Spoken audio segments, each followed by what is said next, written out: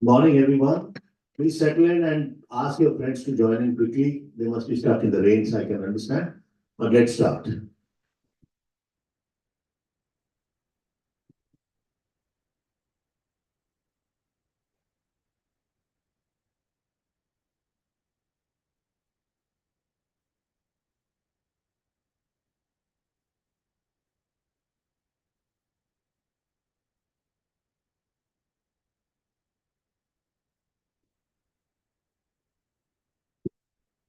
For all those who joined virtually, yesterday they were complaining that we could not see the iPad screen.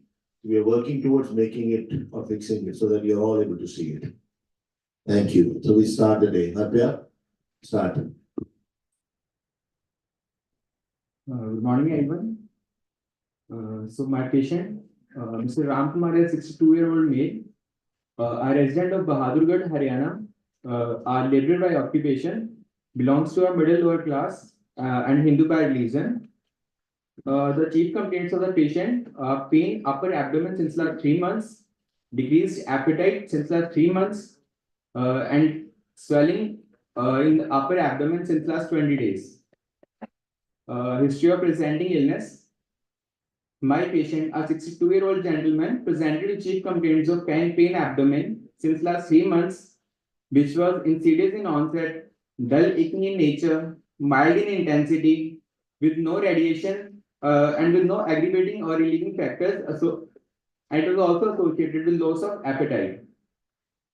Around 3 weeks back, patient noticed a swelling in upper abdomen, which was also insidious in onset, spontaneous with the initial size of 4 into 4 centimeter, progressing to a size of 6 into 6 centimeter with no positional variation in size, and it was also associated with dull aching pain. The swelling and pain abdomen was also associated with history of postprandial vomiting, specifically on intake of solid food since last 7 days.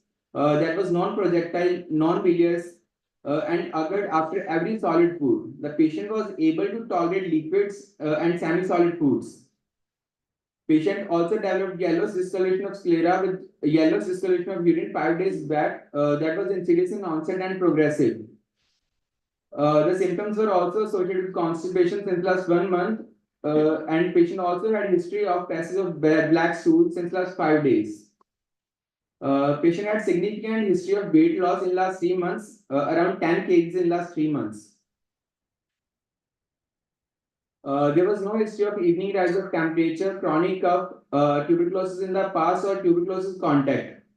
No history of any other swelling in the body, no swelling in neck, axilla, or inguinal region. No history of any acute onset right upper quadrant pain in past, or any episodes of yellowish discoloration of eyes or urine in the past. There was no history of no past history of heartburn or protein pump inhibitor used in the past. There was no history of high-grade fever or diarrhea. The patient had no medical comorbidities including diabetes mellitus, hypertension, tuberculosis, asthma, or COPD in the past. Patient also had no surgical history in the past. Patient had normal bowel and bladder habits before last 1 month, after which patient started having constipation. Patient consumes mixed Indian diet and has adequate sleep. Patient is a chronic alcoholic and consumes 1 quarter daily for last 40 years. The last drink of the patient was 1 month back. Patient is also a chronic smoker and smokes 1 bundle of BD daily for the past 40 years. Patient has no significant family history of any gastrointestinal or hepatobiliary malignancy in the family. So summarizing my history, my patient is a 62-year-old gentleman with mild dull aching pain abdomen since 3 months, with swelling in upper abdomen since last 1 month, with postprandial vomiting to solid intake since last 1 week, associated with history of melena and jaundice since last 5 days. They have a good attempt, but I think you could have made better slides and you shouldn't have written everything on the slides. No? Reading the slides is not the way you should be making a presentation. And the classical thing that happens with a lot of examiners is that they will ask you to hand over the sheet and they won't let you read it. Because you should be able to speak what you have actually, written now. You've written out too many things. And diabetic mellitus, hypertension, they are not past history, because once a diabetic, always a diabetic mostly. So they are comorbidities, all right, but they are not, they are not counted as past history. Past history is something, this past should have something to do with your present. The present history should be connected. Dr. Ratha, question. So you said the patient had postprandial vomiting. We have not got to know what was there in the vomitus that came out and what was the amount. When the vomiting consists of food particles, So what I want to know is, do you think you're dealing with a luminal pathology or some other pathology? And the type of vomiting So there is this, suggested we were dealing with the extraluminal pathology. Why do you say extraluminal? Here is this patient who has pain in the upper abdomen. The patient has melena and the patient has vomiting after solid meals. So do you think melena could happen in an extraluminal pathology? It can, unless it is a very large lump or something which is pressing onto a luminal structure. But which organ do you think is involved based on your history? Likely duodenum. Why specifically duodenum? Duodenum, from pylorus of the stomach to duodenum. These are the most likely organs that are likely to be involved in the pathology. Would vomiting have told you about the level of obstruction? Some amount of obstruction is there. Patient is not able to tolerate solid meals. So would the type of vomitus give you any idea about where the obstruction is? Depending on type of vomitus, if the patient, like in this case, the patient has non-biliary vomitus, that indicates the level of obstruction is above the. So you're thinking in terms of gastric outlet obstruction? Yes. So what is the classical vomiting that happens in a patient with gastric outlet obstruction? When the vomitus is usually occurs after every meal intake and usually consists of food particles. Does it happen after every meal intake?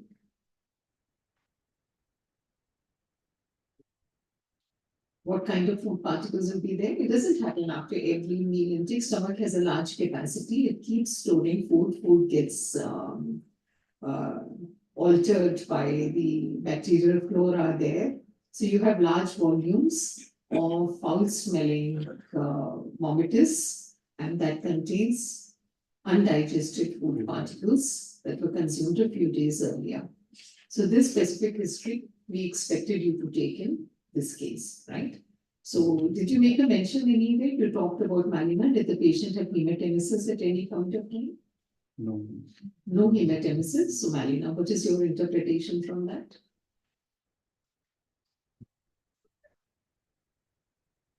Another site of bleed is loaded. Can you define melena? Why did you call it melena? Presence of altered blood in stools. So how do you know it is altered blood? Define melena.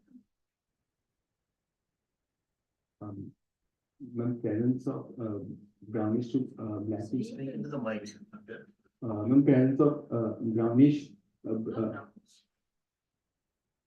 It is classically passage of large volumes.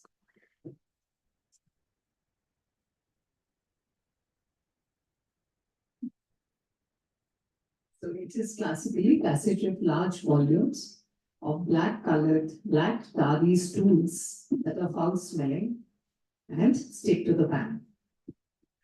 So you have to specifically ask for all these things to label it as melena, because it could be other reasons for passage of black colored stools also.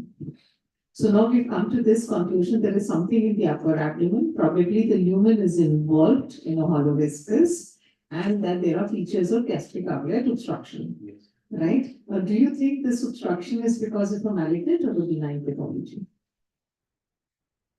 The features are more in favor of a malignant pathology. Why do you say so?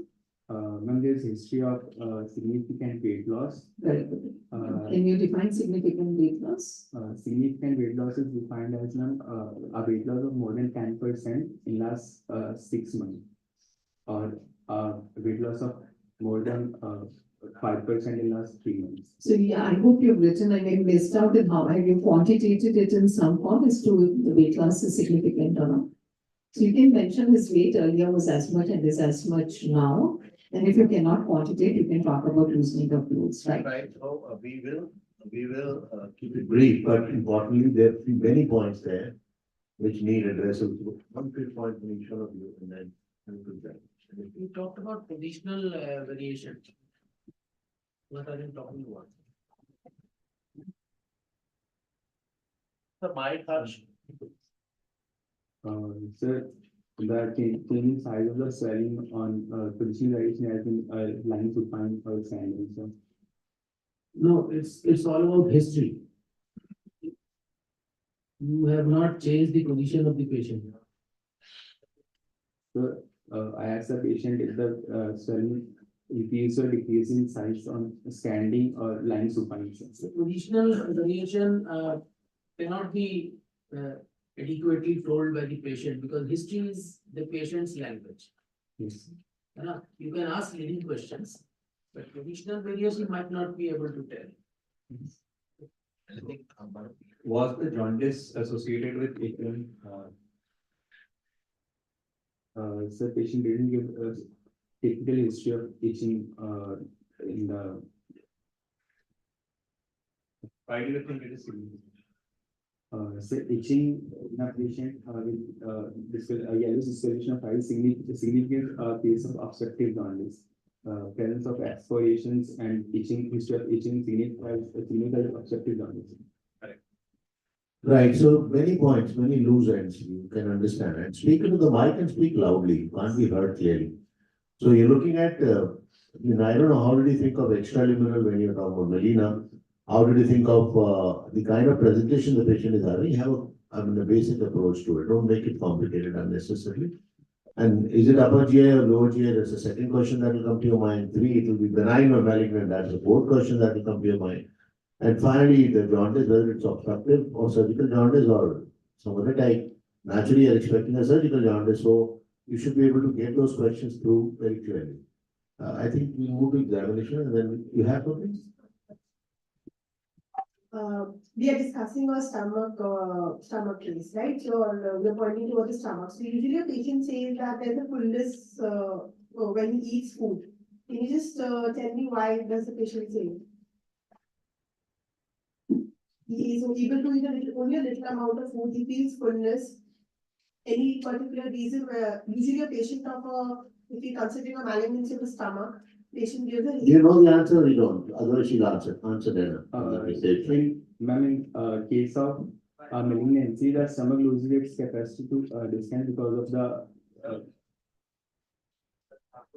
distensibility of the stomach What decreasing. is the type of, you're doing good, but what is the type of stomach tumor we're talking about? Where yes, the mucus plastical. And even otherwise, the vomiting that follows is non-projectile mostly because muscles are infiltrated in most of them.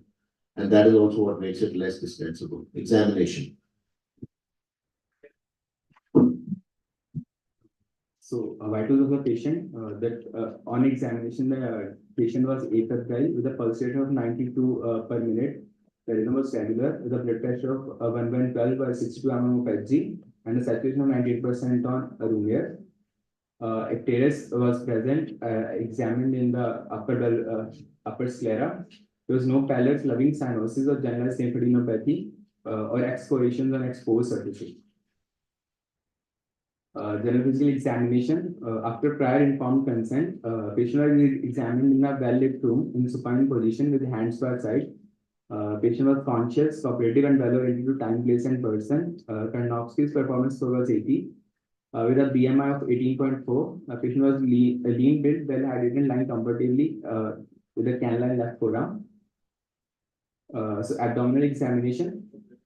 On inspection, abdomen was normally in shape with central and inverted umbilicus. Overlying skin was normal without any scars or dilated veins, or quadrants moved equally with respiration. There was no swelling present at any hernial sites. Our swelling was seen around 18 to 6 centimeters, involving epigastric, part of hypochondriac and umbilical region. On examination from side, the swelling was found to be pulsatile, and there was no overlying skin changes present over the swelling. Palpation. On palpation, the abdomen was soft, non-tender, with no guarding or rigidity or hepatosplenomegaly.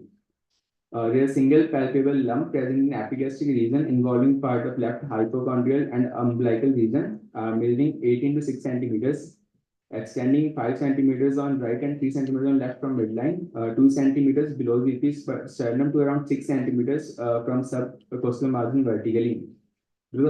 Palm to hard in consistency, pulsatile with smooth surface, regular margins, restricted mobility in both up, down, and sideways direction. The swelling diminishes on leg raise and do not change in its position with respiration, supine or lateral position, or on standing. Fingers could be insinuated below the costal margin, and we were able to get above the swelling. And there were no palpable lymph nodes present in cervical, supraclavicular, axillary, or inguinal or para-umbilical region. On percussion, the lump was dull, and the rest of the abdomen was tympanic. Normal bowel sound was present with no added sounds. Shifting dullness was present, indicating ascites, and no breath was heard over the lump on oscillation. On digital rectal examination, blackish smooth staining was present on gloved finger with no fresh blood or any mass palpable correctly. Rest of the systemic examination was unremarkable.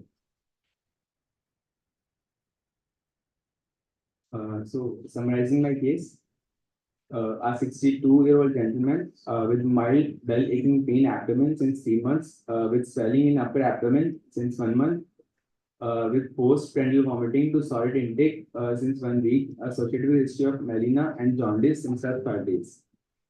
Examination revealed icterus with a 18 to 6 centimeters lump in upper abdomen involving epigastric, part of left hypochondriac and umbilical region, that is firm to hard, pulsatile, with no mobility or change of position on standing or supine or lateral position.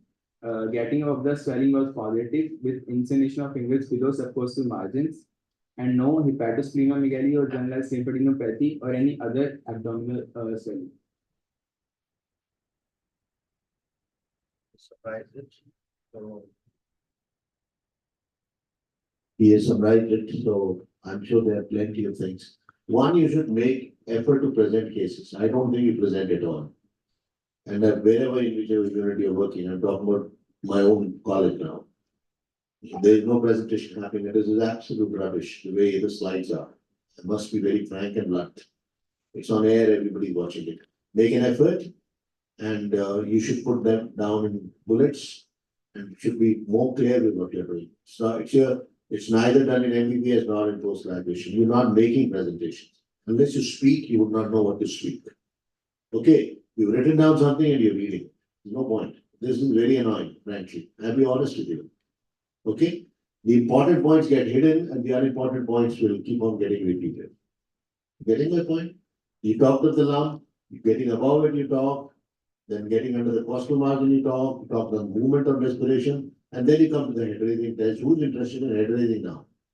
A lump that is moving on respiration is an intraperitoneal lump. So this either you should start by saying nobody is interested in head raising, etc. This happens in MBBS, I know. It's an intra-abdominal lump, which is, according to you, intraperitoneal. And that's the end of the story, for whatever reason, moving on respiration, mobile. So why would we need head raising towards the end? Even if you insist on doing it, you have to start from it. And then it becomes a non-pulsatile or pulsatile or whatever he's saying. Then no bruit heard on auscultation. Can you hear a bruit otherwise? So it's common sense, no? That doesn't show anything else, but the fact that you're not making that effort is essential. If you think you'll make that attempt only in the exam, it doesn't work out. So people have to make repeated presentations to be able to present properly in the exam. In the exam, you are not a cortical animal, you are a spinal animal. And the spinal animal has to do many cortical activities in the past before in the exam, spontaneously the right things come out of your mouth. So under stress, you may be behaving that way. So be careful. There are many questions, so I'll start with questions. Why do you think it is a pulsatile lump? So there were visible pulsations on inspection from sideways. So is the lump pulsatile or was it transmittable pulsation? Because the moment you say it's a pulsatile lump, you are talking totally of a different etiology. So there were transmitted pulsations in the lung. So there are transmitted pulses, it's not a pulsatile lump. Pulsatile lump means a totally different understanding. This probably. The moment you say pulsatile lump, what diagnosis would you have in mind? So aortic aneurysm. Are we dealing with aortic aneurysm? No. You have to be absolutely clear why are you saying. How do you differentiate whether it's a pulsatile lump or it is transmitted pulsation? So on palpation, we place two fingers, the index finger and middle finger on the sternum, and with the pulsation, if the fingers move apart, that indicates a pulsatile lump. As compared, if the fingers remain in the position they are, that indicates more transmitted pulsation in the pelvis. And what do you mean by there is no change in position or movement with respiration? So which organ are you expecting to be? So no movement on respiration means I'm more of expecting a retroperitoneal organism. So if it's a retroperitoneal organ, then why did you have a dispute?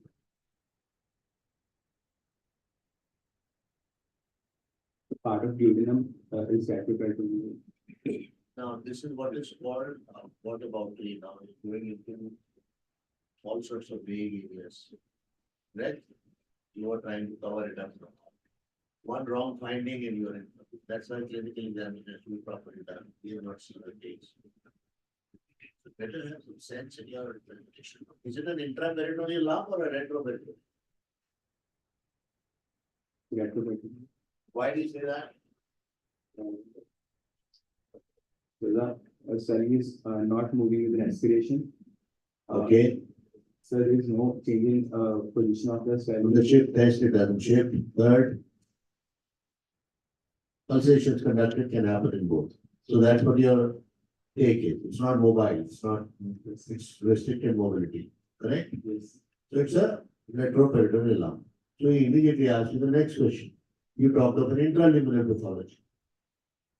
So then he came to duodenum. Am I right? So is the lump arising from duodenum? Duodenal lump here on the right side. You think it's a stomach lump? It's a gastric lump?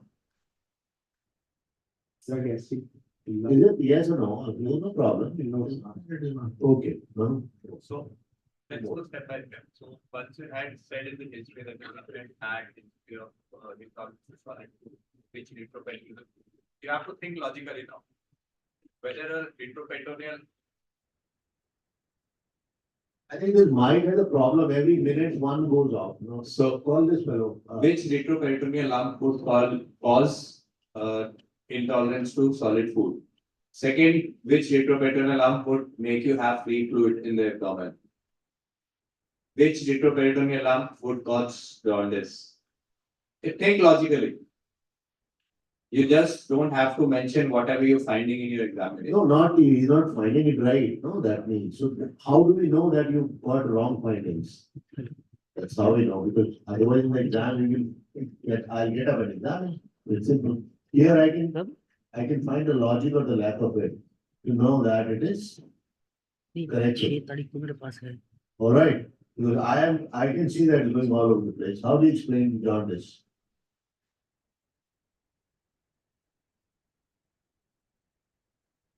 Okay, what's your diagnosis? We end up with this. Next slide. You have to read it, so read it. Okay. Somatic is a abdominal retroperitoneal mass, likely malignant, with gaseous obstruction and obstructing jaundice. Now, good. So how should it happen? That's what Manu was talking about, the logic of the statement now. You think it's a retroperitoneal lump or a mass. Don't get disheartened by what I spoke, but I'm giving you a reality check, fact check.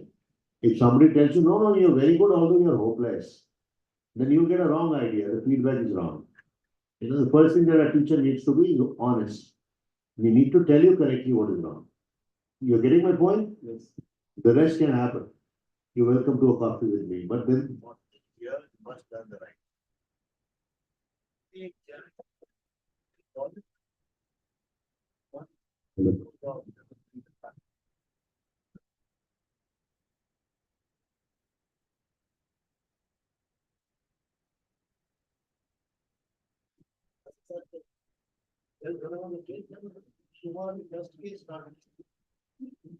Yesterday we had the same issue.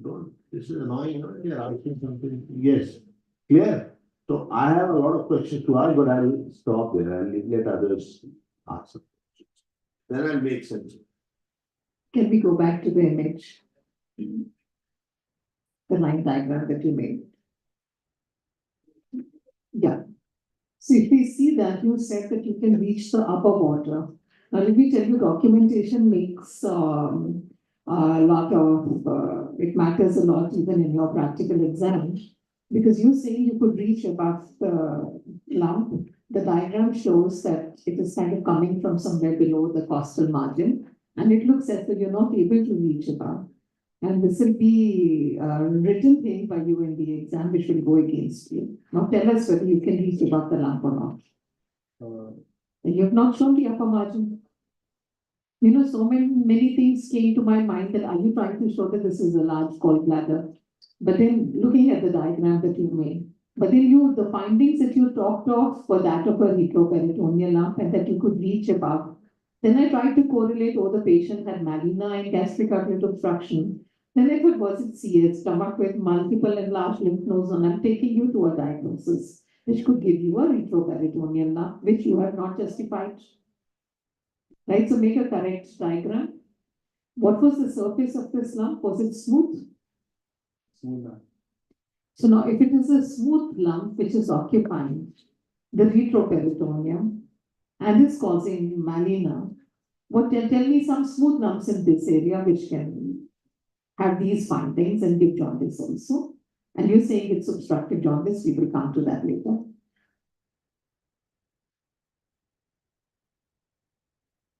Which smooth lump in this area can cause gastric outlet obstruction? He doesn't know. So let's not waste time. Your diagnosis is but see, actually, it's completely out of place. Which retroperitoneal lump will have all these symptoms covered is difficult to understand. It can still happen that retroperitoneal tumors go on to press on a lumen and produce obstruction. To produce melena, they'll have to get into it, right? And not common. Your picture shows actually a right hypochondrial lump extending onto the epigastrium or to the umbilical area. It is not classically what you describe. If this is the lump, I see the bulge elsewhere, and the umbilicus looks either the patient picture is taken differently, it is shifted to the right. So there is something which is occupying the whole area. So something is missing in your examination. There is a bulge I can see on the left side, in the left hypochondrium, left lumbar region, way down. So there are maybe a couple of things which got missed out. How do you explain gastric outlet obstruction with that? It's pressing from outside, is that what you're saying? Yes. And then how do you explain jaundice? It's pressing from outside, right? Is that what you're saying? You have to say yes or no. Yes. You have to understand. And then the renal angle is free. This is the only lump you are palpating. Yes. Okay? I want to analyze for you keeping your findings in mind, right? So if I were to think of a smooth lump which is causing melena and is also causing obstructive jaundice, I would maybe, and with no past history of acute pain in the abdomen, you said it was a dull aching pain. maybe the diagnosis that would come to my mind would be just miniature largest in size. Rare to get bleeding in this, right? Melena is rare. And you have features of obstruction, just because of obstruction. So unlikely, and just as it is unlikely, mostly. Retroperitoneal tumor, you didn't justify anything as far as I'm concerned.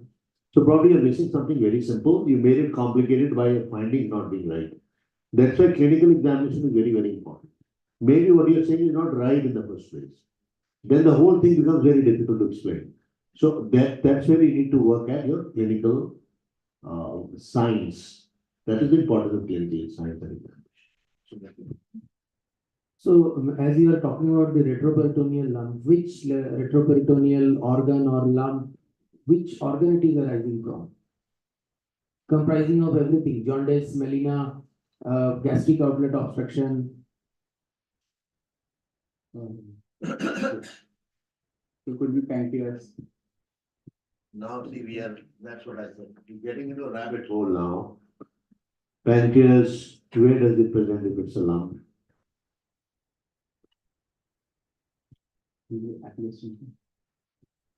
No, I think that's what I'm telling you, Habya. If you have not done it, it is better you go back and examine this patient again. You'll save on time. What is the differential diagnosis of the lump in this place, in this position?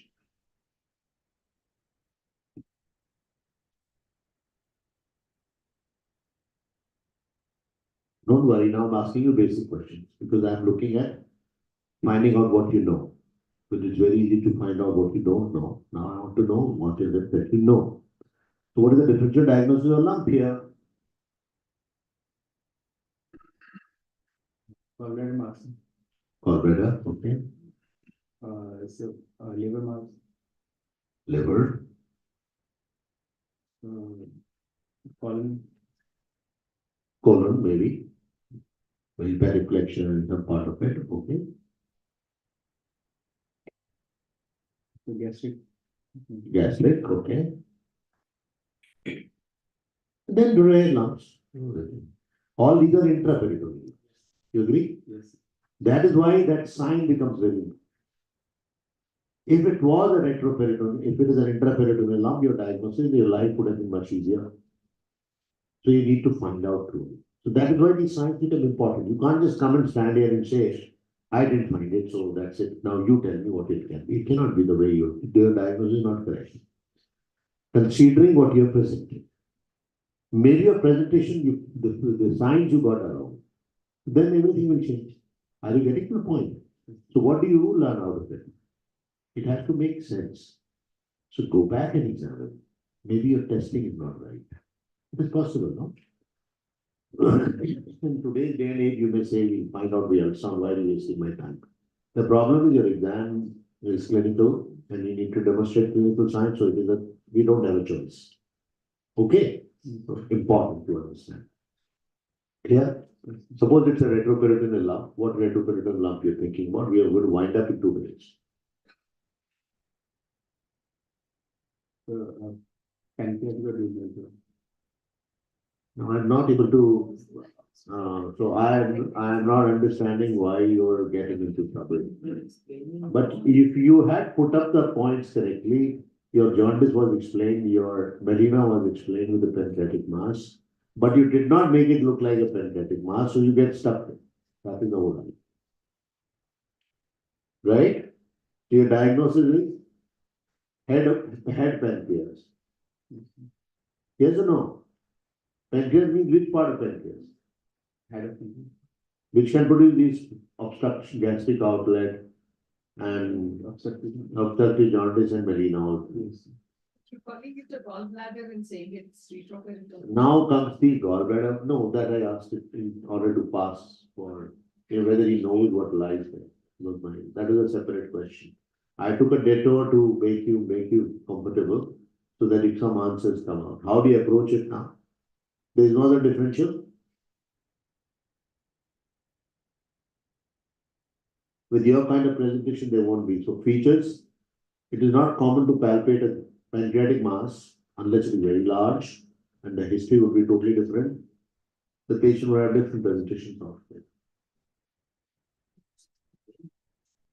18 into 6, no? 8 into 6, sorry. The lump you have marked actually appears to be the gallbladder, which is. You classically marked it, and that's what Dr. Ratna was saying, your documentation will get you the problem. Right? Yes. You have 3 questions only left. What would you do to proceed? What will you do? So ultrasound abdomen to know the origin of the lung, to look for the nature of the lung, so. And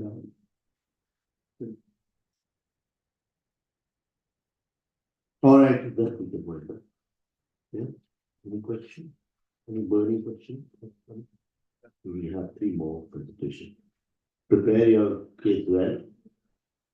We are trying to, this is a teaching session, we're not taking exams. Scrubs is different. So you should focus on your clinical findings, very important. Okay? And we will come back to you. What, so we normally divide it into investigations to confirm the diagnosis, to support the diagnosis, to stage the disease and to treat the patient. Any abdominal lump, ultrasound is a chief extension of clinical examination. You do ultrasound definitely. That will tell you where the organ is, which organ is it, what type of involvement is it, and about the other things. It will tell you about the liver, about everything it will tell you, about the ascites, which you're probably mentioning something.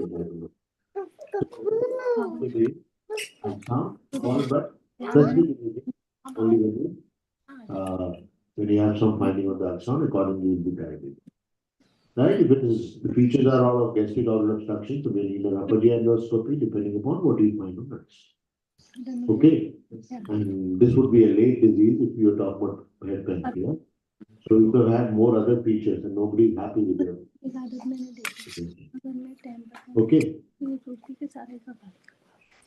Now, Harsh, can you mute those people who are making noise there? The sound coming from somewhere. Okay, and next time, go back and examine this patient if he's not been operated. What is the actual finding? Case of duodenal disease. Duodenal disease. That's why you're obsessed. Your diagnosis was focused on what you already did. So knowing the diagnosis is a sure recipe to failure. It's not going the way you're drawn it. It can be, but this is not how you're going to explain it. Right? It will be difficult. You can't make a clinical diagnosis. You can make a theory. If it's a retroperitoneal lump, you constantly coming to duodenum. And that's what Madam was trying to say. You're thinking of retroperitoneal. Thank you very much. Move to the next presentation, which is Dr. Bhumeshwar Pal from Silchar Medical College, Assam. Thank you, Happy. Give him a round of applause. It always starts that way, they will get better at the job. Bhumeshwar Pal, please come quickly.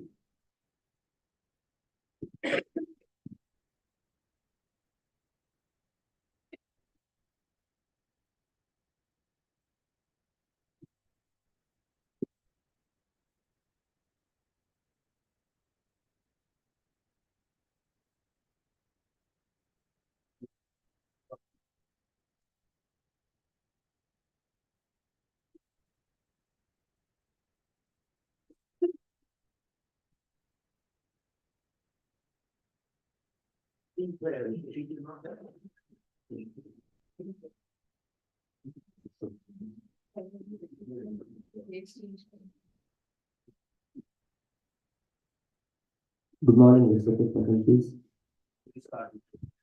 I am from Silchar Medical College. I am presenting a case on lump of right hypochondrium. My patient, 60 years male, hailing from Dharmanagar, Tripura, daily labor by occupation, Hindu by religion, came with the chief complaints of pain in the right upper abdomen on and off for 2 years, with loss of appetite and weight loss for 6 months, and a lump in the right upper abdomen for 3 months.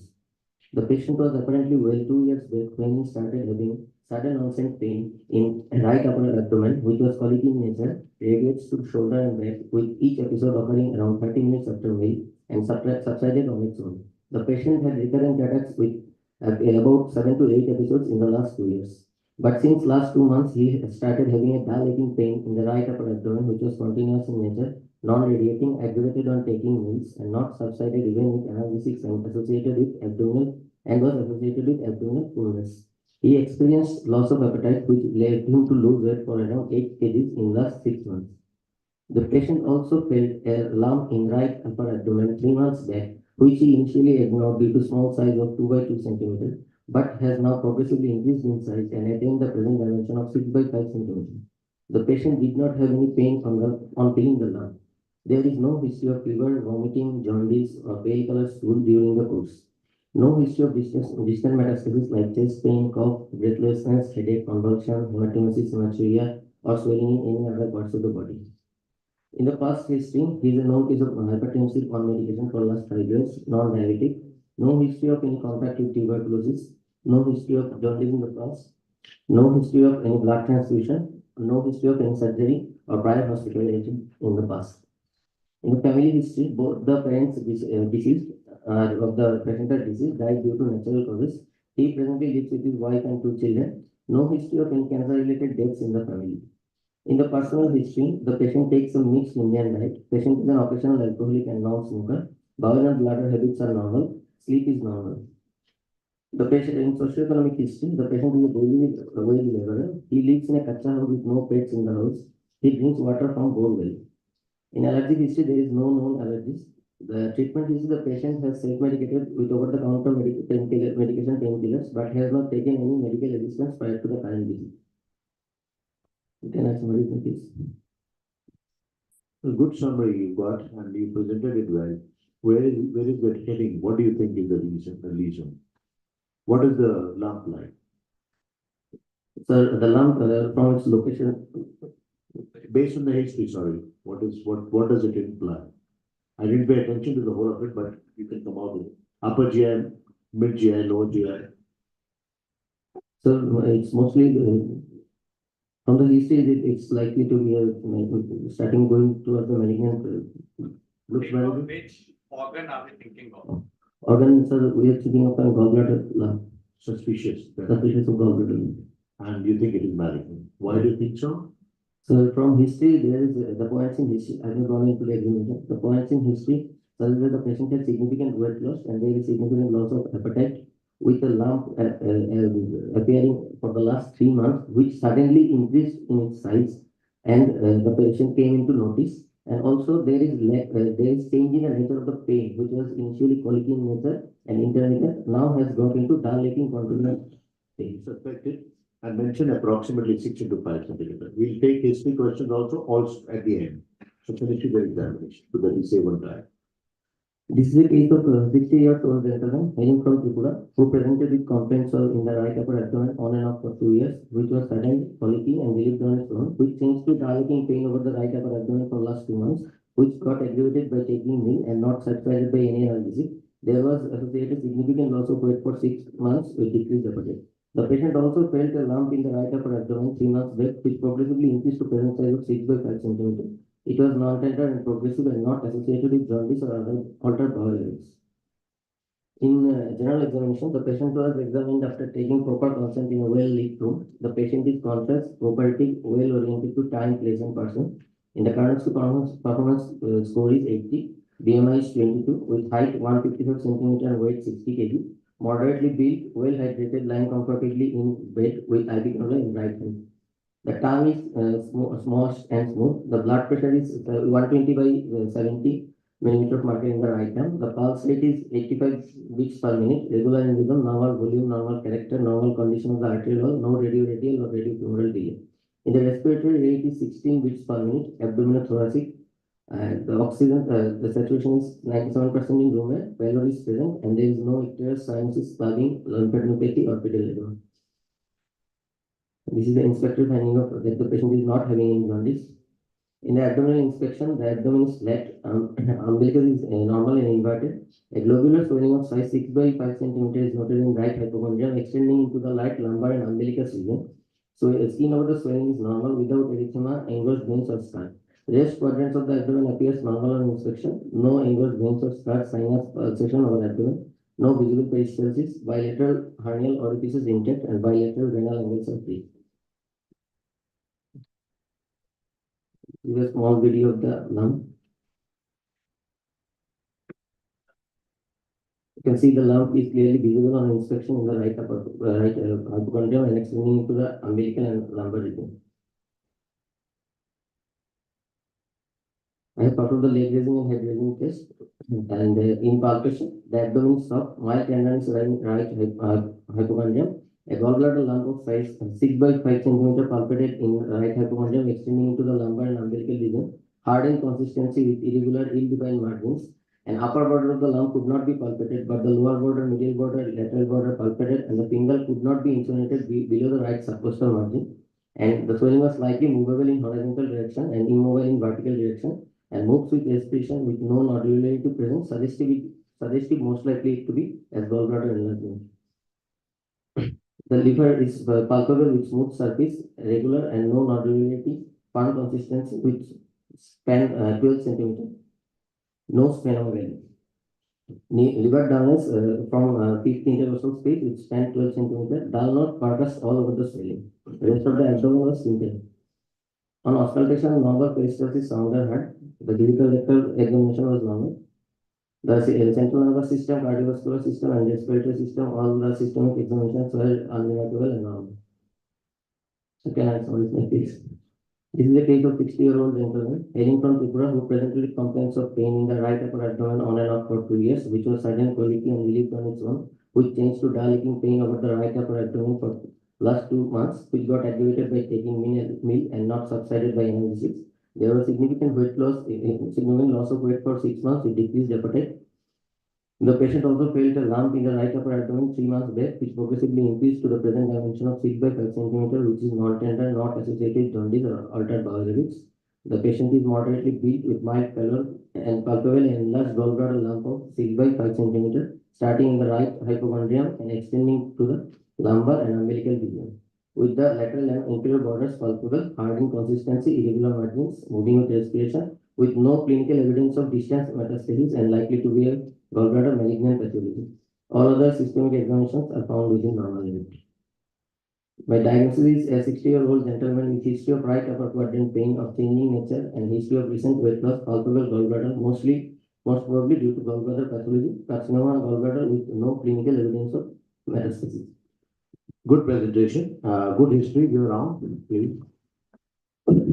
Two things that are necessary and you can avoid them for making it even better. One is, there's nothing like a flat abdomen, which in any case in your patient it was not, because you could see the bulge. So it's not flat, and no abdomen is flat. So it's good enough to say visible fullness, but there's no distension, right? And there's no scaphoid also, like I say all the time. So just mention about what is visible. If you go to your video, you can clearly see a bulge, so it's not flat. The second thing is, don't need to do leg raising test once you've tested that it is moving on respiration. Are you getting my point? Yes, sir. Because this is too arbitrary. You should have done it beforehand. But if this lump is moving on respiration, don't have to put the patient in discomfort. That doesn't change anything. Okay? It's obviously not a parietal lump, so there's no big deal with that.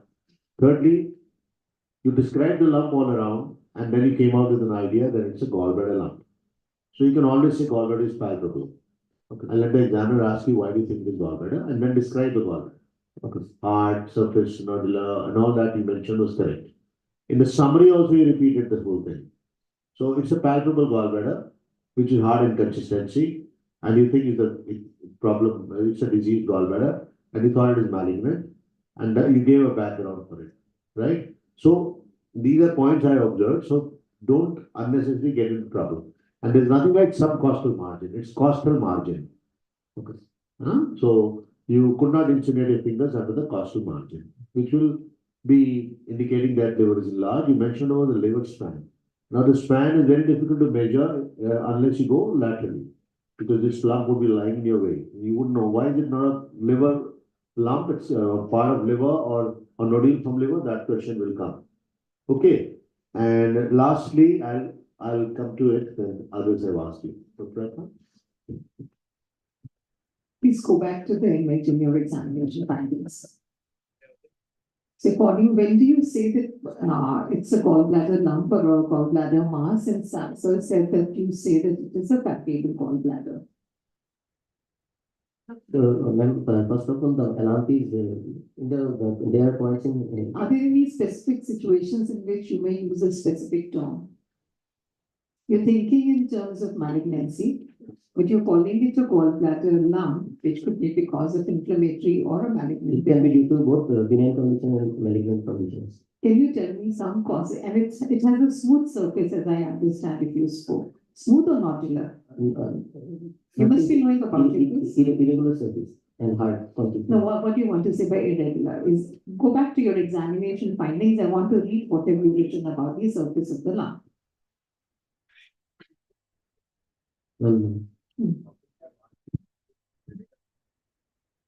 What have you written? Please tell. A gallbladder lump of 6 by 5 centimeter palpated in right hypochondrium extending into the lumbar and right lumbar and umbilical regions, hard in consistency, irregular, ill-defined margins. No, margins, okay, I want to know about the surface, no? Is it smooth? Is it nodular? What is it? Surface is smooth. Not Surface is smooth. Now tell me the causes of hard gallbladder with a smooth surface. One is Palpable hard gallbladder with a smooth surface and irregular margins. And history of pain in the past. it can And be which due was to colicky. acute or chronic So cholecystitis. it could be possibly some complication of recurrent attacks of cholecystitis that have been happening. Yes, When you get colicky pain, you're thinking the patient probably had a calculus in the gallbladder. yes. What are the complications of, do you think he's lost weight and appetite? Because every time, you said every time he has meals, he gets pain. So he's not eating only because he's getting pain on eating. So he's losing weight. Anybody who's not eating and is scared to eat will also lose weight. No, not every time he is eating, he is having. What I'm trying to say is that I'm trying to contradict it may be a case of CA gallbladder. I'm trying to contradict your diagnosis of CA gallbladder because it's a case of large palpable gallbladder with a smooth surface and patient with this large malignancy of gallbladder. Patient does not have jaundice. And jaundice is found in generally in advanced stage of gallbladder, which in this case. So do you think it's an early gallbladder? You know, I can figure out the rare situation that you're wanting to talk about, that malignancy is at the neck of the gallbladder distended is smooth, and so the patient does not have malignancy. It happens, but it happens rarely. With this kind of a history, I think the first thing you should have kept in mind should have been that possibly he has mucosal, a dense mucosal of the gallbladder. Differential. In view of the fact that he's lost a lot of weight, you would have keep a high index of suspicion of malignancy and investigate it accordingly. Right? Well, go back to your history, as history and examination questions are combined. You mentioned in the past history there is hypertension, but you are telling that he is still on medications. So that will not come under past history. Okay. Then you asked about the pets. Why did you ask? To confirm, to know about his life. Is there any significance? Yes, sir. Mainly to rule out hereditary disease of the lump, maybe not mainly, but it can be due to in this location. It is vastly extending into the right lumbar and umbilical region, originating from right hypochondrium. So it can be one possibility of keeping hereditary. So I will try to rule out that. Okay. Then you said the patient previously had a colicky abdominal pain, which later on became a delay or a continuous sort of pain of low intensity. Why does this happen? What is the significance? What happened to you? This suggests the possibility of arising of the malignant pathology of any organ. Initially, it was colicky in nature, which is inflammatory mainly. Now it has changed into the chronic state.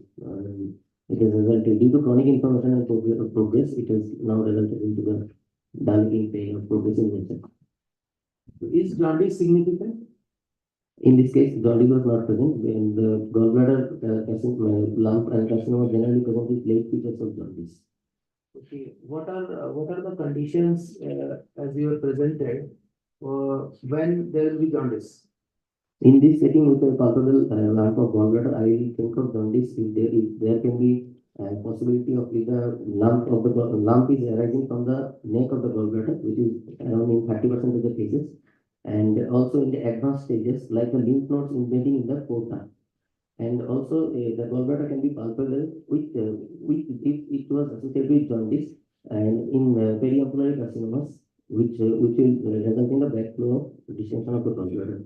That will not happen because you have presented a hard and hard gallbladder lump. Yes, sir. In periampullary, it will be a globular or a soft and cystic gallbladder lump. Yes. So if jaundice can happen in three conditions mostly. Either it directly infiltrates into the bile duct, or because of the lymph node at the porta, or the malignancy at the neck of the gallbladder. Right, so not common to see jaundice early, but that doesn't mean it will never happen. Right? So why is it rare, they've asked you. So the reason he gave was, I was hearing.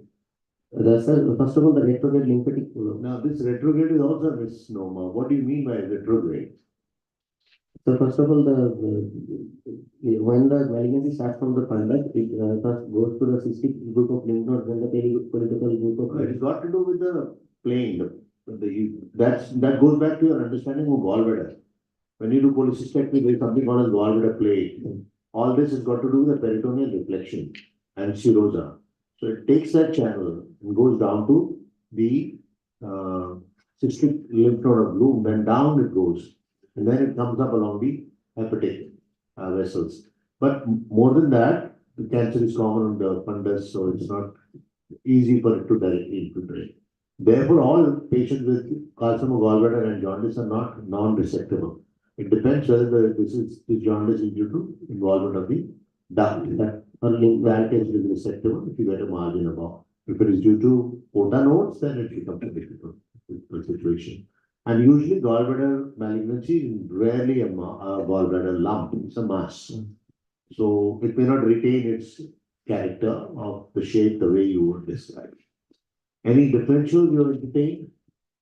So keeping the points in history and examination, I would like to keep the differential as any other benign causes of gallbladder like mucosal and adenomyosis of gallbladder. Now see, if just because I asked you doesn't necessarily mean you have to find or invent some differentials. If you think it's a hard gallbladder mass with jaundice, patient jaundice, no, it's not jaundice. You should err on the side of taking it to be malignant unless proven otherwise.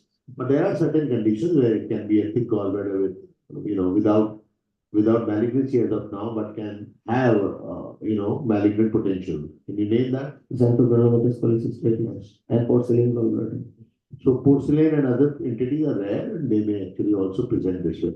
But it will be obviously safer to assume that it is malignant for various other reasons which you have discussed. Correct? Yes. How do you proceed? I would like to confirm my diagnosis and then stage the disease and then support the diagnosis, stage the disease and treat the patient by doing certain investigations like ultrasonography of the whole abdomen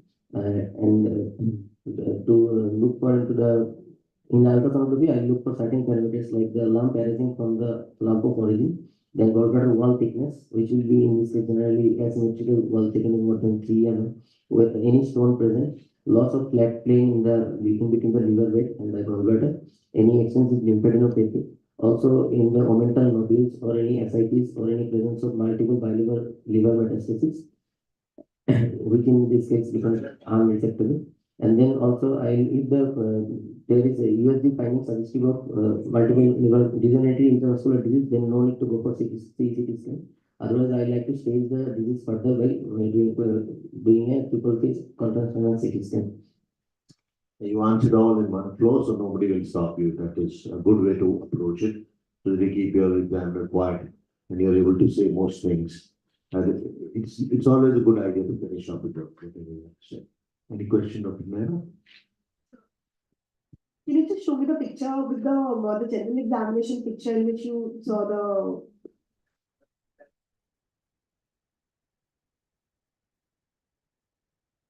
Yes, this one.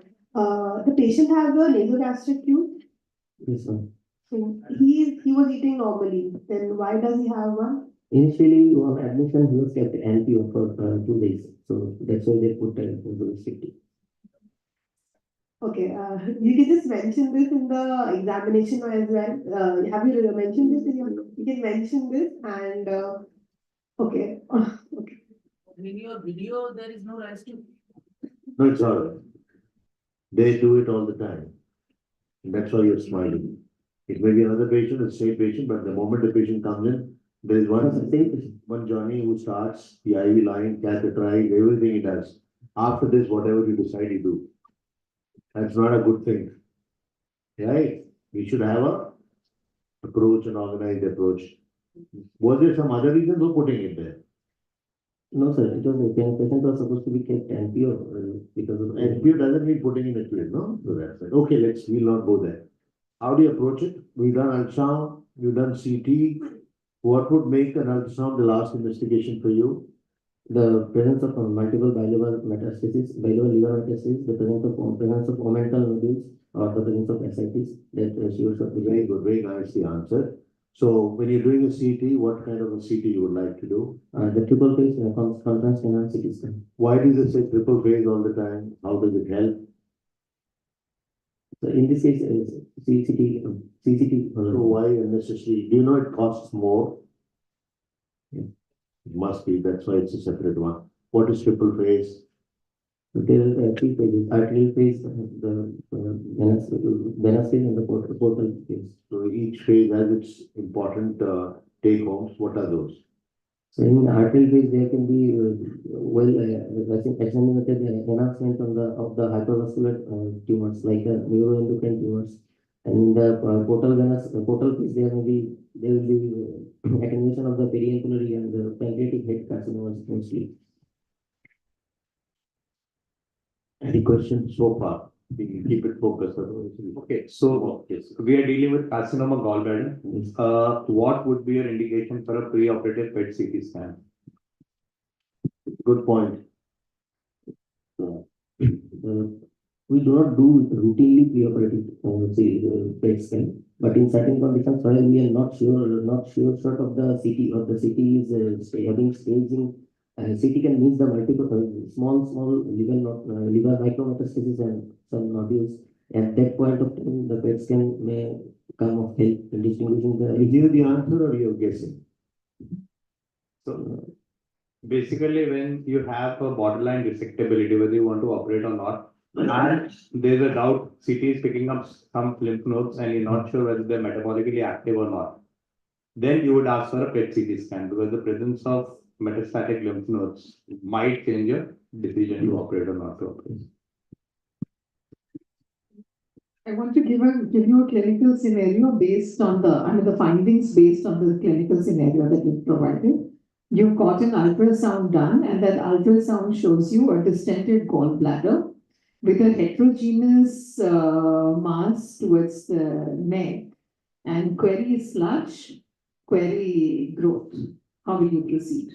No lymph nodes are seen, there is no free fluid, liver is normal. There is a heterogeneous area towards the neck of the gallbladder with no vascularity, query sludge, query growth. How will you proceed? As you have told that this query is larger growth, I'd like to further confirm my diagnosis. Any role of tumor markers here? You've done a CT, triple phase CT. It also tells you high index of suspicion of By doing CA19-9 and CEA, serum CEA, if those are high, we'd like to proceed further towards diagnostic laparoscopy. So your further line of action will be diagnostic laparoscopy and proceed. Right, so diagnostic laparoscopy, it's not a diagnostic laparoscopy. Why? What do you call it? Diagnostic laparoscopy do for benign condition, finding that this is staging laparoscopy, and it will be done pre-operatively to rule that out. How do you manage it, and how do you know it is resectable? By your physical and clinical findings right now, do you think it is a resectable disease? Yes. Good. Is the patient preserved for surgery? What is the performance status you said? Karnofsky 80. 80, not too bad. So you planning to operate or to treat this patient for surgery, take up for surgery? What wall criteria you must meet before you go for it? So as the patient is having chronically weight loss and the patient maybe lastly dehydrated, we like to correct the dehydration status of the patient, hydration status of the patient. We like to correct the nutrition status by supply by the patient is having pallor. So we like to give him take the hemoglobin and then for the blood transfusion if required. We'll try to correct the hypoproteinemia. We'll also try to correct the by then coagulation, we'll check the coagulation profile if any derangement is there, and then we'll like to optimize the patient for taking up for fitness for. And what do you decide? What is the surgery you're discussing in your surgical club? So what is the surgery you're planning? Surgery is if the gallbladder is in cancer, radical cholecystectomy. What do you mean by radical cholecystectomy? It is dissection and taking out of the gallbladder with 2 centimeter margin of the surrounding hepatic duct. Earlier it was a No, segmental no, I didn't ask that. It's okay, 2 centimeter. and 2 centimeter. And what about the lymph nodes? And taking out the periportal, all the periportal, Only periportal. no, peripolitical, peripancreatic, and periportal. What is the first step to know that you're going to proceed or you're going to stop? So first step is to do the combination of the duodenum, and after that we'll do interaortic sampling. Excellent. So that needs to go further. And if it's positive, you don't proceed. Why? Because interaortic lymph node suggests it's M1 disease. It is considered as M1 disease. Very nice. So when you're clearing it, which all groups you're taking, which stations, if you can answer?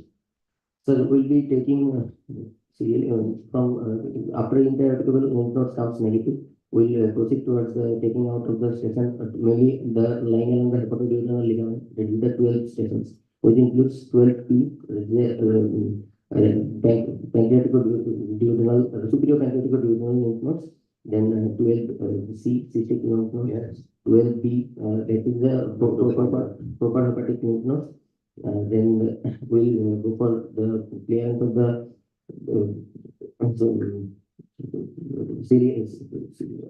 common hepatic artery lymph node, that is 8. But they're all ABC based on the structure that they're next to. And lastly, celiac lymph node can also be taken. And if the cystic duct is involved, then we'll send a frozen section, and if it comes out to be positive, we'll go for transaction of cystic duct, and then cystic duct along with CBD, and we'll go for a reconstruction of the CBD, the hepatic duodenum. I'm going to get the CBD out in that. I was going to ask you that question, but you already answered it. And you take a 2 centimeters. fiber of level, which is 2 centimeters, clear margin. That's all you need to do. Not an anatomical dissection. So you'll do just the clear margin. That's what you're looking for. Excellent answer. Give him a round of applause. We don't want to complicate and make your presentation worse, but if there's one question from anyone of you, you can ask. Otherwise, we close it. Well done, Vishwas. You come all the way from Silchar. You want to ask? The question is, what about the adjuvant planning in the tumor board? So in multidisciplinary tumor board, we'll discuss, and if after generally it has been found in latest recommendation that on T3 there is a definitive role for chemoadjuvant adjuvant chemotherapy, which is mainly gemcitabine and cisplatin based, which is given. And Anything else which has come up recently? You know it's okay, otherwise don't bother. Folpox resin can be. Yeah, they've added that. Any role of any markers specifically targeted therapy? Yeah, immunotargeted therapy is also done.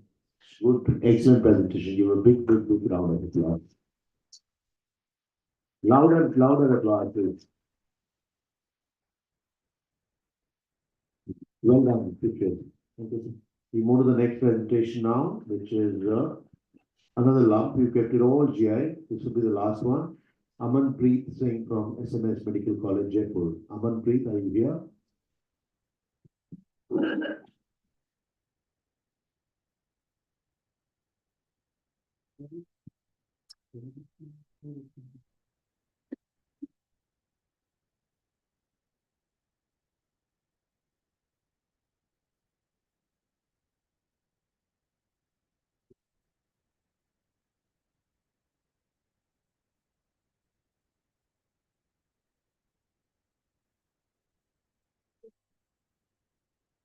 Good morning, everyone. This is a patient with a case of abdominal lump. She is a 60-year-old female, a farmer by profession and a resident of Jaipur. She's complaining of lump abdomen since last 2 weeks.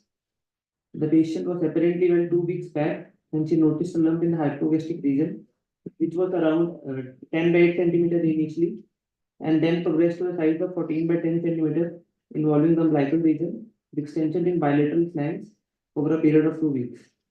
There is no history of pain, vomiting, or obstipation, no history of fever, no history of loss of weight and loss of appetite, no history suggestive of hemoptysis and hematemesis, no history of melena, bleeding PR, and no history of similar swelling at any other site, no history of loose stools or blood or mucus in stools, no history of abdominal fullness, no history suggestive of abdominal trauma in the recent, and no any other systemic symptoms. The patient has been operated for tubectomy 20 years back, and there is no history of diabetes or any other comorbidity. She's a BD smoker from last 25 years. There is no other significant personal history. Not significant any family history in the any members. The patient attained menopause at the age of 52 years. Before that, menses were regular every 28 days, lasting for 4 days, and she has 4 children and no abortion history. I have not. I have summary at the last only. That doesn't matter, you can check it as if you want, we can proceed, Yes, sir. because the history is limited. Yes, sir. Examination, the patient was examined in the broad daylight in a supine position, no, in the presence of female attendant after taking due consent. The patient is conscious, cooperative, and oriented to time-based person, and moderately ill. No pallor, icteral cyanosis, clubbing, journalized lymphadenopathy, and fetal edema. Pulse is 102, respiratory rate is 18, and BP is 108 by 80 in right arm, temperature is of February. Now comes the inspection part. Contour of the abdomen is localized extension is present in the umbilical and hypogastric region. There is a lump which is 12 by 10 centimeter noted in the umbilical and hypogastric region. With raising neck or lifting leg reduces in size suggestive of intra-abdominal mass. There is slightly upward displacement of umbilicus. The skin over the abdomen is normal, no visible veins present. The mass did not move with respiration, no visible pulsation, no visible peristalsis. Hernial orifice normal, external genitalia normal. So this is a photograph of the abdominal lump, which is clearly shows that this is a lump in the hypogastric region. This is a short video.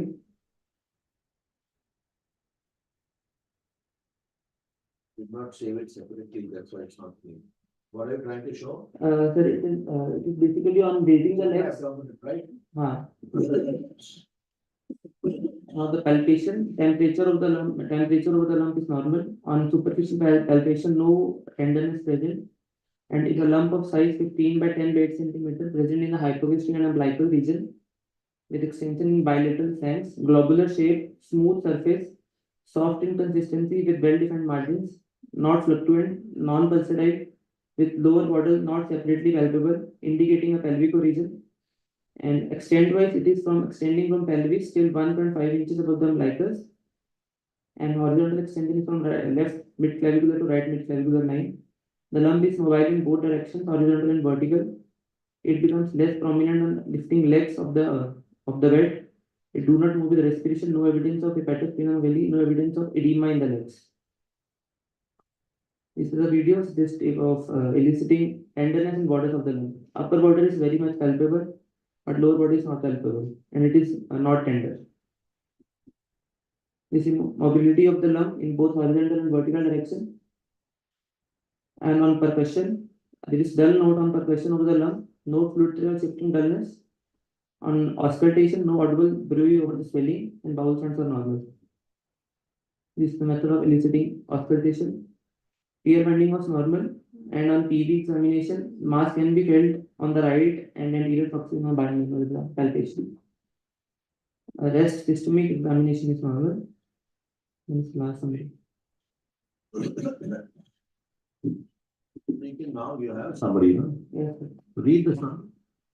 And the 60-year-old farmer from Jaipur who presented to us with the complaints of lump in lower abdomen in last 2 weeks, around 15 by 12 centimeter in size, arising from right side of pelvis, with soft consistency, smooth surface with no movement on respiration, with mobility present in both directions, suggestive of pelvic mass, with probable diagnosis of ovarian mass. All right, so especially for lumps which are lying low down, you don't necessarily need to mention about movement on respiration, because why should they move on respiration? They're not connected to diaphragm, or they're not connected to anything that is connected to diaphragm.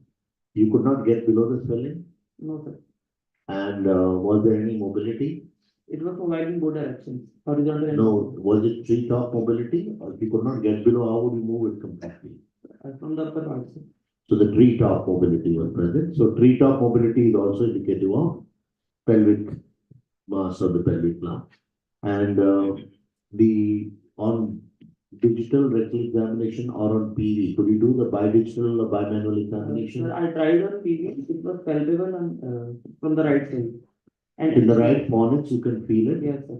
Okay, that goes in favor of it being pelvic. So those points need to be highlighted, Yes. no? And on DRE, you could not. No, sir. The impression is ovarian mass. Yes, sir. Any differential? So it can be pelvic mass can be from the uterus or from the or from that ovary, and another possibility can be from bladder mass. It may be bladder mass. It comes from that region. Can we again count? Did you take the menstrual history in this patient? Any menstrual complaints? She attained menopause 8 years back. She's a postmenopausal lady. She has vasectomy 8 years, 20 years back. All right.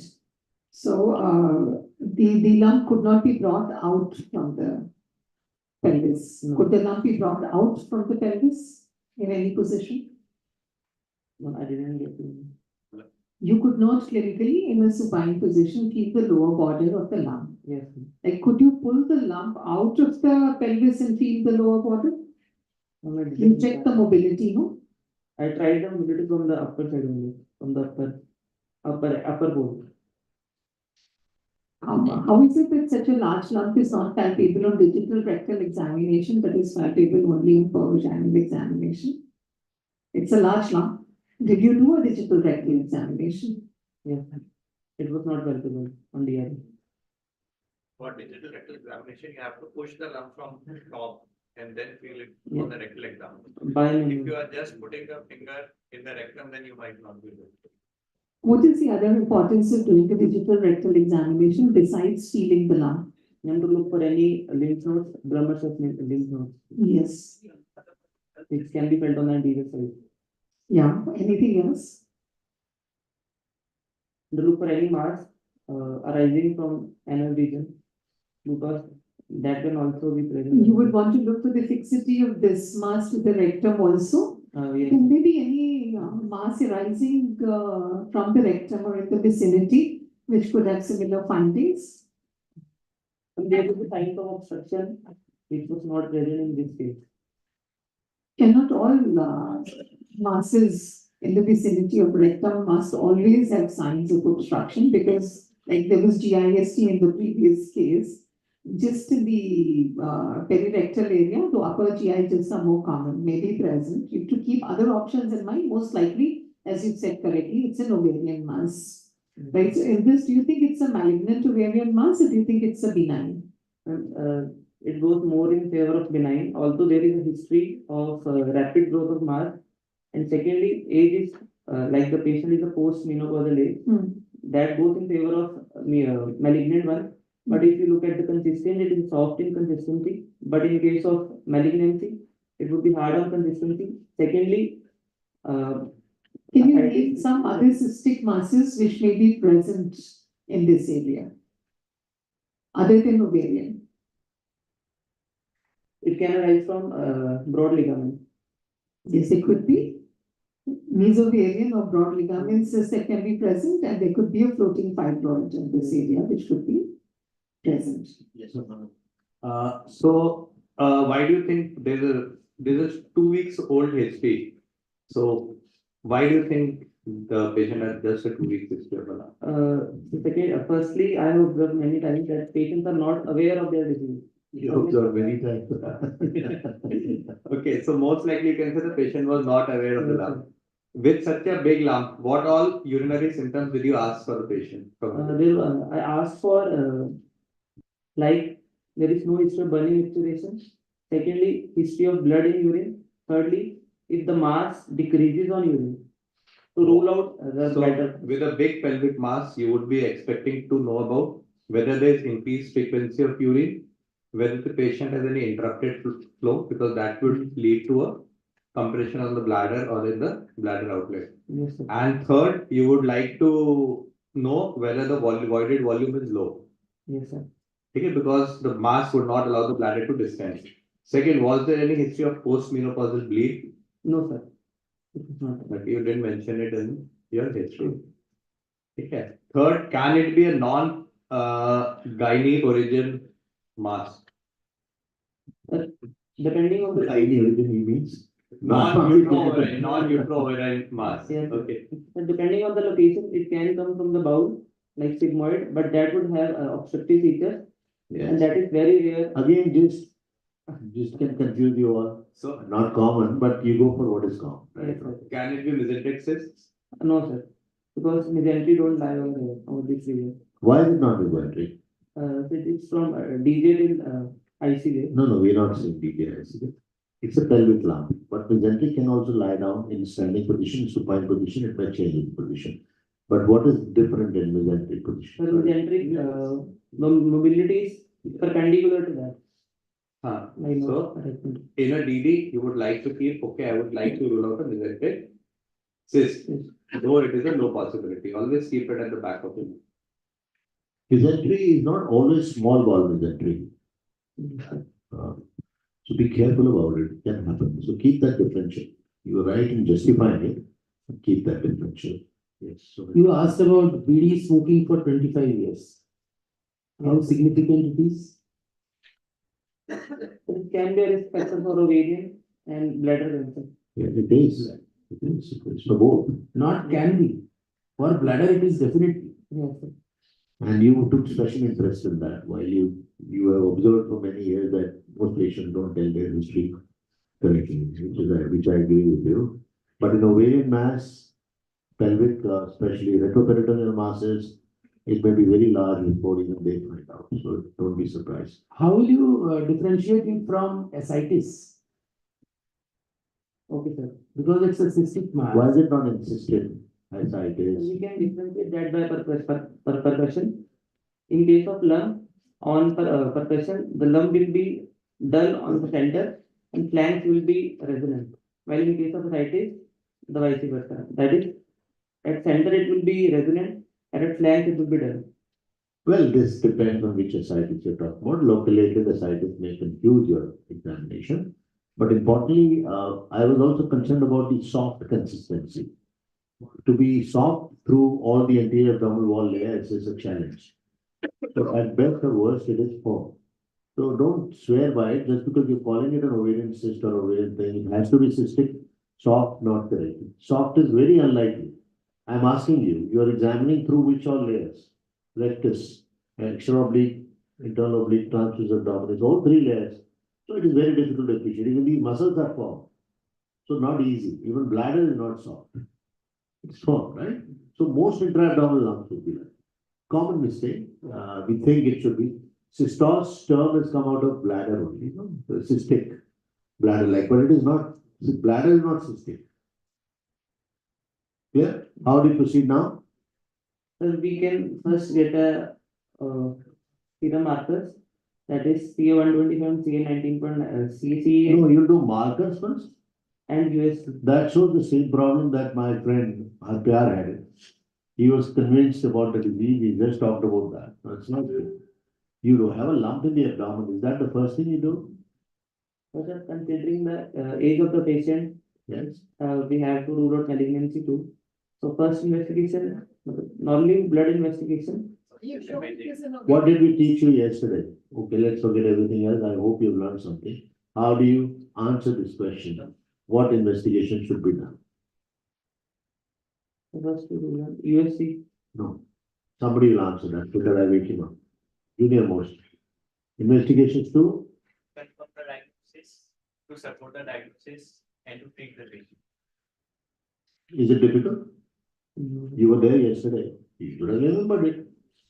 Otherwise, you're all over the place. Blood pele, O pele. Repeat karo jo unhone.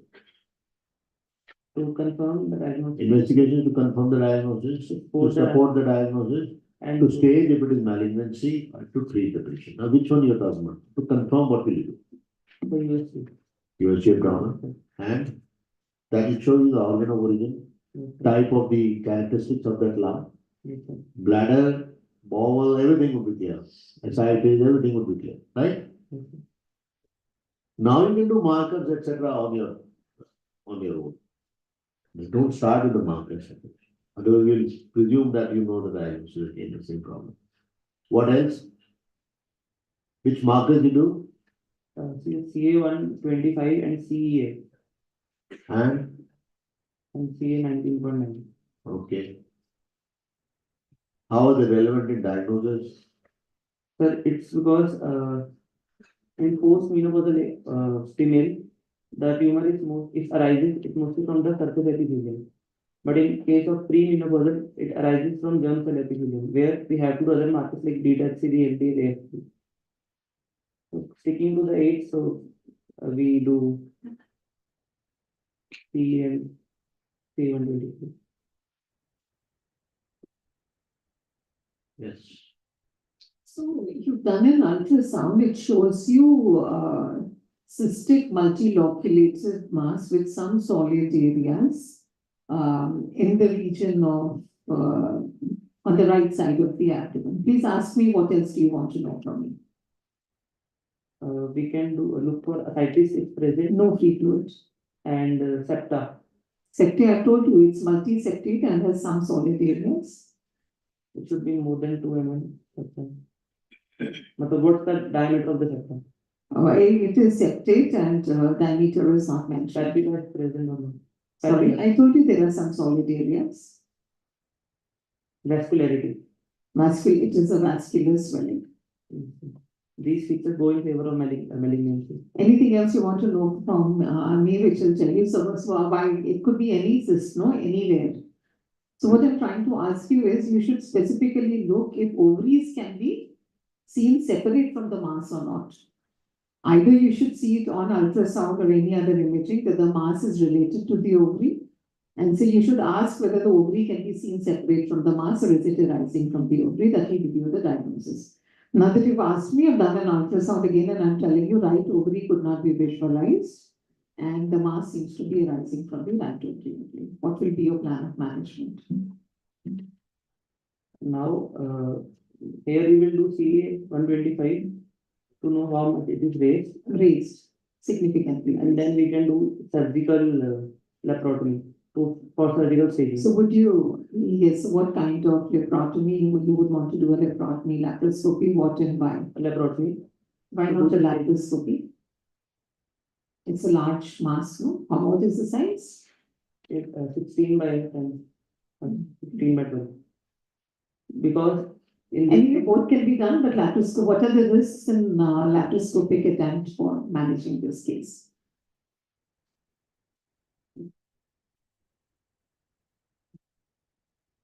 Think that by where would you be taking your access for laparoscopy? the lower midline, Where is the lump going? independent. It is crossing it is reaching up to the umbilical. So your entry has to be up. Now, when you're holding such a big tumor, when you're manipulating such a big lump, what would happen during laparoscopy? Perforation can be happening. And a big lump is difficult to mobilize or manipulate with a laparoscope. Yes, sir. Okay, so what all do you do in a staging laparoscopy? So first we do a midline incision. Then if ascites is present, we do the collection of that for cytology. And in case ascites is not present, we do the flying wash.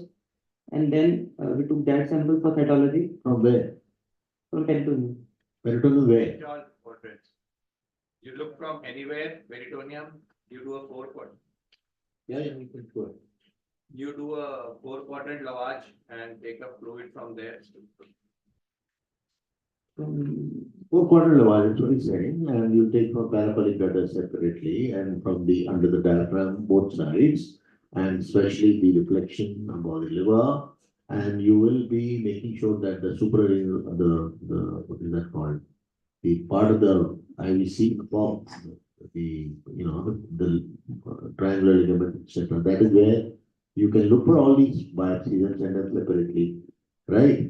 And then, yeah, for Manu, you are. Staging, you have taken the peritoneal fluids and then what do you do? And then to look for the staging, that is, matlab, either it is resectable or not. If it is resectable, then you do T8 plus DSO. Complete full terms, not abbreviations. Total abdominal hysterectomy plus bilateral saphengorectomy with infrapubic omentectomy with a retroperitoneal lymph node dissection. That is para-aortic and pelvic lymph nodes. Both para-aortic and pelvic, and para-aortic can be infrahilar. You can stay below the kidney, but that again depends on the stage. You need to stage the disease properly. And for that, you need a good CT and also MRI. And so after your stage, you go to the staging called FIGO staging. FIGO. What does FIGO stand for? International Federation of Gynae and Obstetrics. It's okay. We are not going there because by and large it's covered. So last question.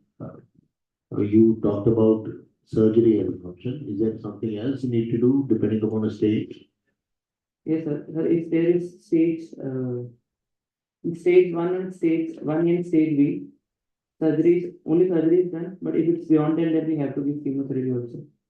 Neoadjuvant chemotherapy. What are the regimes? So 6 cycles are given every 3 weeks of carboplatin and paclitaxel. In surgery, any role of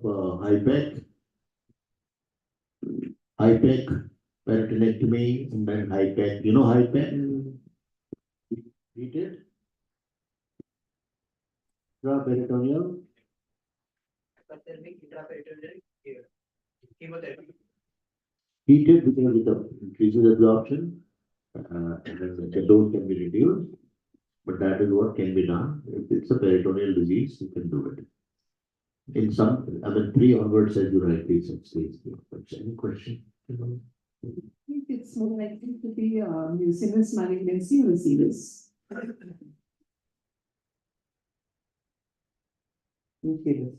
Not at all.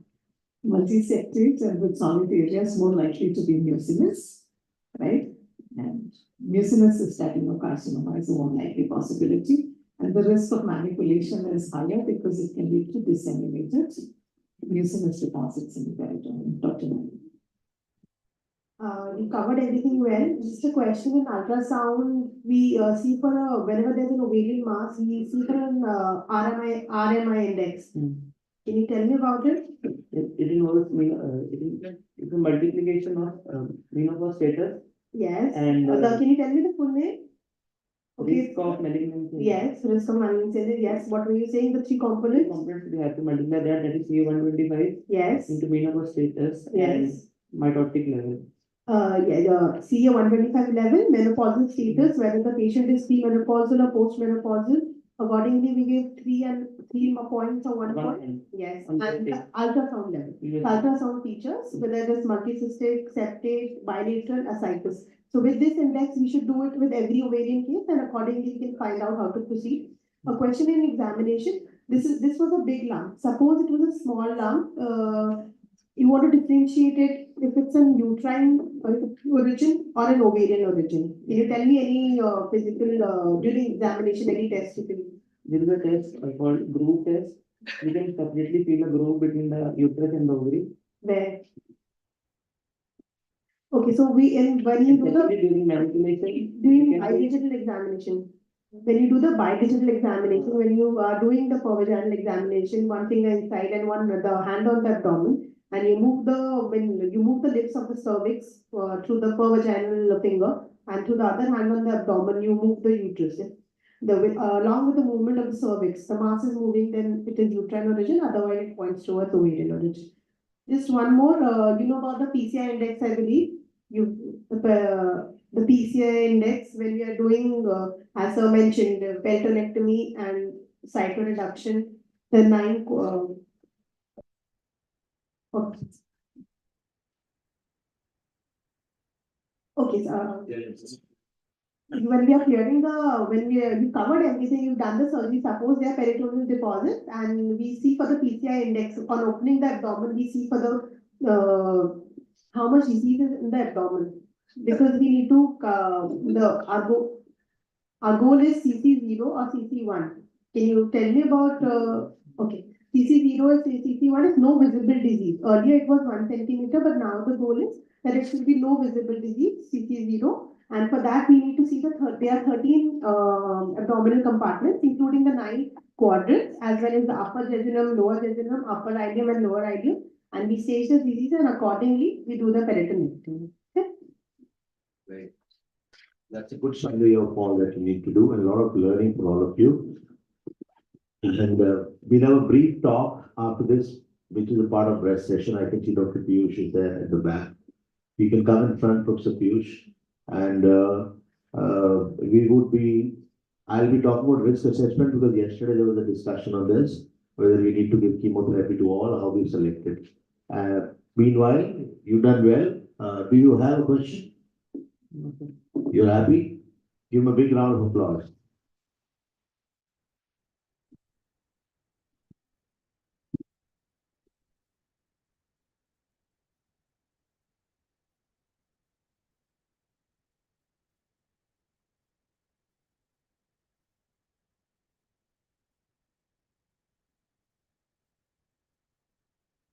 Harsh? You're there, okay? Not so. Well, good morning, everybody. I think we have had a lot of discussion yesterday about when can we skip chemotherapy. And for that, you need to select patients where chemotherapy is not going to be beneficial. And when it is not beneficial, it's going to be toxic. So we will be looking at various aspects of it. And I'll try to cover around it rather than about it, because this may get a little murky. Now, this essentially is about ER positive patients. We discussed yesterday about risk stratification. ER positive patients usually are not supposed to respond very well to chemotherapy, because these are slow growing tumors. And because they're slow growing tumors, the chemotherapy doesn't act very well. But again, ER positive can be with HER2 negativity or HER2 positivity. You know what is luminal A? It was discussed at length yesterday, and Megha talked about when you do risk stratification in certain parts of the world, saying UK it is different, US it is different, there are various things. The luminal A is usually a good cancer, and luminal B would be slightly worse, and we can have some role of chemotherapy with the worsening state of the tumor. So if you give chemotherapy to luminal A routinely and as a part of what we used to follow earlier, any tumor more than 1 centimeter chemotherapy was given. So that protocol was causing a lot of toxicity, and it was observed that it doesn't really make any impact on the outcome, either disease-free survival, overall survival, or recurrence-free survival. In luminal B, there can be some select cases where chemotherapy may be beneficial, and you can be adding it for some reasons. And in some luminal B, which are HER2 positive, you may need to add all these. So how to identify these patients who actually benefit with endocrine therapy and chemotherapy both? So where you cannot skip chemotherapy. Now, the traditional parameters that we have been using in the past, and when we were training, this was what was taught: the size of the tumor, grade of the tumor, node status. That's why axillary dissection was discussed yesterday, that you don't need to dissect axilla, except for it is not required. Based on primary alone, you can plan your therapy. And it's not enough, although they are not very sensitive to picking up the cases where recurrence would happen. Even small tumors can have an aggressive biology. So excessive reliance on size of tumor to guide treatment can cause some high-risk cases to be undertreated. And you may actually overtreat some where it may not be required. So biology trumps anatomy. This is a beautiful paper. You should read it, where they talked about for the first time that it's not the T size alone or the lymph node status alone which decides how the patient is going to behave with that tumor or with the therapy. Now, usual clinical practice, it's based on the ESMO guidelines, the surrogate definitions of intrinsic subtypes. This is taught regularly, and we have one element which is quite fluctuating and not very regular. That is KI 67. Key 67 or Chi 67, whatever you like to call it.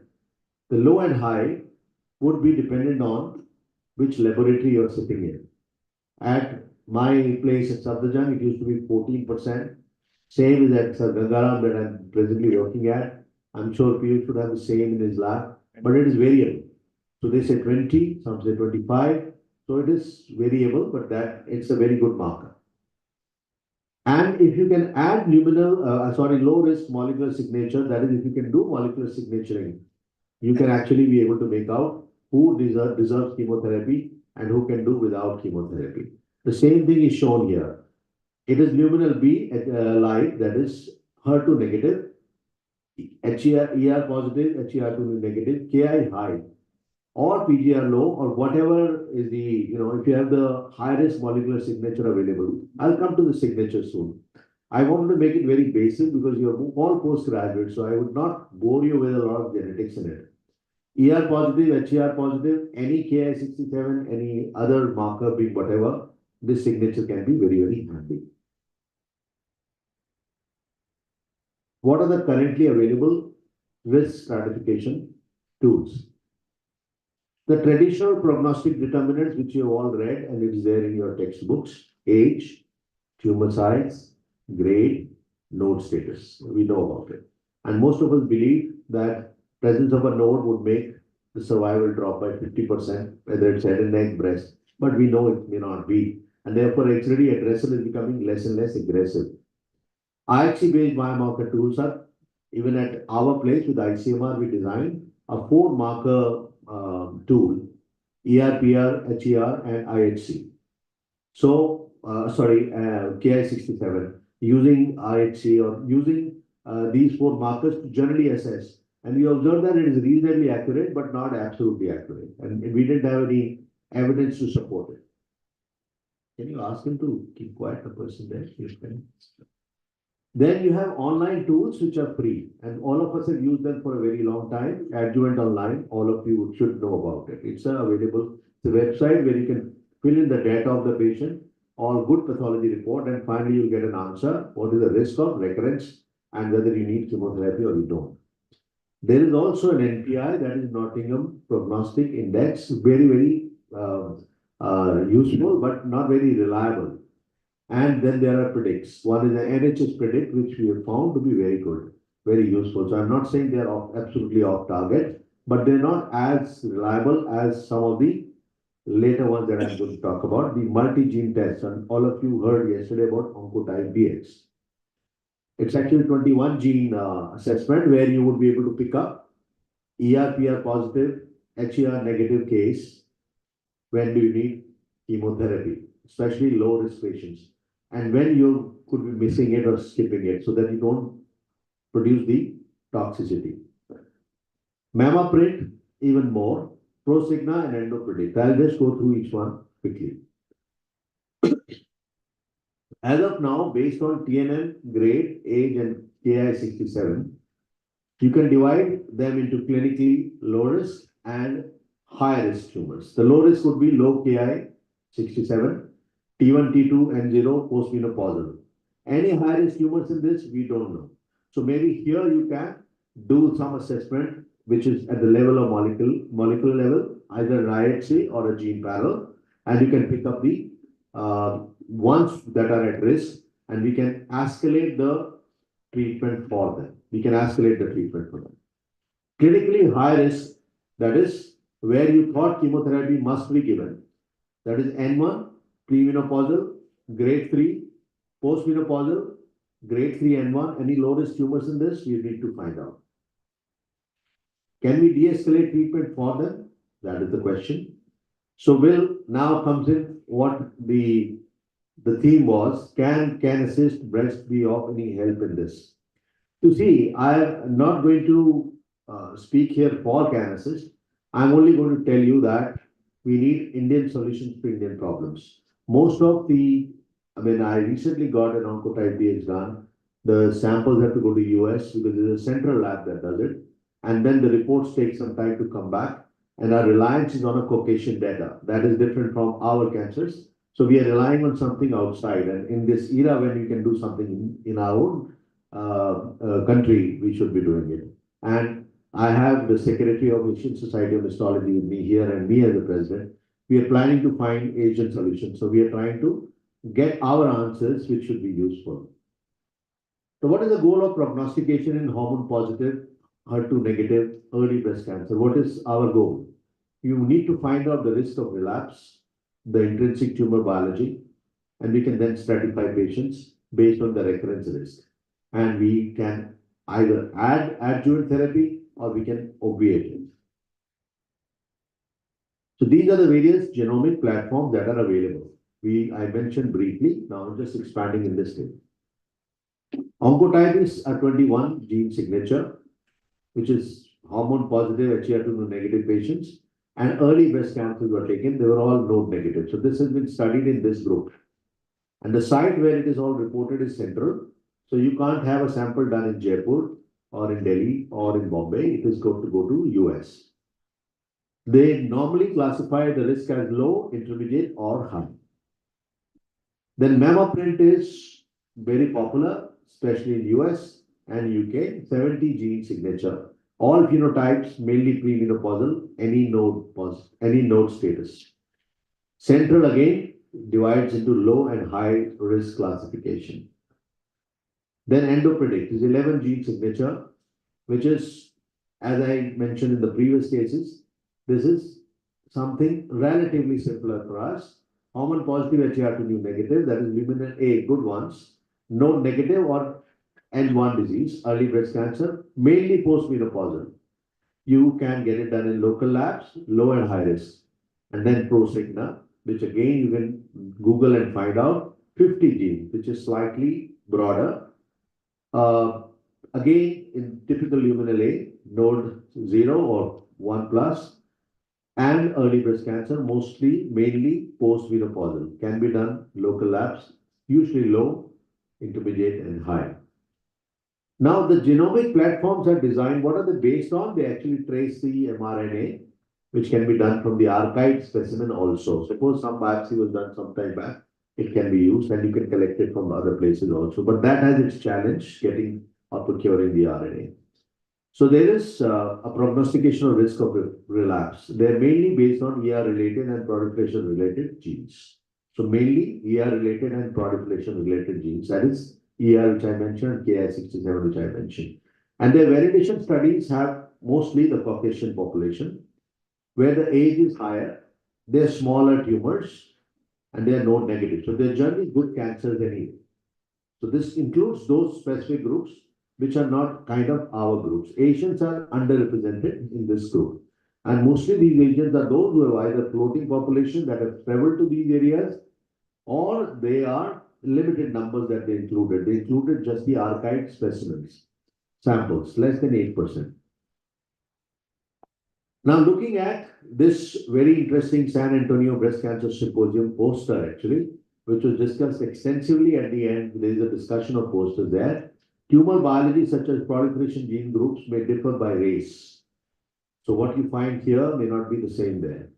Contributing to noted disparities, and future analysis of gene groups by race in responder will be explored. So this is what they suggested, and they discussed at the end that you need to find your own answers somewhere. Now, this is another paper which showed that there is all these panels or these tools are not predictive for Asian or Pacific Islander patients, so it doesn't apply to us, or for younger non-Hispanic Black patients. ICMR has issued guidelines, and it included that 4 markers that I was mentioning about in the beginning, ER, PR, HER2, and Ki67, which I told you there are variations there. But ICMR had to say that multi-gene signature MammaPrint and Oncotype DX, their clinical utility and added value in routine practices as yet unknown, and there is very little data in Indian patients, which is the main thing that you need to be looking at. Recently, an IHC4 test, we call it IHC4 test, has been adopted, and it does reasonably well. The difference between the Asian or the Indian patients and the Western patients is clear. We have discussed it yesterday also. Younger, higher tumor burden, and symptomatic detection usually stage 2 onwards. We don't get early cancers. They treat images in the West, we treat lumps here. And the Western patients are older and relatively better. So our need is to have a prognostic test that is suitable for our patients. So is Indian cancer unique?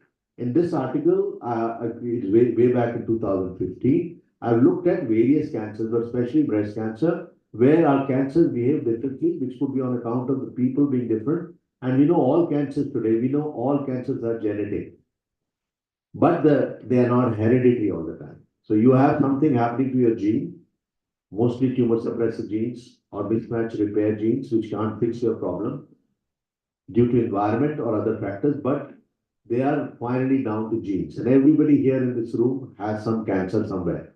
It is not showing up because your tumor suppressor genes are keeping it there. The moment the tumor suppressor genes undergo the mutation, the cancer would manifest. So this should be clear to you. And the factors that contribute to these changes would be related to environment, your diet, your living environment, everything. So it should be clear, but it's not a hereditary all the time. To be clear.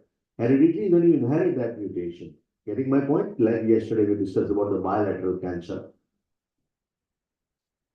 50% of them, they're unique features. This is an ICMR report. They can't be explained by known risks. We don't have those kind of risks here. Red meat, lots of alcohol amongst women, not common. It's there, but it's not common. Stress is coming, but we don't have exactly the same factors that Western groups have.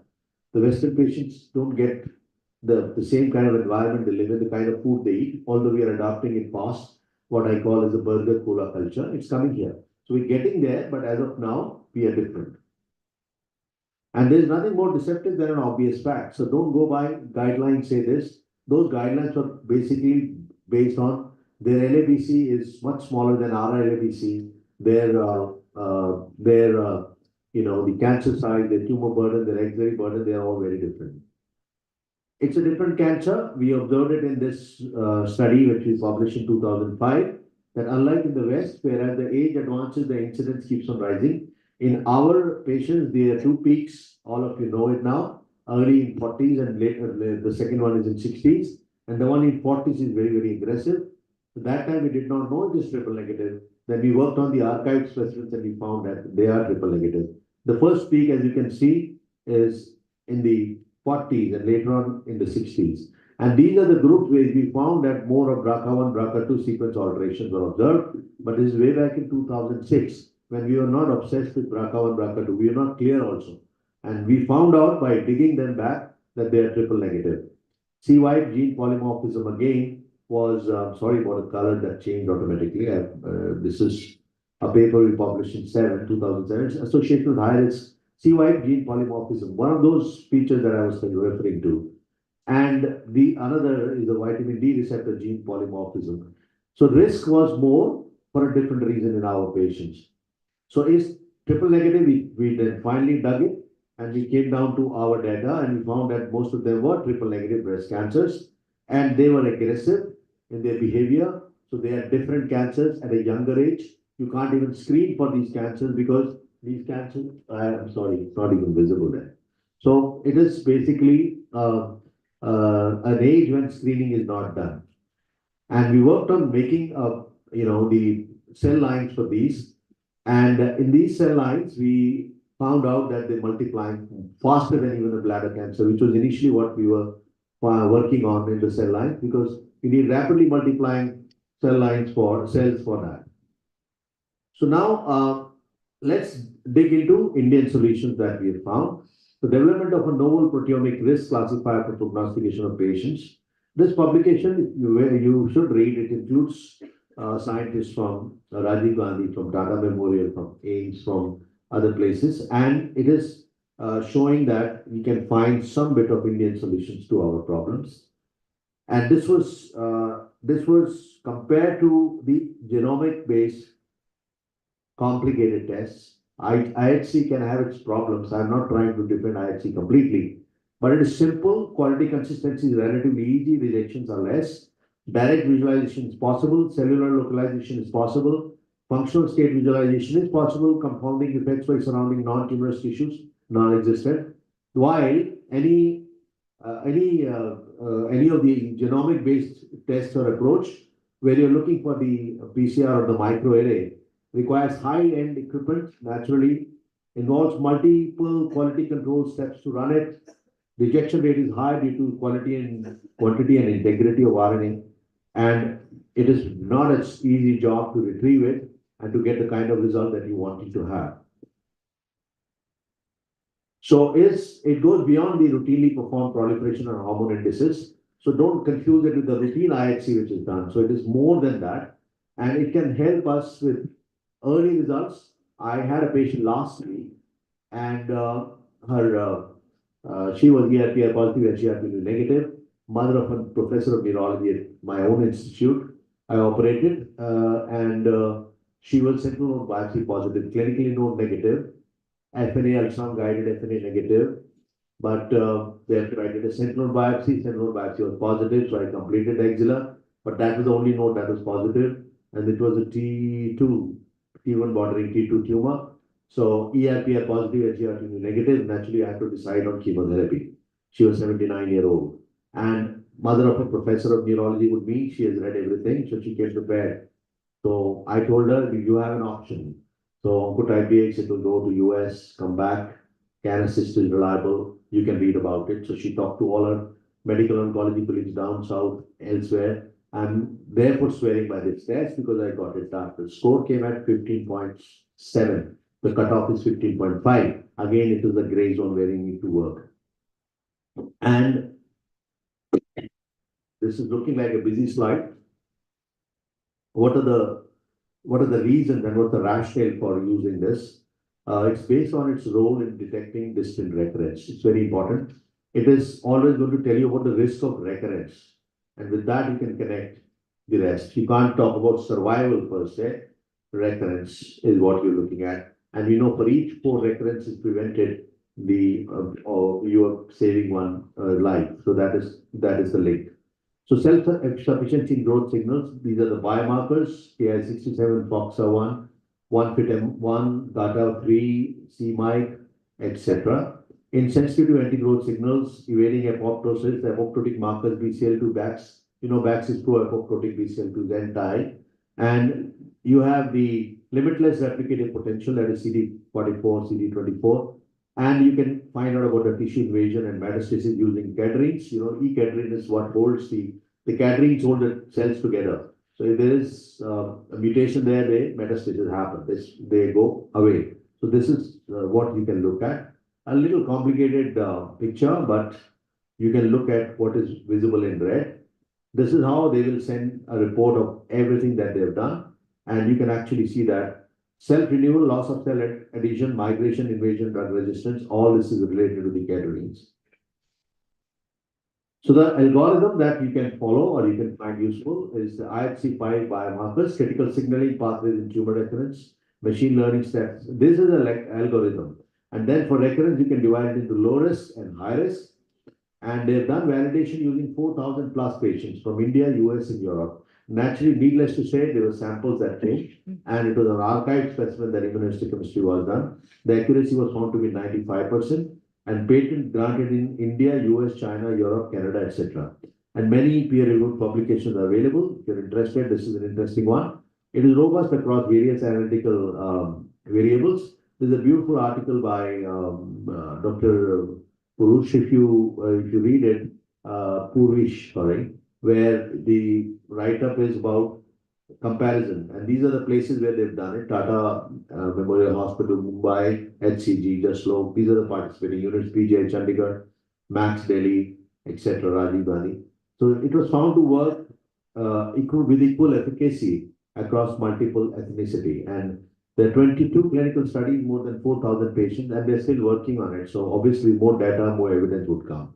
This is how the report comes. And you will see something in a magnified view even better. You can see that the cutoff is 15.5. Like I told you, my patient is 15.7. So it will fall into the red zone. Then you need to talk to the patient. If you're really interested, if you think there's a risk, there are morbidities associated with the chemotherapy, you're a cardiac case, you're 79-year-old, the benefits have to be weighed against the disadvantages of chemo. So she decided against chemo. So you can personalize the treatment based on the chances of recurrence.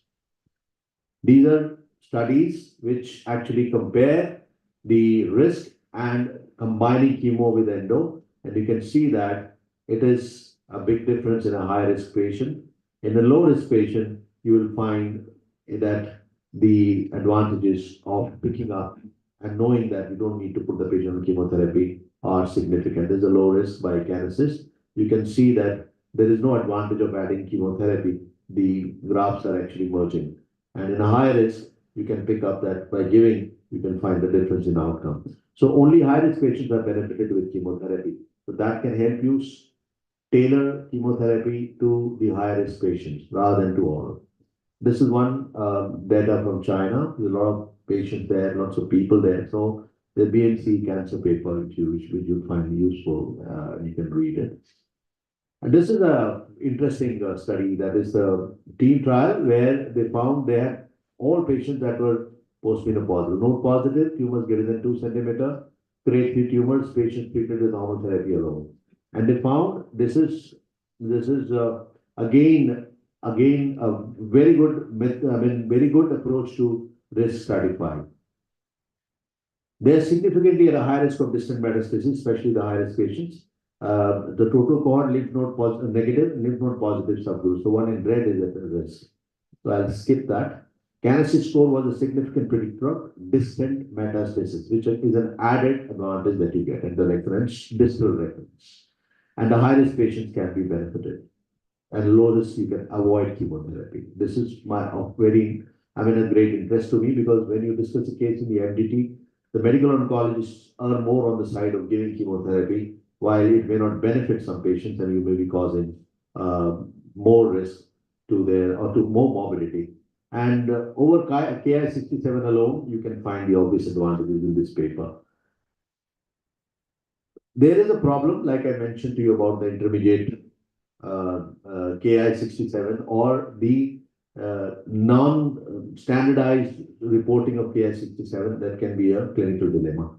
But having said that, Ki-67 is usually a very good predictor of proliferation. And it has been compared, you can see, and I'll be more interested in sharing with you this is the article by Purish Parekh et al., where they found it is a very useful method, especially for the Indian scenarios. And they brought out these relevant guidelines for prognostication for the aged patients, and we wanted to adopt it with our SOMA, Asian Society of Histology. Online predictive tools cannot be relied on and are not to be used in treatment decision making. That is one thing. So Adjuvant Online, Predict Online, NHS Predict Online, NPI Index, etc. Kinesis and Oncotype DX are recommended. Oncotype DX has slight edge, but the disadvantage is that cost, huge difference to travel to the distance far away, and finally, they don't have a robust data on Indian patients. So this can actually help, especially in our patients. And concordance between the Kinesis and Oncotype DX is what is important. So it's not that we are completely off the hook if we are trying to use one and not the other one. So there is 83% concordance in especially low risk stratification. We can recommend it to all, but especially low risk patients, to exclude chemotherapy. My interest is mainly there, because a lot of patients get unnecessary chemotherapy, and we are living in an era of precision medicine, which is tailored medicine, tailored oncology. For X, the patient treatment should be X. It should be one size fits all approach is no longer applicable. So when you're answering the exam, also like the previous student who was presenting, a very nice presentation by the student from Silchar. So answer can come, it depends on what we are talking about, what is the stage, what is the clinical position, what is our observation on imaging. Accordingly, you can decide, and you can tailor it to that patient. So the low risk patients, low risk recurrence, high risk patients, high risk recurrence. You can see the data here, the negative predictive value of 95%. Clinically low risk, it can get to suggest that you can add additional therapies if there is a high recurrence possible predicted. So suitable tool for our population. One is there is the science is it's not bad science to be thinking about the randomized studies, getting the answer after conducting good trials, but a little bit of common sense in all this is also important.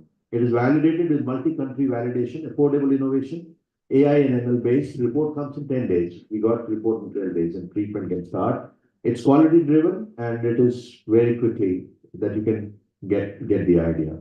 Who is eligible for can assist breast? Last few slides.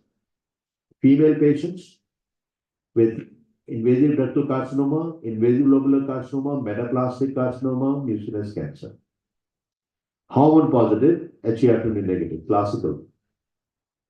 Early stage, T1N0, T2N0, T3N0, T1N1, T2N1. Any Ki67, any grade, any age. Exclude male patients, DCIS naturally. Inflammatory breast cancer for the same reason, you can't be doing less.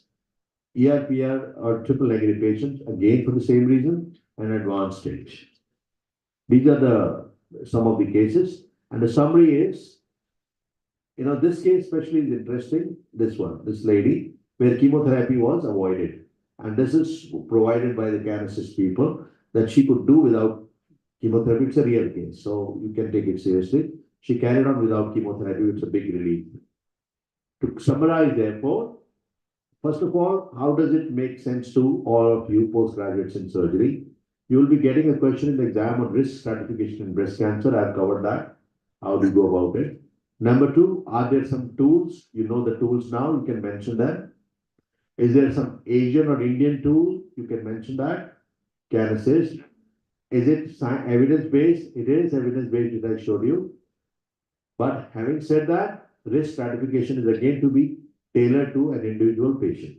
So all ER/PR positive and HER2 negative patients are not good cancers, and all those with Ki67 more than 14% are not bad cancers. So you have to look for those signatures. If there is a higher signature, recurrence rates are higher, even if it is ER/PR positive, HER2 negative, Ki67 less than 10%. But that signature becomes important. Highly unlikely, it's possible, but not probable.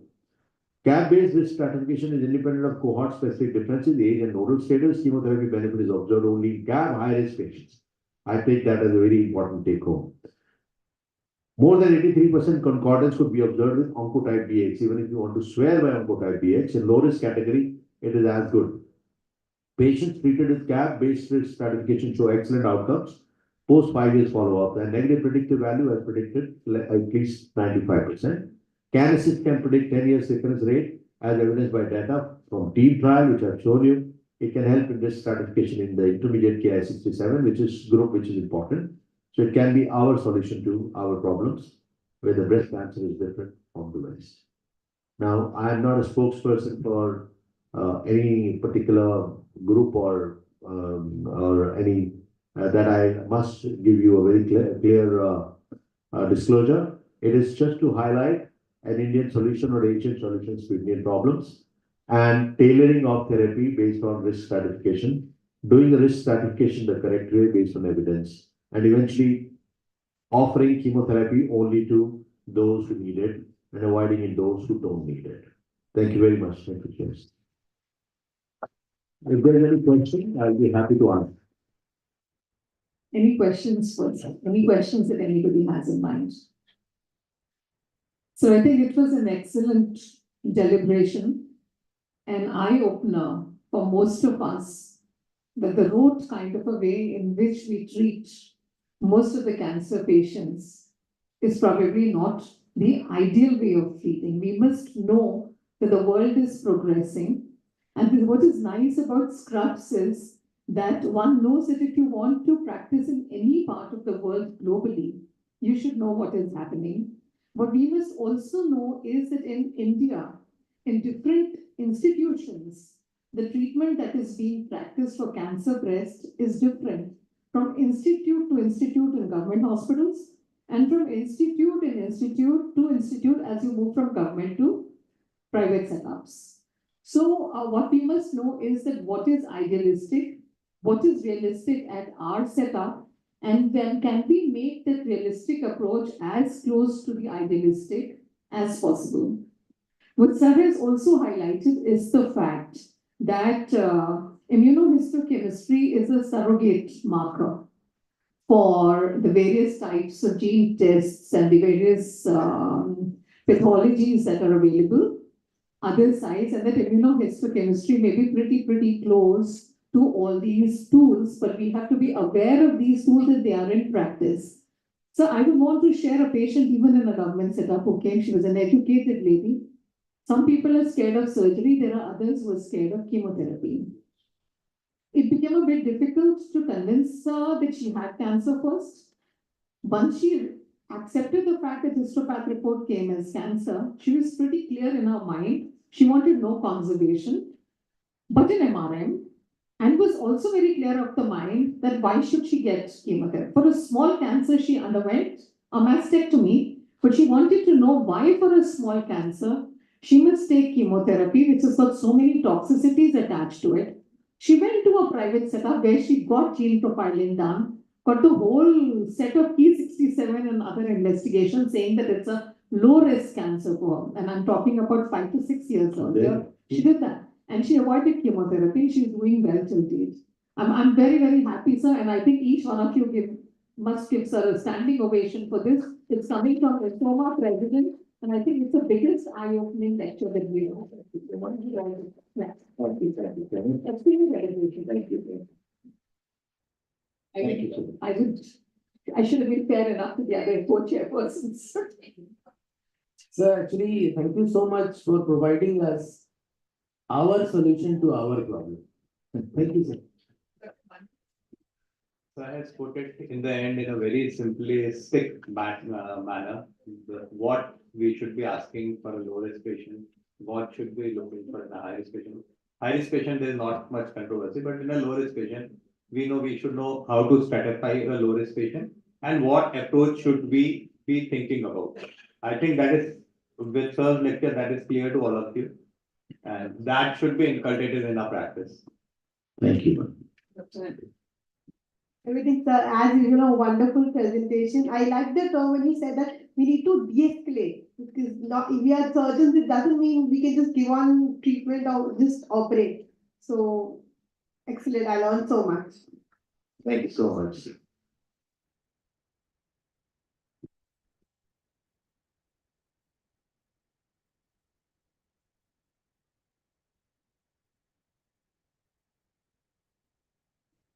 Move to the next session, and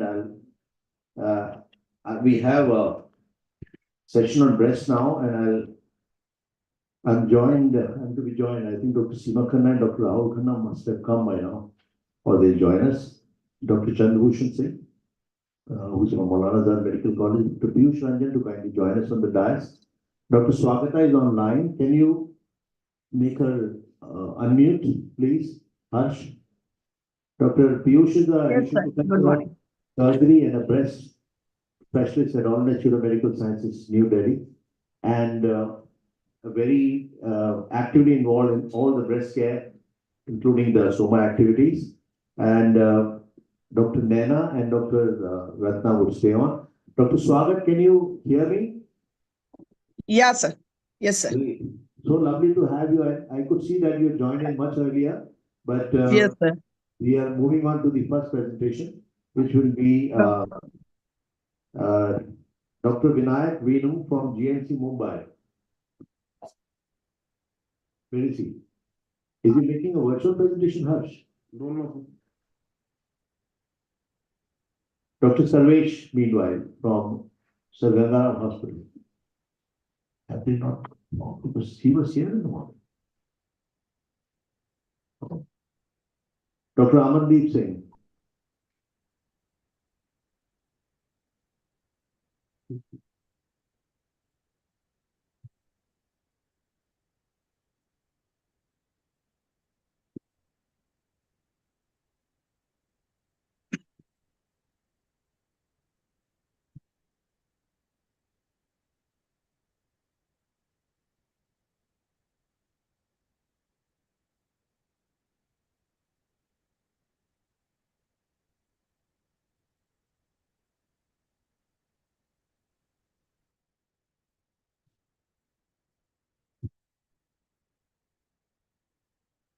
A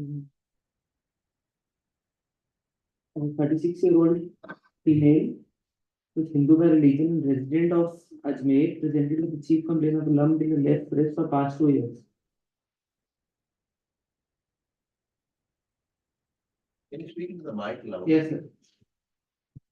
My patient incidentally noticed a small lump of corporal size in the upper and outer aspect of left breast in last 2 years. It was growing very slowly initially for the 1.5 years, and then it has progressed very rapidly from the last 6 months and has progressed to a size of cricket ball like. There is no history of pain, no history of nipple discharge, itching, and ulceration. And no history of any changes in the nipple and areola complex. No history of weight loss or loss of appetite. There is no history of trauma to the breast. No history of any features suggestive of malignancy, that is backache, bone ache, cough, breathlessness, abdominal pain or distension. And there is no history of any swelling in the ipsilateral axilla, and there is no history of any swelling of the opposite breast or axilla. Past history and family history is not significant in this patient. And personal history is a vegetarian, no history of smoking, alcohol intake or chewing tobacco. If you talk about menstrual history, menarche started at the age of 13 years. He has regular cycle of 28 days, lasting for 4 days, with moderate blood flow. She was married at the age of 26 years and first child was at age of 28 years. She has 3 children of 8 years, 5 years and 3 months. So at the time of progression of her breast disease, she was 7 months pregnant. And if lactational history, the first 2 children were breastfed for 1 year from both the breasts, while the third child, which is 3 months now, she is fed only from the right breast. Examination, she is averagely built and adequately nourished. No pallor, icterus, cyanosis, clubbing, lymphadenopathy, and pedal edema. BP is 130/80, pulse 76, respiratory rate 14. Local examination. After taking consent in the presence of female attendant, patient is asked to expose the chest from the neck till the waist in sitting and supine position. On inspection, right breast appears to be normal. Left breast appears to be larger than the right breast, with the deviation of nipple areola complex downwards. Examination of the breast was done in following positions. First, that is arms by the side of body.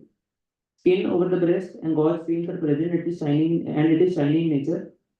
And visible lump present over upper outer and upper inner quadrant, approx 12 by 10 centimeters in size, which is oval shape and is having uneven surface. Nipple is shifted downward, that there is no retraction and no discharge, and no skin changes present in the areola. Second, the patient was asked to raise her arms above the head. In that case, the swelling over the left breast becomes more prominent. NAC displaced upwards, no visible swelling in the axilla. And on bending forward, left breast falls more and there is no pudendal range. This is the image. First is an arm to the side of the body, second is arms raised above the head. And on palpation, which was done in the sitting and 45 recumbent and spine position, normal breast and axilla was examined first and no abnormality detected. And on the affected side, there is no local rise of temperature, no tenderness. A single lump palpable in the upper outer and upper inner quadrant of left breast, about 15 by 12 centimeter in size, oval in shape, lobulated surface, well-defined regular margins, variegated consistency, and there is no discharge from the nipples and no dimpling. Skin tethering was absent and no fixation to the chest wall, and there is neither no fixation with pectoralis muscle and the skin. This is a video of the palpation of the breast. Another video fixity to the breast tissue which was not fixed, and another video showing no fixation to the muscle and the chest wall. Axilla was normal, no lymph nodes were palpable, and systemic examination was again normal. And provisional diagnosis is a 36-year-old female with a lump in the left breast in the upper outer and upper inner quadrant of size 15 by 13 centimeters, rapidly growing since last 6 months, oval shape, lobulated surface, variegated consistency, not fixed to the skin, muscle, and chest wall, with no palpable axillary lymph node, most probably a case of pilot tumor with a clinical stage of T3 and 0. Yeah. So what risk assessment did you do on your patient with respect to malignancy? It was rapidly growing mass, like I asked you a question, what risk assessment have you performed in this patient with respect to risk of malignancy? first is the age of menarche, which was 13 years, and the patient is currently breastfed from both the breasts, and she is multipara, which suggests that all these features are going against the feature of malignancy. Then, if there is no smoking history, it's another. Sorry, I'll interrupt you. Only the age of menarche doesn't mean anything. It's the duration of estrogen exposure. Earlier the menarche, late menopause. If the duration is high, chances of malignancy is high, right? He's currently on menses, so that's why I didn't mention about that. Okay, complete list. And multipara, breastfed, and less than 30 years, the age of first child. You need to complete the thought. You've talked about all these things. I just wanted you to club them together. Like you can say that there is no positive family history of malignancy. There is no past history of biopsy that has been taken. There is no history of exposure to hormones in the form of any oral contraceptives with high dose of estrogen or hormonal treatment with estrogen for any other reason. And then dietary factors, of course, are there, but are relative risk factors for that. Yes.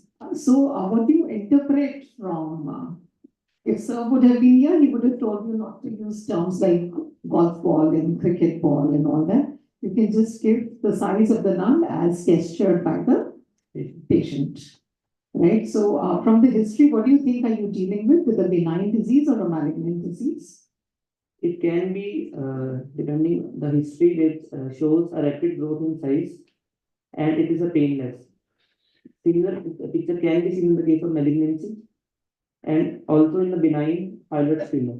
Any correlation you would want to attach to the to the pregnancy? I assume you said that she's 7 months pregnant and she's noticed the lump 6 months ago. Yes. So probably she was The lump was present from 2 years. that lump was already there, right? Okay. It grows It increased over a period of 6 months. 6 months, right? Any question, Dr. Swagat? Yeah, I wanted to know, can we have it because it started in pregnancy? What will be your another diagnosis for a case of lump in pregnancy which is increasing rapidly?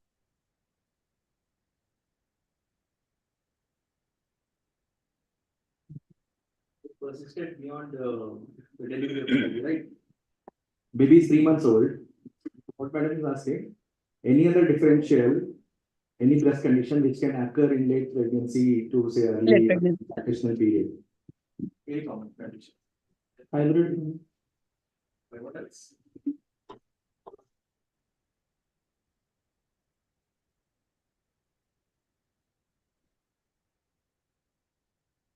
The lactating female, what the lady can have? Breast abscess. Mastitis also. But there will be features of pain. Correct. We rule them out. Yes. And fever will also be there. Anything else you can think of? Any Answer your question. carcinoma? Complete answer. Breast abscess can be one possibility. Another can be. One thing you want to know is whether it is that lump that was present, that itself is increased in size or not, right? Or is it a separate lump that you're seeing now? It's the same lump only, right? And what is the lactational adenoma?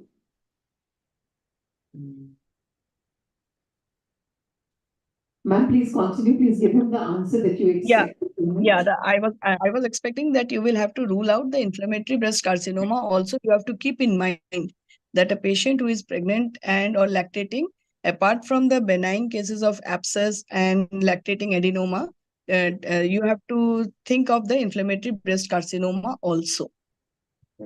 So what ma'am is trying to say is that probably it was a malignant lump or low-grade malignancy to begin with, which during pregnancy after exposure to hormones is probably rapidly increased in size to some variety of malignancy. What is the inflammatory carcinoma of breast? It is last 4D stage of CA breast, where PODA foreign may be seen, is seen, with or without palpable mass? How is lactational carcinoma of breast different from other malignancies? It is, it has a poor prognosis comparatively. No, actually, inflammatory carcinoma has a poor prognosis, but lactational carcinoma and stand corrected and has to be staged similarly. And it doesn't have a poor prognosis. I stand corrected lactational carcinoma with respect to prognosis. Basically, what are you having in mind is important. Carcinoma is a different entity, pilotes is a different entity. And all cancers that happen during pregnancy or lactation are not inflammatory breast cancers, but breast cancers. Yes. They tend to be detected late, and they tend to have a worse prognosis because their detection is late. So from that point of view, okay. And Yeah. the reason is not that they are aggressive by virtue of their being there at pregnancy. They are all a part of pregnancy associated breast cancer. What is the pregnancy associated breast carcinoma? How do you define it? Which gets aggravated during. No, it's a period, no? During pregnancy and within 1 year of the delivery. What? They are all counted as PABC, pregnancy associated breast carcinoma. They tend to get delayed, they tend to get detected late. It's not that they have a different biology, but their detection may be late, and that can produce a problem in terms of delayed diagnosis and poor outcome. That is what is the take home. Right? By nature, they may be the same as any other thing. Can we go back to the image that you showed? Yes, ma'am. Was the nipple, what was the condition of the nipple areola in this patient clinically on examination? Has been shown in the image, which is displaced downward. And What is it? there Was is it no adherent? contact. Did you test for its adherence to the lump?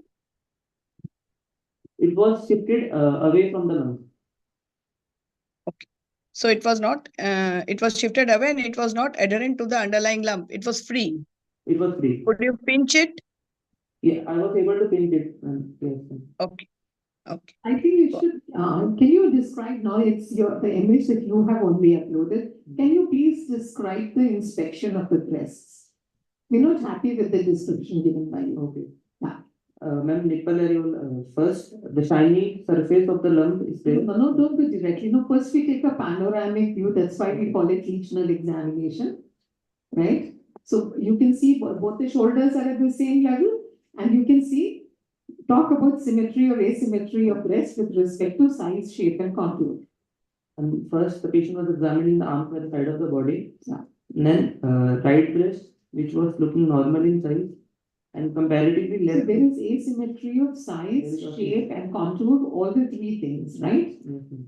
Then are both the breasts pendulous or not pendulous? Left breast was pendulous. And the right one? It's normal. How do you describe ptosis of, we'll come to the lump. Are they ptotic breasts? Sorry? Is there ptosis in the breasts? Nervous. How do you say that? You can see it's down. It is down. So both the breasts are like that. You see the in front. How do you grade ptosis? Right? If you don't know, it's all right. Don't know. So we look at the intramammary fold. Usually the nipple should be just below this or at that level. And then we have the various grades, depending upon how far is it from the IMF. So accordingly, the angle would go down. The left side, you see, it's of course, It's completely hanging down. And you see very, very clear changes in the skin also. So do you think these are pressure changes or the skin has some problem, some issues? More of pressure changes. How did you establish that? Dr. Swagat was also asking you. There is, and gauge veins are present, and apart from that, nothing else. And pressure changes are more over the 12 o'clock position. Which indicates? Pressure area. Because it's hanging down that way. So yeah, that's a good point. And how do you establish it? We discussed yesterday. We discussed pilotes by default in a case where we talked about this probe test. We talked about many things. Why are the veins dilated in tortuous Why are they so dilated and prominent? Why does it get dilated? Breast hanging down. No, even if the breast was not hanging down as pillows, you will find the veins are dilated, isn't it? So any logical explanation? Mesenchymal involvement. Yes, mesenchymal involvement, what could that mean? Increased vascularity, naturally, mesenchyma, intercellular space is wider. Connective tissue is defined as one which has got wider intercellular space, so, and it's full of vessels, very few lymphatics, that's why it spreads by blood, and it's very, very warm. Is it the local temperature raised? No, So clinically, you don't see any sarcomatous change. no, look. The other thing is skin gets thinned out, so the veins become prominent. These are the reasons. Anything in the axilla? Axilla again was not palpable. On both sides? On both sides. Suppose the lymph node is palpable, will it change your diagnosis? It can be possible in 10 to 15% of the cases, Good. but rarely it happens. Normally not. Commonly it would not produce, but it can happen in 10 to 15% cases. Any other finding which is important before you talk about this breast being pillowed? What about the nipple areola complex? What did you observe? Place downwards. That I heard. Anything, has it got widened? It neither has got widened or not has got contracted. Should have, no? If there is pressure, it should have widened and it tends to get thinned out. That is what you have compared to the right side, it should show those, that widening should be very clear. Questions, Rena? How did you comment on the fact in this kind of a breast that the lump was limited to the upper outer and upper inner quadrant? Then one palpation where I was able to examine the lower inner and lower outer quadrant. And there was So you displaced the breast upwards in lying down position and then thereafter defined the regions, and you felt that probably from 3 o'clock to 6 o'clock there was no lump. it was I mean, from 3 o'clock to 9 o'clock. there is no lump at all.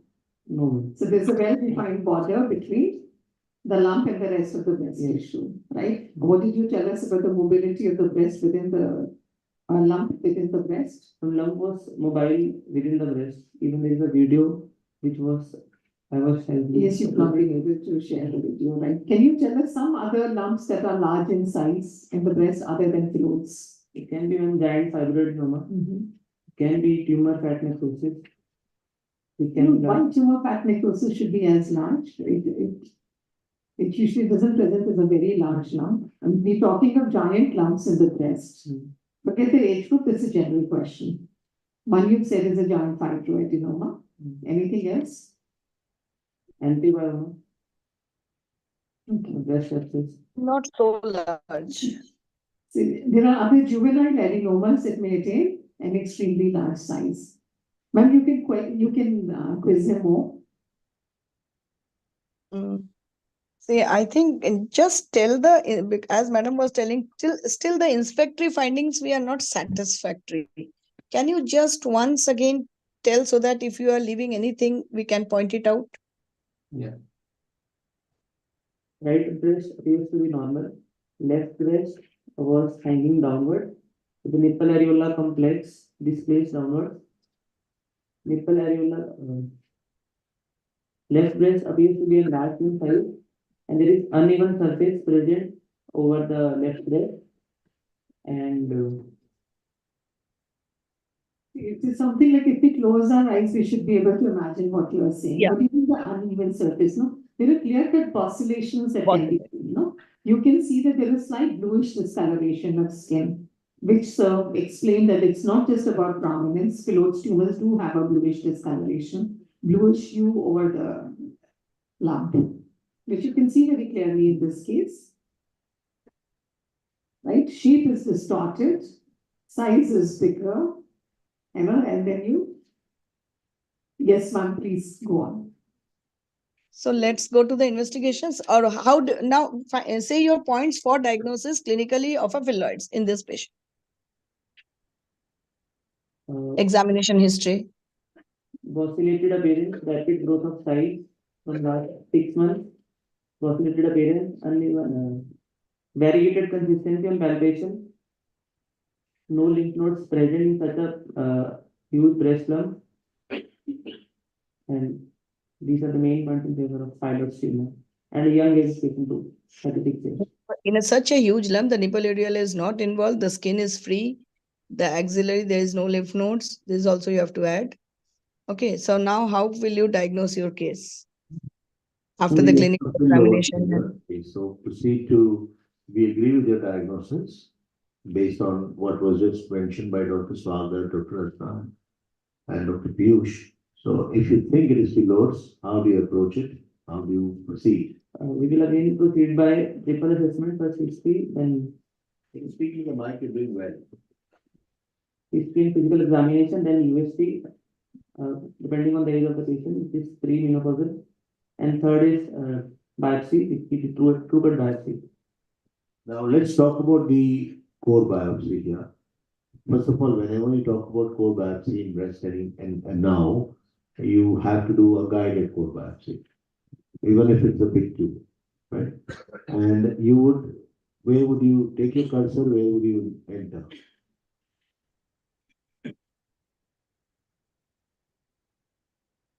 Where would be solid mass would be present. So one is this, otherwise ultrasound should guide you because there will be lots of necrotic areas which are there, right?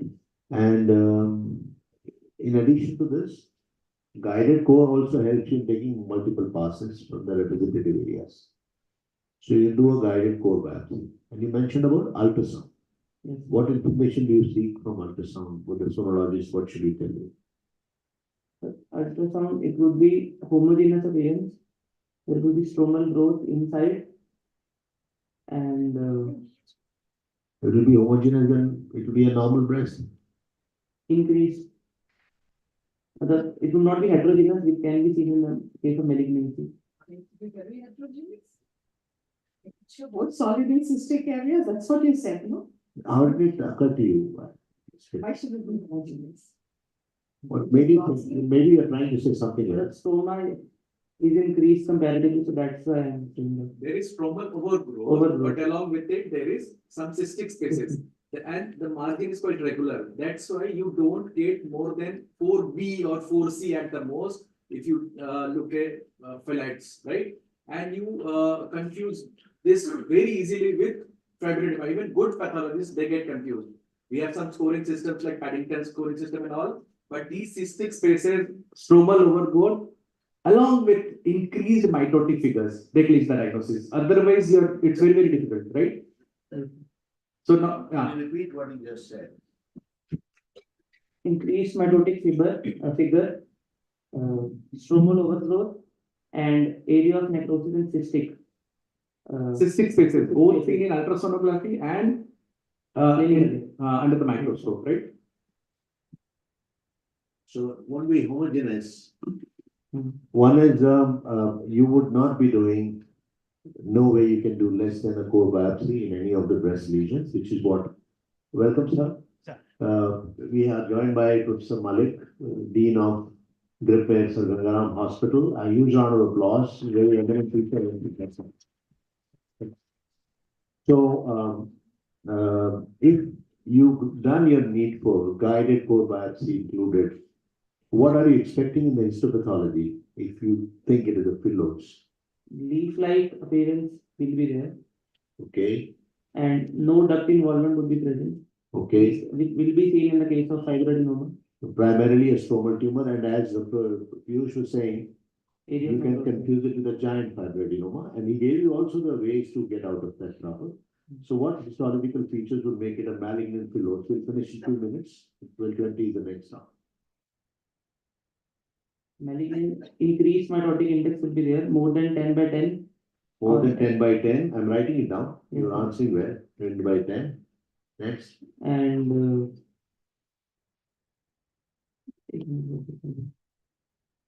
Necrosis, necrosis. I'll also help you. There's a scoring for that. Third, Differentiation. Poorly differentiated. that is given. That is, of course, that's why you call it as, malignant pylorus. Vis-a-vis borderline pylorus, the differences need to be observed. No, otherwise benign, borderline, malignant. The management problem is for the intermediate or the borderline. Infiltration of the duct would also be there. Okay, and one more. So atypia, necrosis, Infiltration. vascularity, and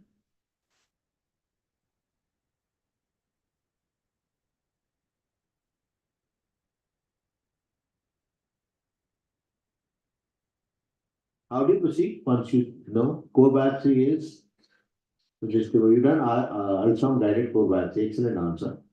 And you would not be doing, mammography and ultrasound, they're going to be equally effective here. It's a stromal tumor. So how do you proceed with further management? Is it important to address the axilla on ultrasound? Sir, if even in case this present, that may be reactive. So, as such, not relevant in this case. No, but suppose you find a node, you need to assess it now. Mhm. And I find a classical node that we discussed in the previous case of breast. It is a spheroidal mass with central necrosis, with loss of halo, with, fatty hilum being replaced. We think of it as a metastatic lymph node. It is mostly reactive in case of iris. So even if you don't want it, no sonologist is going to leave the axilla without assessing it. Okay? And if there is a finding, there is a finding. It need to be affinate or code at the same time. Important to address that issue. So we have already got the diagnosis of phyllodes and we are moving forward. Any questions from you? One question before this. Okay, what is the difference between positivity of lymph node in axilla and phyllodes in a large and a small phyllodes? Or a possibility of a coexisting sarcomatous area in a benign phyllodes on biopsy.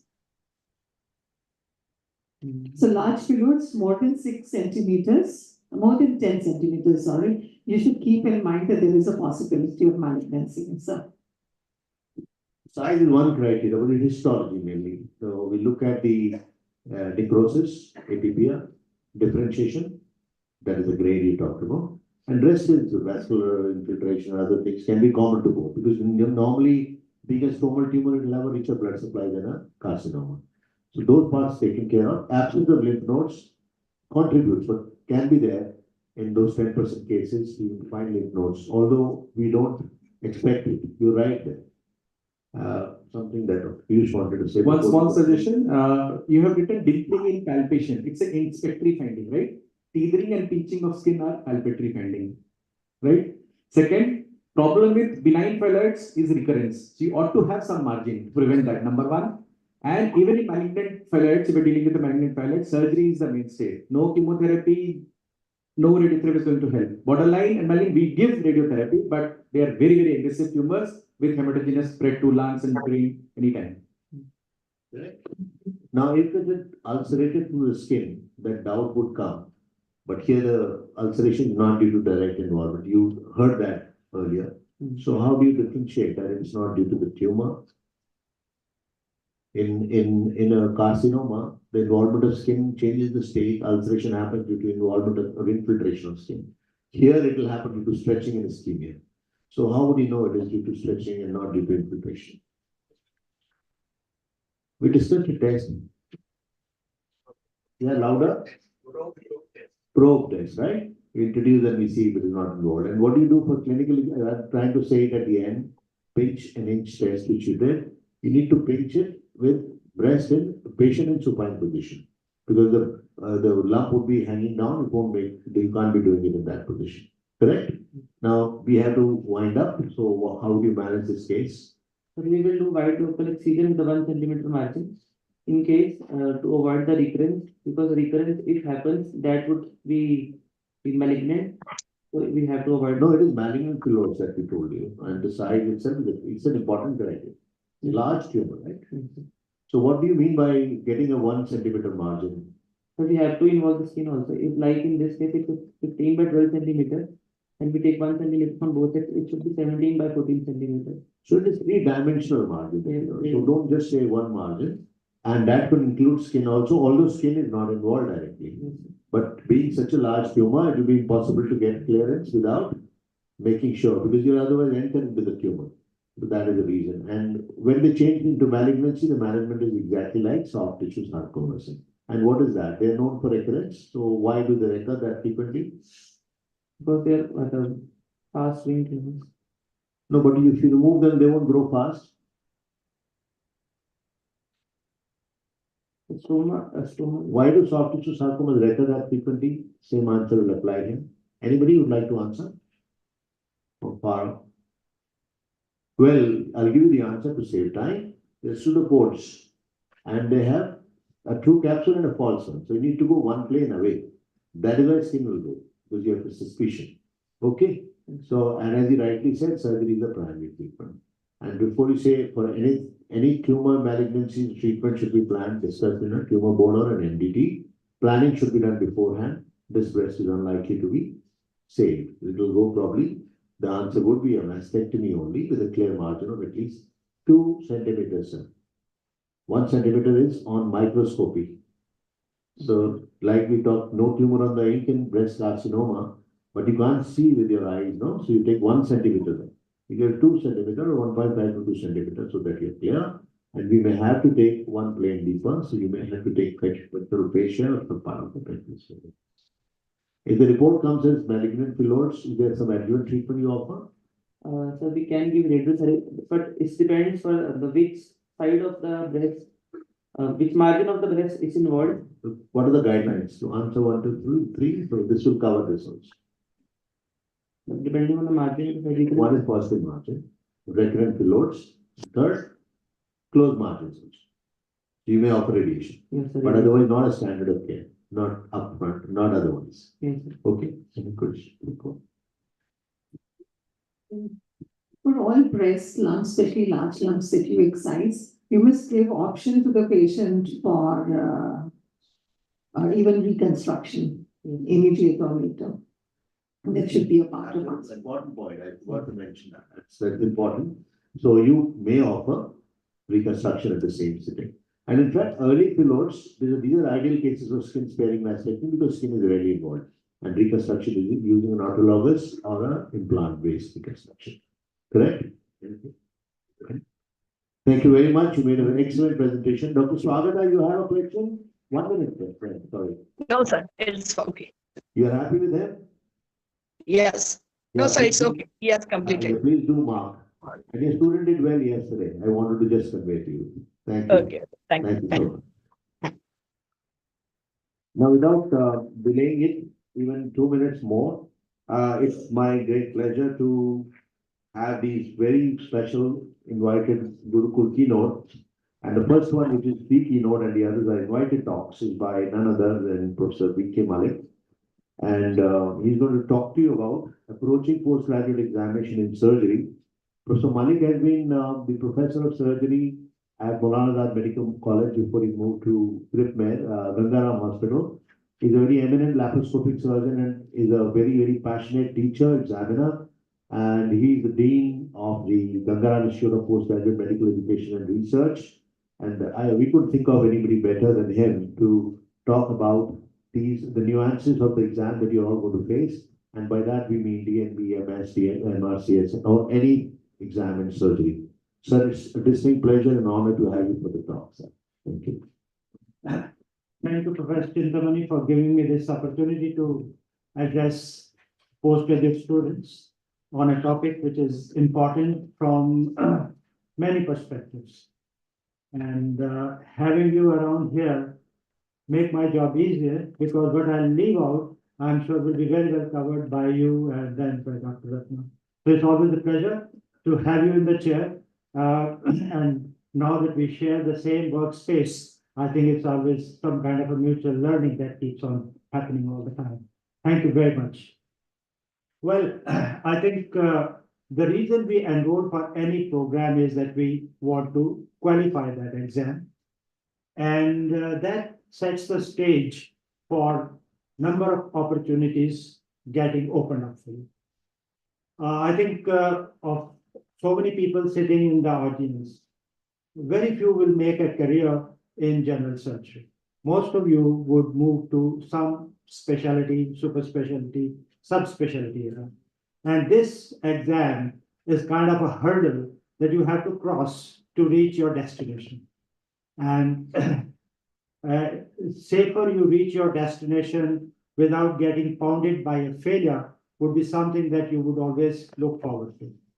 So exam and appearing in the exam is all related to three very important aspects. There is no substitute for knowledge.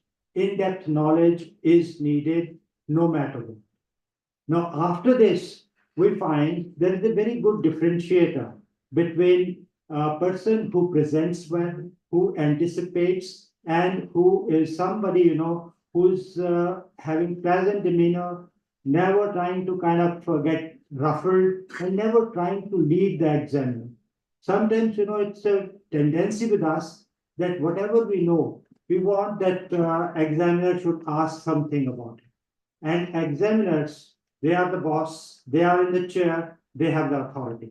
They won't like that kind of a thing to happen.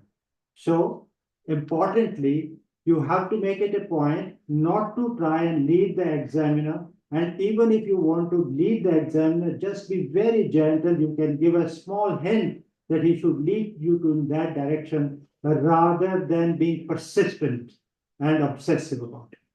I think that should be very clear. Examiners are smarter. They have been through this process as many number of times as maybe your number of your years of your age. So don't try to lead the examiner. Don't act smart. That's very important. And don't pick up an argument.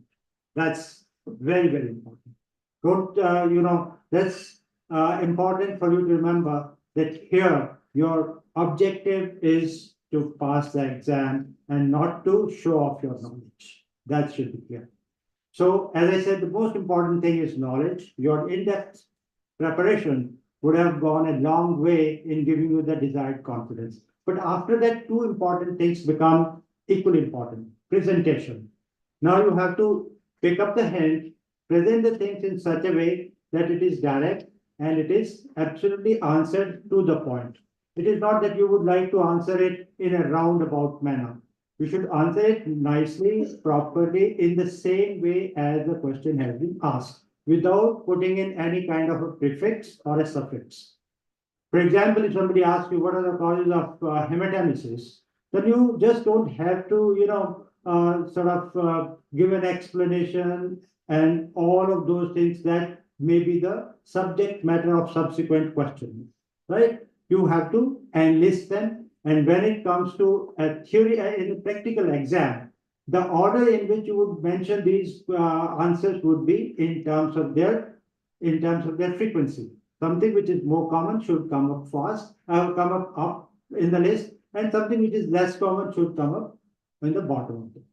So remember this thing that question has to be answered in the same way in which it is asked, right? Sometimes the question is asked, what will you do for this patient? And then, what is expected? That I will do this for this patient. But what kind of answer I can get it? Sir, I can do a gastrectomy, I can do a vagotomy, I can do a highly selective vagotomy. These are the options. You have not been asked this question in the sense to know what are the options. You've been asked in a particular patient, in an index patient with the kind of comorbidities and other associations that this patient has, what will you do in this patient? So you have to answer the same question the same way. Like, what will you do? The answer should be, I will do this, this, this. So that's the way to present. It's not that, you start enumerating the various options that there are. That's absolutely not done. Another important point is anticipation. Now, anticipation is extremely important, and when you are asked a particular question, you should anticipate a little bit, and also should have some idea about in which direction the examiner is trying to lead you. Now, rather than you, trying to give direction to your exam, see in which direction the examiner is trying to lead you, and that's what I mean by anticipation. So the three attributes that are very important in passing an exam, as far as my take is concerned, is your knowledge, your presentation, and your anticipation. Now, these things are quite important, and then when we talk about, examination in the current context, it is not the correctness of your diagnosis which matters. How you have approached that particular patient, how you interpreted a particular sign, and how correctly you have interpreted that particular physical finding. So it's our exam is most of these things that I have just mentioned. It's not correctness of a diagnosis. And I think in the exam, ignorance about the diagnosis is a bliss. If somebody whispers in your ear any diagnosis, take it with a pinch of salt. First is that you should not be interested in knowing the diagnosis. Otherwise, your thinking process will get skewed, and that should never happen. Your thinking process should remain absolutely open, and that would require that you are interpreting everything on the basis of your knowledge and not with any preconceived idea that this has been told to me, probably I have to fit in this. So the worst thing that can happen is that you know the diagnosis, and now you're trying to fit in every finding to prove that diagnosis. So that's something which is disastrous. Never try to find out. Exam is not about correctness of your diagnosis. It is about how you approach a particular situation, how you have taken the history, how you have examined the patient, and have you elicited the physical signs correctly. Now, I think when we are talking about history taking and examination, important thing that comes to my observation is that the moment patient starts speaking, your pen starts writing. And that's the worst way of taking the history. If you have to take the history and examination properly, and this is probably the third year stuff that I'm repeating here, you have to internalize the history. And internalizing the history would mean that you talk to the patient, tell him, ask him what has brought him here, and listen to his story. History is listening to the story of the patient, right? Interject if the patient is verbose or the patient is going astray, or if you want a further clarification. After you have assimilated the facts, that's the time to reconfirm all those facts with the patient, that I have understood that this is the sequence of your problem. Am I right, or is there something different? Then only you can start writing the history. Otherwise, this particular tendency of picking up the pen the moment patient starts speaking and jotting down the patient's points of history is something which is absolutely going to take you nowhere. So I think this is important fact that I would like to emphasize here. History must be taken properly. And then you have to learn the proper way of doing the physical findings, eliciting the physical sign. That's, I think, in any given situation, wherever the physical sign has of some importance, whether it's a thyroid case with acts of thalamus, or whether it is a breast lump with some kind of puckering or retraction of the nipple or ulceration or satellite nodule. So you would be asked to demonstrate. And I think that's a very important exercise that sometimes, in the postgraduate is asked to elicit a sign in front of the examiner. And that's where you can't go wrong. I think that's one part of the examination where examiners are very finicky.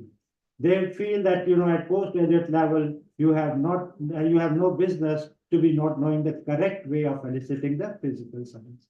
I think in current context, it has become less important, but in the context of the examination and in the hands of the, I would say, foggy examiners of my age, it remains still very relevant.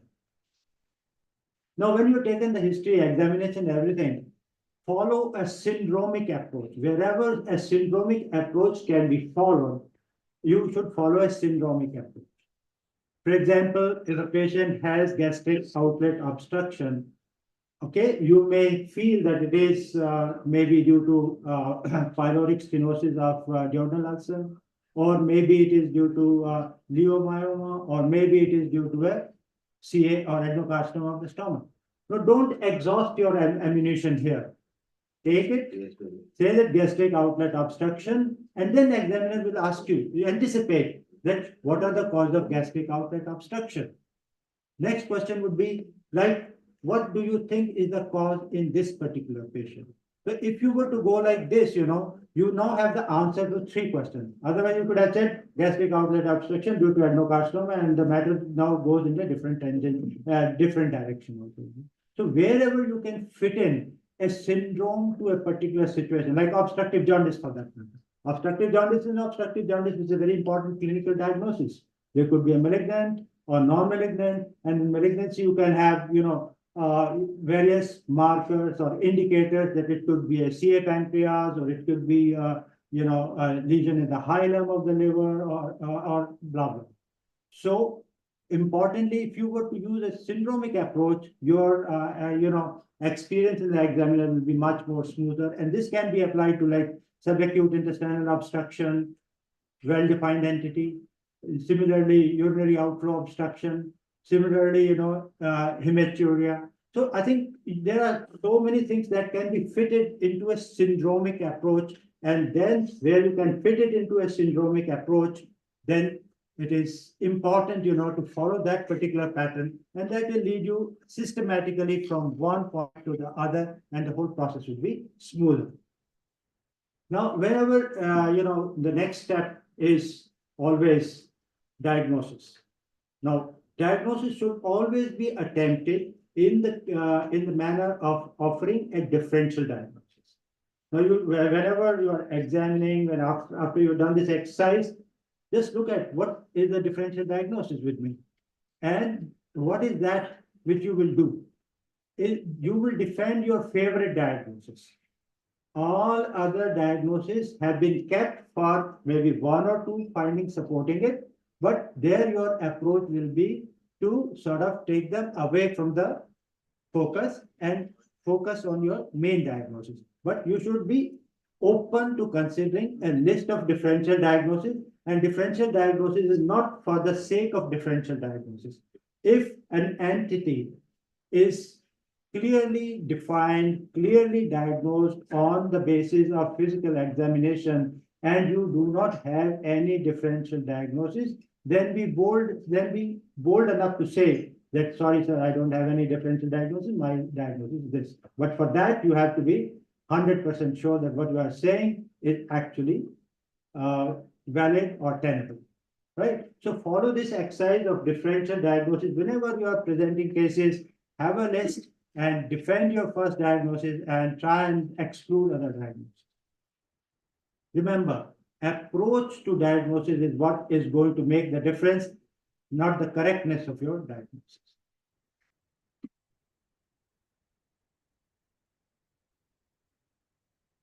Now, after you have done this diagnosis exercise and differential diagnosis, then the next step is you should have a cogent plan for investigation in that particular patient. And that would mean that this plan of investigation should be such which will help you establish your favorite diagnosis, and would also help you rule out other diagnoses, or in case, one of your differential diagnosis is more likely diagnosis in that particular patient, then of course it will go in that direction. So have a proper, clearly thought out plan for investigation. And important point, that is, when you are asked about how will you investigate this patient versus how will you confirm the diagnosis. So that's where you get decently confused. Confirmation will always be some kind of a tissue diagnosis, right? Imaging at best is close to that, but it doesn't prove the diagnosis, right? So how will you investigate this patient versus how will you prove the diagnosis? Whenever you come to that point, how will you prove the diagnosis? It has to be an investigation which is going to give you a tissue diagnosis. And for that, you would think in terms of whether you need to do an open biopsy or an endoscopic biopsy or whatever, or a cytology or a core needle biopsy, whatever may be the situation in that particular context, you will have to answer it that particular manner. How much time we have? Take your time, sir. This Okay. is so precious.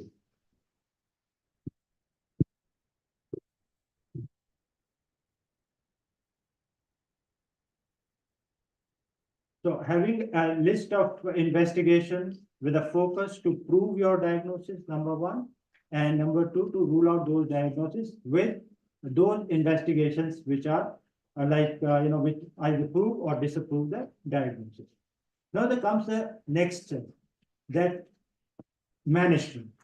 Management, if your viva goes up to management, by and large, you have crossed these hurdles and you have reached a stage where you would probably, if you have done these areas well, which we have discussed, the history, the examination, and the list of diagnosis, by and large, you have reached a 50% marks stage. After that, over and above could be a cherry on the cake. And that would mean that, you would be now taken to another realm of examination, and that would be how will you manage this patient. Now, how will you manage this patient is a very, very important exercise, and you have to be very sure of what you are saying. Here, you can't just go astray, because here things are much more protocol based, well understood. Now, if you have a patient, let's say a CA pancreas, had lesion in the head and lymph nodes in the peripancreatic and other regions all around, and somebody asks you about the diagnosis, about the management of this patient. Now, what will you do in this situation? You have to be clear whether my disease is the patient that I'm face to face with is resectable. Number one, is the patient operable? Now, I think we make a lot of confusion between resectable and operable. So resectable is a thing, which we do on the basis of all imaging modalities available with us.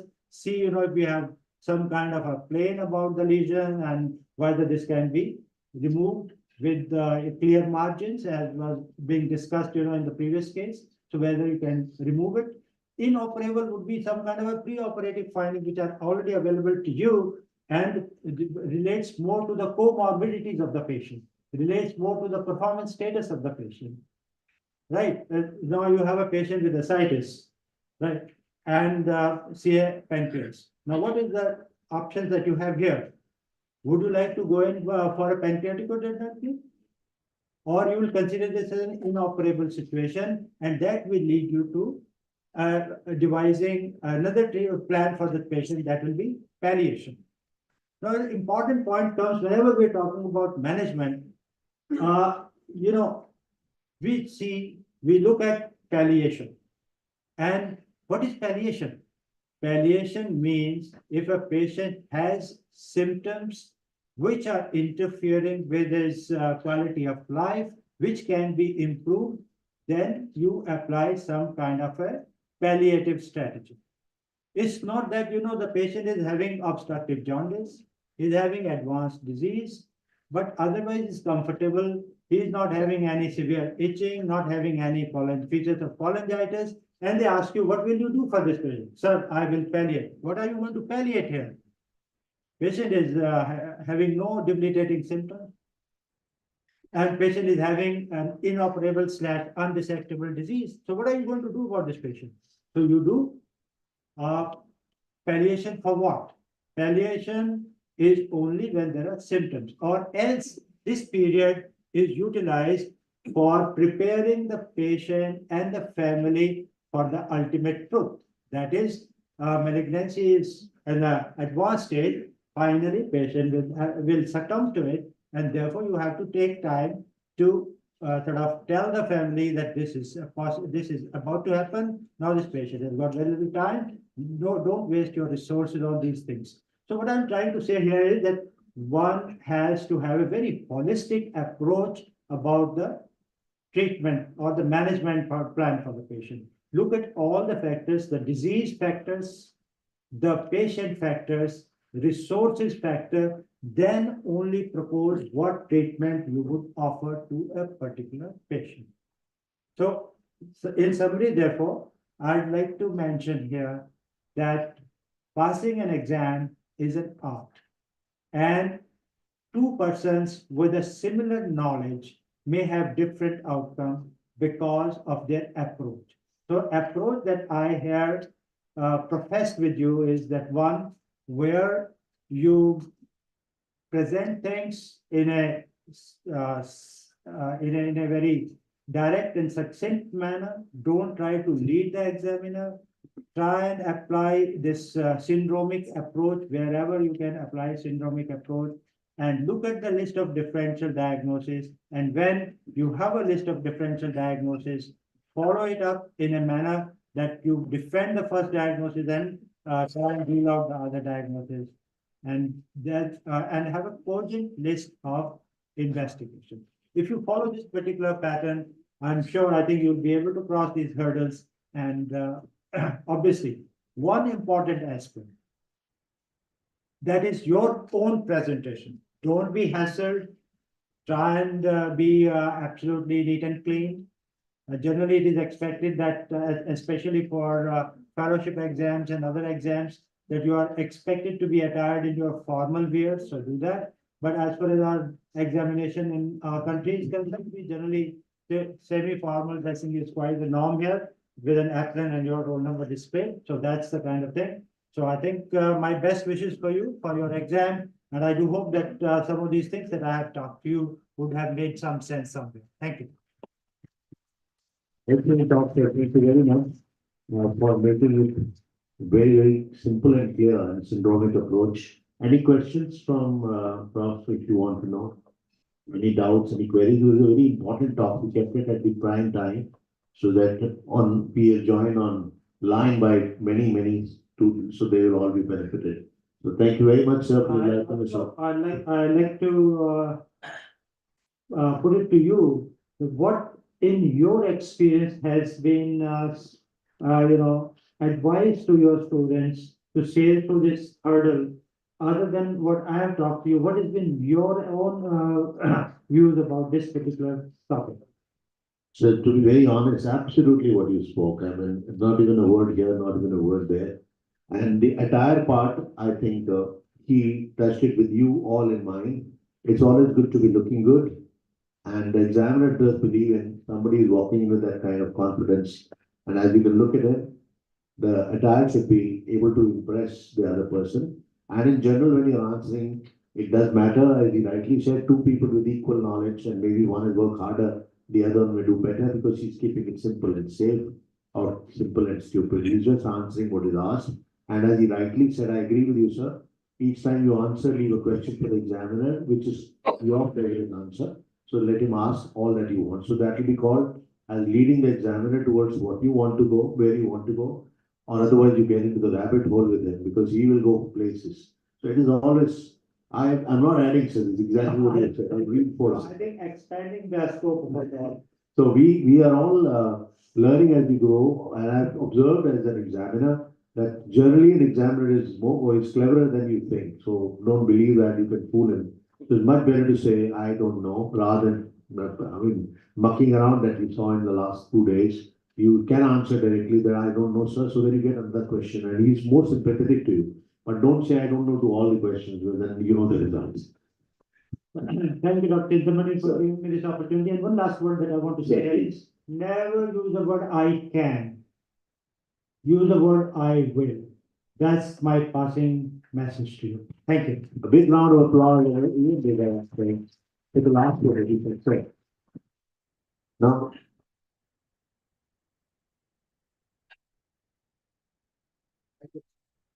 thank you for taking time out of a busy schedule to enlighten us all, and it's a very, very important part. So with your permission, we'll have this on the website if you don't mind. Thank you, sir.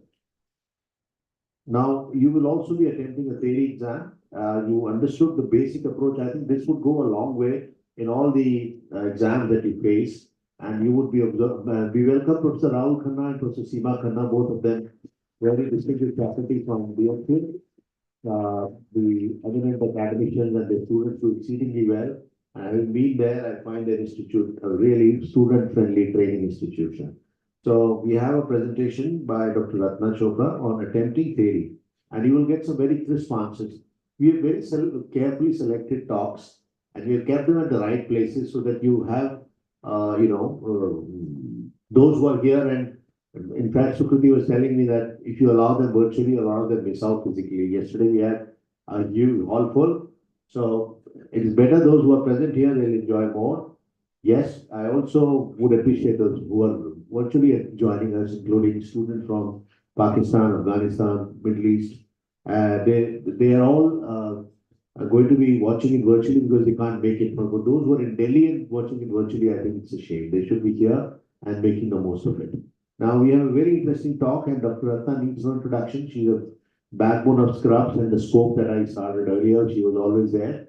We have kind of reinvented the wheel. We looked at how to attempt theory properly, differently in your exam so that you score well.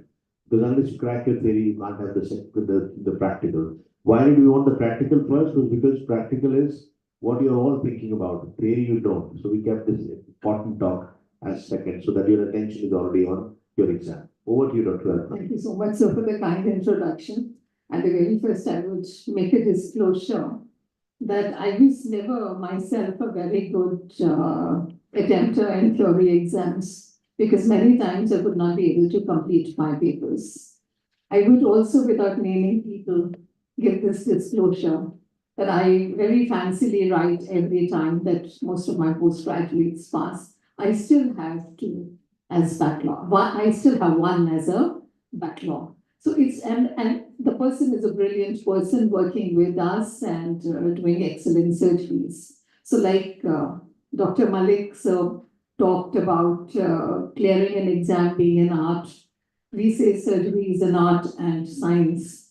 I would wish to talk about the skills of writing a theory exam. And for that, a little bit about, like we talk about etiopathogenesis, we must understand something. If we want to reach a destination, we must know and understand the road to that destination and the hurdles. So when you come across theory paper, there are two types of theory papers that you would come across, especially in national board. I think very soon they're likely to be introduced in MS surgery also. The formative and the summative. You must also know how your papers are assessed and what is the weightage of each question. So do not take your formative theory exams very lightly. The result for them goes as fail, borderline, or pass. So it is something like in sepsis, you have SIRS. So please treat your borderlines as SIRS. They can move in any direction. Now, summative exam is a very decisive exam that is going to give you, it's an exit exam. And that exit exam is going to decide in those 1 or 2 days that you have your exam, whether you are going to be qualified for the practical exam or not. So the first step has to be able to clear it. So this familiarization equates a theory paper to walking or not walking on chartered seats. When it comes to assessment, you must know, and I would want to share with you this, that even the examiner who sets the question paper in most of the good boards is supposed to give the answers that that person expects from the student. And if those parts are included in the answer, you're most likely going to get appropriate marks for that. It is not that you're going to fill pages and that you will get marks for that. So then I tried to say that what is that day all about? That day all about is that whatever knowledge that you have in your brain is to be encashed and it has to be translated into written subject. So this knowledge transcription and direct encashment means that for direct encashment, you have to have your head in place. You may have studied a lot, but you may be very tired that day. And so many times it happens if we come out and we say, oh my God, I knew this and I haven't written it. So please keep your head in place, rationalize so that whatever you have in mind, you're able to transcript it. So how do you get this source into your head? No, it doesn't happen overnight. This slide looks like a very crazy slide of jigsaw puzzle in mazes, but it is to tell you that these are the sources from where you can gain knowledge. And believe you me, each source is important, and each is going to impact your brain and what is it called? Leave an impression there forever, which you will be able to recall and transcript at the time of your exams. And most important out of all these is the textbook and library. And there are others which in different ways, conferences. When you're at home, it cannot be that whatever you've learned in the hospital or in your seminars is going to be enough. You have to go back home and do some self-reading, use skill lab activities, conferences, such courses as Scrubs and Scope. How much your colleagues, your senior residents, what are they teaching you? You spend so much time in your emergency ward, many of you do 24 hours duties. If the seniors who are with you are involved in the teaching process, your learning process would be so much better. When you sit in the OPD, you have limited time to investigate. It helps you improve your time management. When a patient comes to the ward, you realize what all have you missed out in the OPD in that particular patient, and you could have been careful. So each aspect, sitting in the library gives you how to focus on something. Now, how are they preparing you? You say, do you have the potential to pass or not? Let us go back to potential energy in physics. So each one of these areas that we talked about in the previous slide will add to the resting potential and peak potential. A daily read will build up this resting potential in you, in your brain, because you would have it stored knowledge. The crash reading just before the exams will help you in cache these at the time. While you are reading your books, make notes for each chapter so that they are available a day before your exam for a ready reference. You have a particular textbook and then you have reference books. And you add notes to your textbook from the reference books as stick-on notes or whatever you want to, so that you can keep your textbook there with ready reference notes with you. And subject yourself to a check. Subject yourself to a check in the sense that subject yourself to a mock exam. And when you subject yourself to a mock exam, if your duration of exam is say 2 hours, 2.5 hours, see if you can finish it in 2 hours or 15 minutes after all revisions. Practice making charts and tables. Nothing happens at the point that you can't start creating a booklet there on your own with the thought processes working at that point of time only. If you are pre-prepared, things will be better. No structurization, very soon now in a few more slides we'll end up. Structurization of answer, writing booklet is important. Like you write your thesis and it gives you a good feeling at the end of it as though you've written a book. It is a small booklet that you are going to write that thing, and it must be well written. So what are the things, the domains that I could think of that make a difference are time management, how you format the sheet, how you format your answer, how each word, sentence, and paragraphs are formatted. And then you must do proofreading, like you do for a book, and revisit all your answers thereafter. So looking at the time, because this time goes ticking, and it is very strongly correlated with the marks that you get. Time and marks, they swing with each other. So the first thing that you do when you start attempting your answers is that you read the instructions carefully. Don't think I read them last time, oh, I know, I've read it already, it must be that only, and move on to the next page. Please read the instructions carefully so that you answer accordingly. Fill your roll number properly. I've seen with my sister in the final professional exams in MBBS, when my grandmother would tell us that roll number ध्यान से लिख लेना, paper ध्यान से करना, तुम लोग doctor तो बन रहे हो. But then, we used to think, what is she talking? You won't believe, my sister filled in the wrong number and 2 roll numbers were same, and it was the invigilator who was very kind to see that one of the booklets was heavily weighted as compared to the others. So in Lady Harding Medical College, she was contacted that please send 2 people have written same number, find out. One passed, the other failed. So it's because my sister could go back and correct the roll number. These things can have a disastrous effect. Read instructions, fill your roll numbers properly, ensure that invigilators' signatures are there on your sheet, and then you leave time to format the sheet. Don't think in lines बाद में बना लूँगा या बना लूँगी. You format each sheets that you're going to answer, because the examiners who check your answer sheets have a role. They have to give you marks at a particular point. In online checking nowadays, it may be different. Computer may still be able to read it, but if the answer sheets are being checked manually, sometimes some marks are not added accidentally because it is given haywire elsewhere. Thereafter, you leave time to read the question and think before you start answering. What I mean, think before you start answering, when you read the question, see what the question means, and then what are the areas that you're going to cover while you're answering those. Leave time for that. Thereafter, time for each question should be kept fixed. Say 15 minutes. You may be knowing less. You leave a few lines blank, move on to the next question.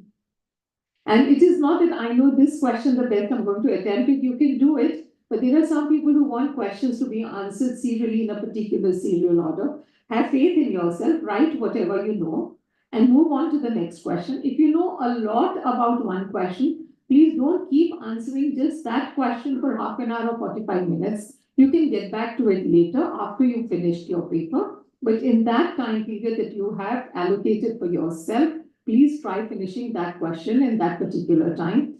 See to it that you leave a few minutes aside to revise all your answers. And if you have a special needs, in the sense that you can't sit continuously for a period of 3 hours, leave a few minutes for yourself, or having, say, a glass of water in between, or just sitting, doing nothing, or maybe eating a chocolate or a biscuit if it's allowed in the hall. If you have some special needs, do take care of them. But this is about formatting the sheet that I meant. Did you leave a margin on both the sides so that your answers have the same number that is there in the question? Draw a line between each answer and leave a few lines blank so that in case you want to add something thereafter, you have some space left to add. Write legibly. It's not that our beautiful handwriting impresses everybody, but the least that can be expected out of us is that what we have written, the other person should be able to read it. Underline important things. Avoid using a highlighter. It smudges what you have written and may even smudge the next page. Use a color pencil or a ballpoint pen to write your answers. Do not use a gel pen or an ink pen. Again, it all may get smudged in the process while it is being transferred from one place to the other. Do not use a felt pen.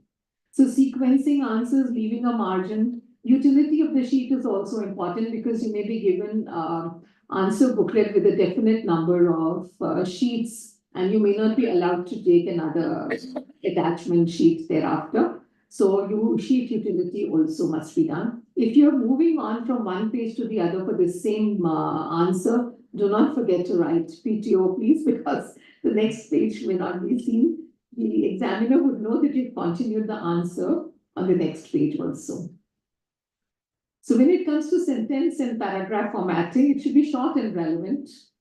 And for writing answers in surgery, for every question or every paragraph that you write, think about that is surgical anatomy, applied anatomy, management principles, procedure, emergencies, are they relevant in this scenario or not? Like we say what you mean and mean what you say. Similarly, here it is. Here writing is equivalent to your speaking. Write what you mean and mean what you write. Phrase your sentences correctly. As far as possible, please be correct grammatically and see that you don't write wrong spellings. Display clarity of thoughts. That's where sequence of what you're writing in each paragraph is going to make a difference. Avoid short forms. Avoid incomplete sentences. And what is very interesting that I learned from one of my senior professors was that whenever you write a sentence, apply the self-check to yourself. So what? If you have an answer to so what, that means what you've written is correct. Now that's a cartoon, but I feel things should be structured. That's the way I feel it's an easy way to remember how you should structure each answer. And it comes from this. उसने तो जो बोला इसका कोई सरपैर ही नहीं है. तो सरपैर होना चाहिए means it should have some shape, no? So you think of head, neck, trunk, and I'm always giving my example here not to be, obsessed with self. Believe you me, I was a very poor writer, still am. And the first time I would be running after people how to write essays. When I became a biology student, I realized people talked about the caudal end, the caudal end, the cranial end, and the trunk. So I thought I could give shape to the essay, so everything had a head, body, and tail. So this is what I'm sharing with you. So when you write answers, see that you have some headings in mind. Then you navigate through those headings. See, is there something in which you can, instead of writing paragraphs after paragraphs and pages after pages, can you tabulate, draw labels, diagrams, draw flow charts, and at the end of every answer, think, are you aware of some recent advances that you can add to your answer? And this may kind of write a conclusion. Every paragraph or answer must have a concluding statement to it. So this will kind of give some shape to your answers. So I would end my presentation with a guiding quote that heights by great men, reached and kept, were not attained by sudden flight, but they, while their companions slept, were toiling upwards in the night. So my concluding remarks would be, you're all responsible students. Behave responsibly those 2 days also. Answer responsibly. Design your answers and answer booklet judiciously. Pre-preparedness is a way to avoid fallouts. Withdrawals cannot be made from an empty account. And that account is going to be your brain, which is a storehouse of all knowledge, attitudes, and skills that you have imbibed over a period of 3 years. Be serious about these 3 years from the very first day. Don't think you will do everything towards the end. It is not possible. Knowledge is paramount, and writing skills will give you a lead. And I thank you all for your kind attention. Thank you very much. It's a brilliant job. So important. And I'm sure you should have a question. If you don't, then I'll ask you a question. See, the point is, most of us are not happy writing. Some people are brilliant at writing their answers. I share with her the same thoughts, and most surgeons hate to write. So today is an era of different kind of exams. Personally, I'm not a great fan of this examination system, but then you don't make this world, you just live in it. So you have to do these exams, and she has brought it out beautifully. Most of the training papers that we happen to check, we observe that 3 things which I noticed. One was underlining, then highlighting, and then super highlighting. Eventually, the whole paper is red, blue, and green, and the actual stuff is hidden. And many a time when you're highlighting a little too much, you highlight all your mistakes.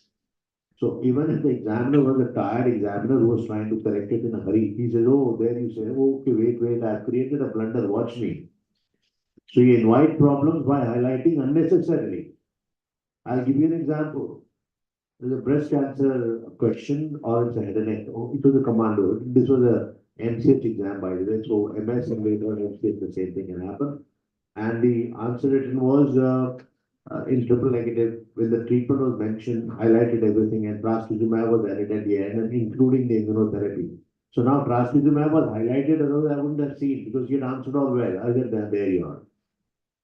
So it can happen. Like yesterday, one student was answering very well, but he'll jump out. The same student who was telegraphically answering, all of you noted, would know, he's here, I think. He was answering before we finished. So highlighted, but not so much. And then they end up at the end, they start highlighting once again. Red and green, because they brought the highlighter, so they make it glaringly visible if they committed a blunder. So I think brilliant talk. If there is any question, I'm sure it is important for you. Both these talks are meant for you. We keep very selected talks and very selected speakers. Most of the scrub scores, including, we got a feedback from nearly 350 students yesterday, writing back that we would want some classes more on something we just casually discussed yesterday as to how you should approach your examination. So I think there cannot be a better way to understand the theory. One question to you, when we used to attempt theory papers, the questions the papers were 5 questions, 6 questions, and they will have short notes. So how should they write a short note differently from a question that they are attempting? Because what happens is, if they read about medullary or MEN syndrome, if they read, and it comes as a short note, which is only 6 marks, they write as much as they would not write for a first case of locally advanced breast carcinoma, 50-year lady with this picture. So what is the optimum in a short note for them? So optimum in the short note should be that whatever is important about it must be included. Everything is important when it comes to treating a patient because you want to pay attention to detail. Exactly. Now here you have limited time period in which you want to communicate to the examiner that you want to know what this particular topic is all about. You may want to write it, what could be the possible cause of it. You may also want to write it, how would you diagnose it? And you may write it in points. There you, in a long question, you would write it like an essay kind of a thing in paragraphs. Here, you can make a precis writing out of what you know in your mind by writing it in points, but which includes all this about the etiology as well as the management, and maybe a line in the end towards it, what are the recent advances in this. Excellent point. And there's a reference of a case question, apoptosis, short note on. So the student drew all the cell cycle because he had read about it. He finished 2-3 pages in cell cycle, then apoptosis came, then markers were limited. He wrote so beautifully, but they were only as many marks that could be given. If it has got 7 marks or 8 marks, then you can't be giving 20 marks, although you wish to.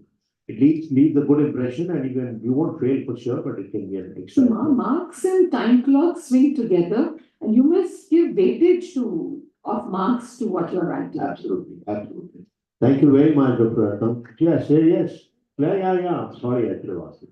Dr. Seema. In continuation to what sir said. Yes, sir. I went as an examiner to a particular state, I will not name. So for the MF exam, they give only one copy. Like in BHU, I would say that in a short note also they will write everything that they know. Yeah. Right? But the marks is only 5 or 6. So in that particular MS exam, they used to give only one copy. Yeah. So what is your take on that? So that's why I said once Just you, allow one copy. So what's your take on that? ma'am, it is already started in national board. They're given only, as I understand, the national board students are given only one answer sheet with no attachment papers. So they need to format your answers. Yes, so if you have 2 parts to a question, or if you have say 10 points in mind, it is good to divide your page because you know that if you have say 2 pages for one question, you should know how much you're going to write on each page. That is why when I say you keep this format of, headings, navigation through the headings and all that in mind, so you see that you're able to complete it on one sheet. You can't be writing paragraphs after paragraphs. So you have to keep And practice in pre-preparedness, pre-preparedness will make a difference in this because you give yourself a challenge. Maybe once in a month you want to write a mock exam for yourself, or at least see that, presentations most of the times are made by us on our computer. You cut, copy, paste and come prepared for your seminars, and you get out of habit of drawing line diagrams.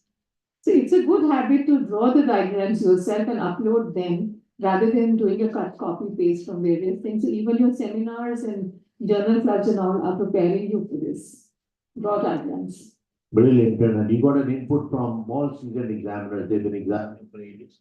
And you have this issue because sometimes you're busy writing whatever you can about anything.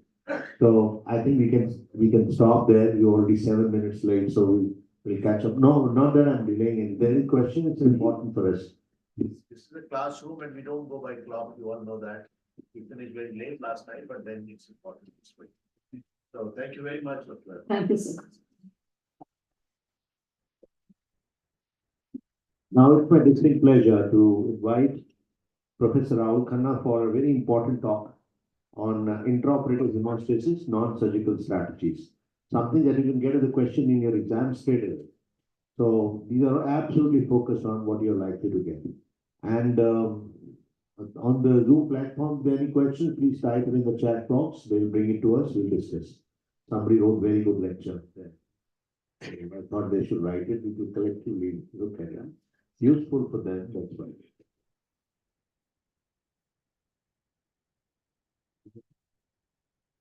Thank you, Professor Chitamani. And good afternoon, everybody in the hall here.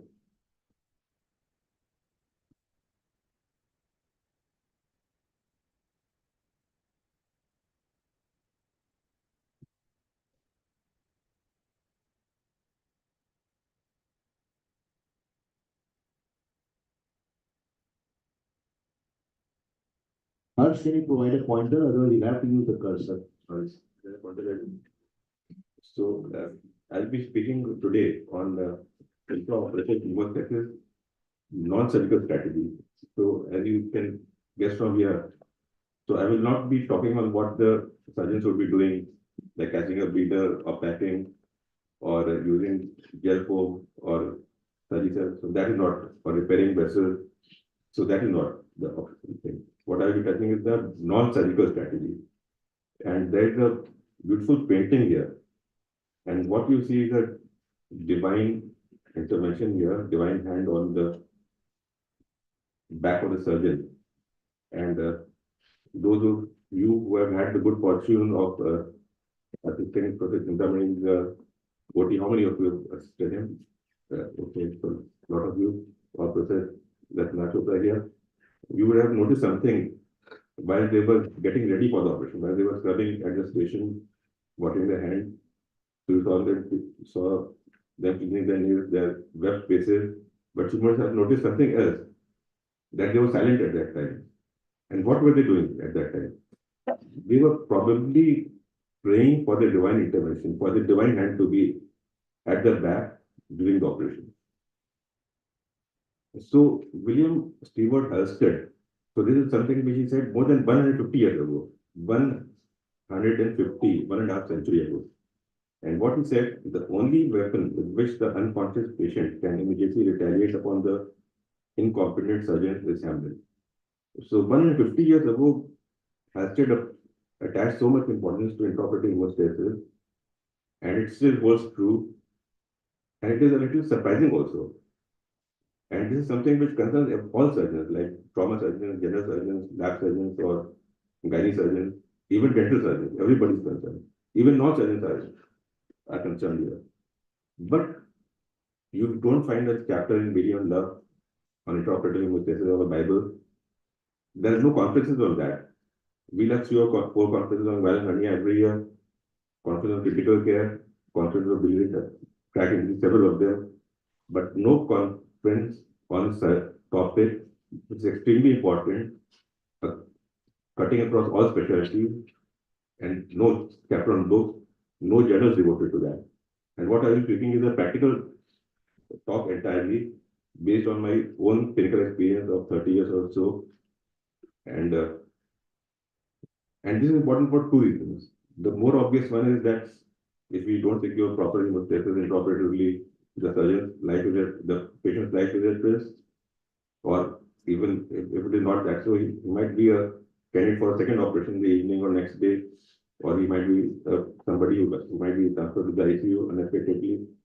And almost equally important, it is also important for the surgeon's reputation. When we are operating the OT, there are 6 people watching us. There are 2 anesthetists, there are scrub nurse, there are 2 assistants. They see us operating and they're judging us. They saw another surgeon operating yesterday on Friday, and they see another surgeon operating on Monday. And the most important parameter in their mind is how effectively and quickly intraoperative hemostasis is secured. So, what are the factors that contribute to the intraoperative bleed? Actually, there are 2 broad groups which come to my mind. This is not you won't find this in any book or journal. One is the traumatic injury to a vessel, which could be accidental or surgical, like if a cystic artery is bleeding. So obviously, this is not a patient on whom we can apply non-surgical strategy. He requires mainly surgical management. It has to be caught. If a hepatic artery is injured, it has to be repaired. There's packing involved. There's surgical involved. There might be fibrin 2 involved. So all those I categorize in the heading, all those which are surgeons himself doing, I would say, are the surgical strategy. Then there is a second component here, which I would say would require non-surgical strategy. And these are the non-vascular, non-traumatic case. A named vessel is not injured here. There's no cystic artery beating there. There's no military tear in the road traffic accident. But there's diffuse hemorrhage all over the peritoneal cavity. It's inflamed in a patient with bowel gangrene, a falling trauma. There is diffuse oozing from the lacerated liver. There's no pinpoint hemorrhage there. So what are the factors involved here? It is inflammatory activation of fibrinolytic pathway which has occurred. Inflammation leads to activation of the fibrinolytic pathway. So clot is forming, but it is getting dissolved before it has actually stabilized. So the fibrinolytic pathway has been accelerated somehow. Or there could be acquired impairment of the hemostasis secondary to several factors which I'll address subsequently. Or there might be small things like medications like anticoagulants or antiplatelets which have not been stopped during the operation. So, Professor Chintamani, when do you get your Laparoscopic patient from the same morning of the operation or one day evening before? We get it the day before. Okay, that's a good strategy. You might get your hernia patient in the morning. Your normal patient 8 बजे तुम 6 बजे आ जाना यार email load ठीक है. But you didn't ask the patient. He might have been taking clopidogrel or aspirin, and in the evening you find there's 2 ml in the rubber bag. So what has happened? The third point was ignored. The medication like anticoagulant or platelet or something like he might be taking for DVT, might be taking Laparoscopic. It was not stopped in time.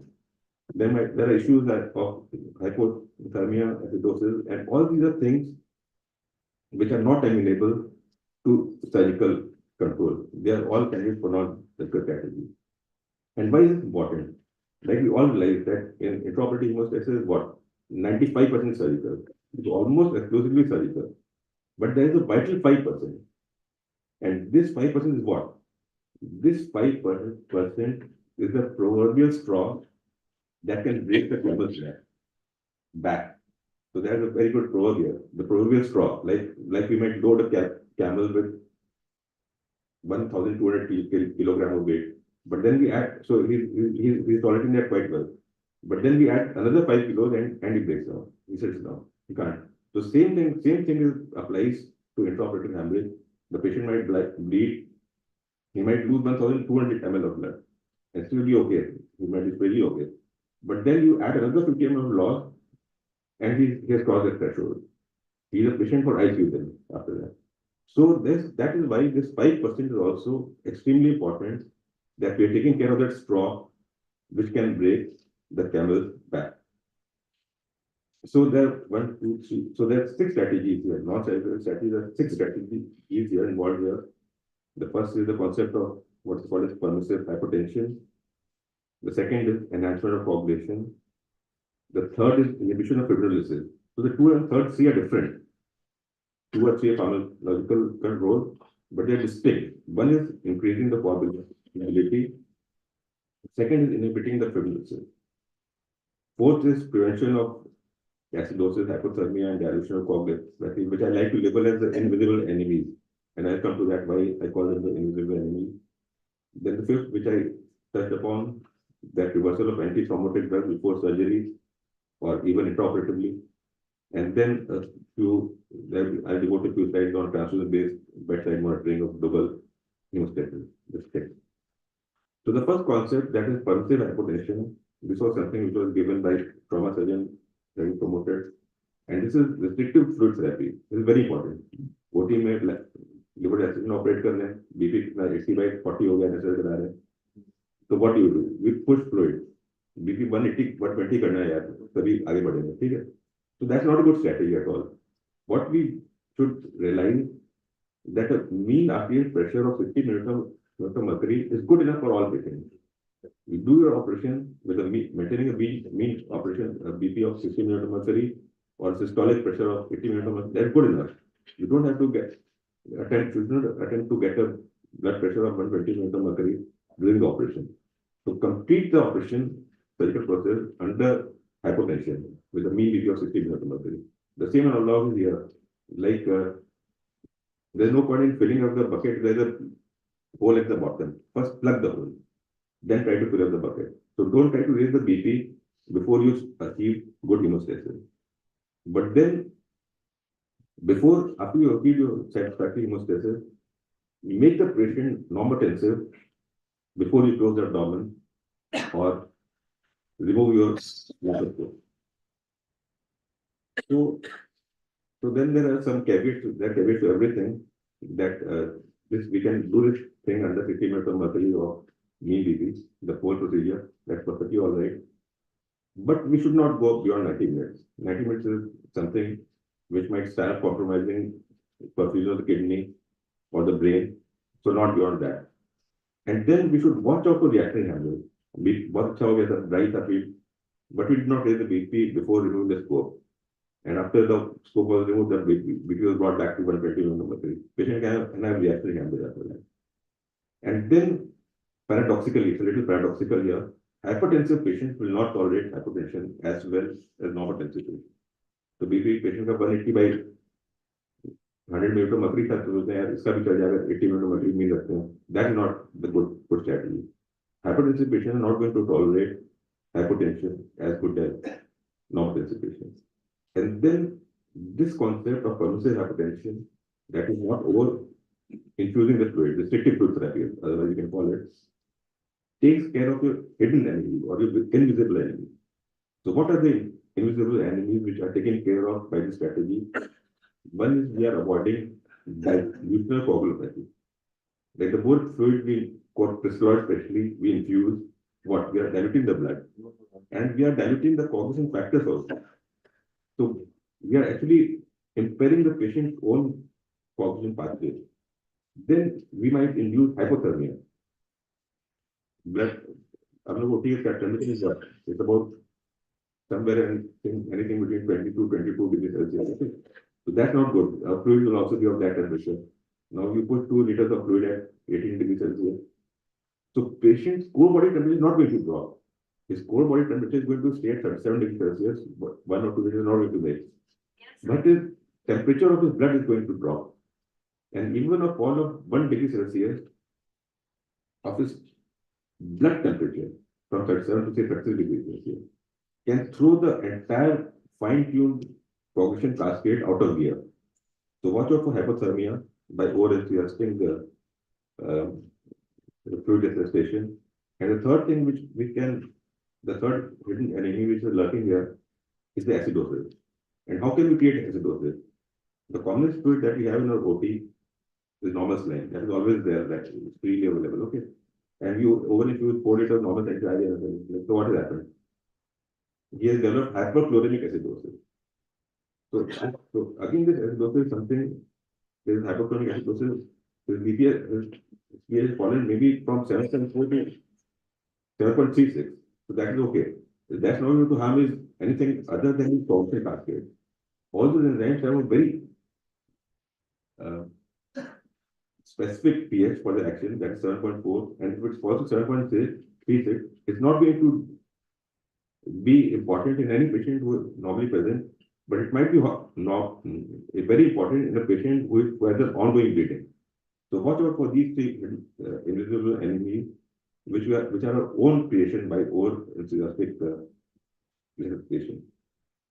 Then the second group is agents used to enhance the coagulation pathway.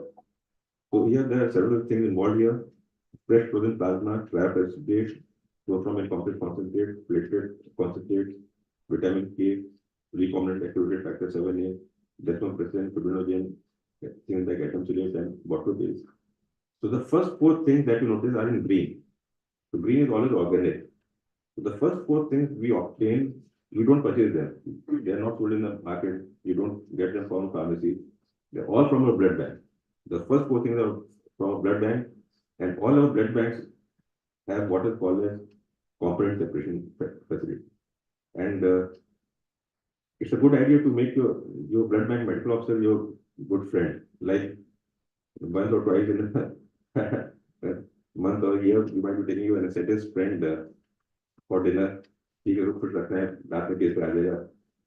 same policy you should adopt with your blood bank medical officer, keep making your friend, take him for coffee or dinner sometime.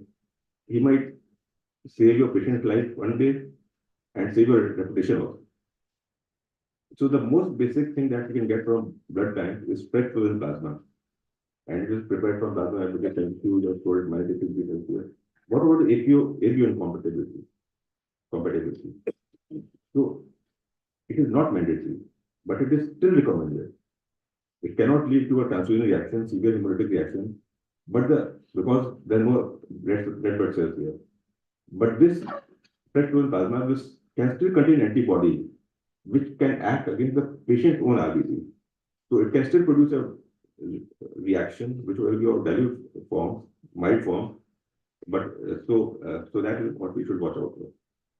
And can also how many of you have used fresh FFP? Raise your hand. Like almost everybody? No, not everybody has used FFP. So if you see FFP bags, okay, that's good. So there it's about 200 ml or 250 ml. So it's a fair volume, and 1 or 2 bags are not going to suffice. It's 6 to 8 units are there to transfuse into 200 ml. So that means we require about something like anywhere between 1 to 1.5 liter of FFP to be effective.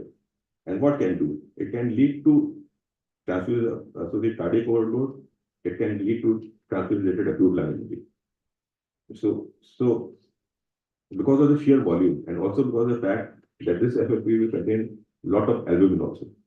So it can overload the system, lead to cardiac insult, and it can also lead to tally. So those are the drawbacks of FFP, but it is the most easily available. Almost all blood banks will have it. Then, if your blood bank is better, and if your medical officer is your friend, you can request for cryoprecipitate. So cryoprecipitate is a further refinement of the FFP, and all our blood banks can have it, but they don't usually store that cryoprecipitate, but they can prepare it on a request within a few 2 hours, 3 hours. So you got to request it. You got to know that it can be made. How many of you use cryoprecipitate here? See, almost everybody use FFP. Everybody, almost all, or 80% I would say. But I don't see anybody who use cryoprecipitate here.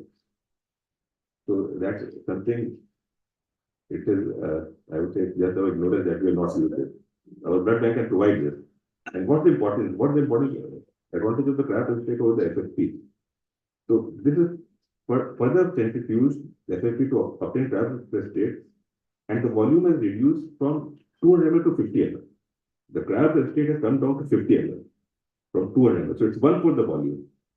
So 1/4 the volume, and so if you are using 6 units of FFP, you are transfusing the patient 1.5 liters.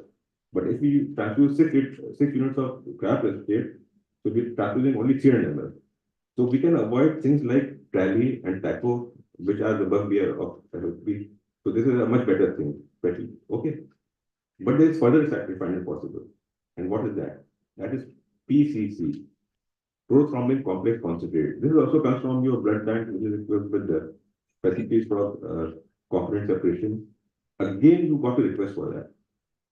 And this is what? This is pure concentrate of only the coagulation factors, which includes things like factor 2, 9, 10, 2, 9, 10, 7, 4 component variety or the FAPA variety. And here, what has happened here? Here, the volume is reduced from 50 ml to 10 cc. So, prothrombin complex concentrate will give the same effectiveness in a single syringe. 60 ml syringe you can obtain and push in the syringe, you can transfuse in within 30 seconds and avoid all that albumin, avoid all that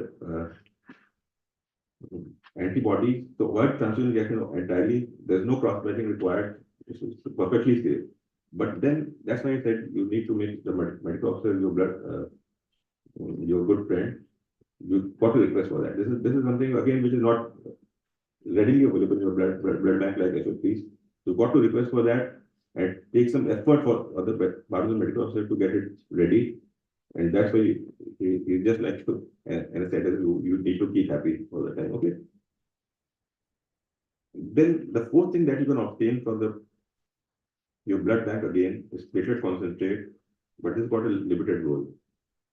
So the normally the threshold up to 10,000 per millimeter cube, the patient platelet there, that's all right. That's not a problem. But if the patient is bleeding, that's a big problem.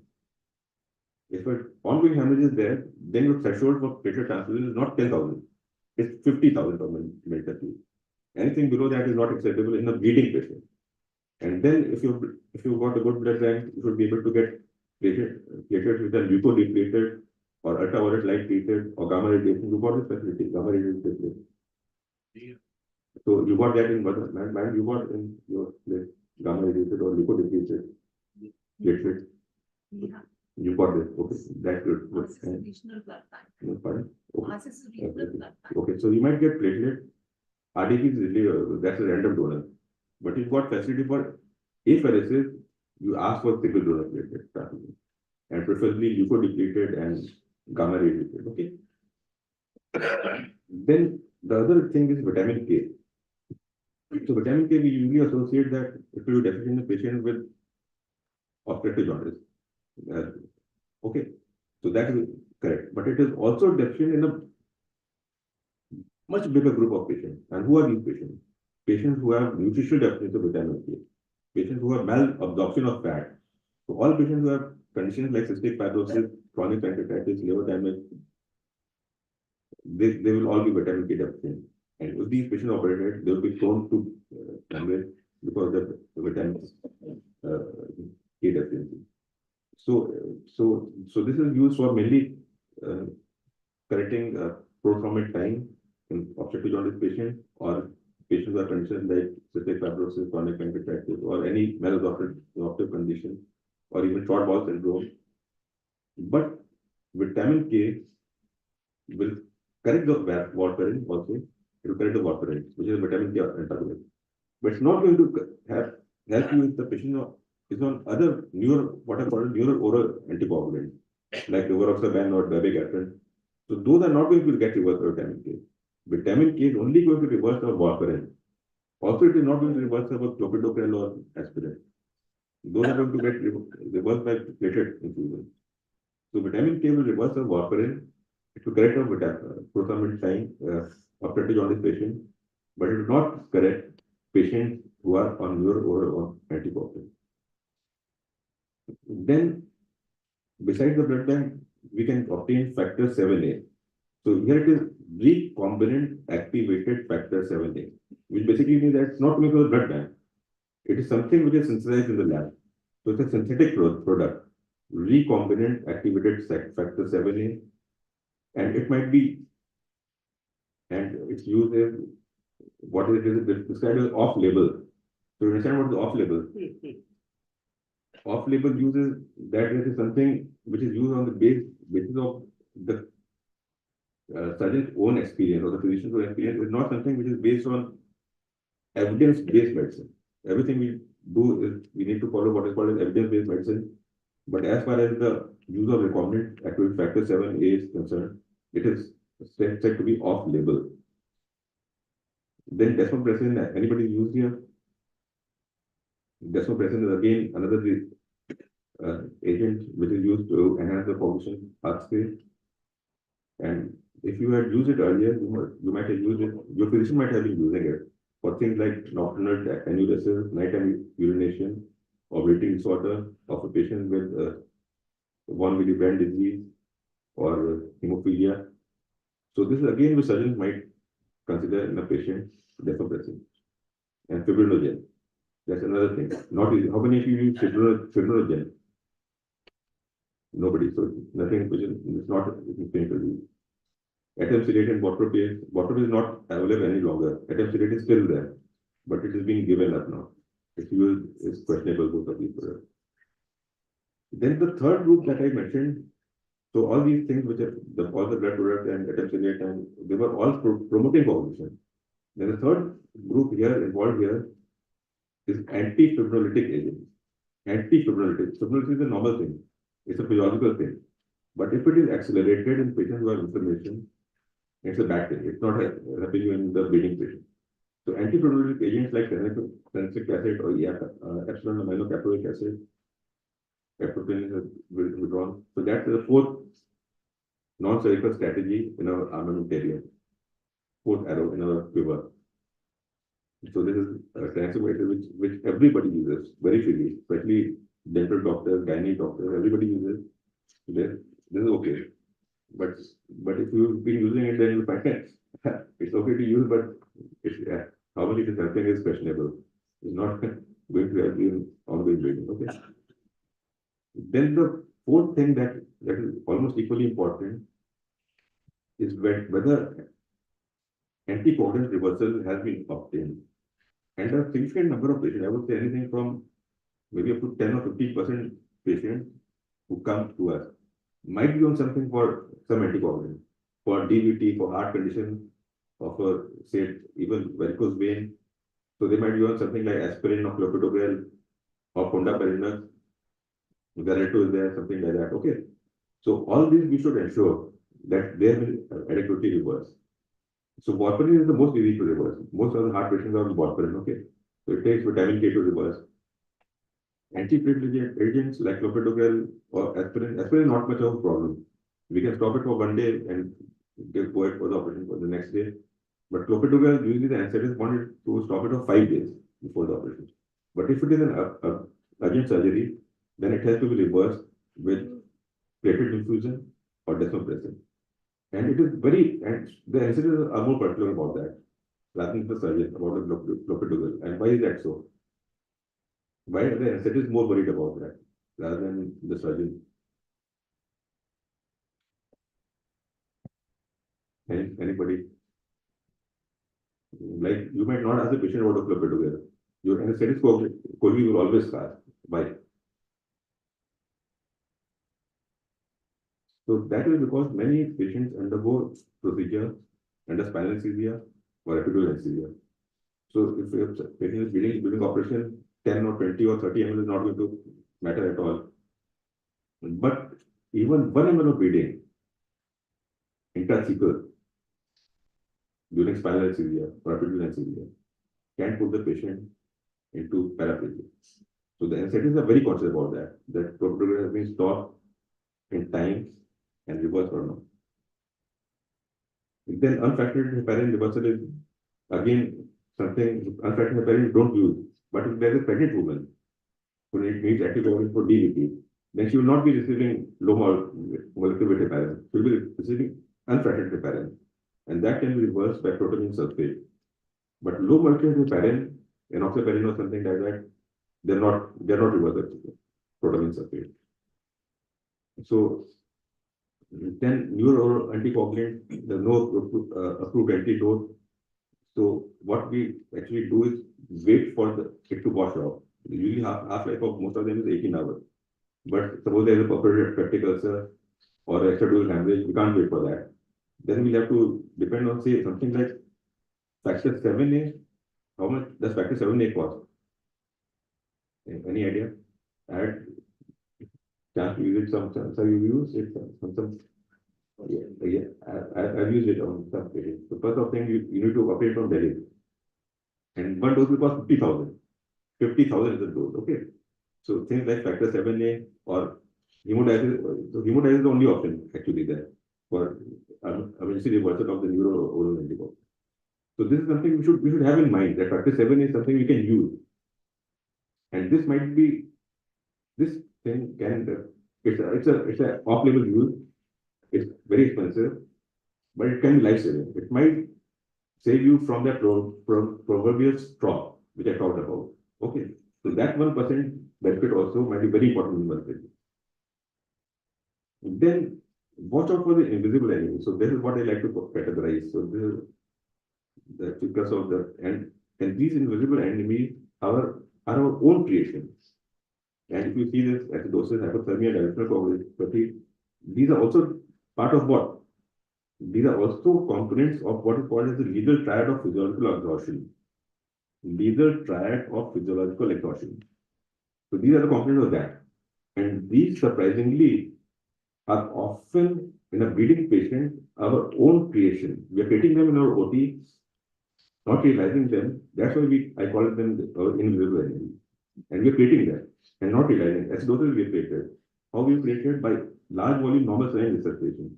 It can lead to hypertonic acidosis. It can reduce the pH of blood from 7.4 to 7.32. It's not important if the physiological patient, but it's going to throw the cognitive cascade offline, off gear. Then hypothermia, ऐसे blood ले आओ, blood में blood आ गया 9 degree Celsius पे वो blood चढ़ा दिया गया, ठीक है, 2 यूनिट चढ़ गया, तो पता चला हाइपोथर्मिया होगा पेशेंट को. Again that going to interfere with the cognition pathway. Dilutional cognition, 1.5 litre blood चढ़ गया, 3 यूनिट बहुत फास्ट दबा के फिर चढ़ा दिया, ठीक है, क्या हो गया, मतलब पेशेंट का बीपी आ गया 120, he might be transient responder, BP might fall again. But what you've done, you diluted his whole blood there, and you've not plugged the hole at the bottom of the bucket. So we created a monster here, a dilution of coagulability. All these three are our invisible. Then one slide on disseminated intravascular coagulation can happen in any patient. Massive tumor injury or lateral infection of all kinds, cancer patients, transfusion reaction, or patients are prone. And you should know how to recognize that and how to manage that. That your physician might help you. But if it's a surgical patient, we are the captain of the ship there. Responsible life with us if we are not adequately managed the DIBC and put the label. So all these are things here about you. Then don't forget your rotem, the TEG. Like every year we got to send we are asked in January, February, what do you want to purchase करना है? 10-12 crore रह गया. So we ask for what? We ask for laparoscopic चाहिए, surgical वो चाहिए, surgical instrument चाहिए, laparoscopic चाहिए, monitor खराब हो रहा है, CR चाहिए. We never ask for a rotem. We never ask for a thromboelastogram. How many of you seen a thromboelastogram? See, nobody has seen in this world. And it's very important. It can be life-saving. It's something which is life-saving, often reputation-saving. We don't ask for that. It is available. It's an option which is available, and don't utilize it. So that's why, why?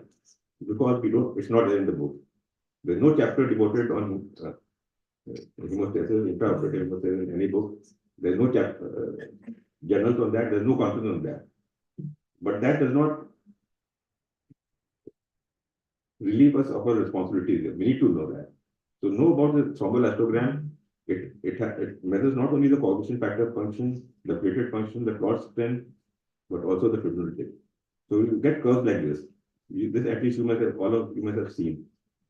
And we get parameters like R time, K time, alpha angle, the maximum amplitude, and A30. So all these will tell you, the shape of this curve will tell you how to correct that. What factor you need to correct that. For instance, if the curve is like that, the top one, that's a normal one. So no intervention required. The second one, this R time is increased. So you see the coagulation starting very late. It's a candidate for FFP or Krebs specific. The third, the strength of clot formation is less than adequate. The width of the black thing is less. It's a candidate for Krebs specific or platelet. The fourth, you see, there is accelerated fibrinolysis. So if there is accelerated fibrinolysis, FFP is not going to help. It's going to worsen that. Krebs stage is not going to help. This is a patient who requires tranexamic acid or Jacka. So what are the objective measures to minimize intraoperative blood loss? In serial measurement of serum lactate, so that we avoid acidosis and base deficit, permissive hypertension, a concept we should adopt aggressively, minimize crystalloid IV fluid to minimize protein factor dilution, monitor for hyperthermic metabolic acidosis due to normal sign large body resuscitation, blood and IV. So these are very simple things. Blood and IV fluid involvement to prevent hypothermia. If you don't do simple things, we create an invisible monster there and adequate analgesia to prevent BP cells. So take home message is there are two similar terms here, hemostasis and homeostasis, but they are brother sisters. To achieve good hemostasis, optimize the homeostasis.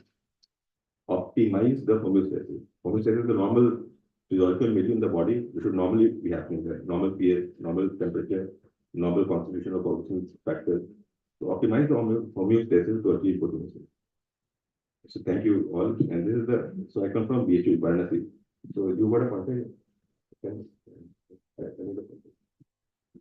So you see this temple, Dr. Chintamani must have seen, madam, you seen this temple? Yes, So this is a beautiful temple. This is India's best temple. How many you visited BHU? So, so you saw this temple in BHU? Okay. So, how many have seen? Raise your hands. So quite a few people. and I'll give, and I'll show you two more temples here. And where's the pointer? Pointer there, Mr. Can you provide a pointer? Rishi, not the other Rishi, not the. Use the cursor. Right. So this Can you highlight the cursor for me? this is Kashi Vishwanath temple in BHU, not the Kashi Vishwanath temple in the city. It's also called the Birla temple. It's India's most serene temple. Very peaceful, beautiful, clean, quiet. Clean, quiet, exactly. And how much time did you spend there? I spent, when I came for the exam, morning time, so about 15-20 minutes. So you need to go there and sit there to realize what a temple should be like. There should be no buses, nobody pushing you. There nobody. And there are two more temples here in this photograph. And where's the person? Triangle, yes, you go getting it? Cursor highlight करो. वो भी इसलिए आता है. So this is a photograph taken by a drone camera from a height. Oh. हाँ ये कर देंगे. He'll do it. Harsh will do it. Harsh कर दो highlight करो.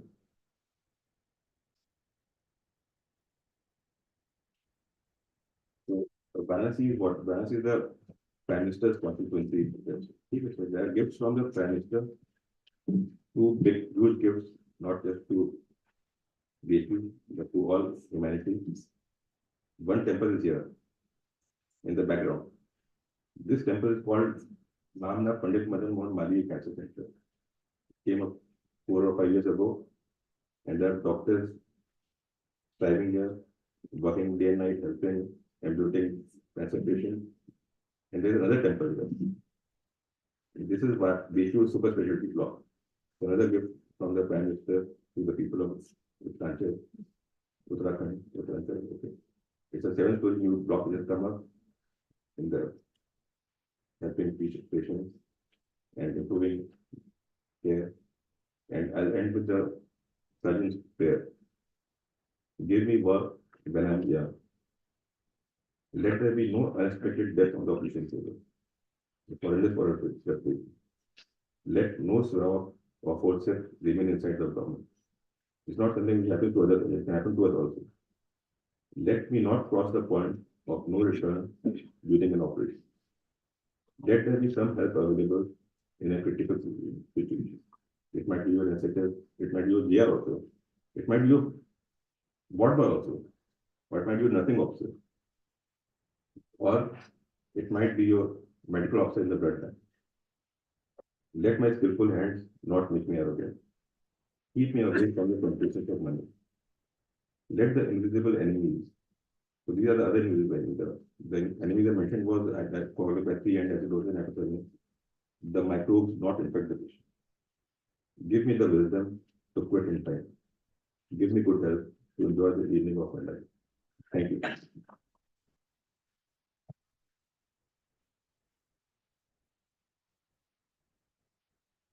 The applause says it also. Excellent talk, Dr. Rahul. And I was actually thinking of a different paradigm, but the way you presented it, it covered up so many important aspects of hemostasis which get neglected so easily. And most of us ignore them as taken, which are not taken. Excellent talk, beautifully very elaborated. So many basic points which get totally missed out. I'm sure we won't allow in a keynote a question, but if there's any question, he'll be happy to answer. Anybody? Any question from what he has presented is vital for you. It can come in, in your life regularly, repeatedly, you'll face these challenges. Something we face every day. Yes, and Dr. Ratna was sharing, yesterday, 20 liters of saline given to a Whipple's patient, just because somebody was not there to supervise this resident. They are killers. Similarly, giving a lot of fluids during surgery, bowel gets an impetus, anastomosis fails. So they just push fluids for nothing. And as you rightly said, you can have permissive hypertension, and we do that regularly for liver resection, head and neck surgery, skull-base surgery, even Whipples. But don't do it in hypertensive, as you mentioned.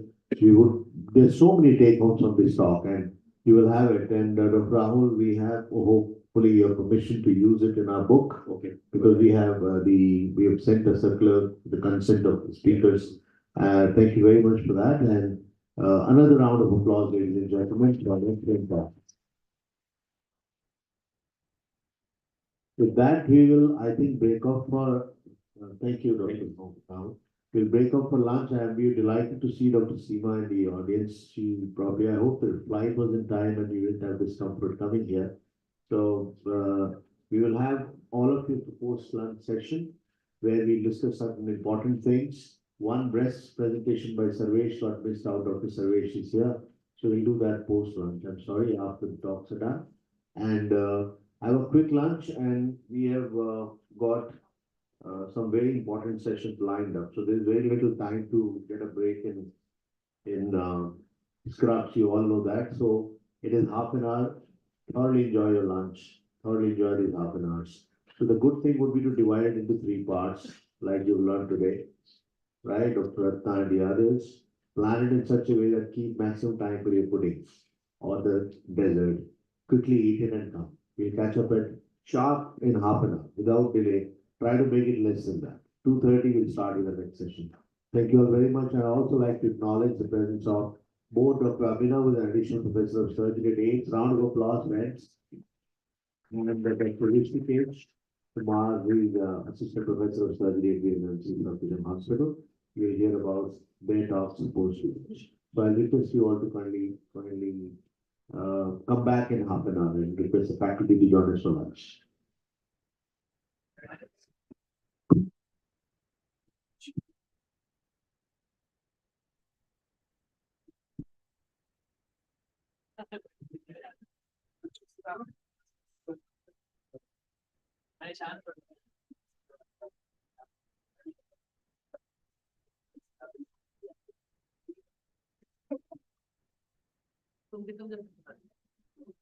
Short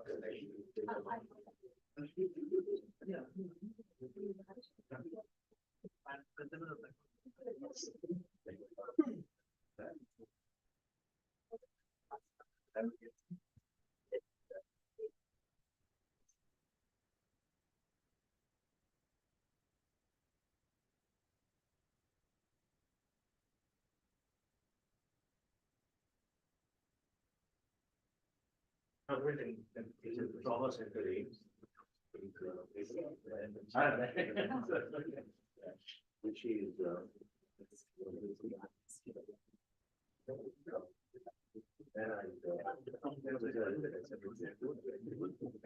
earlier at scope at SCRUBS, she's our own student,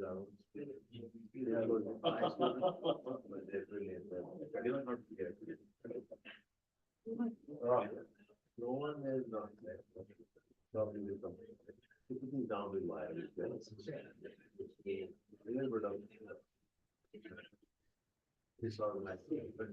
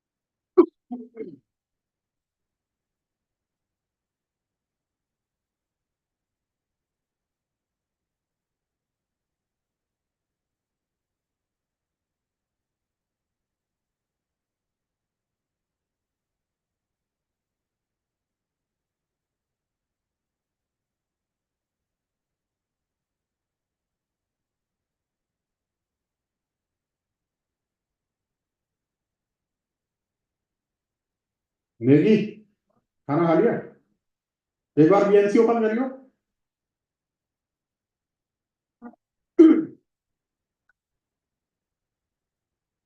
password नहीं डालना कोई भी।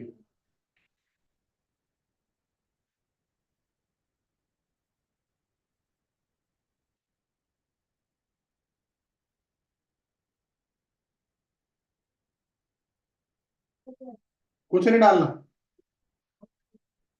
नहीं मांगेगा।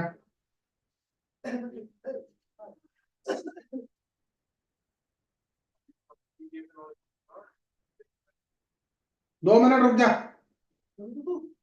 अभी PPT मत load करियो। 2 minute दे मेरे को, मैं वहां आ रहा हूँ फिर देखता हूँ।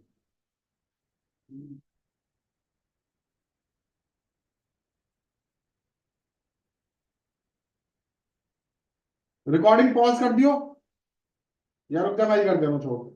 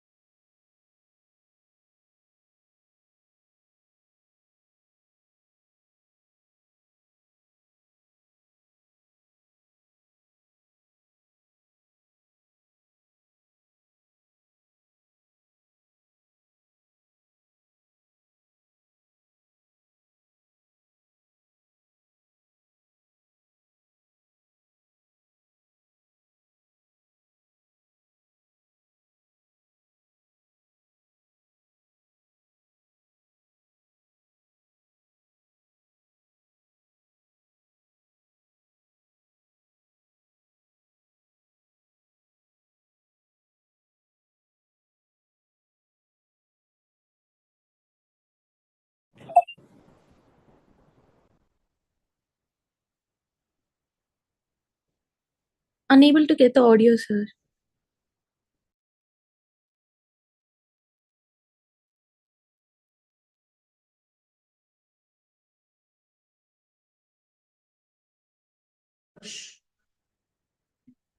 The online people are not able to hear the sound. Please say yes or no, you could hear it, Yes, sir. Able to hear. so we can move. Thank you. And now please mute yourself. No. And no complaints of nipple discharge, and no complaints of any trauma, and no complaints of weight loss in the past or recent times, no history of similar lesions in the body, no history of loss of appetite, and no history of change of bowel, bladder habits, and no complaints of cough, breathing difficulties, and back pain. And patient menstrual history. Patient attained menarche around 15 years of age and has regular cycles. She attained menopause 11 years back. No complaints of spotting or discharge from the genital organs. Obstetric history. She is in para 1 and live 1. No history of abortion. She has only one child, 29 years, and she breastfed for almost 1 year. And past history. No history of TB. No history of use of oral contraceptive pills and hormone replacement therapy. And no history of previous surgery or chronic medical illnesses. And no history of previous chemotherapy and radiation in the past. And no history of drug allergy. Personal history. She is an active female, follows vegetarian diet, normal bowel and bladder habits, and no history of any substance abuse. Family history. No history of breast CA in the first degree relatives, and no history of BRC related cancers like pancreatic, colorectal, prostate, and ovarian cancers in the family. And summary.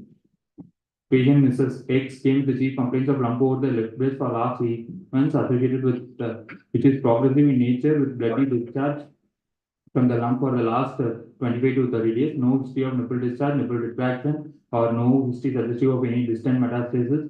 No history of menstrual irregularities, abortion or miscarriage, and no known comorbidities. Very nice history. So, over the breast is not a right term, lump with the breast, right? You also know that. And most of the other points were covered. Sometimes when you talk about bone pains, confusion, etc., you can put them down as metastatic history. So no features of your metastatic history like these. In your negative history, I think you missed one important history of previous surgery or biopsy. I think you missed. You should add that. Yes, ma'am. History If of- the patient has no previous history of any surgeries or biopsies over the breast or any surgery. So why that is important? Why that is relevant? Ma'am, to know whether the patient undergone biopsy, we can move on based on that, ma'am. Breast biopsies, any previous lesions, previous history, patient that have missed out, ma'am. No, actually, I'll add to that. Yes, ma'am. So history of previous surgery, for example, biopsy or any lumpectomy is important for 2 reasons. One is one is that patient may be having some histopathology like atypical ductal hyperplasia, or the patient should be kept in follow-up there. Because most of the patients will, if they are not giving history, they will not produce any histopathology report. And then your diagnosis here would differ. It will become X, TNM class. So that also. Okay. So that is important. Okay, history of previous surgeries on the. Can I add something to it? Dr. Rishi. No, I'm audible without mic. No, Rishi, any question? Yeah. Question to ask. Anything, Nana? Amongst the, you covered everything, Sarvesh, regarding the metastatic history, which is the first site, very basic question, which is the first site for any bone pain? It's fine, ma'am. Why? Ma'am, because if we have the Batson flexus, it will go to lumbar spine, ma'am, first. Okay, just covering the bit. So, Benson plexus has some speciality or lack of it. What is it? So I'll put the question the other way around. In which phase of respiration is it likely to go to the spine? This plexus has no valve, so it is related, it's controlled by the intrathoracic pressure and accordingly. Now, Dr. Vijay. I just wanted to add why history of surgery on the breast, on the site of lesion is important. Yes. 2 reasons. It disturbs the architecture, so mammography interpretation may be different. Yes, sir. Number 2, lymphatic drainage is altered. Yes, sir. So your concepts of breast conservation surgery and sentinel node biopsy. If you were to think in future after establishing diagnosis, that will go haywire. No, That it's is not the scar. Scar won't matter with the sentinel node biopsy. Yes, the architecture of and mammography. the lymphatic It won't drainage. change, no, it won't change. Actually, nowadays there's evidence to say you put dye anywhere in the breast, it will reach. But what he's saying is if the scar is right close to axilla or in the journey towards the axilla, then it could be a little difficult to interpret it, right? But earlier we used to believe that scar would stop it from going there. You inject the dye peri-areolar, you inject the dye in the upper part of the breast, lower part of the breast, it will still reach the axilla. So that part is taken care of. But architecture, yes, is an issue. But more importantly, if there is surgery done on the same breast, you'd have many other things to take a look into. What was it done for? Because you don't operate fibroadenomas these days just like that. Yes, sir. Number two, was it a malignancy that was not diagnosed? And as Dr. Khanna very correctly mentioned, high risk, lumps like sclerosing adenosis, ADH, then you would think differently. These are harbingers of malignancy. Okay. One more thing in the history you mentioned about the you got the menstrual history very correctly now, and obstetric history also. Were there any abortions? No, sir, no issue of any abortions, sir. How are they linked to the risk of breast cancer? Sir, in estrogen,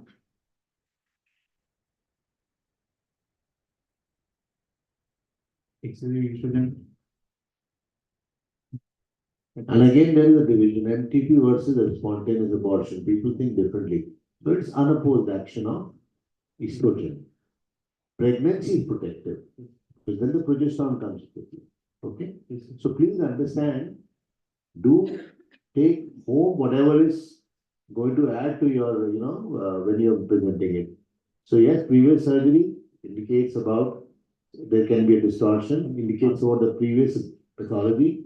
And yes, if it is lying in the region closer to the axilla, it can disturb or it can make your sentinel biopsy accordingly difficult. Not that you would offer mastectomy now because there is a scar. No, that. Okay. Any questions? We should move on to examination. You just said that there was a lump and there is history of bleeding from the lump. Does this lump have a raw area over it that it's bleeding, or was there what kind? You did not elaborate on why she bled from the lump, no? Was there a raw area on the surface of the breast that you mentioned? It's a raw area. You should make a mention of, no? Okay. You can say that there is a lump and that it bled, it could be because of. That will come in examination. Patient presented. Let's make a mention of as to why it bled and how it bled. Is it because at least he can say that there was a lump with a raw area on the surface? She didn't say anything. He has not looked at the patient yet. On inspection, you will explain it? Yes, sir. Okay. Sorry? No, the lady, I remember this patient, she. No, it's all right. Let him make his presentation. Yeah. No. Individually, you could have some aspects to the patient which are different. So, if you're doing, you were asking something? We told him that he mentioned the patient had a lump. Achha. Then he made a mention that there was bleeding from the lump. I think probably may be better to elaborate and then ask the patient. It's Dr. B.V. Agarwal's patient, that's why it's trying to. Yes, Dr. Agarwal. No, I'm not adding up. I'm saying it is history. This lady was not volunteering any other information. On inspection, whether raw area is there or not, he will be present. That is okay. My history is not there. Examination. General physical examination. The patient was examined in a well-lit area with an female attendant accompanied with the patient. She is conscious, alert, active, and cooperative woman oriented to time, place, and person. She is nutritionally well, and her height is 148 centimeter, weight is 53 kg, and BMI is 24. I stopped yesterday, you missed out, so you should correct it today so that we don't take it forward.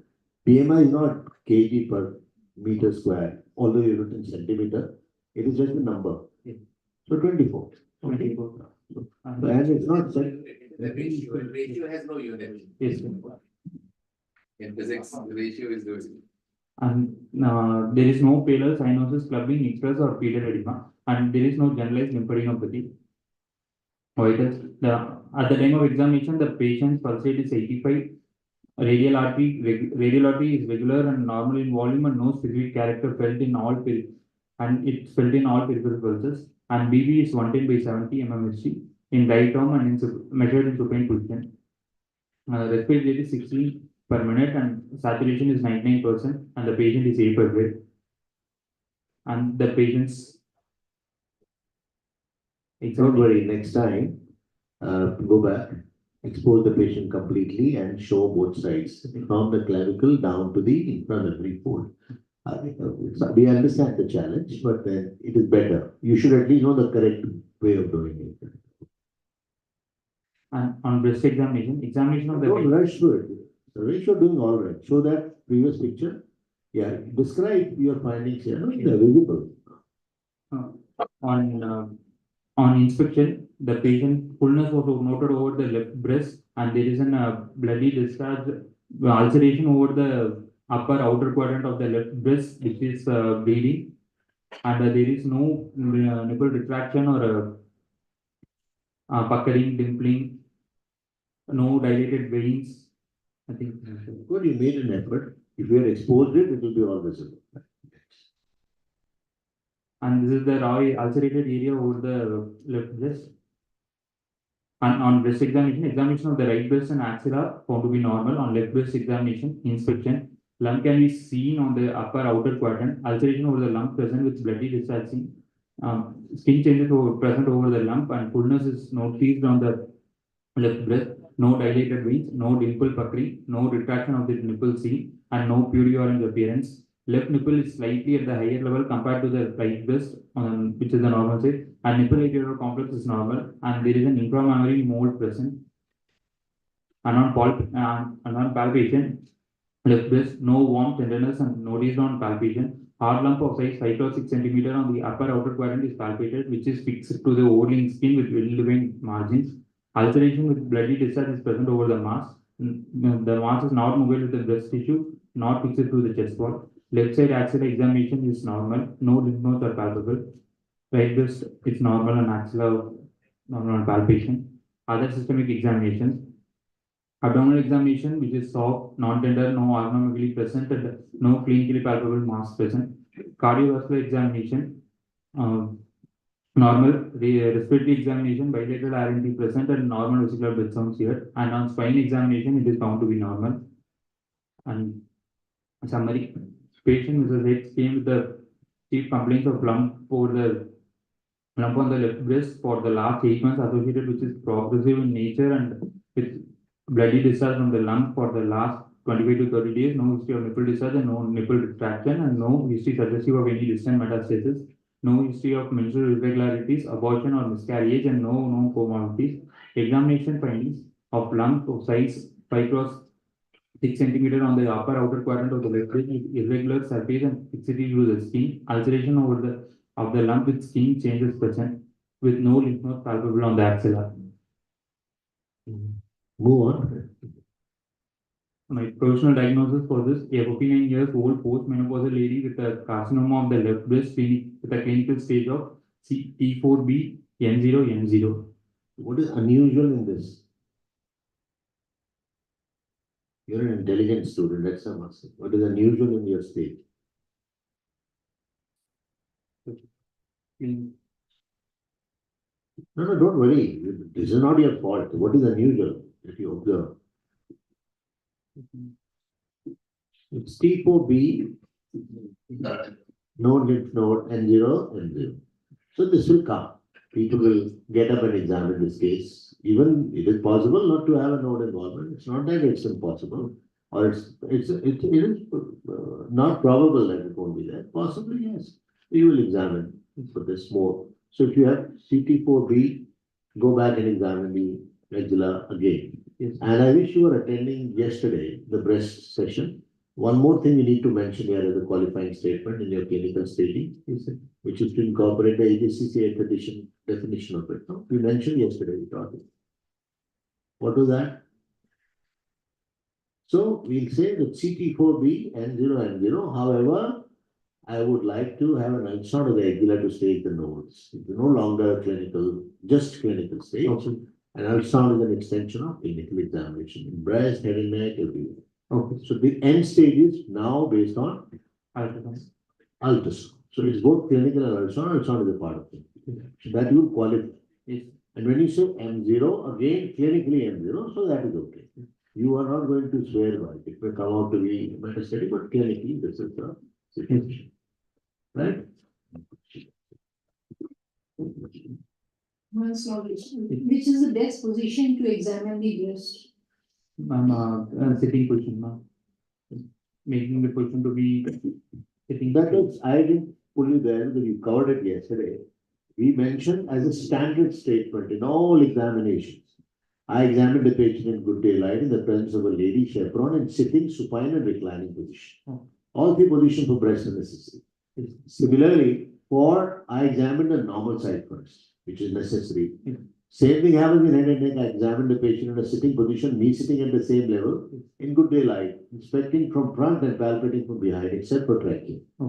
There are few things which are a part of your routine. I didn't want to disturb your flow because you made an effort to present it and it will get better, I know, with time. Yes, sir. First of all, please correct the spelling of Thoracic. It is right. It's P-A-U, do, this D, apostrophe S, do means off in French, and orange, so peau orange, not purely orange, okay? And regarding the position in which you should examine, seeing and sitting. So inspection in sitting position with two positions. First, hands for the arm, the waist, and step two, hands raise the position. And then palpation where the lady is flat. So seeing and sitting, S for S, feeling in flat position, F for F. Easy to remember. Okay. So never palpate the mammary gland in sitting or standing position. Always while the lady is lying flat with a pillow under the shoulder blade, hips lateral shoulder blade, and hand raised above the head like this. To stretch the pectoralis major and to reduce the forward bend or the kyphosis of the thoracic spine. To stretch the mammary gland, which becomes from a cone in sitting or standing position, breast assumes the shape of a cone, right? Cone with an ellipsoid base. In lying position, supine with a pillow under the shoulder blade and arm raised above the head, it becomes a flat disc. So it enables your fingers to discern even a small number, right? Yeah. So if we talk about the positions, as correctly brought up, this is there in the video. This video which we are providing as a link for everybody to watch. Sitting, supine and reclining while sometimes it is not possible to do all the positions. But if you were to choose one position, it is reclining. That has the advantages of both. We inspect in sitting position or standing position because we want the gravity to have its impact. And you want to see the levels of nipple complex, visible, dimpling by leg raising the arm as you rightly mentioned. And also many things are visible. Visible are they seen better when the patient stands up. Palpating against the chest wall. The breasts tend to fall apart. So you can feel against the chest wall better. And then use the dial clock method rather than outer quadrant, lower quadrant, inner quadrant. Yesterday we discussed it, but I'm repeating it because probably you were not there. So dial clock is what is accepted because the quadrant business is no longer right. So you will say from which clock to which clock in your case? 12 o'clock. You would know better because you looked at it. 12 o'clock to 3 o'clock. It's lower down, no? It's on the medial side or the lateral?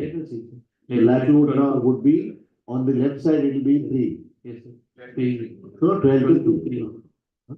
So you need to use that. The clock method is better. And then describe the nipple areola complex in details. It's important. Correct? Yesterday we discussed also about describing the size of the breast, cup size and tumor size and all that. So we leave that. We will not bother you with it. That part is accepted. And one more thing, always measure the cross-sectional dimension with a vernier caliper, never with a tape. Tape measures half of the circumference of the lump. Caliper measures the cross-sectional dimension, which is required for DNA plus. Please go back to the image. Is the lump ulcerated or is it a fungation or is it an ulcerative proliferative lump? It's an ulcerative lump. Why do you say so? Why is it not fungation? Because it is not protruding beyond the underlying. surface of the lump, right? You just see a raw area. So have you described the ulcer? So if you call it it's ulcerated, you must describe the ulcer. Describe it now. The ulcer over the lump is of with irregular margin of size 2 cross 3 centimeters. Any ulcer. Yes. Describe all the parts. Margins, edges, floor, base. So ulcer will have a great job. I still feel that there is no undermining that is happening anywhere between the skin and the lump. So surely it's not a benign lump which is causing pressure and bruises. But then you can see a part of raw area which is protruding over the skin. I would still call it a fungating mass. You also find another nodule which is there right next to the breast. Is it a separate nodule right next to that lump? Is it a separate nodule or is it a part of lump? Part of the lump. Okay. Go to the image in which both the breasts are seen. Did you actually mention about? Tell us the description of level of nipple that you gave us. And no, we mentioned that the nipple is pulled up.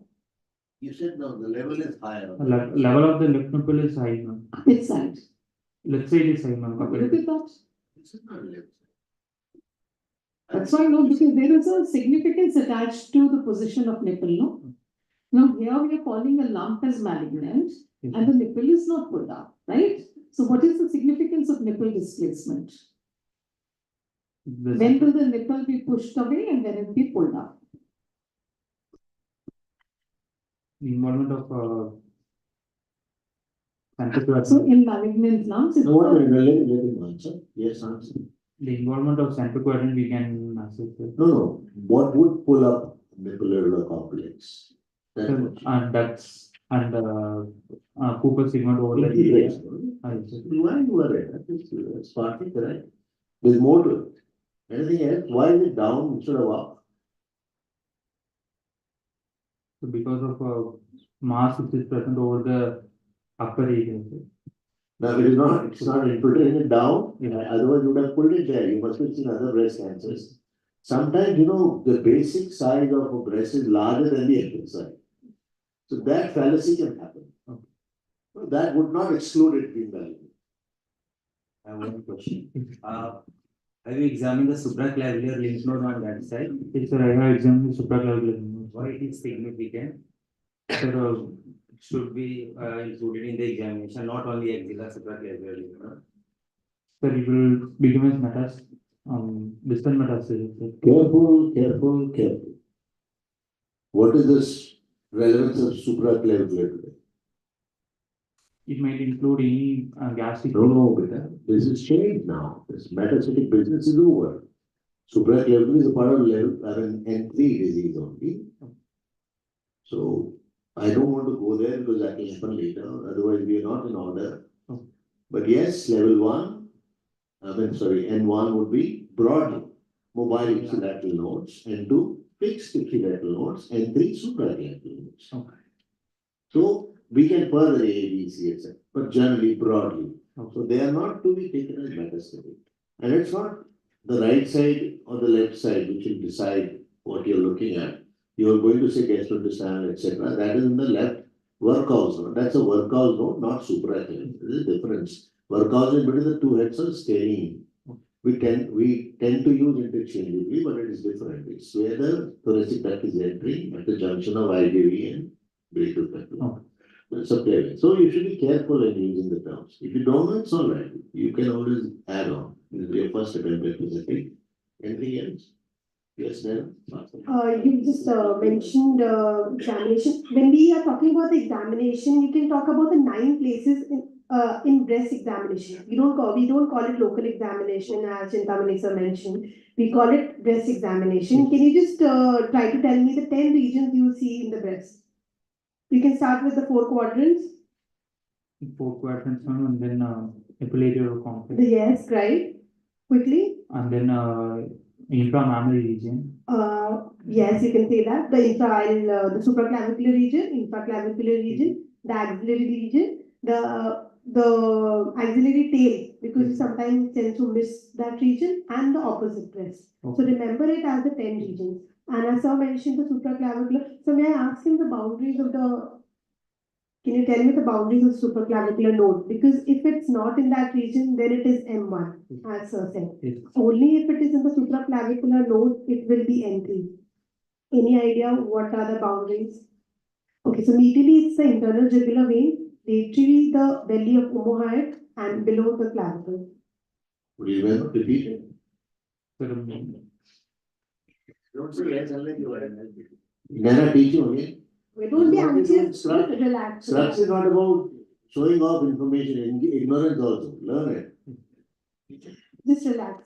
Medially, the internal jugular vein, just try to visualize, right? When you visualize the internal jugular vein medially, laterally the belly of omohyoid, and below the clavicle border. You know how omohyoid is going? And it is crossed by the internal jugular vein. There is one more thing that happened there. The medial side is level 4 also. So we tend to get confused about it. Oh. But this is exactly where we would call it the node that we are referring. We can move to further to any other question relating to it. We will move forward. Sir, anything? How we proceed? That is the I asked. So far, you're okay? Just a question. We discussed the ptosis grades in the morning. Can you just tell me how will you decide the cup size? We should, yesterday Mr. Sir mentioned that we should always mention whether is it cup size, first of all 32/8 or 34, 36, 38, and then the cup size A, B, C, D, because that will help us decide what reconstruction you want. How do you decide the cup? How do you measure the cup size? Okay, so the chest wall diameter, that according to that we say whether it is 32, 34, 36, 30, 38, and then we measure two things. One, the chest wall diameter beneath the breast, and one is at the fullest part of the breast, at the level of the nipple or the fullest part. It's a measurement, so I'll teach you separately, but it's a measurement. The cup size decides the kind of reconstruction you're going to do. The ptosis decides the procedure you're going to select. It's not mastectomy all the time, sir. So when you're doing oncoplastic breast conservation, which is the standard of care today for early breast cancers, we will have to know all these steps. But you don't have to worry as long as your basics are described well. Considering that ulcer, also be very careful in calling it an ulcer standalone. It's a swelling underneath, so the base is formed by actually the disease. It has gone through the skin, unless proven otherwise. It's only later that the edges will start everting. Initially, they don't. So you're right in saying it is ulcerated through the skin. So be comfortable with that. But that gives you the stage of T4B. Even if there is no Potherange. Okay? Even if there is no, because ulceration, satellite nodules or third. Ulceration, satellite nodules. What decides skin involvement? So skin involvement is led by the Ulceration. ulceration, sir. And Edema. Okay. Did we say edema? Skin edema? Yes, sir. Potherange. Satellite nodules, anything new that is like we taught yesterday in ADCJ plus change, the concept of satellite. 2 centimeters away and the normal skin in between. You can't be in continuity. That's what is a satellite nodule. I think we'll move. How do we proceed now? Sir, further in breast cases, we need to triple assessment, sir, which includes clinical examination and radiological findings, which includes USG. And my patient is for 15 years, sir. So I can proceed with mammography. And second, third, we can go for tissue biopsy, sir, which includes the. No evidence. Yes. Yeah, core-needle biopsy. Yes, a core-needle biopsy. And the imaging you initially said ultrasound, then you said mammography. What was there any confusion in your mind? Sir, no, sir. In any patients, sir, because of No, we not. This is the case. So Yes, mostly mammography is more sensitive, more useful. You can modify it, make it even better. You can add tomo to it. You can add ultrasound also to it. To call it sono mammogram, but mammography is the same. Yeah, and you should say triple test. Yes. Why core biopsy, not FNAC? Sir, FNAC is like nowadays it's not more very used because of disordered cells. We are measuring with the cells, sir. What we are seeing in two-cut biopsy, we can get the. Okay, you don't know, so we'll quickly kill it. Which one will have more false negatives? FNAC. Which one will not provide you with the invasion? FNAC. Which one is operator dependent? Both. Both. Which one can provide you the information about grade of the tumor? Which one will give you the information about biomarkers? Crooked is no word, core needle biopsy. Crooked is the name of a company. So you have got the answer. Others have also got through you. That is a question if you did not ask yesterday. I assume that you would have seen the video that you would know. One more thing, image guided problem. And most core we have discussed since morning, since yesterday, there is no blind core biopsy. Guided on this. Why guided such a big lump ulceration? Why not take an edge biopsy? Biopsy. No, I didn't say edge biopsy. It's a big lump. So much tissue. Why do we need to guide? Yes? Somebody will say. Shout. Anybody? Speak loudly. To go for the representative areas and improve the yield and have more passes. How is the minimum passes that you need? 3 passes. No. So you're not doing it properly. 6 are minimum, 8 are desirable in many cases. 3 is less actually, a lot of people think. That's about your workup. Anything further? So we will check for markers, sir. No, that is triple assessment. We are not doing that. We'll come back there again. Anything more?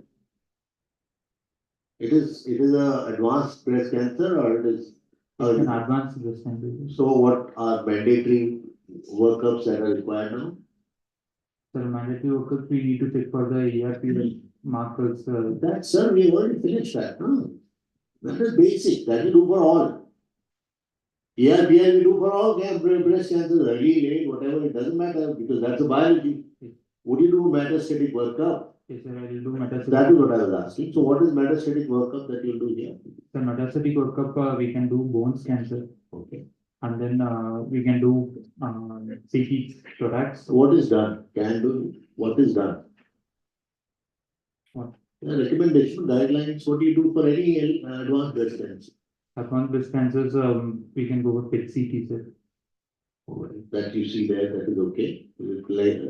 It's a 2B recommendation. So usually the answer in the exam will be CT, thorax, abdominal, pelvis, bone scan. Routinely, and in a symptomatic patient, MRI brain, if the patient is symptomatic. Yesterday, a student from, I think that was your student presented it, LABC there. So we have covered that, so we will not go too far into it. How often would you order a PET scan, sir? If the facilities exist, you can arrange for a whole body FDG, F14 fluorodeoxyglucose scan, because this is one modality where the patient goes inside the machine and within 40 to 45 minutes, you get the information of the extent of the disease spread in the axilla, in the opposite breast, opposite axilla, as well as the rest of the body. So if the facilities exist, you should, and now the government has covered the cost of the PET CT under the Ayushman Bharat. So that's it. But you have to admit the patient. It is not covered as an OPD patient. You have to admit the patient, and then the Ayushman system will cover for PET CT, which is a good, its cost is, phenomenal. So I'm also seeing more at PET CT than I've seen in the past. The guidelines don't recommend that as a routine. Can you tell me why? Are there any false positives? Yes, maybe I shall notes, especially in this part of the world, then you'll have to really work hard to rule them out. Right? But nobody's going to kill you for that. PET CTs, definitely. A lot of patients get it done, especially in a setup where it's available. People feel that one test which can take care of all the others. But the standard guidelines are CT, thorax, abdomen, pelvis, and bone scan. And in some cases, the large operable breast cancer, you do the LFT to look for alkaline phosphatases, acid lift and heat labile, and you look for it. Yes. Can I just quote a study from the PET cancer CT, we are doing PET CT regularly. I was just covering up for the NCCN guidelines. The study from everywhere. PET CT is used for another reason. that you can follow up the treatment response. Nobody is saying PET CT is a problem, okay? Yes, sir. We are saying PET CT is the correct answer, but you should be prepared to answer that PET CT had this issue. Therefore, a lot of people may not mention it as a guideline. Okay. The guidelines, not the uniform. Yes. Yeah, there is one study from Cancer Center at All India Institute, New Delhi, where they did both and they compared sensitivity. So the PET CT upgraded the staging system, where the small microscopic or small lesion in the lungs, liver, or bones was missed on CT, chest, abdomen, pelvis, and bone scan. It was detected by PET CT. So in T3, T4, N2 disease or N3 disease, you should aim at PET CT preferably, because if you get metastasis, then patient is classified as a patient with metastatic breast cancer, where treatment intent is palliative. Okay, so the whole treatment planning is changed. Thank you. Regarding mammography, you must be seeing mammography films. Yes, ma'am. Right. Why don't we do mammography? Why don't we recommend my mammography below 35 years of age? Not for Because of the young. dense breast, ma'am. Great, excellent. Can you tell me the 4 grades of when you see a mammography film, just visualize a mammography film, what are the 4 grades of, the first thing you describe is the grade, the density grade. Yes, ma'am.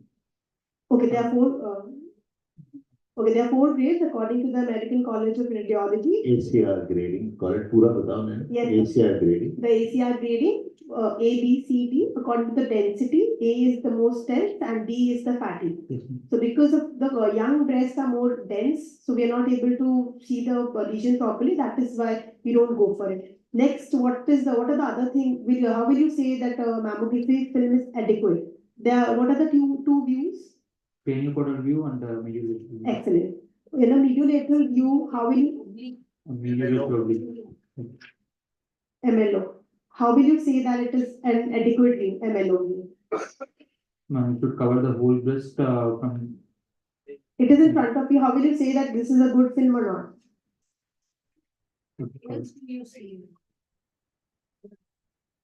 What do you want to see? If you want an adequate coverage, what would you like to see? Sir, until the axilla we need. What would you see before that? You will see the pectoral, the shadow, No. pectoralis major. That should be visible. Secondly, the nipple should be at a 90-degree angle.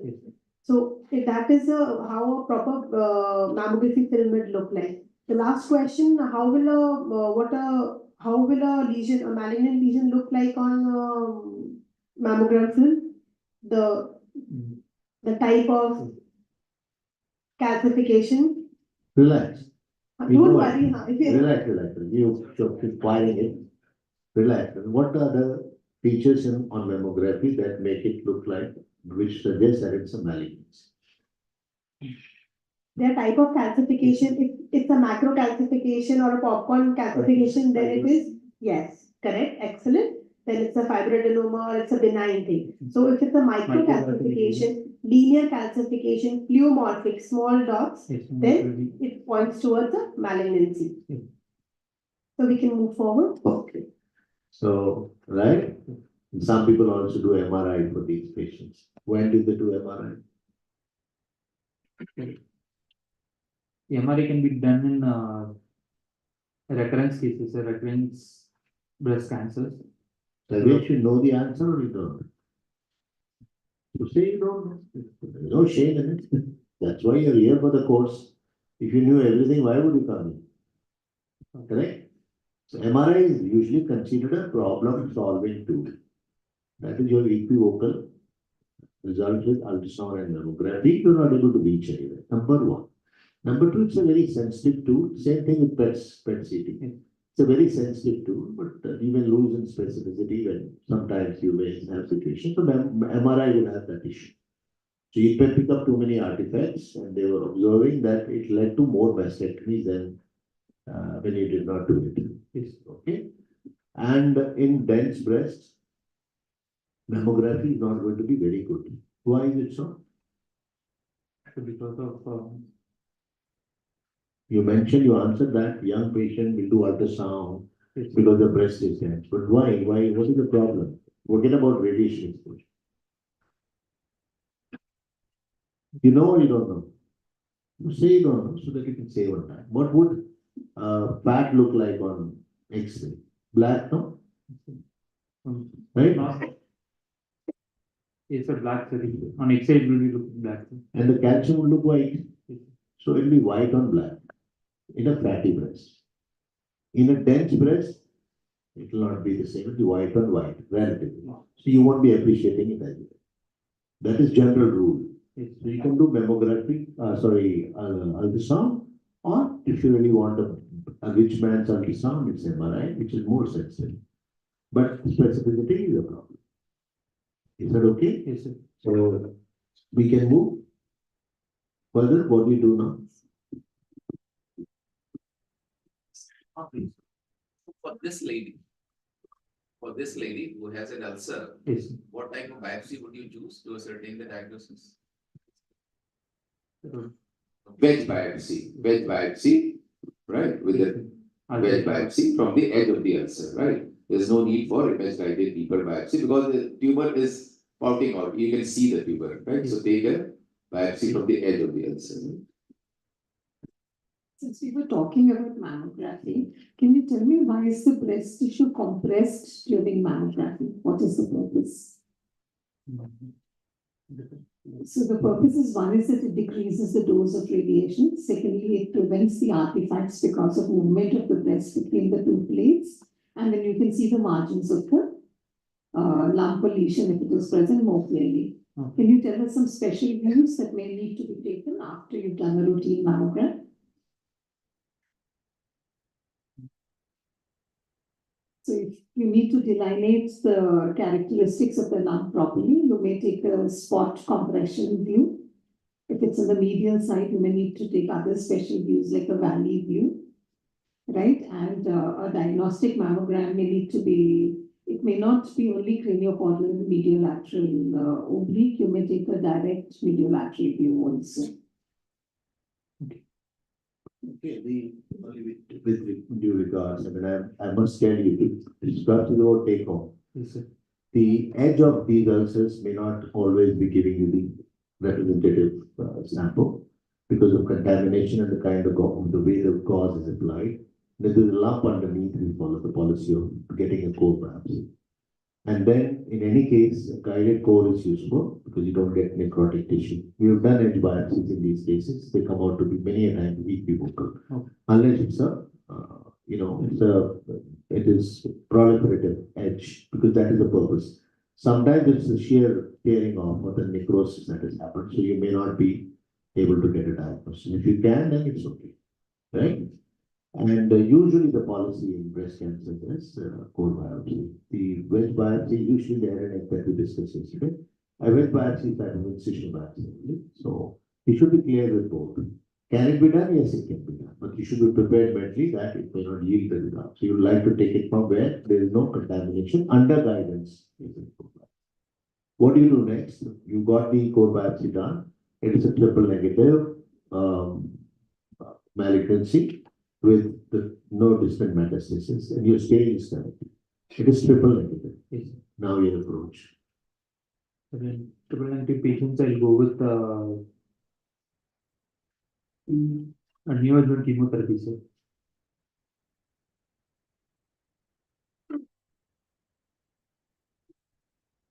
Carry on.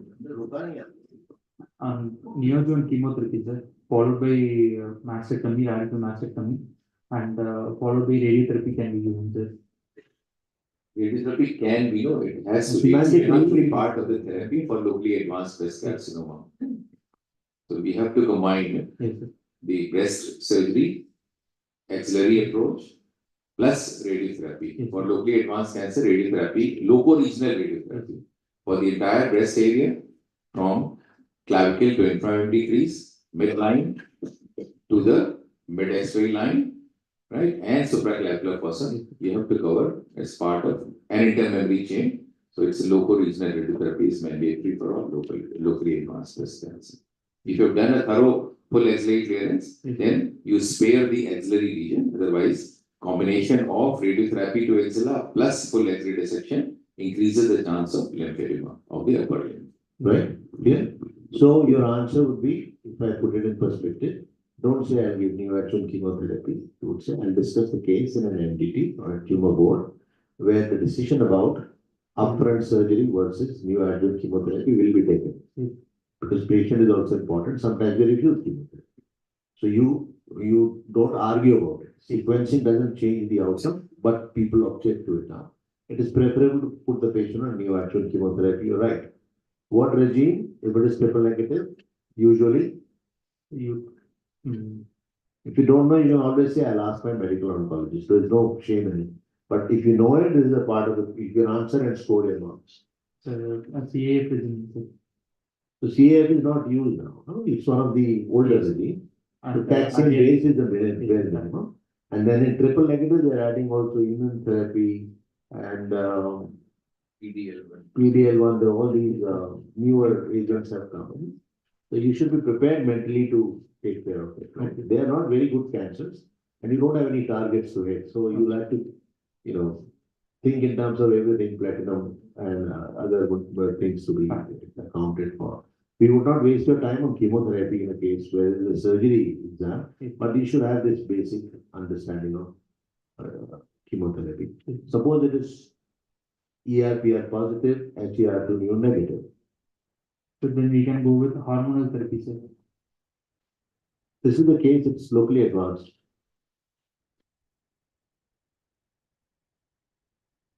Surgery followed. It's a node negative axilla. We can go for a mastectomy, radical mastectomy, and followed by hormonal therapy can be given, sir.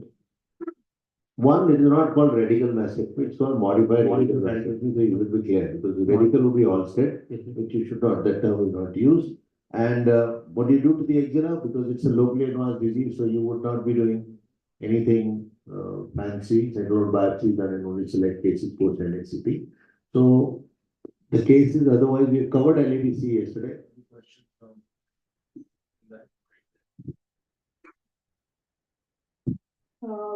We've covered the triple negative as sir mentioned. Just one more question, that if the response is, this is a chemotherapy question, even if you don't know, it's fine. If you've given the complete 8 cycles of chemo and we've done the surgery, the response was not complete. There was no, it was a partial response. Any tablet, there's a chemotherapy tablet, very commonly we use it in a lot of cancers. It is recommended, there's a trial, very famous trial, and we give that tablet after the treatment is complete. This is one of the drugs you mentioned already, but this is in the form of oral tablets. That's what she's saying.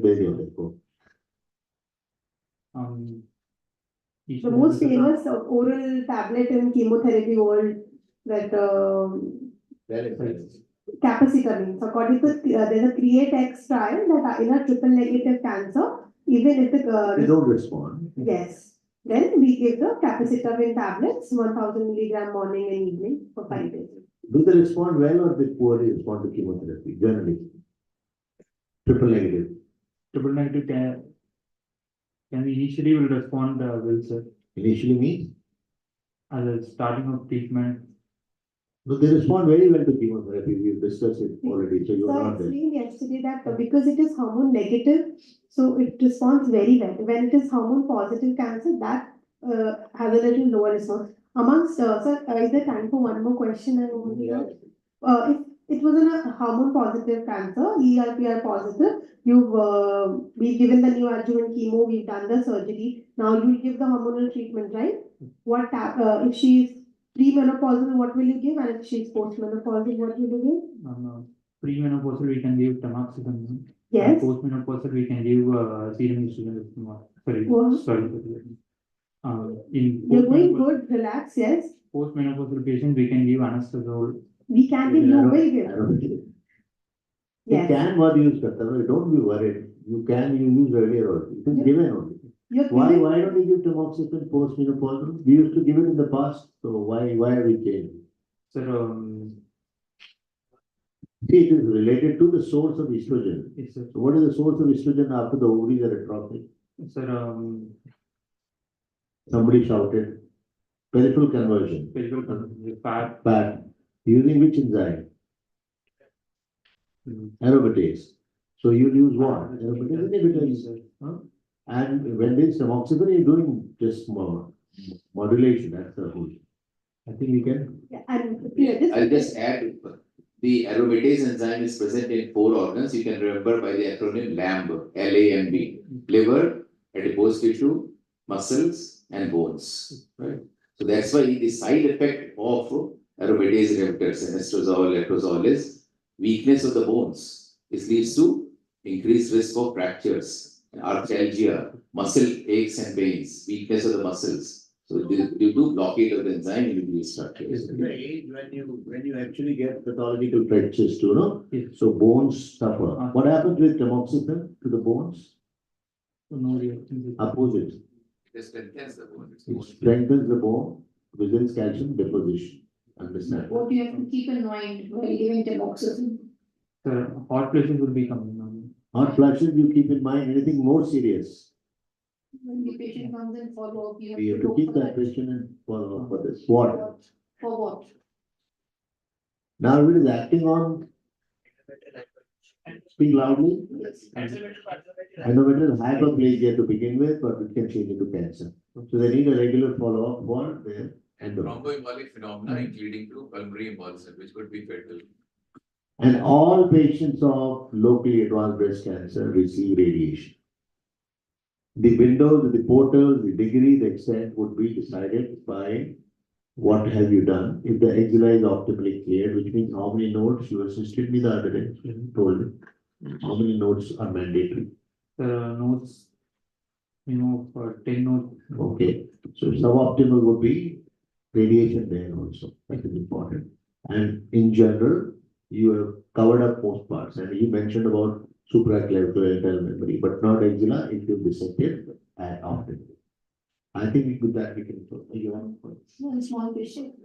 Any way you can reduce the side effects of radiotherapy? Any other type of radiotherapy? Have you heard of brachytherapy? Partially related. For early breast cancer, not in this way. You put the tubes at the time of surgery and then localize. Here the breast won't be there, no? So it's a chest wall irradiation that we are doing. But otherwise she's asking. You heard of brachytherapy? Other therapies in breast, APPI we discussed yesterday, and image guided IGRT, intensity modulated IMRT. So these are all very good options. Did you enjoy presenting? We'll give a round of applause for it. Thank you. Thank you. With that, we conclude the breast session which was pending. And I thank Dr. Seema. I hope she'll get some rest now. Sure, you have to take care. So can I ask 2 questions for my curiosity? Yes, please.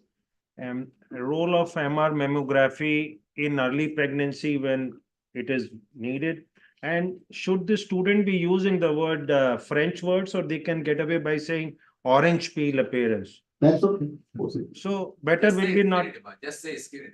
We are not, these are semantics, they don't bother. Yeah. But if somebody is correcting you so that there's no harm in using it. Like you heard the lamb, remember it, and expose the ranch, good. No, I think we need to do away with the non-Indian vocabulary if it can be No, done. but they're existing, no? So, and remember one more thing. We have to demolish No, their live in this world, you don't make it, so make a better one. Yeah. We are trying. So keep both sides open for you. I want to be safe, I am on your side, so be prepared to. Be aware of Yodharaj. So orange peel is fine with me. I am good with this. And I am for it, and both of us agree on many of these things that we should get away with, we should do away with. Rather use संतरे का peel जैसा. इतना मत करना, नहीं ये मत करना. Then you add it, you are now out of my boundary. Your exam is in English, your writing is in English, don't talk rubbish. संतरे का छिलका और उसका मूंगफली का दाना और फिर वो और उसका साइज और एप्पल का साइज ये सब बेकार है. उतना तक ठीक है. In moderation, it's okay. Right? Any other question? So can you close it? For the benefit of residents and trainees, please go through the ABCD rule in breast disease, published in Indian Journal of Surgery recently. and clinical breast assessment. Clinical breast assessment, CBA, is a new terminology which encompasses focused history plus the clinical breast examination. So CBA, right, clinical breast assessment, which includes focused history and the clinical breast examination, CBE. Thank you. With that, we conclude this session. I'd like to thank Mr. Anurag, Dr. Rishikesh can stay back, Dr. Ratna can stay back, Dr. Neha, and Dr. Seema, you go, please take some rest. And Professor Khanna, you too, go and catch some rest. I know you've traveled. Thank you. Big round of applause for both of them. Mr. Anurag, please stay on. Now we have some how I do it procedures before we go for the keynote address, because that's how it got rescheduled.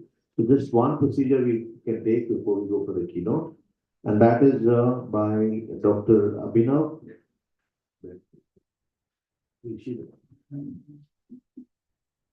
We all get this question in the exam. We've kept it accordingly, putting in a chest tube or a thoracostomy and also thoracotomy incision. Dr. Abhinav is an additional professor of trauma surgery at All Institute of Medical Sciences, so the right person to be doing it. Dr. Abhinav, your talk starts now. Presentation is loaded. Students, please settle down. Somebody fell down. Who? What happened? I was attending a call while walking. Oh, I got it. I hope all is well, doctor. Privacy of being a private practitioner. Please sit down, make it sit in, or maybe into the room. Rakesh, take him to the room and make him lie.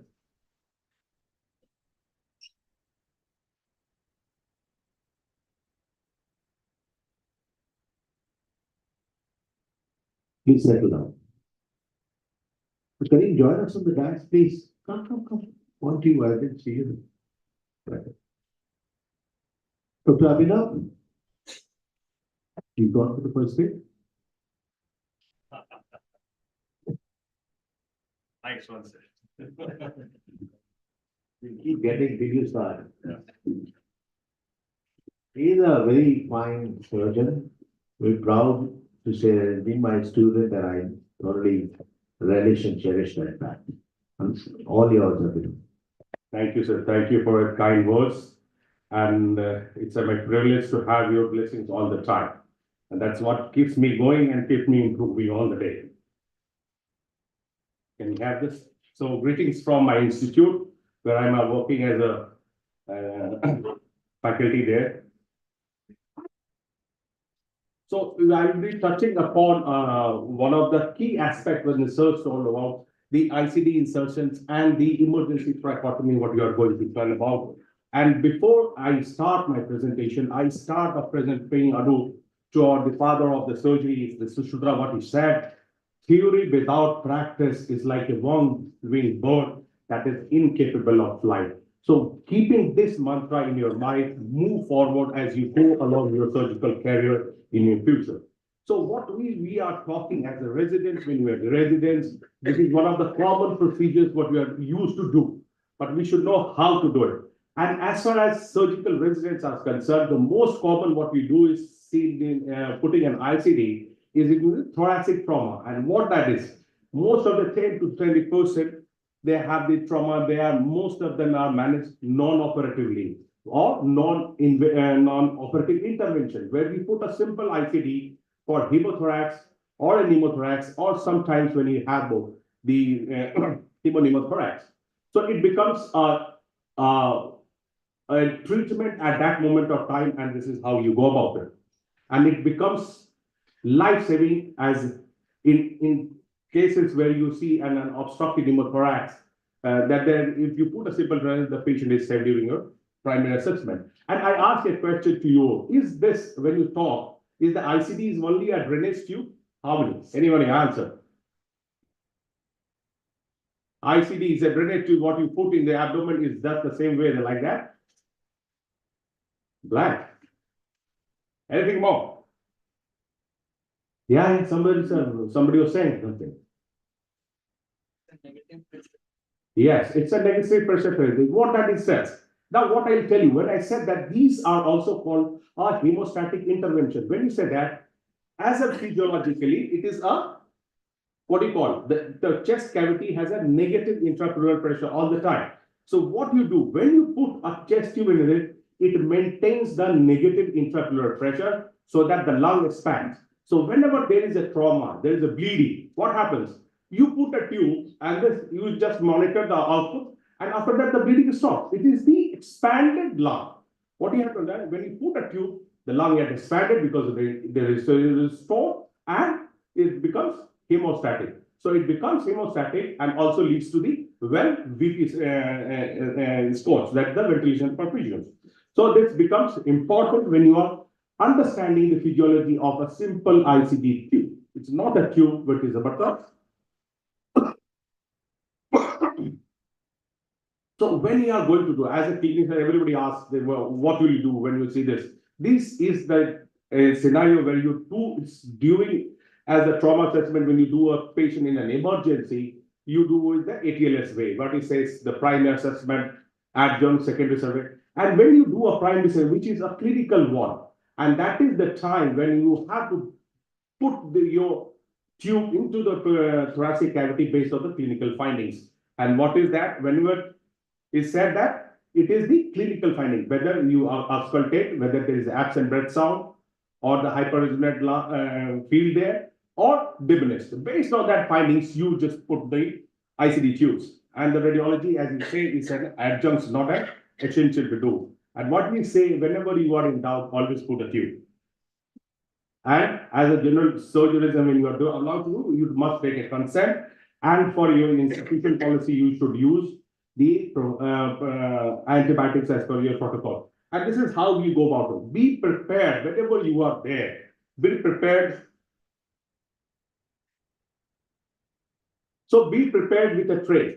So well prepared is half done. So what you need is scalpel blade, the ICD bottle, 2 tubes, these hemostats, the artery forceps, and you make the patient position. What is the position? Ideally, what you are saying that the patient should be supine with arm extended, so that you should look for a triangle of safety. See how it is being marked. One is the medial border of pectoralis major. Laterally, it is the latissimus dorsi and the fifth array. So that makes a triangle of safety. That's the way where you should go into the fifth intercostal space, properly drape these patients, aseptic precautions, and properly dress these patients. Now, the second thing, when you talk of triangle of safety, what you took of, why it is taken, because the patient, because the diaphragm, when during inspiration, may move forward. So it is taken as that. It's a triangle of safety where you should put your tube in the fifth intercostal space. This is how it goes, painting and draping. And after that, what you do is the put and local infiltration of it, so that these patients, these procedures are painful. So you anesthetize with the local, and you should go in and around until it reaches to the ribs, and so that you infiltrate with the xylocaine solutions. Next is, when you do this, as a resident, we are always in a hurry. Moment you put a local and you start giving an incision, you should ideally wait here for at least 2 to 3 minutes so that the local acts on it, so that the patient becomes a pain-free though, and give the incisions. And what you said, after giving the incisions, we move with the 2 techniques, what you call as with the finger, which you use as a guide, and second with the hemostats. There are 2 ways of doing it. Here I will show you with the best is we go with the finger tracheostomy, what you call it. With the skin, subcutaneous, the fascia, and the muscles, this, as we go until you reaches the lower, upper border of the lower ribs. Means you should be above. Why? Because the abdominal, when you see the upper ribs, below that there is a neurovascular bundle. So you may injure and there will be a transient bleeding, and it can happen. So this is one when you are saying with you are using a hemostats. Then you with the finger, this is one of the safe technique to go about it. And when you reach the intervertebral space, there will be a give way, and and where you start to puncture the pleura. This is has to be taken with the utmost care. Now, then when you move with this, the second is never try again when you are doing this, never be in a hurry so that you just jump into it. Means if it is because there will be sudden way when you give way when you enter and reach the pleura. So that is what it is to be taken. If you are not careful about it, then the chances of injuring the lung and also the getting into the neurovascular bundle will become a problem. So again, when you reach this, can I get a water? Sorry. When you are reaching the pleura, then there will be a final give way, and then you are prepared with the tube. What you said, when you are prepared with, I said, 2 tubes. Always be prepared, not only with the bed, and the size you should correct. Generally, it is taken as the 28. Thank you. 28 French of tube, you should be there. And when you enter with a gentle swipe, must do a gentle swipe because if sometimes there may be some fibrillation reaction. So along the pleural wall, just give a symbol so that there is no any tissue in and around it. And with that slow motion, hold the tube with a hemostat and place it toward the axilla. And when you enter it, see, you just keep on rotating it so that you will feel that the tube has not kinked or it has not, it's not kinked. So that if it is kinked, then it will be malfunctioning in your postoperative period. And of course, after that, what you do, you properly fix the tube. The fixing is important, and you fix the tube and connect this to this is how you place the suture. You all know with the silk sutures, you place this sutures and place the tube so that there is an effective seal there. So one thing when you are making an incisions, it's not to be too big or too small. If there are problems, when there will be a peritubal leak, and we'll find later on that there is an air leak or there is a persistent pneumothorax. This is one of the common complications which you may encounter. So if you have no issues, place one more suture there. Adequately fix the tube, and this is the effective dressing, how you cut your gauze pads and get along the tubes just like a pant. It goes inside from upside down and then seal this side that there's no air leak around it. And this is one of the way where you should try to just go through this, how the tube is being fixed, so that there is a play and there is an effective seal being maintained so that no air from outside is going inside the pleural cavity. And whenever you have done this, and you have to connect with the water seal bottle that has a feed line there. If you have gone to the bottle, this is one bottle or the disposable one we can have. With that line that has to be filled with the water, and you look for what is coming, whether it is air or the amount of fluid which is what is coming, and you must document. And after that, what you do is get a post-procedural chest X-ray and document what you have done. And you must look for what are the effluent, what is the nature of the fluid, how much the column swing is to be all properly documented when you complete this procedure. So conclude what I said. It said that it is a life-saving procedure when indicated, and these are the procedures which are done during the primary survey of initial assessment of any for patients. And its tube is not a simple tube. It's type of an hemostatic interventions when the patient is bleeding inside the pleural cavity. And what he said is that when a tight tube with time saves life. So moving to the another part, one word to talk about resuscitative thoracotomy is the term which has been coined as, also sometimes people say that it's a emergency department thoracotomy. And what is the name suffices is a concept. When somebody was there was a talk when we were talking about the bleeding and all this. So the concept, what it came out to be as a damage control concept. Just you can see this how you have to do. The priority here is to stop the bleeding. Means when any patient who is in trauma is bleeding, you have to stop the bleeding. And you have to prioritize your treatment decisions based on the patient physiology and what resources you have. This is a major one to be discussed, but this is the crux you should understand. And what is said, the physiology first means stop the bleeding and the container. And this one part, the resuscitative thoracotomy, is done for the patients who are in extremes. That means who are hemodynamically unstable, means they are the primary survey when you are talking about the initially is damaged. And the two scenarios where you find it out to be, one with the penetrating chest trauma, where the patient will come to with pulseless electric cardiac activity absent is the present, and with that, those who have undergone a CPR within less than 15 minutes of time. There are the conditions where you should be going for a resuscitated thoracotomy. Another one is the extra-thoracic, means those patients with the torso trauma hemorrhages, where you do this as a camo, cross-clamping the aorta. And the third one is the torso trauma patient, which we already discussed. Now, when not to do it, we should understand those patients in extremes where the CPR has been done for more than 15 minutes in penetrating trauma, and we have not achieved the ROC. What is that? And in the second one, in the blunt trauma, it is less. If CPR is more than 10 minutes, no, actually you don't do that. And of course, those patients who don't have signs of life and no cardiac. This is the treatment algorithm when a patient arrives to you in a ED and how you go about it. It looks a busy slide, but what is summarizes that those patients who are in this extremes during your primary survey evaluations, this is how you go about it, which we have discussed the 5 indications where you will going to do a resuscitative thoracotomy. And what you should have, you should be prepared with it. This is the bare minimum instruments what you should be having. It is the Finicito you all must be knowing. This must be doing instrument examinations, the dual forceps, devil and lung holding forceps, the mallet, the river aspirator, rate experimenter, scalpel,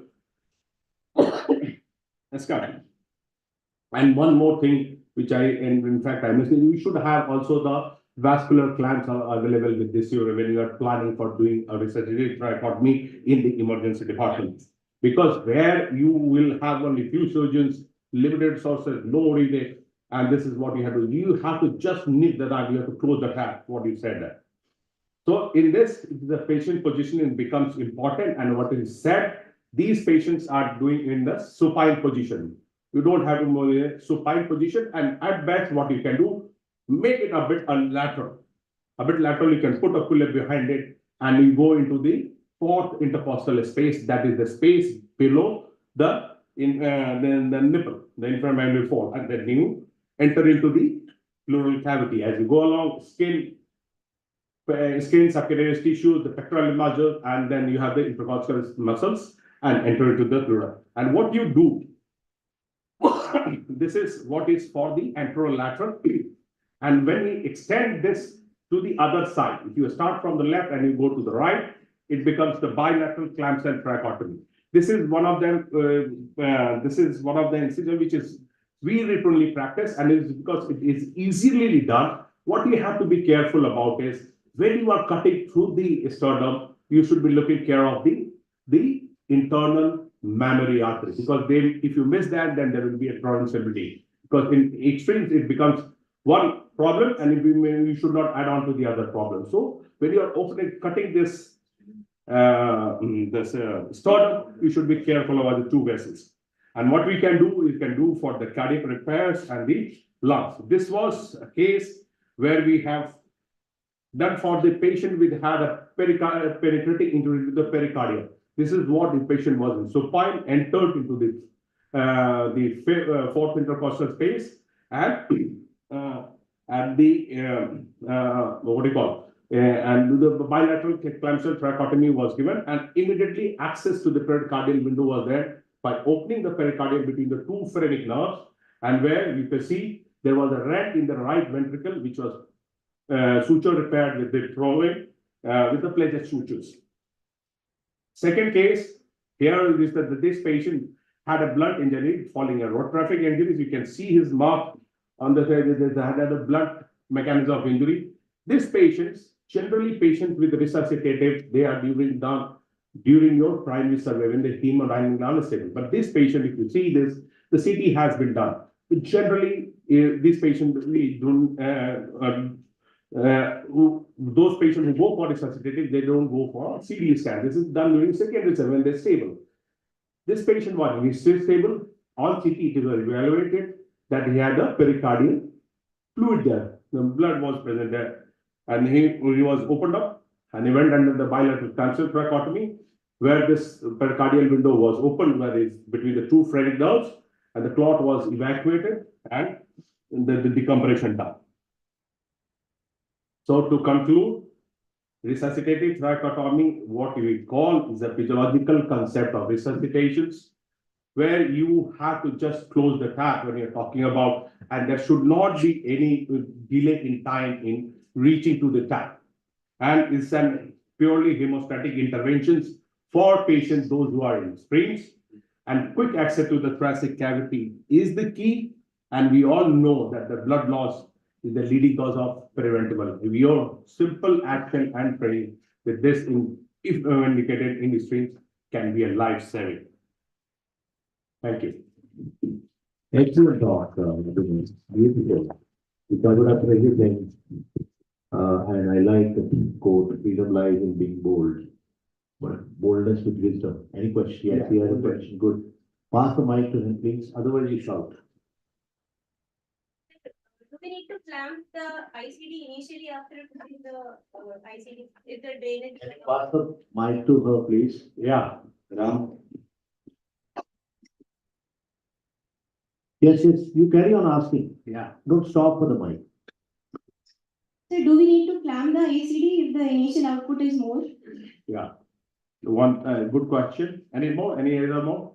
No, you answer that. Yeah. The first thing is you don't need to clamp an ICD. First of all, when you say that there is you are measuring an output in a hemothorax patients, means what you are saying, the ICD is your window of the physiological status of the patient. If you have put an ICD and you are finding that the output is more, what you call as a massive hemothorax, when you put ICD, instantly you have more than 1.5 liters, or what you say, consecutively more than 200 ml per hour or 3 minutes. So there are two parameters which you should look for. Thus, we have to understand this is the time it tells you the physiology of this patient. This patient needs a surgical knife. So no need to clamp the ICD. Okay. Hope I made it clear. Yeah. I have 2-3 questions. Yeah. First, sitting in an emergency condition and you got a case of emergency, second, third, fourth, fifth are all fractured. Yeah. Then where to put ICD? Yeah. And what to tell the patient? Yeah. Again, when you say you started on a good question, but you missed the side. First, second fractures, no problems. So when the problem arises, when you have a punctured wound or something around the fifth or sixth intercostal spaces, when you're, the best and safest answer is don't go through that wound first of all. Second, go one space above. One space above. That's the answer. If all first 4-5 ribs are fractured, then no issues. You enter into the triangular cavity, and that is what you go. The fractures doesn't make sense. The sense what you're doing when you are entering into the pleural cavity, where that is the triangle what you're there, the diaphragm, you safeguard the diaphragm, 1. 2, safeguard by your technique, you safeguard the lung. And if you have any other wounds, what you said that, then you leave that wound, go one space above. Fractures don't interfere when you're putting in ICD. That's just a mere technique. anyway we don't have to go below the 6th. No, you should. We should not. Okay. Second question, sir. The mic is it's working. Like the mic closer to your mouth and speak. Hello. Take it up. Take it up. Sir, Yeah. like we are sitting in an emergency. Yes. Patient comes to us. We know clinically that it is a case of pneumothorax and patient is collapsing. So 3 conditions. First, we don't have an ICD tube. Yes. But we have a water seal. Okay. Then what tube can we place? Yes. Second, we don't have, we have ICD, but we don't have water seat. Third, we don't have anything. Okay, good. Now, again, this scenario happens. See, this is what I was saying you, if you remember that, when you have to, this is the physiological conditions. We have here technique and resources. What you are talking about, you don't have the resources. The first step, when you said there is a pneumothorax and the patient is sinking, means a clinical conditions where you are saying here is a tension pneumothorax. The answer is you have a needle with you. Simply decompress the chest with putting a simple wide bone needle into the fifth intercostal space, and meantime the patient physiology improves and prepare for cells. One. Second question, what you said, you have a tube, but you don't have a water seat. What you can do, see, you have to be innovative here every time. If you don't have that, it's a bigger. What you can do, you have an IV bottle with you there. IV bottle with you there. Put a water into it and connect the tube and take the tube into the inside and then seal it. That's the what it goes about it. And of course, when you don't have a tube, you can use the abdominal tube and cut it. That, yeah. The other thing that you can do, which we used to do, you have these fancy underwater seals available now. Earlier they were made using the ordinary bottle. Yes, the glass bottles. Dr. BV would agree, it's that era. So you create out of the glass bottle, one longer, one shorter. The other thing is, suppose I'm giving you a war scenario now. If you don't have neither of these, putting in a needle, as you rightly said, is an answer, but that is a problem. It will suck in also. So attach it with a syringe of saline and let the gas flow. Or what we used to do in those days was a glove. You cut the finger. You'll see these pictures in old books. Yeah, old books. And you tie it to the needle. So what happens when the air has to go out, it opens up. And when the air has to go in, it drops down. So it works as a valve, hanging valve. Yes. Hanging valve. So that's good. They call it hanging valve. We used to put it. So these are various options. But your question is very good. With these three things will happen. Don't tell me nobody's there. Then nothing can be done. I'm glad you didn't ask the fourth one. Any other question? You take the mic close to your mouth, otherwise no question. Sir, one thing more, like generally we know that we have to put tube at the lower end of upper rib. Yeah, upper bottom of the lower rib. Yeah. But from my personal experience, after putting so many tubes, the tube we put in like 28 number, 32 number. The diameter of that is exactly the same as that of intercostal space. But we just go blindly without knowing the fact that it is going up. In pneumothorax, you have to go up, and hemothorax, you have to go down. So I think so. The concept of vessels don't matter much. No, but see, I'll make it to the correct perspective when you talk about. It's no procedure is done blind. If the only procedure if you don't know it, then it becomes a blind. So what you use your finger or a hemostat is your eye there. How much depth you are going, how you are going. If you are a surgeon, you will understand that. But this is your eye. No procedure is a blind. So that's why you have to do a careful manipulation, whether you are using a finger tracheostomy or with the artery forceps. So that is the one. Second, when you say that, the vessels, you should respect the anatomy of that. That is why, because not only the vessels, sometimes also the nerves get injured and the patient will have a painful. So that is what it is important. So it is there, you go above the Abhinav, you'll agree, no? Yeah. Nowadays, this gravity thing doesn't work. That doesn't work, yeah. Just like I was coming to the second one. Hemo going down, pneumo going up. No, it's a capillary action. It's the capillary action, yes. It's the capillary action. And second is the intrapleural pressures. It is always there, it will come out. It will come out. And two more questions. Anyway, see, one minute. No, he needs it. Sorry. Yeah. Which way have you tried? You've done in your own vast experience. Which way was it going? It can only go up. We were doing downwards earlier. It is against the nature because you're going over the left.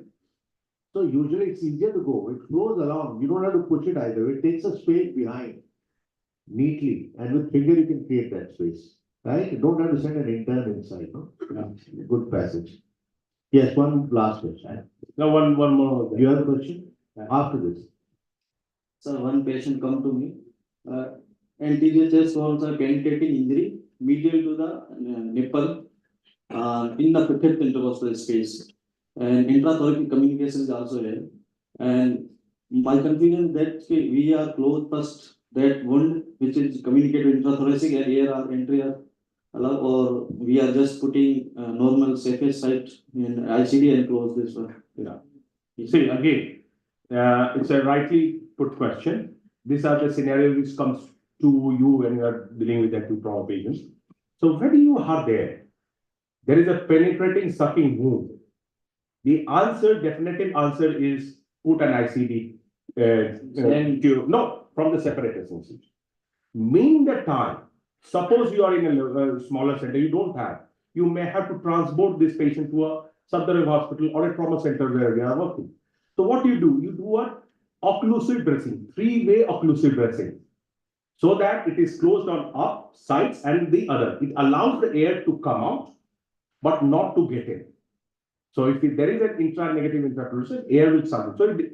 So it makes an effective seal there. So three-way occlusive dressing, and you can safely transport these patients. And again, after that, what you do if you are in a level 1 or 2 trauma centers, what you do, go through the separate incision, put an ICD with a water seal bottle and close this space. Right, so shout last question, I will not allowing it because you're, yeah, shout from there. Yeah, you have to shout because I love the love. Why not? Sorry. Oh, Dr. Arvind, they have to ask a question. I'll give it to you. Let the student ask first. Sir, what is the criteria to take a call for a removal of ICD? When should we take a call? Ask question, get asked, yes. Bring the mic back to the one more, okay. Sir, what are the non-traumatic indications of insertion of an ICD? If we take an example, if we do a multiple types of pleural effusion, when do we take a call to put an ICD? And one more scenario, when we have a separated collection, should we go for an ICD or what else to be done? And in case of a bulla, is it good to go for ICD or what? Questions. Okay. So I'll get back to my Dr. Arvind. You also ask a question. Yeah. Then you answer all of them in one go.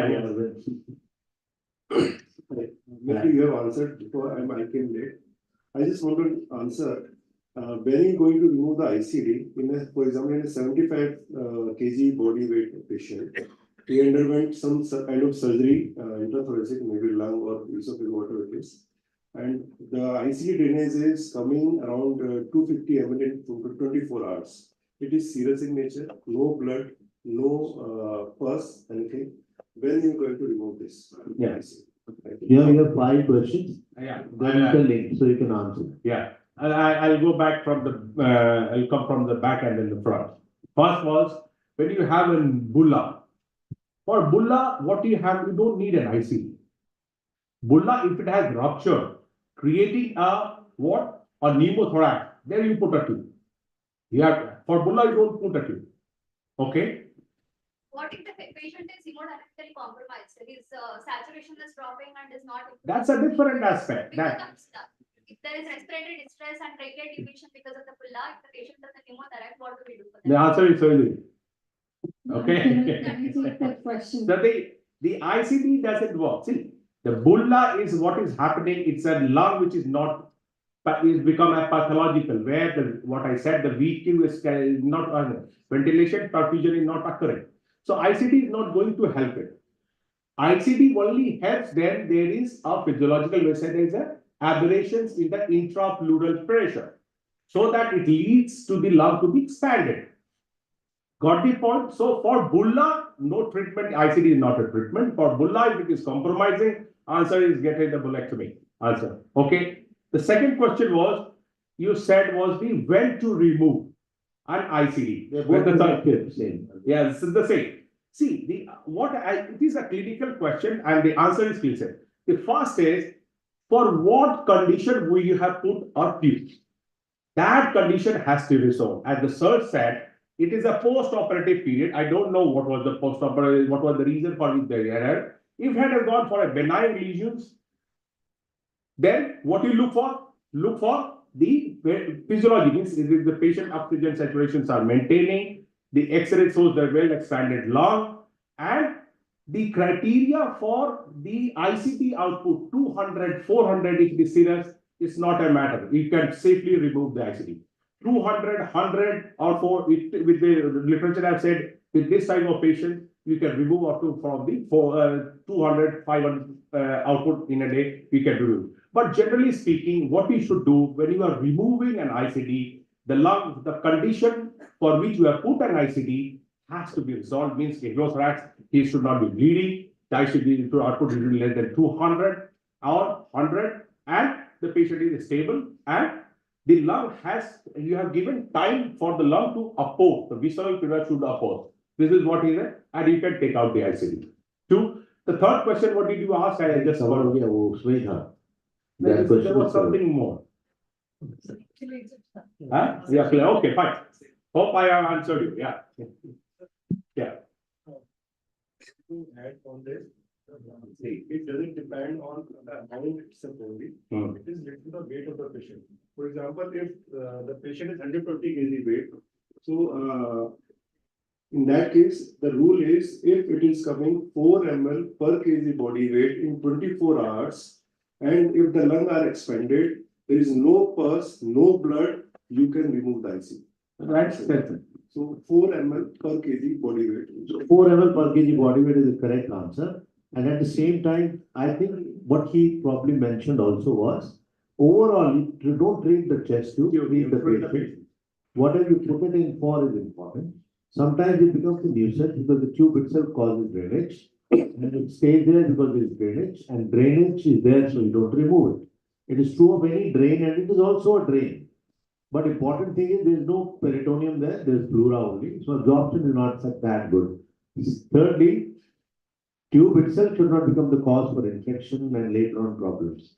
So expanded lung and clinically stable patient. And if you have not, say the condition is esophageal, you've done Ivan Lewis, you've done an anastomosis in the thorax, you were a little guarded, you've done a pull-up, the patient had some issues relating to thoracic duct, etc. You can be guarded. And what is the content also is important. So it's not just the amount, Dr. Arvind, not just the amount. What is coming is also important. So suppose if the bile is coming, then this amount business does not work. So what he's talking about is a very specific situation. Clear fluid, and there is no reason for the tube to be doing anything there except for the pressure part of it. So I think it should be optimum. Last.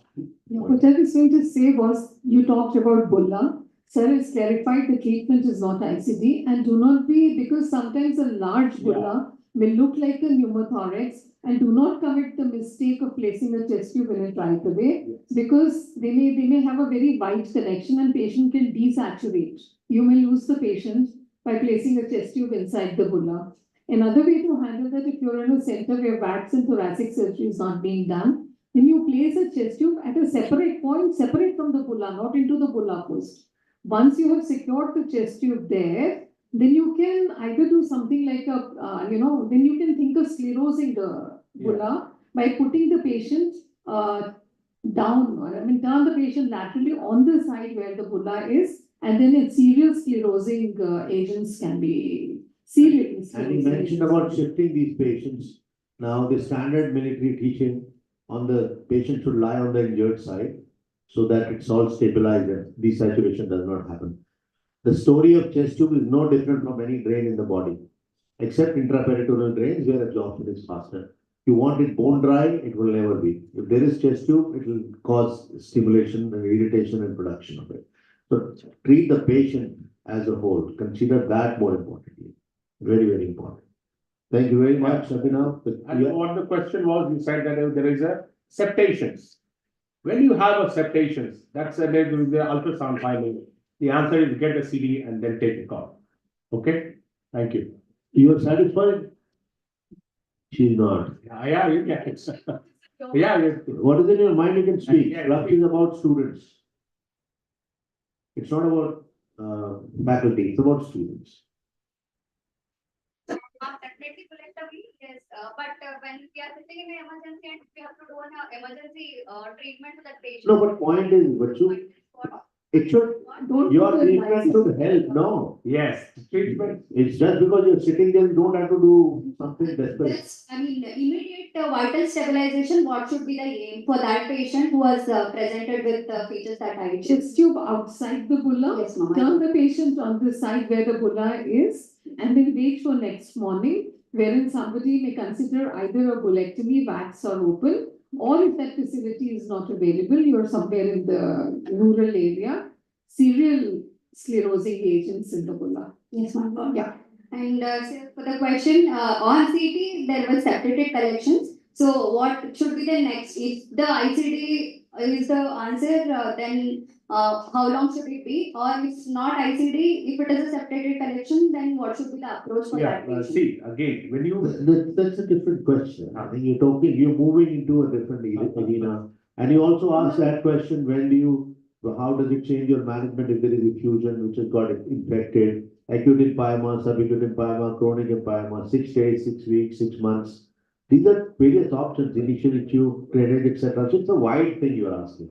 For him to answer it narrowly, maybe half a minute, we have a yeah, few I'll minutes. just tell you. That's what we need. That's what I'll tell you, just to sum up. When you talk of bulla before PRD, you have to ventilate this patient because this patient will be in type 2 respiratory failure. So these are the patient will need ventilation.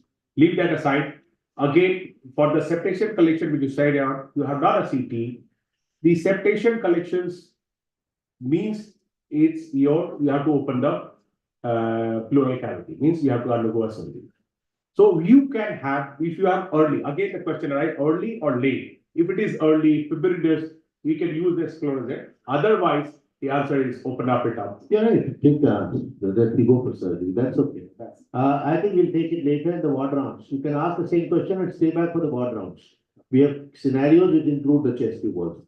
Thank you very much, Abdominal, for an excellent talk. Give a big round of applause. And this happened because unfortunately Dr. Agarwal slipped, and it can happen even these stairs are a little dicey. So it's my distinct pleasure to invite Dr. B.D. Agarwal, who's a very dear friend, very eminent surgeon, very much an academician. And he is going to deliver the keynote address on this. This is a very important topic, decision making in surgery. He delivered the original last year too, so we'll keep that a tradition so that the instincts and the approach towards managing patients in surgery, your instincts are sharpened and you can have more questions. Over to you, Professor Agarwal. Thank you, Dr. Chindramani, for indulging me as a friend. I think I stand here not for any of the qualities or virtues I have. I think he disclosed it just because we are friends. And the topic justifies that, as even after so many years and few decades of surgical practice, I am always afraid of decisions going wrong. And the message from this sentence is that we should not be afraid of taking decisions. So thank you very much, sir. And we should be grateful to our teachers and the basic teachings, as Helsted said. A surgeon is nothing else but a physician who also knows how to do surgery. So don't be in a G to pick up a knife with all the patients and in all situations. So thank you once again. Decision making, as anything else in life, is a process of cognition, our basic human being. We have to choose between different options available to us. Only thing is that as surgeons, we mostly think that what surgery to do, when to do. I think a decision when not to operate is the most important decision in our formative years of life, as well as in mature years as a surgeon in practice. Because we surgeons impact our population that we deal with more than a physician. When things go wrong in a physician kind of a setting, your colleagues or the relatives of the person under treatment will ask you what went wrong. But when you're a surgeon, the same family, society, your colleagues will say, what did you do? So you are directly blamed. So as surgeons, we impact the life of patients we are treating much more intimately than as physicians, because our decisions may be life-saving, and if they're not optimal, they may be fatal for the person who has trusted us. Yes, so I think I said out this already. It is from a book written by Charles Fosk, Forgive and Remember. Surgical treatments are more fiducial in nature despite informed consent era, and they are more prone to scrutiny by society, including family, and if things go wrong by the courts. So we should be thinking what is best for the person we are treating, not the best that we know. Not that I'm a good laparoscopic surgeon, so I put a laparoscope everywhere. What is best for the person under my care who has trusted me is more important, not the best that I know or I practice. In any situation where there are multiple options and we have to choose one or make a decision about one, so first step is we identify the problem, we localize the problem, we gather all the information. Like you saw in a breast patient, you know there is a breast lump which the patient says is bleeding, or there is some blood on her garments and she is not scared of removing her garments. Then identify the problem, gather as much information as you can, as Dr. Ratna said, even ask her, is it bleeding on touch, on pressure, on scratching, or there you see a gap there or a wound there? Don't use the term ulcer, a gap there and through which something is coming out which is bloody. So more information, better maybe your decision. Then once you've done that, what are the alternatives? Evaluate all the alternatives given to you. Maybe in a surgical scenario, acute appendicitis, 3 days back, patient had pain but still not eating well, not passing stools or flatus, like he's not satisfied with that. So is surgery still the option, or there any other options? So weigh all the options. Then what is the teaching that we have got? What is the evidence and literature? We talk of best practice guidelines or institutional guidelines. What do they indicate at operate now or later or don't operate at all? So you have to consider all these things. Then you see the risk benefit ratio of all the options available to you. What if you leave it conservatively? Will it evolve into an abscess? Will it be gangrenous? Will it perforate? What does the evidence say? What does the literature and your own experience tell you about that? So weigh all those alternatives, and then close your eyes and visualize what will happen, what can go wrong, not what can go right, what can go wrong. We call it visual mental rehearsal. It is a standard technique for Olympic participants, that they visualize they're running the race and they are striving for the gold medal finish. So to visualize your effort and the likely outcomes and what may go wrong or right with your decisions, alternatives. And then only you take an action. But not all said and done. This is not 1, 2, 3, 4, 5, 6, 7 like we are taught in medical schools to rectify everything. So either of these 7 things may be more important than other 6, or 5, more of them may be more important than others being not important or not at all. So take a portfolio approach, like you put some of your money in bank, some in fixed deposit, some in saving account, some in shares, some in bonds, some in gold, some for your own personal use. So take a portfolio approach. Nothing is absolute. So these decisions in these 7 steps, or maybe more, 10 steps maybe there. So these are 7 broad guidelines. They may be automatic. We call them programmed decision, pain abdomen, shifting from upper central abdomen to right lower abdomen, followed by or associated with nausea and maybe vomiting, patient not feeling good, abdominal bloating, not passing stools or passing frequent loose motions, and follows up with a fever and chill, and you know this is something intraperitoneal, which is inflammatory, pain is shifting, this is appendicular. So that is an automatic decision program. Non-programmed decisions are more cognitive in nature, they are heuristic.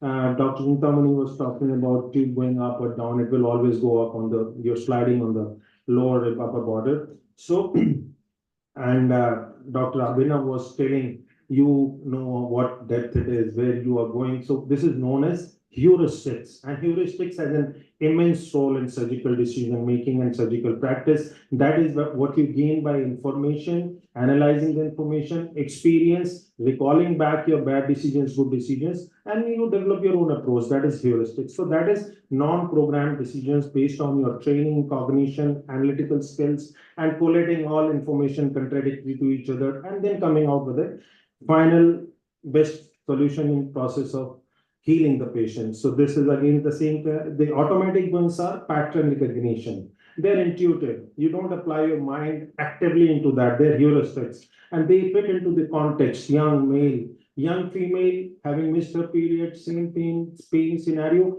oh, look, I have to rule out an ectopic in this case. So I have to do necessary investigation, same symptoms, but patient is a female in reproductive age group. And even if you have not taken history of missing a period, even then you are suspecting that already. So contextual, they are automatic, as I said, easy, they are fast, and they don't cause any mental energy drain. While the cognitive ones are more analytical, which I spoke in last slide itself.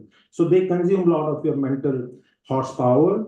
Finally, what has to be kept in importance is, in priority is, that we should be aware that there is nothing worse than thinking about your wrong diagnosis because of your lack of application of mind, which may be information, knowledge, skills, or simple heuristics. So, and why it happens? Because nowadays I call it team is another acronym for together everyone achieves more, but here it has been used.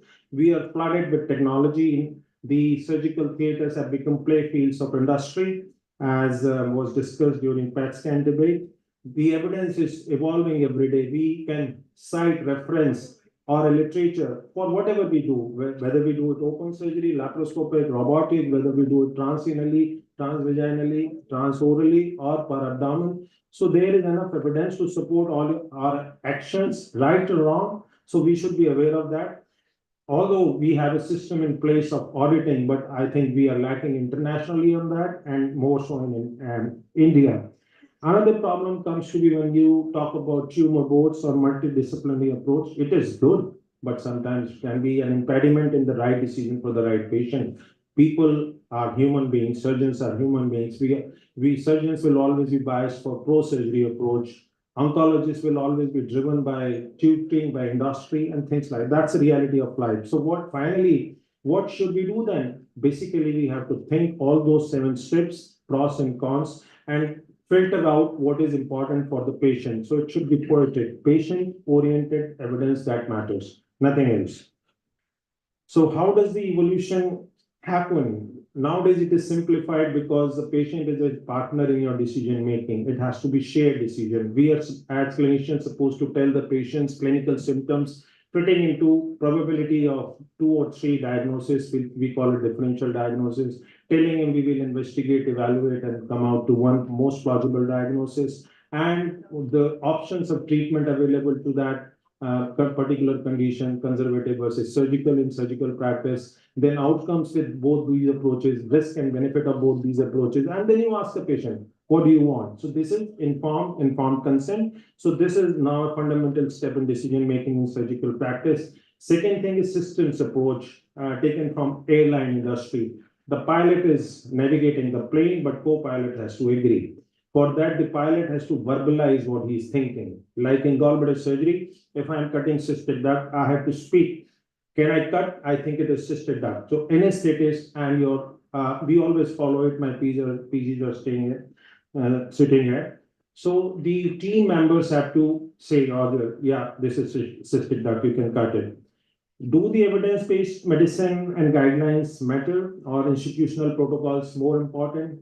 Both have their importance. I discussed in the previous slides. Guidelines, you employ a portfolio approach. Something is better on table, something is not good. But we have checklist system nowadays to check our decisions, whether right or wrong. So we should tick all the boxes which are mandatory. Coming to multidisciplinary things, I said they help you also at times because they dilute your responsibility by sharing. But literature says that the riskier decisions are more often in group. When you are an individual, you are more patient-friendly, you feel more responsible for the patient. Multidisciplinary teams are just taking the risk off in today's era of accountability and legal persecution stage. Because as you can see today, a PG first year or second year or residents are supposed to know breast cancer, breast surgery, breast preservation, radiotherapy, oncology, medical. So everybody is taught everything. We know everything. Still, we go to the medical multidisciplinary teams or tumor boards. So maybe my feeling is that they are to dilute your risk of litigation and questioning. With a person like Dr. Chintamani around, I think a breast cancer patient doesn't need a tumor board, but still, society at large, what we say, the results should be reproducible across the skill domains, geographical domains, knowledge scales and hierarchies. That's why these evidence-based medicine, tumor boards, checklists are made. Otherwise, we are trained to deal with all situations, but we should use MDT to dilute the risk, also to get a good decision for the patient. Literature says that decisions are more likely to be patient-friendly when you're discussing with your regular team rather than people in tumor board outside. Tumor boards outside may refine your decision, may second your decision, and take away the risk because it is a group responsibility. So some common examples. So decision-making in surgery is nothing robotic or nothing mathematical. It's intuitive, it is information-based, it can be trained, you can be trained, you can be schooled into it. Even intuition nowadays, they say it's not inherent, it can be tutored and you can be schooled to develop good intuition. So Eliot said, like a poet doesn't have to invent new emotions, he has to just express in better words. So similarly, surgeons don't have to innovate every time they deal with a simple or a complex situation, they have to apply the existing knowledge. This patient, a girl, 24 years of age, married for a year, came to me referred for because people for internal rectal prolapse or rectal prolapse usually come to me after recommendations by colleagues. So she had history, clinical findings, imaging, and all diagnostic fitting into a diagnosis of rectal prolapse and needing a procedure for rectal prolapse. But these are findings. Her only problem was constipation.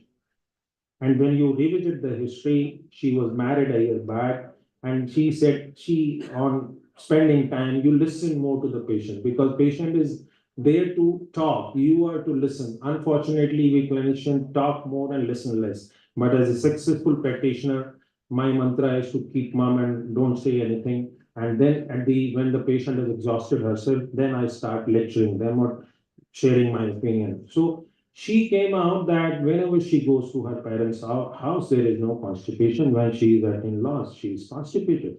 So she did not need a rectal prolapse surgery, but I'm sure many a times I may also do a rectal prolapse surgery in such young girls. So history is very important, and socio-cultural background of patient is also very important. And it's common sense, and it seconds the saying of Ralph Emerson, who said, we as human beings are very surprised at times by what is a trivia, what is a common sense, normal day-to-day finding. So in era of technology, Abraham Maslow said what he called as a hammer and nail complex. He said if hammer is the only tool available to you, you treat every problem as a nail. So don't hammer your technology and everything. That is a cognitive bias. Happens mostly with new generation of laparoscopic surgeon. I have no shame in saying that. Our generation was the generation we completed our training when there was no laparoscopy. We were against laparoscopy. We trained ourselves, skilled ourselves, and became laparoscopic surgeons. So we have no shame in saying, look, I'll do it open. I will not do laparoscopy. But the newer generation tries to put a scope or a robot everywhere in any hole of the body. So Dr. Chintamani also says there's a pool with tool is still a pool. What are the other biases in decision making? You should keep your team members in check as a surgical team leader or a decision maker. So team leader is a decision maker. So as a resident also in night, you are a team leader when you're dealing with pain abdomen. So you should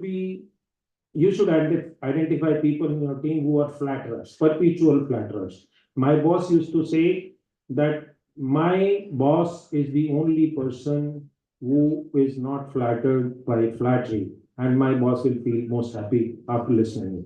So everybody is prone to flattery. So identify people who draw circles or bullseye around your shots. So this is known as Texas sharpshooter syndrome. So whatever is your decision, your juniors are always seconding that. So they are not good team members. Similarly, other team members who suffer from being overconfidence, and there is something known as Dunning-Kruger effect. Dunning and Kruger did a study and they said people who lack in information or knowledge or skills or intuition or decision making are usually the most confident. They will say, oh, I can do it laparoscopically, I can do it robotically. So be aware of such people. Again, it is coming to a fool with the tool.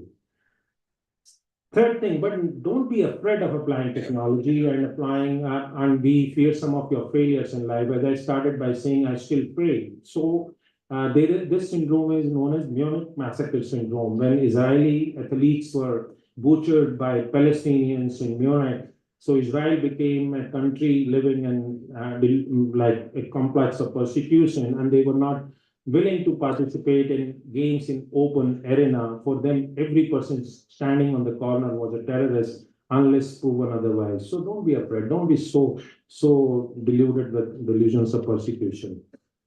Then second thing is what is known as Occam's razor. This is when originally Osler said this, when in Texas you hear hooves, think of horses, not zebras. Because Texas is in America, zebras are found in South America or usually Africa. So if in Delhi you are घोड़े की चाप की आवाज आ रही है तो घोड़ा सोचो, zebra मत सोचो, because उसकी भी आवाज वैसी होती है. So this is Occam's razor. This is think of the simplest solutions. They are usually the best.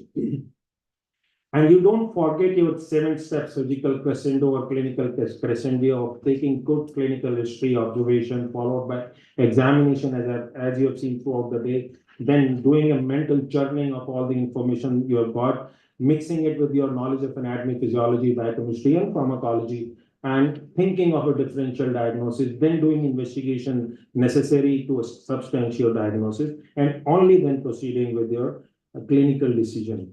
Unfortunately, even in this era of technology, artificial intelligence, and evidence-based medicine, this is a picture from British Medical Journal. There are 7 alternatives if you cannot make a decision based on whatever has been said so far.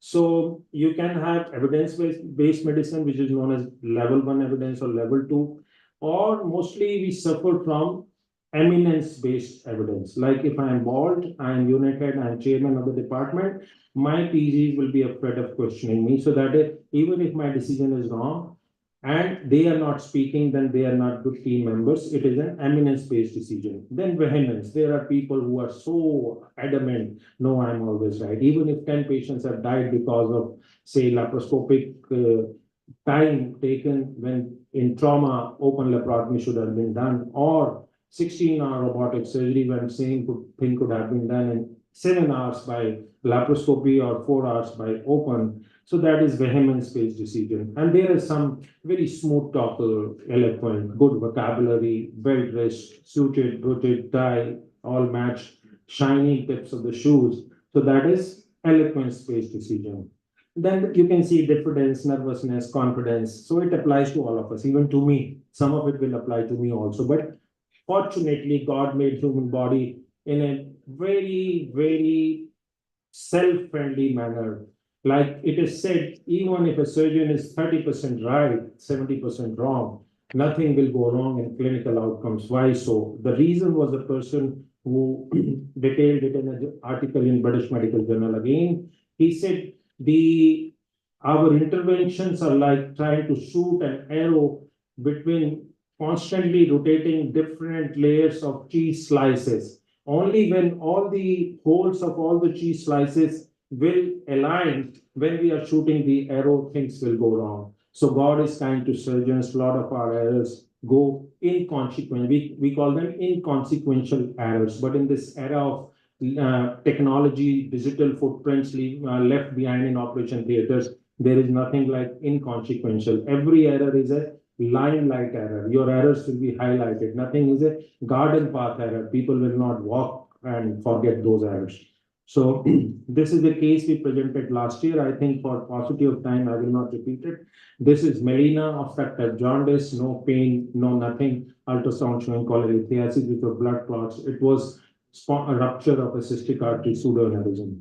So how could we prevent this, and why could we? Because we had good teachers. They were more responsible. They provided us good knowledge, ability to deal with clinical situations, ability to accept failures, endurance, intelligently applying whatever information they got, and not afraid of discussing with juniors or seniors. So no hierarchies in clinical decision making. Not that senior is always right, junior is always wrong. So that is what makes an intuitive expert. And as I said in the beginning, now there are training programs in West that intuition can also be schooled.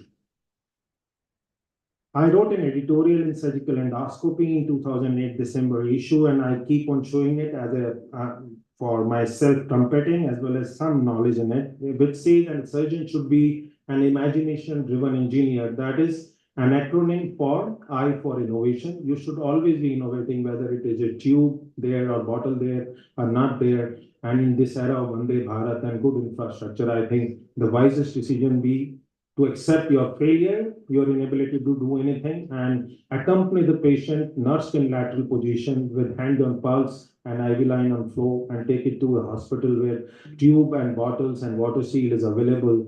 And I think no part in India now is away for more than 45 minutes for these basic resources. So I don't like these imaginary kind of questions for asking sake of questioning and showing your pseudo intelligence. So I for innovation, and as a surgeon also understand biochemistry and molecular science. And for molecular, do not neglect your seniors and traditional wisdom, like science says, probiotics.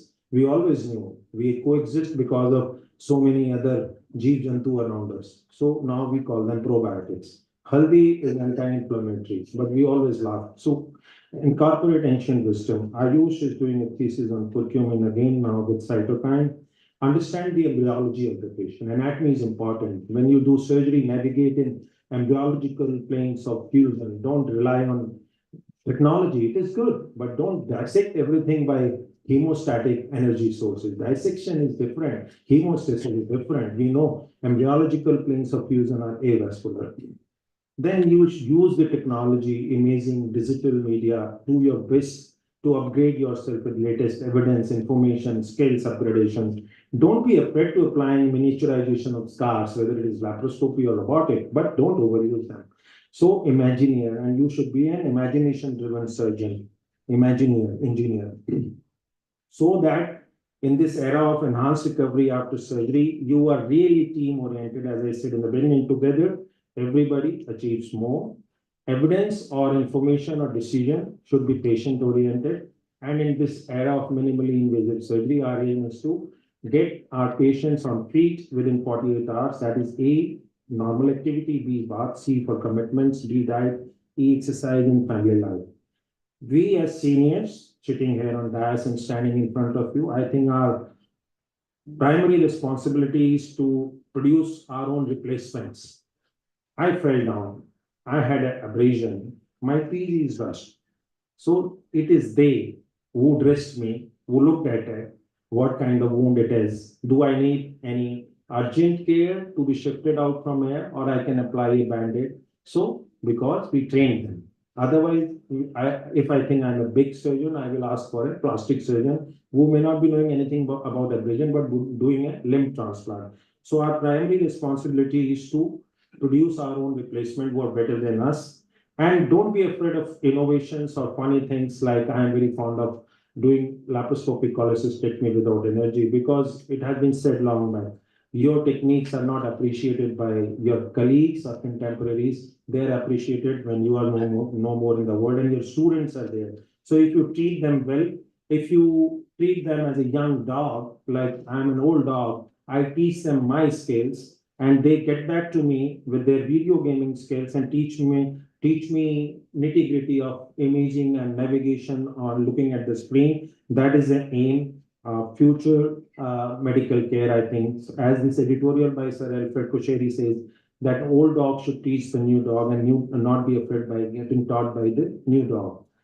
This is another very good book if you are not afraid about passing your exams. I tell my PGs, if you are afraid of preparing for exams and passing, then you are not a fit student to stay with BBA or go to somebody else. Because I assume everybody passes, gets through the exam in life.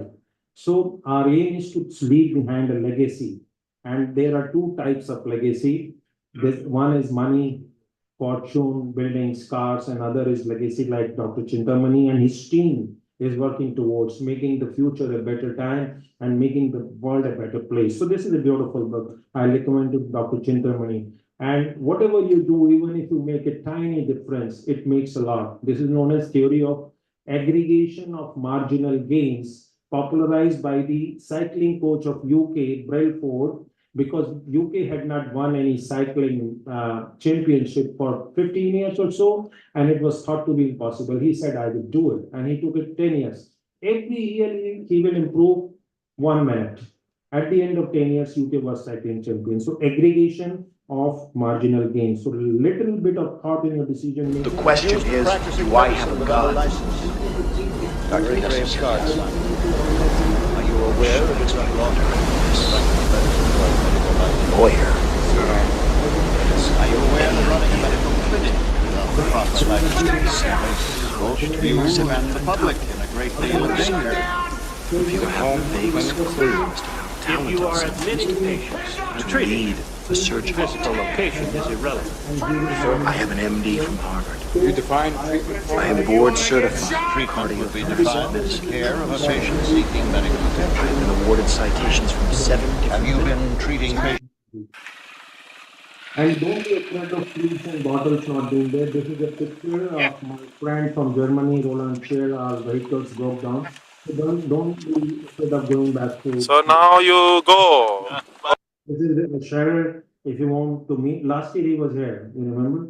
And this year also he'll be there on 7th and 8th at Gangaram Hospital. I'll not be there. So in summary, in decision making, be focused on what is good for patient. Point. Think of what is best that can be done for the patient, not the best that you can offer to him or her. And always do an informed consent to minimize the expectations and outcome gap. My PGs will tell you, discuss with them, every patient I talk about CVD injury in gallbladder surgery, and touch wood till now, because I work in a highly competitive atmosphere, especially after laparoscopic cholecystectomy without energy source published, and Dr. Ratna once noticing there was liver tissue in the gallbladder. You remember? So I have come across all kind of relevant or irrelevant criticism, but till date, no CVD injury, no visceral injury, because I firmly believe if you don't know your anatomical planes of fusion, energy is not a vaccine for that lack of information, if not skill. So minimize, discuss all potential complications, tell the incidents reported in literature, tell your own experience. So how do I tell them? I don't boast to them like I did just now. I tell them, look, this is what can happen. So far, it has not happened, but it may happen with you. You may be my first patient, but I'm not sure that it will not happen. And believe me, I am one of the highest sticky surgeons in Gangaram. A patient who comes to me does not go anywhere, usually. So a surgeon knows nothing about her patient and we think we know everything. So at least we can confess that we don't know about the patient's thinking and dreams. So our dreams do not matter. It is the patient's dream which matter. And we are in a wonderful profession. This is a quote from one of our friends, Dr. Suresh Vasishtha, although it is in Ved, that medicine is a good profession because Kwachit means little bit. Artha means money, materialism. Kwachit, materialism, Kwachit friendship, Chintamani sir, Kwachit dharma, doing the righteous thing in the world, doing good, Kwachit yash, you get famous, you get invited for talks labeled as keynotes out of affection, and innovations, karam abhyasi, you are working for good of the patient, but you can innovate also, you are experimenting also. The medicine, nasti nispala, it doesn't go unrewarded. So thank you very much. On left side, you see my wife, she stays same, I have become bald. And on the top right, you see a picture which I have not shared so far in professional gatherings. 4 ministers were present in awarding me. I did not share this award with anybody in medical profession, but for Dr. Chintamani, I thought I'd at least know that yes, people notice. I was invited to White House when one of the congressmen, John Murtha, died in laparoscopic cholecystectomy because of energy burned to duodenum. So I was on that expert committee. You cannot disclose it for 15 years. Now it has been more than 15 years. So I disclosed that, and the Indian government awarded me with 4 ministers of that time being present. So thank you very much. Thank you for the opportunity and patience and engagement. Thank you so much. A big round of applause, ladies and gentlemen. For a keynote, we have again very happy and The keynote is very well prepared. There is no way I can take it away from the kind of keynote we have heard. Wonderful talk, but we have nothing to add to it. And I'm sure it would have ignited too many things in you. And so much of wisdom coming in such a quick time is amazing and awesome. Be grateful. Thank you. And thank you everybody listening to me because I'm at times soft and blunt. And I think I use relevant or irrelevant questions, so don't mind that. One of the most academic surgeons that I've met in my career, I've been doing enough academics in my life to know that. And one of the most gifted and crafted surgeons. So you heard it from the right person about making a decision. Now we move on to the presentation that was supposed to happen yesterday. Dr. Arvind was busy yesterday in the so radical cholecystectomy. The way he does it, you will have everything seen very, very clearly. And I'm witness to a lot of these surgeries, so I can vouch for it. You're going to get all steps clear, and you know radical cholecystectomy and gallbladder cancer presented in the morning. So we discussed as to what is radical chole. Now you'll see what it is, and seeing is more important. So become aligned with all that is being taught in SCRUBS. It's got to do with you. You can see that our focus is basically you. It's not about us, it's about you. Over to you, Dr. Arvind. Dr. Arvind is my colleague in Department of Surgical Oncology. He's a senior consultant in surgical oncology, specializing in GI, onco, especially minimal access oncology. And we look forward to starting or initiating fellowships in the minimal access oncology and breast oncoplasty very soon. So all those who are interested can talk to their friends. Over to you, Arvind. Thank you very much, sir. And thank you, though I am not presenting much in all these kind of forums. Thank you for giving me the chance to show one of my surgeries in front of all of you students. So this is a laparoscopic radical cholecystectomy, which I am doing for the last, I think, almost 10 years back. I did my first radical cholecystectomy. So these are all the lymph nodes you need to remove or you need to address. Can you make it into a slideshow, Arvind? The video is also there. No, okay. No, the slideshow, I was saying the slide. Because you can see the. Yes. Okay. Yeah.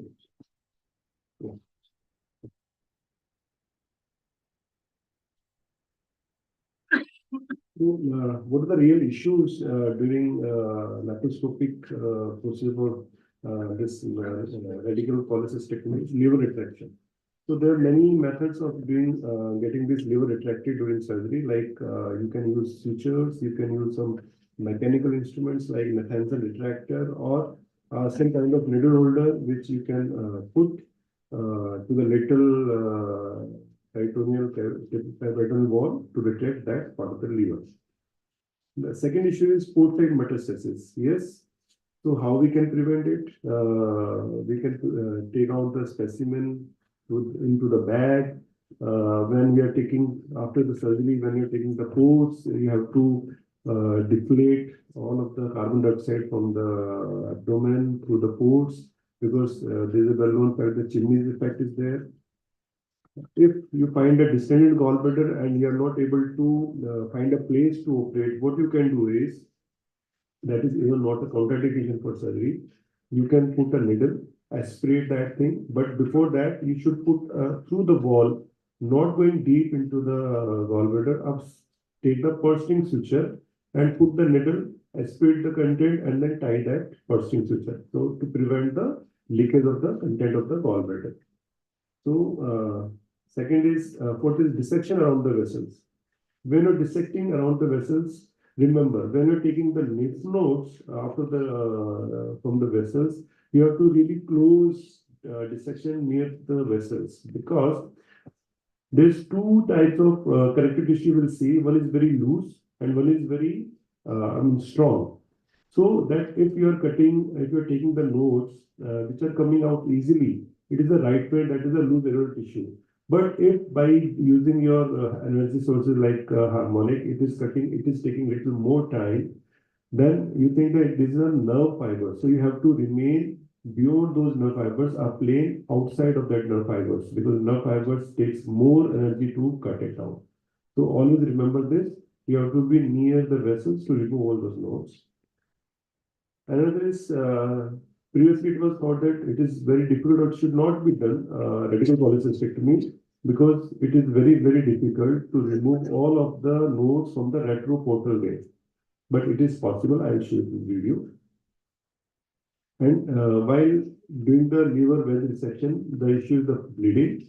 You can prevent that bleeding by using good amount of like energy sources, or very good technique. Like if you are using a clip applier, you must be using gallbladder surgery and doing the clipping of the cystic arteries. You must be using Johnson Ethicon Liga clips. So believe me, those clips are not good while you are dissecting all these surgeries in laparoscopic radical cholecystectomy. You should be using a triangular clips, which is coming from either esculap or the back horizon. And we tend to use a 300 Liga clips, which is not good while you're doing this kind of surgeries, because the vessels are very, very small. So you should be using a 200 Liga clips for back or esculap operations. So I skip this. So T1A, that incidental gallbladder cancer is there, nothing to be done. If T1B and beyond, you need to re-resection or doing the exploratory radical cholecystectomy. So these are N1 station, N2 stations. So this is the liver wedge decision, the cleaning, and you can retract. You can see, you can retract the liver for the resection purpose with the sutures. Marking of the liver with the energy sources, unipolar, is the best thing, because it takes less time to mark that liver section point. These are my fourth position for the radical cholecystectomy.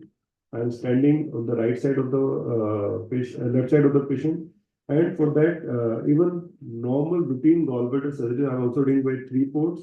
All the 3 ports on the left side of the abdomen. So these are the port position. So on the left side, 1, 2, 3. From these ports, I am doing lap cholecystectomy. This is the final picture after portal lymph node dissection. You can see here the common hepatic, gastroduodenal artery, hepatic proper, left and right hepatic arteries, and below the portal vein.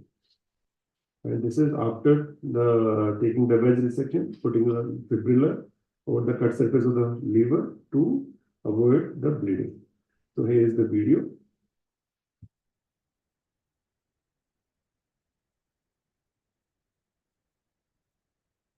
So this is the Nathanson retractor.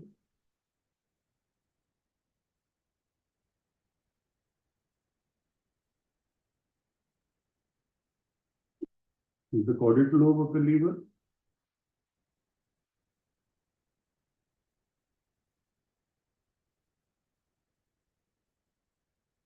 This is a 15-minute surgery. It's okay.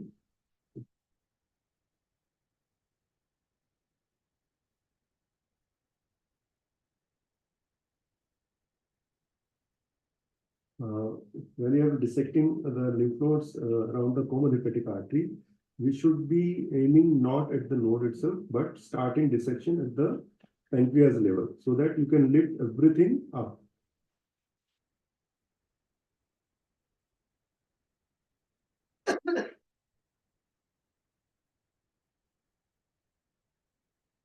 So this you can retract further. Here you have to remember that you should take that needle at the base of the falciform ligament.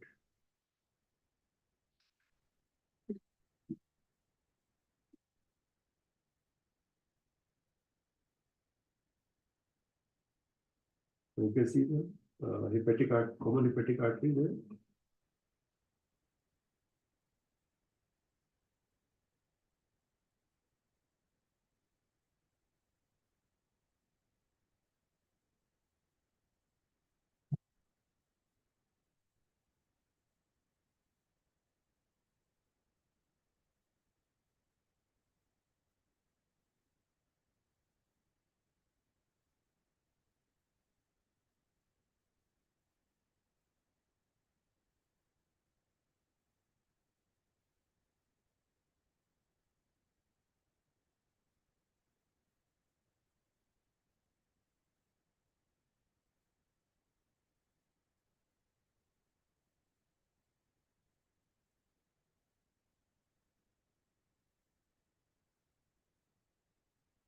So while taking the lymph nodes, you should be not afraid of the going near the vessels.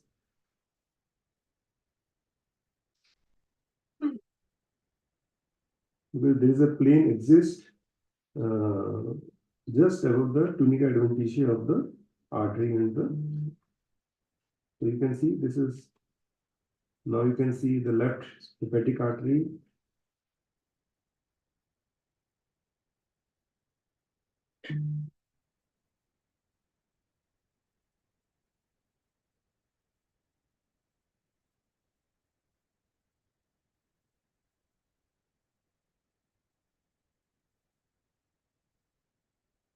Now you can see the portal vein. You put the portal vein there.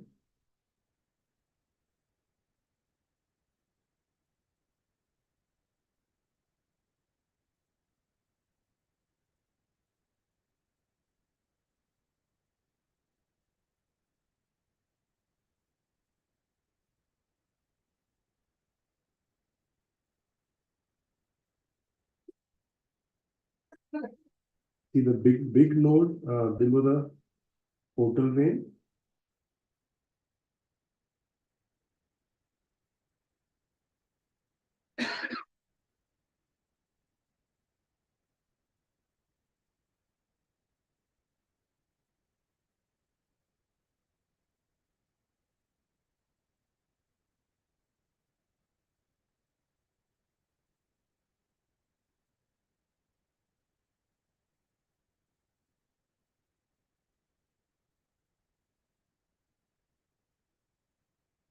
These are the retroportal veins.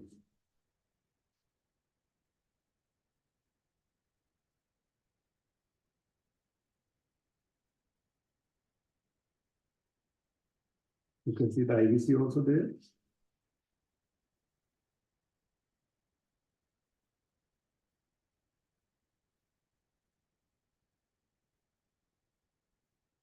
And I found this new harmonic, which is SD 1000 or 1100, the newer one. They are good for dissecting lymph node dissections for all these kind of surgery, Whipple or this or hepatobiliary surgery.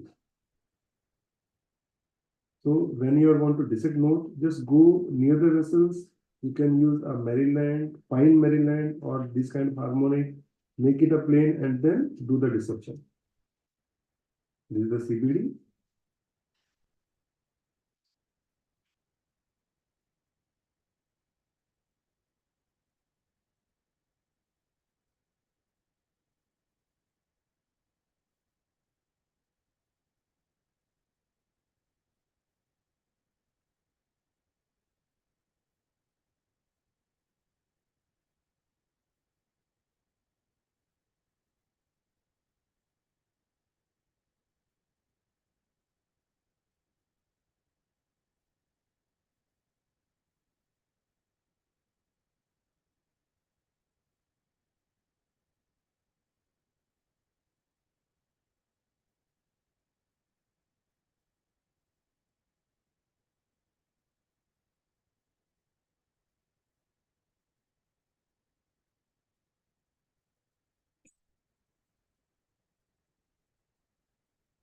So now all the lymph nodes in the porta has been cleared.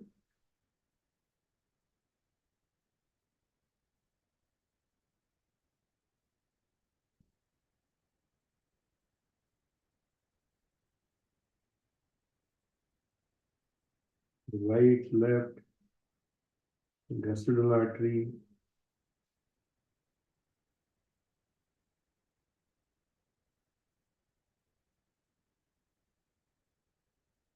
I'll try to be as so that all the steps you can see. That is the portal vein, left and right. And you can see very well there is no lymphatic tissue behind the portal vein is there. See, and that is the inferior, IVC.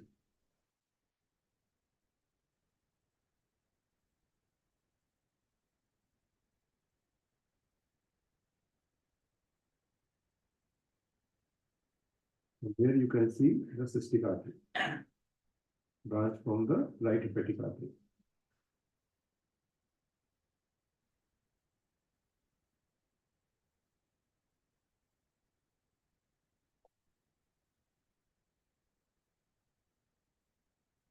And believe me, these kind of surgeries doesn't take much time.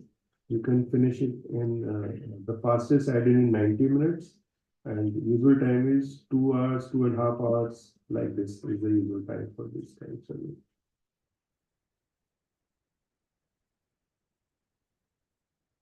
And if you see, I didn't hold gallbladder with any of my instruments, whether it is me or my assistant. If I'm holding, it will be near the neck of the gallbladder only. So minimum trauma to the patient, gallbladder, preventing any inadvertent trauma to the gallbladder while retracting it.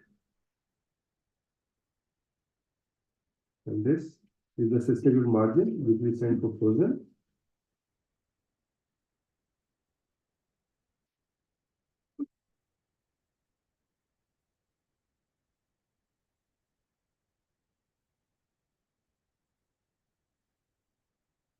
Now, so while doing this wedge dissection of the liver, you should use these threads. And always remember, take a figure of 8 thread, otherwise it will cut through.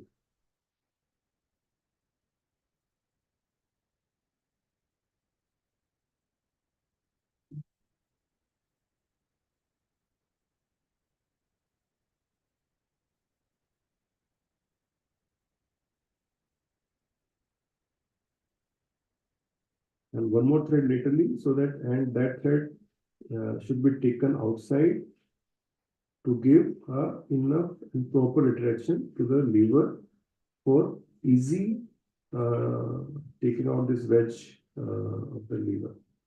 So you don't need to have your assistant busy for that thing.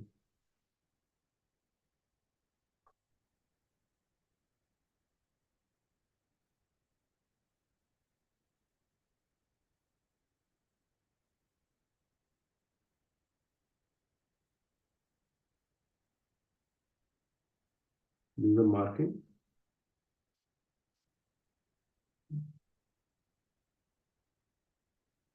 What I feel is when you're dissecting this, if you are using Liga clips, which is from ethical, they doesn't give enough pressure for all the things. Or while after applying those clips, you are doing some dissection kind of what you call cleaning with the suction cannula, it tends to dislodge from that place.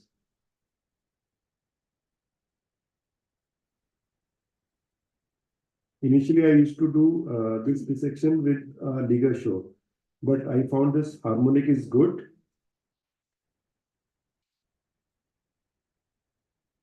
And fast. Ligature used to crush more of the tissue and with more of the bipolar kind of energy. Sometimes we have to use in combination with harmonic and the bipolar.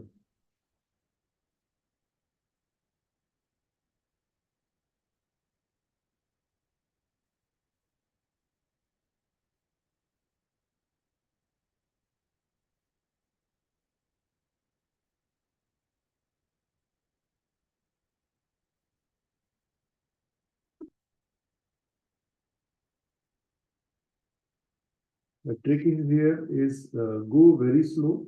If you to be fast and rash, the lots of bleeding will be there, and it will take you lots of time to control that bleeding.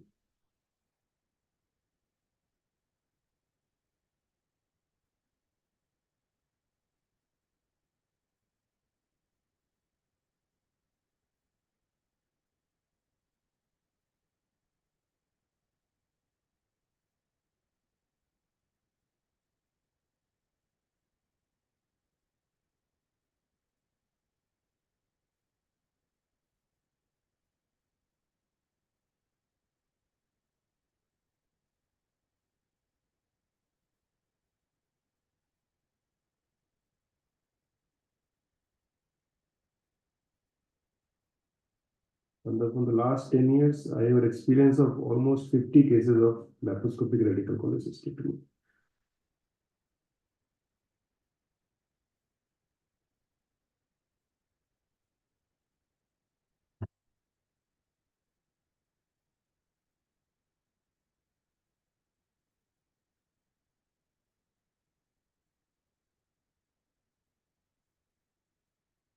So after this, take out the valve section, small, you can use a bipolar to control the bleeding.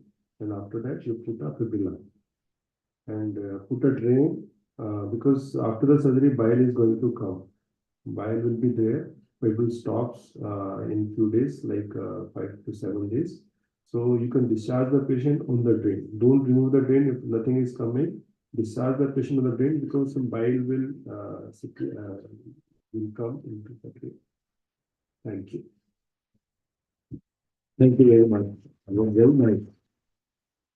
Now it's very clear and everything is very clearly seen. And if there is any quick one question you can ask the radical coding, you can't see better than that. Yes, Dr. B.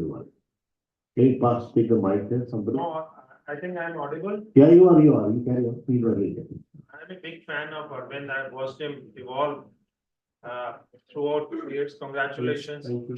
And you make us feel proud. Just for my ignorant curiosity, what is the basis of diagnosis of carcinoma of gallbladder in this kind of surgery? How do you diagnose carcinoma of gallbladder? And second is, do you do a frozen for the cystic duct and that you preserve? Cystic margin, yes, we do the frozen. And what if it is positive? Frozen, and it's negative. If it is positive, then we have to remove the common bile duct. Second thing is, sometimes we get this kind of patient from the gastro department, and nowadays studies prove that EUS FNA can be done to diagnose the gallbladder cancer. So all of these are proven tissue diagnosis. Sometimes proven, sometimes we have to take on the basis of the imaging. So when you take on the basis of imaging, even then you cut the liver base. No, in that case, I have to take the liver bed first and the gallbladder and the portal lymph nodes after the I got. So I asked this question for benefit of residents. I think that will be more important. If it is proven, then you can go ahead with the lymph node dissection first and the liver part later on. And if it is not proven before in surgery, then you should be taking gallbladder along with the liver first and then the lymph nodes. The only thing is when you do the liver first, some kind of posing field is not that clear if what you get if you go first the nodal dissection and the liver. And Dr. Chetamani, say expert opinion too. I don't know. Brilliant question, very important. Actually, we discussed carcinoma of gallbladder in the morning. Most of the time, both for gallbladder and for periampullary, we used to rely on imaging for making a diagnosis. Yes. It was acceptable, and why he's raised this point is it has evolved now. You can do endoscopic FNA for EUS FNA for the head and periampullary, and for this you can again do EUS FNA. But it's not mandatory. But that was my second question to you, sir. Like, so are we recommending that imaging is strongly suspicious of malignancy? Yes. So as a surgeon, we will proceed. These are two situations where even if, because I was coming to that frozen section part, which you very rightly raised. It's a technique that evolved in the 3 clinics in US and Bombay people adopted it. First to the resection of the, with the liver gallbladder, because you can't take gallbladder separately. That's why some bit of liver, a sliver of it. And when it comes out positive, then you proceed with the lymph node dissection. But the problem is, if it is frozen doesn't give you a diagnosis so easily, and it has 80%, 89%, 85% sensitivity. So there, Dr. B.V. Agarwal's decision-making talk comes relevant. Even if you end up doing the dissection and finally the report is different, you may not be held for it. That is the bottom line. Actually, I think even in cholecystectomy, laparoscopic cholecystectomy, it is said that you should open the gallbladder at the end of the surgery. And if you find that there is asymmetrical thickening, which you think could possibly be malignancy, then you should do extended cholecystectomy there itself. Then not almost every institute has frozen section, and a negative frozen section report does not rule out malignancy. But if you do not do a extended cholecystectomy, the prognosis of the patient will be affected. And extended cholecystectomy is different than radical. No, it is the same, the terminology. We talk about the same thing that you are saying, part of the liver. But lymph node dissection, you preferably do once you've got the evidence of malignancy. Even there, Arvind, it's only till recently we were relying entirely on imaging for doing it, but it has evolved and it's better. The frozen has got better also. So if you can get a diagnosis, then you're doing it boldly. And thirdly, before you start with the lymph node dissection, you must do the aortoportocaval node and send it for frozen. If it is positive, then we don't proceed because that is taken as M1 disease. So if there are many things before you actually go in for the extra radical, surgery. That's the bottom line why I was trying to ask. And what is your experience of 50 cases of hepatic artery thrombosis or portal venous thrombosis after such an extensive use of energy? I used it minimally, even then I have one patient which I have published somewhere, hepatic artery thrombosis. And how do you suspect that? Should our suspicion be very high? In my experience, there is no complication like portal vein thrombosis or something like that in all of my cases. Only thing when I did these surgeries as a completion surgery, like somebody did gallbladder surgery and then came to me that cancer is there in the biopsy report. Those patients did behave well. They used to get a recurrence in, say, for example.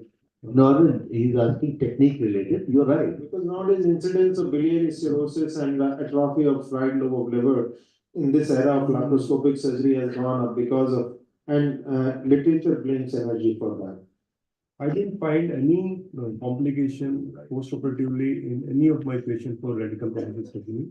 Yes, in one patient where I did D2 gastrectomy, I don't know why and how. I'm talking of cholecystectomy. I think we are not following them up for enough length of time for say 5 years, or not doing LFT after 3 months or 1 year. But by that time, the complications are attributed to chemotherapy. We can actually try to work on it, and that is what we can evolve and find out. Your patient didn't have it because the technique is good in moving in a particular way, but energy sources do have their impact. So we can look at it. And there is also an evidence, which I'm sure I would not, because it was technique related, that at some particular time they compared open to lap in radical cholecystectomy about the clearance. So they found some difference for a particular stage. But yes, the kind of patient you have and the dissection that you're doing, it should work out. I think we should take this opportunity to tell the postgraduates that sir has shown a very wonderful surgery, and the technique of liver resection that he has used is the Glissonian technique. Anybody can tell what Glissonian technique of liver resection is?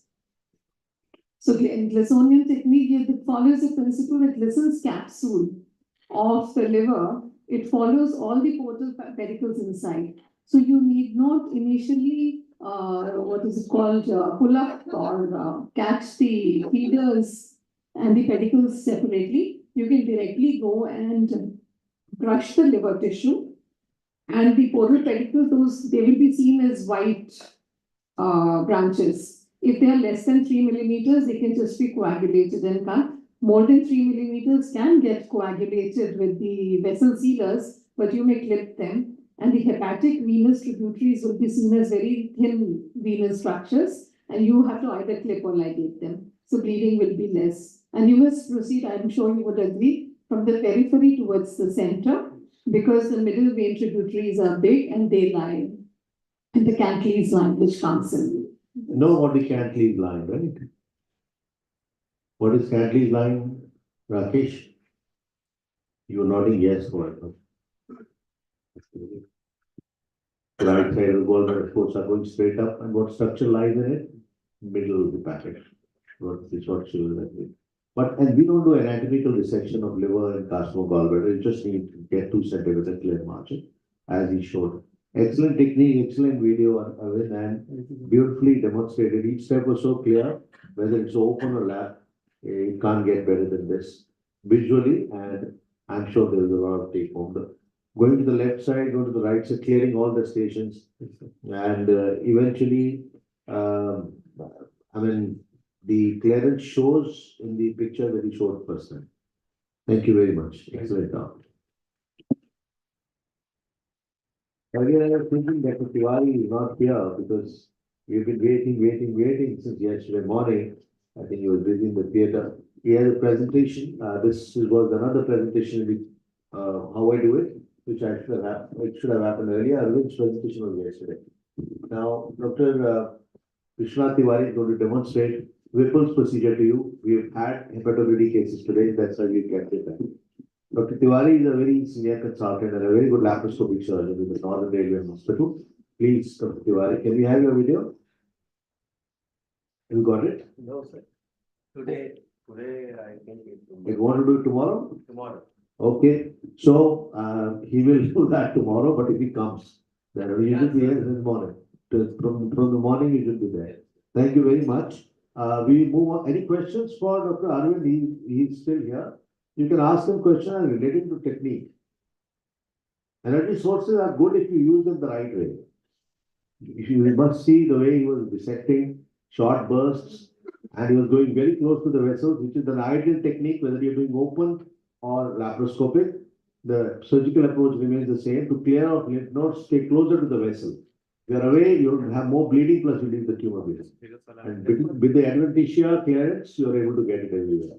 Very, very clearly done. Now, we have a very important session for all of you. And I don't need to highlight because I was thinking we'll have the reports, but then we have an important session on specimens and instruments, something that is for your exam. So pay attention, and after that we'll have the ward rounds if we have time. Over to you. Dr. Ratna is going to make that presentation, which is going to be an OSCE, and I request Dr. Tiwari to join us on the dais.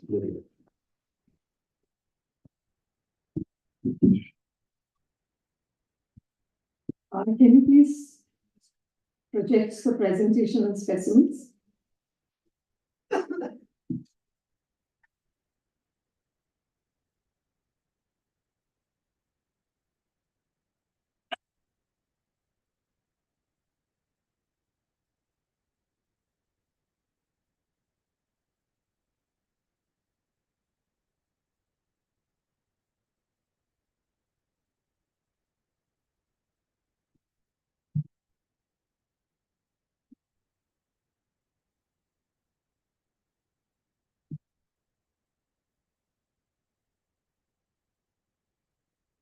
It's about pathological specimens are important for us in the practice of surgery.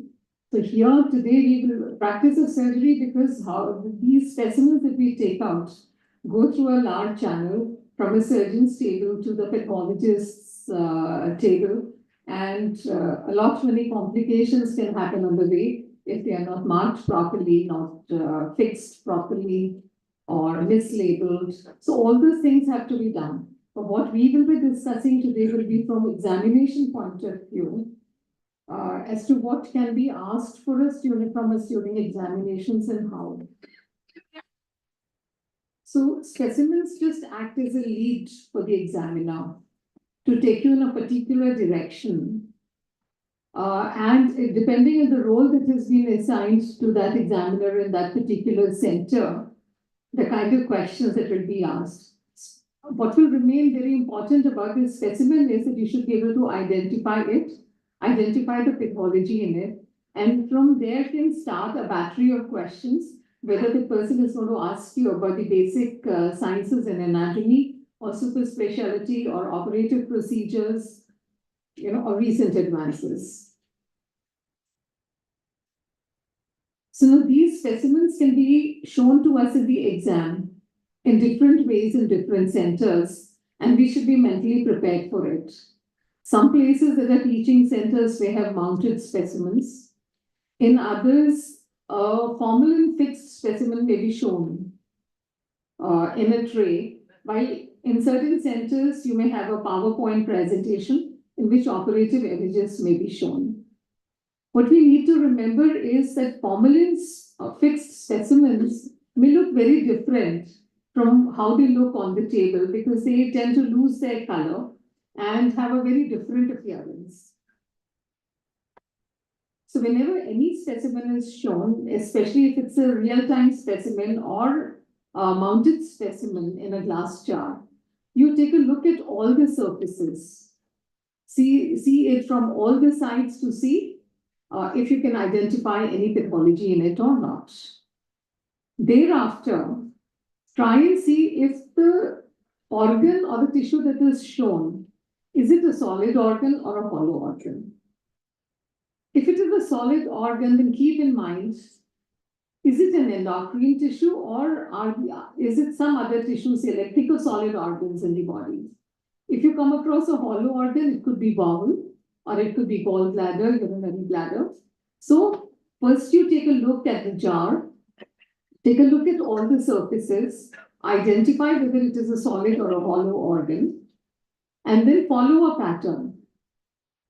Identify the structure, identify if it's an organ, say kidney, whether it's a right kidney or the left kidney, and why do you call that organ this organ? Thereafter, after you've seen the surfaces, try and make out what could the possible pathology be. Is it an inflammatory pathology or an oncological pathology? And that, is the specimen a complete specimen of a proper procedure that has been shown? Or is it just a part of an organ which is showing a representative pathology? So I think if I want, I can end my presentation here by saying that sequence to verbalize the specimen displayed should be that I'm witnessing, say, a formally and fixed specimen. I'm just giving an example of a hollow viscous which looks like a small bowel to me, and which probably maybe say shows a polyp on the cut surface, and the procedure performed is probably a resection anastomosis. So that's how we would, I want you to focus on this slide, that please speak about whether it's a formalin fixed specimen or fresh specimen or image that is shown to you. Are you seeing a solid or a hollow viscous? Identify the organ or tissue, look for the kind of pathology, and talk about it as to on which surface can you see this pathology and if any proper procedure has been shown or not. So commonly shown solid organs are kidney, spleen, thyroid, testis, and breast. Commonly shown hollow organs are colon, small bowel, stomach, appendix, gallbladder. And then thereafter, everything is left, once you've identified the organ, to the stretch of imagination of the examiner with respect to the kind of questions the person is made to ask. I would maybe just want one or two volunteers to describe this specimen. Maybe somebody sitting, can you just speak out what I said about, can you verbalize in this image that I'm showing you? Ma'am, I'm seeing the image of Resected specimen of a solid organ. Probably a polycystic a kidney, maybe a polycystic kidney. Yes, it's an operative image. Yes, ma'am. Of a solid structure which looks like a kidney. Which side?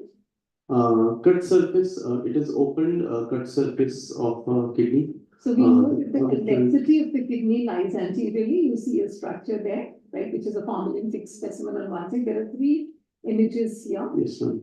Right? And so you see the ureter on the medial side. Convexity is anteriorly, so it should probably be the left kidney. Yeah, right? Ma'am, I could not appreciate the ureter. Ureter is the long structure which is going down. Okay, yes, ma'am. Right? And what do you see on the cut surface? Ma'am, areas which might have been filled with fluid or cysts, the cyst might be cut open. So you find that the corticomedullary differentiation is not very well appreciated. You find the dilated pelvic ileal system here. Yes, ma'am. Vertical walls, and a calculus is also shown. So probably it's a case of calculus related pyonephrosis for which a nephrectomy has been done. Very good. So can the next one? Thank you so much, Sid. So, you know, you can be asked the procedure about nephrectomy. You can be asked about what are the other things that you could have tried to salvage the kidney, wherein you may talk about that you would do some imaging like an isotope scan to see whether how much is the function in the kidney. Then you can talk about what is the cutoff value for the function of the kidney, wherein you may think in terms of putting in a percutaneous nephrostomy to see, and after 6 weeks, repeat the scan to see if the function is improved. If the function is improved, you can think in terms of conserve. Usually a pyonephrotic kidney may not be, you may not be able to conserve it. Can we move to the next person, please? Yeah.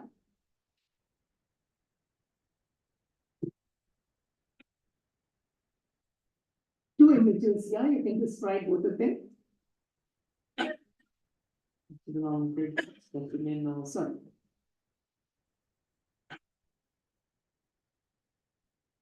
Hollow structure. Its structure? Hollow. Right? Right. Right is hollow. The image on the right of the screen here. Will someone else want to try? The next one, please. Please sit down. Resected in solid organ. So the right image shows it's a formalin fixed specimen Yes. of a solid organ. Yeah, go ahead. Maybe already. If you had it in the hand, you would have seen it from all the sides, which is slightly brownish in color. Yes. Yes. And you can see. Can you see multiple nodules in it? Huh? It's a bisected specimen of one lobe of thyroid. Why I say bisected? Because you can see that the two parts are mirror image of each other. It's not as they are two separate lobes. And this kind of a brownish appearance is classically seen only in thyroid. It's probably a specimen of lobectomy, or a single lobe has been displayed to show multinodular goiter, right? The other specimen?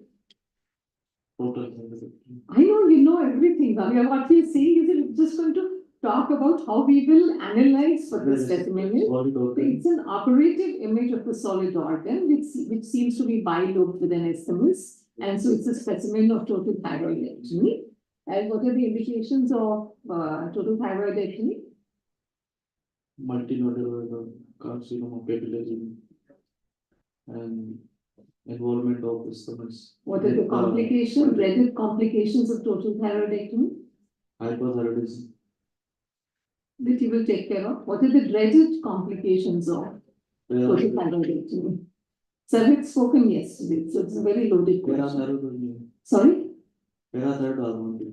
Yes, hypoparathyroidism and injury to recurrent laryngeal. So the purpose of asking this question is, it's to be able to assess what you know. But aim is to assess whether you have covered all aspects of surgery during your tenure of 3 years or not.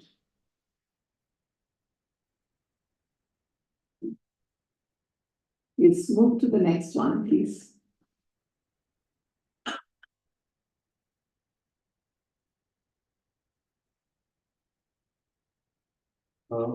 I'm given is the image of a preserved specimen. Mostly it's a hollow organ, and it looks like. Mostly means it is a It is a hollow. hollow. Yeah. It looks like a large bowel. Where do you say it is large bowel? Sorry, it's small bowel. And on the cut section, length is approximately. No, you forget the two specimens are different. You're talking about the image on the right side, which is an operative image, not the one in the chart. The length of the bowel is approximately 20 centimeter. And I can see a constriction can be seen. I'm not sure what it is.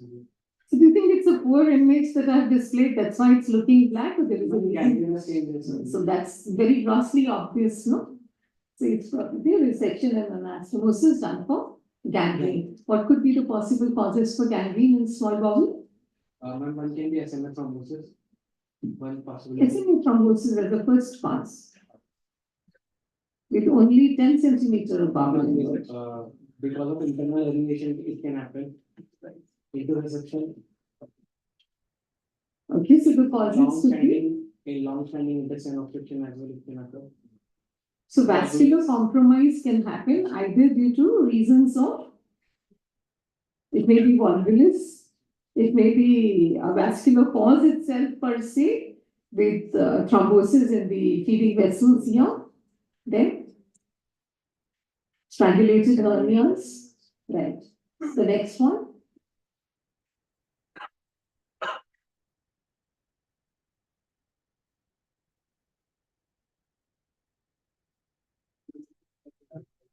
So an image of a preserved specimen, which is a hollow organ, mostly.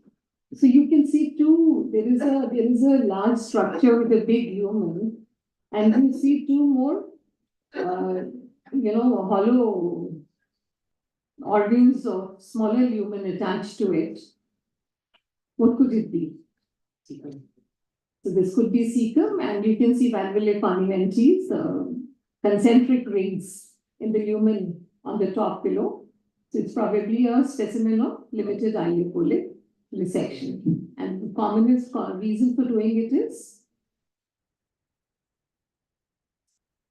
it can be done in cases of hypertrophic ileocecal tuberculosis. So which vessel would you ligate when you do this? Right, which is A branch of SMN. thank you. The next one, please. 5 more minutes, madam. Yeah, 5. but Sinton, this is just an exercise for them. My thing was done in first 4 slides. Operative specimen of a dilated bowel loop. Operative specimen of a hollow viscous organ. The diameter is likely to be more than 6 centimeters. Probably a case of intestinal obstruction. Go ahead. Which part of bowel is it? It looks like a volvulus now, most likely to be a sigmoid volvulus. Why do you call it sigmoid? I cannot appreciate the mesentery. No. Sigmoid has a mesentery. It's not because of that. You can see tinea coli there. You can see on the outlet surface here, this is the classical tire-like appearance, right? In the other specimen where resection has been done, besides tinea coli and bowel, you can also see appendices epiploidy. They tell you it's a large bowel and it's most probably sigmoid volvulus. Right, so here it is small bowel that is shown here. Sit down, please. So it's a formalin fixed specimen, and on the cut surface here, it's a hollow viscous, most likely small bowel. You should know how to differentiate between ileum and jejunum. But here you can see multiple polypoid processes. When you see a polyp, you describe a polyp, you describe the length of the pedicle also, and look carefully if any polyp is sessile. You should know how to differentiate which polyps are likely to be malignant. Here you can see, when you see it from the side, that you can see a polyp, the pedicle here. That's an operative specimen, which is a hollow viscous. Again, you can see ileum, ascending colon, and cecum. You can see attached appendix here to it, which tells you it's a specimen of limited ileopolic resection. That's a classical specimen of resection done for Meckel's diverticulum. It's probably a case of perforation. You may be asked about what kind of surgeries can you do. You may need to talk about Meckelian diverticulectomy. You can also be asked that can it be removed just like appendix, for which you may need to answer that there could be ectopic mucosa towards the base of the Meckel. So it should either be resected or Meckelian diverticulectomy should be done. Now that's a specimen of appendix, a small formalin fixed specimen of a luminal structure. It's looking like a worm, has a small lumen, right? Most likely it's a specimen of appendix. That is trichobezoar. What are the components? Why do you say it's trichobezoar? So you may be asked about other types of bezoars also. You may be asked about the cause of trichobezoar, which is trichophagia, trichotillomania. Also accompanies it. Types of gallstones, the gallbladder is a very commonly done surgery, so you should know about the types of gallstones also. What you see in the first operative image on the cut surface is cholesterosis is shown. Right, and here, once the stones are shown to you, one can talk about pure stones, mixed stones, and combined stones. You should know the difference between mixed and combined stones. Mixed stones will have a random combination of pigment as well as cholesterol, while combined stones will have a nidus of one type and will be surrounded by the other type of crystals. That's a operated specimen of extended cholecystectomy.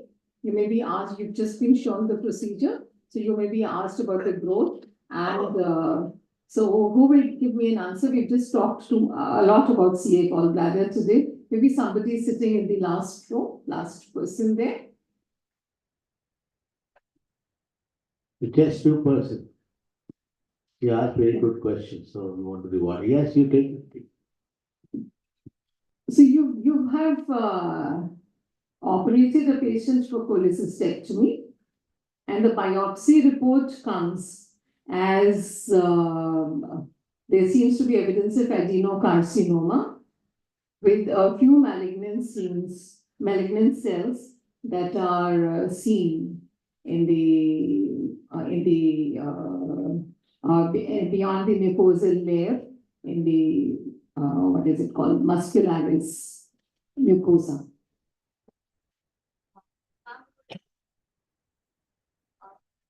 Like to proceed with extended cholecystectomy plus adjuvant chemoradiation with the And if there is no involvement in muscularis, what will be your plan? You see cells, you see that there is only mucosal involvement with adenocarcinoma. Extended cholecystectomy. No, then I think it can be left alone, and you can keep the patient under close follow-up. So involvement, the malignant cells must go beyond the mucosa of the gallbladder for you to be wanting to do extended cholecystectomy. So yes, I hope I stand corrected if anybody differs. So these are, you see, multiple daughter cysts. Please sit down. So that's a specimen of hydatid cyst. How do you say whether a cyst that you are seeing is a live cyst or a dead cyst on the table? Anybody? Somebody here? Will anybody give an answer to this? When do you say that the cyst is a live cyst or a dead cyst? Any differentiating features on the table? You would assume all are Dr. Mead? Yes. That you will see. I'm talking about your operating. By looking at the cyst, can you see whether it is a live cyst or a dead cyst? So sit down. See, a tense cyst is likely to be a live cyst, while a flaccid cyst may not be a live cyst. Bile contamination kills the organisms, so a bile contaminated cyst may not really be a live cyst. If you see inspissated cheese-like material, it may be a dead cyst, and calcification, of course, that you said. So this is a specimen, it's a specimen of left lateral segmentectomy of liver. Why I say so is you can see the round ligament, and you can see that the left lobe, anatomical left lobe of the liver has been removed, and you can see that there is a small mass lesion in the lobe. So it is, are you able to appreciate the round ligament there? Yes or no? The specimen on the right side in the basin, it's a freshly removed specimen which shows you a round ligament and the left lobe of the anatomical left lobe of the liver. The specimen on the right side is a formalin fixed specimen of heart. So do you think it's a surgical specimen or say done at Hindurao Hospital? What kind of a specimen is it? So unless and until you have a center which is a transplant center, such specimens are usually post-mortem specimens. That's a specimen of spleen. You should know about the orientation, how to orient the spleen in the correct way. Convexity will be laterally. The anterior border and the upper border will have a notch. Hilum will face medially. That's how you place it correctly on the left side. And you could be asked anything about right from reasons of splenectomy to anything. So when you are shown such a specimen with skin, you can see multiple satellite nodules there. You can see a fungating mass. And try looking for a nipple. If you're able to see that, you know it's a mastectomy specimen. That's the operative image of total keratodectomy. What is this?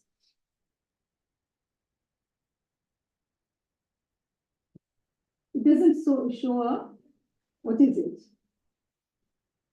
Because the case presentation of it in the morning. So all you can make out is that it's a cystic swelling. It looks like a cystic swelling with multiple septations within, right? So it could be any cyst with, so you would probably need more history. This is a specimen of an ovarian cyst actually. So this is a very old specimen of the times when for carcinoma penis even, orchidectomy was done. Nowadays, orchidectomy is not practiced. So we need to know about operative procedure of total penectomy. And this one, I think this somebody should be hurriedly able to tell me. Who will speak? Any volunteer? Yeah, Surya? Why don't you? So formalin fixed specimen of testis and bilateral testis is seen. Why bilateral? Cut open specimen of So bisected specimen, you see a single cord there. Yes. What is the relationship of cord to the testis? To orient it whether it is right testis or left? Posterolateral, and that's how we do that, yeah. It probably due to a torsion of testis. You can see a twist in the cord, and you can also see that the testis is black. What is the other procedure that you would do if it is a child who's come to you with torsion? Contralateral orchidopexy. The next one. The main formalin mounted specimen of the solid organ. You can see a small cord on the top, right?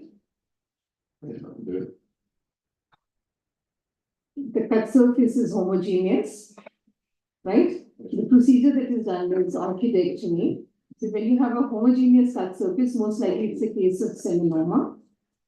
Then you should be able to answer as to why a high orchidectomy, whether to do an FNA or not, and know about the tumor markers. The last one. It's a formalin fixed specimen of solid organ. It shows the cut open specimen probably of testis again, because there's a cord-like structure present on the superior part. Probably again it's a seminoma. No, why seminoma? No, we showed you seminoma as a homogeneous. Again, here you see solid and cystic areas in some areas of hemorrhage. It's probably a teratoma. If torsion testis, seminoma, and a teratoma that have been shown here. This is what Dr. Aman had described in the morning. Ovarian cyst, some solid, some cystic areas, multiloculated, and the procedure that has been done is all those biopsies from the peritoneum, and total salpingo-oophorectomy has been done, and ascitic fluid is also shown here. Thank you. Thank you, sir. Thank you very much. It's a wonderful section. Now we'll have the ward round, one case, but before that we'll have a video which I requested him to make a presentation today so that we have one more tomorrow. That's on three-field esophageal. That is by Dr. Vishnath Tiwari. As I mentioned, he's a senior consultant surgeon at Central Railway Hospital, New Delhi, and avid athlete, cycles, does marathons. He's always running. So over to you, Dr. Vishnath. Thank you, sir. And it is grateful I got a chance for presentation for all the postgraduates. And thanks to Chintamani sir, he is also my mentor. So he conducting every year throughout the day is with the full of energy for all of you. And it is the excellent class for whole surgery for postgraduate presentation. So now I am presenting my topic for radical esophagectomy for laparoscopically and thoracoscopically, and incision only in the cervical area to remove the fascia. Okay, please continue.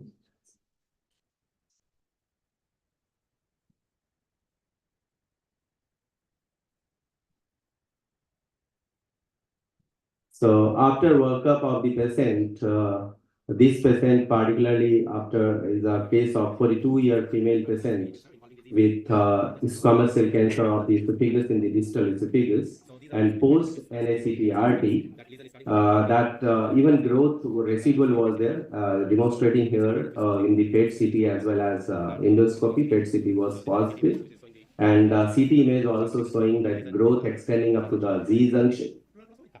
Now, first important step is to make the patient in prone posture, and we ask the anesthetist to give the single lung anesthesia on the side where you are inserting the port. First, visual trocar port, which is very important to protect from lung injury. So 3 ports that utilize, 5th, 7th, and 9th. 5th is the camera port, And first important post after the diagnostic thoracoscopy, patient is in the prone posture. So esophagus is the most vertical at the top of the thorax. So first important is we follow the azygous vein, and all along the azygous parietal pleura that is dividing from the azygous to the diaphragmatic area, so that we take a pleura also along with the esophagus, so that number of lymph node dissection will be more. So after parietal pleura division, we taking the azygous vein. So azygous vein is a very important, which is basically connecting to the SVC superior vena cava to the IVC. And why I putting the first clip at the top, because flow in the azygous vein is from the dorsal to the ventral side. So vein is collapsed. Now start dissecting the esophagus, and it is from the towards the lung side, and this is very important site where that pericardium is strongly associated with the esophagus. So gently what I do, that just separating with the harmonic, you saw that Arvind video HD1000 also I used to do that, and it is separating the esophagus from the pericardium, and it is a very important step to demonstrate all the nodal tissue from all the field of this pericardium as well as aortopulmonary window. Now next important step is dissection of the thoracic duct. This is very important. We have to visualize, this is the thoracic duct I am holding in the left hand, and I will demonstrate and dissect the thoracic duct all along, so that number of nodal dissection will be more. And at the supradiaphragmatic area, I will put the clip at the thoracic duct, and thoracic duct along with the specimen that I will remove it. And you can see the pulsating structure, which is a descending thoracic aorta, and all the nodal tissue I am pushing towards the specimen side. So this is, now I am moving cranially towards the thoracic outlet area, and this is the holding by the left hand is all entire thoracic duct demonstration. Now putting the this hemlock clip at cranially, and all nodal tissue along with thoracic duct has been dissected and pushed down towards the esophagus side, that is a specimen side. Now that is moving towards the supradiaphragmatic area, and it is a crus of diaphragm. That is also I am demonstrating it from the thorax. So it is easy to perform the dissection from the abdomen if you demonstrate the crus of the diaphragm going up to the supradiaphragmatic area. Now slowly moving towards the neck area. It is a thoracic outlet area. That is the beauty of the laparoscopy, that you can reach even up to the thoracic outlet, cross the thoracic outlet. So air is also filled into the neck. So when you will give the incision in the neck, it is easy to dissect the neck part of the esophagus. So now it is an important part is demonstration of recurrent laryngeal nerve. And this is the recurrent laryngeal nerve I am demonstrating at the aortic arc, and it is the left recurrent laryngeal nerve demonstrating here, and it is taking a curve over the aortic arc. All the nodal tissue from aortic pulmonary window that is pushing towards the specimen side. So it is an in-block dissection, and it is whole pericardium, all loose tissue that is from the pericardium that is pushed towards the specimen side. So all in-block nodal dissection from the thoracic area that is dissected off. Now second step is we put the patient in the supine posture, and camera that is putting at the umbilicus, and I am standing, operating surgeon usually standing at towards the right. And first important is because gastric conduit is the best conduit for esophageal replacement. So what is this is very important question also from your exam.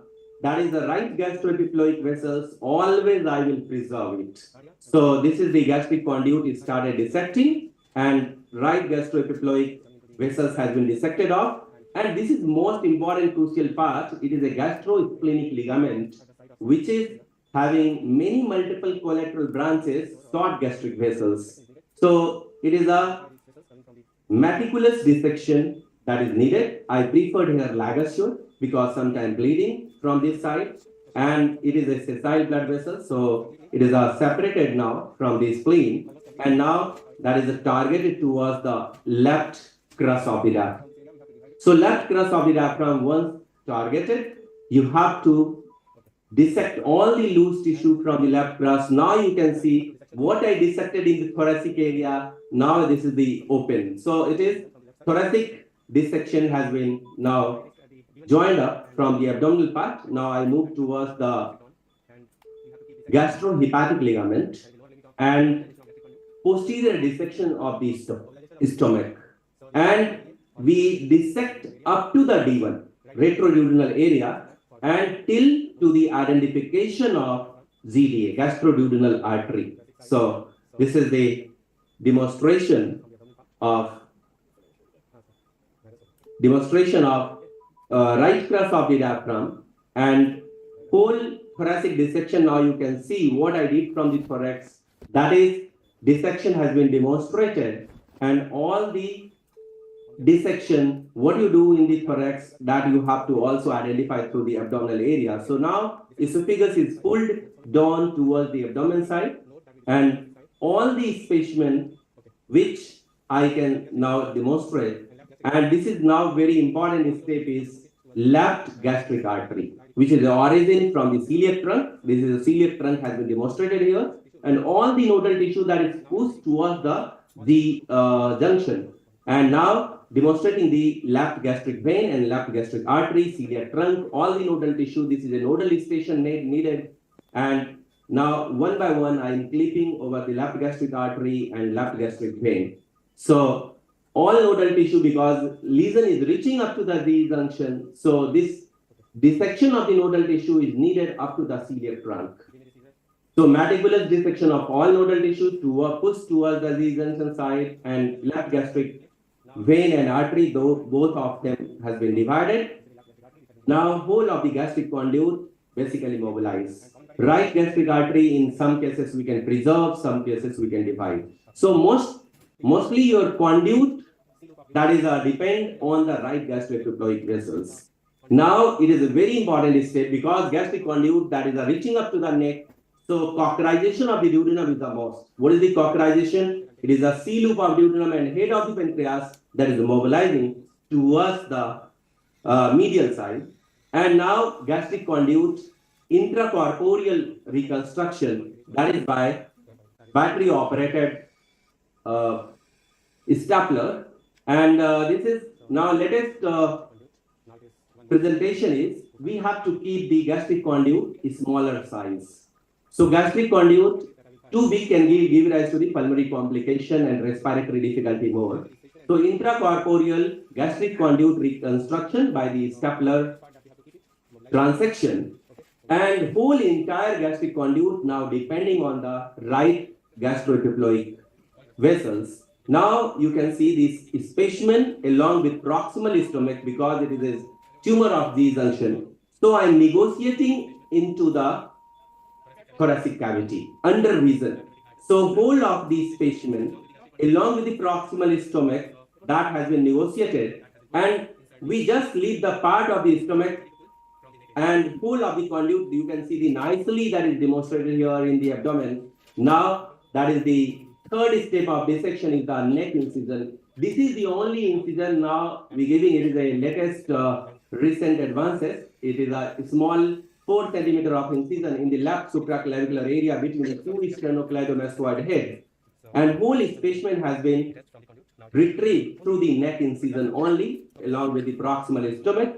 Now esophagogastric anastomosis, that is a stapler that use it for the firing, and esophagogastric anastomosis that has been done, and this is the only incision that is needed now in the radical esophagectomy, and that is nicely demonstrated here, and all the three-field dissection, and it is an excellent outcome when patient is walking immediately in the first post-operative day, and clear sleep has been allowed on the post-operative day 1 in all the patients, and oral gastrography we are doing routinely in all the cases on the 4th or 5th post-operative day, and patient is stable and discharged on the 7th day. Okay, thank you so much. If you have any question, let me go to them. Excellent job, and we tie or clip the thoracic duct as a routine. One is it allows for a good clearance and you don't want to take a chance with thoracic duct. Left side dissection for the recurrent is a challenge. So what technique do you adopt to clear up the nodes on the left side? Sir, patient is in prone. I mean the other side. That's right. Left. So patient is in prone position to go to the other side. Patient is in prone posture and to the right. So when I operating in the thorax from the right side. So in the left side recurrent line now, it is a aortic arc that is we demonstrating routinely, and aortopulmonary window we demonstrating, and we taking the node particularly in the middle part of the esophageal lesion. And but this patient was of particularly distal esophageal malignancy reaching to the Z junctions. So we not go in because I noticed that. Sorry for asking. We had a case last week where we went for that. We had no choice because the lesion was higher than what you were saying. Any question? Beautiful demonstration of radical esophagectomy. You can't see better. And what I liked, which we did not do, is to retrieve the specimen from the neck. Well, I thought it would be a challenge because personally I've never tried and never done it. Most of the time we give a small incision in the abdomen and get it out. It is adopted recently, sir, in the India because of Da Vinci. And once people started doing the Da Vinci, so no incision in the abdomen and thorax, only small incision. So I also started doing by the laparoscopic. That is a take home for me because actually this can be negotiated. This is my fifth case of incision in the neck and specimen retrieval through the neck incision. And that would make it absolutely without incision, neck incision, hardly an incision. Any question? If there is none, then a huge round of applause. Thank you, sir. Tap in, please. One sleeping person can be spreading an epidemic. So it's good to wake him up. Okay, sir. Do you know what was this, sir? Radical esophagectomy, something that you would now miss. Beautiful video, beautiful demonstration. But I can understand. Pay attention. Thank you very much. Thank you. Now we move on to the last part, which we can skip if you're tired, but I have to complete my job. We have odd rounds. So one case and the same drill. Please, the lady there, come to the front. And I'm asking you because you're good. Don't worry about it. Others also, please come forward so that we can talk to you. Last row, say, why do you want me to do the same thing every day? You won't be asked this time, don't worry. Come in.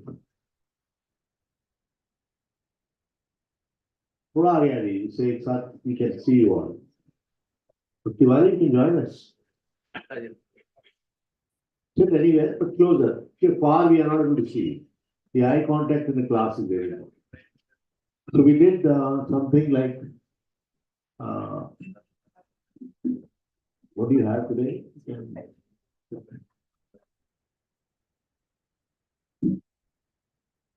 Work. After you show, start presenting. Ask her.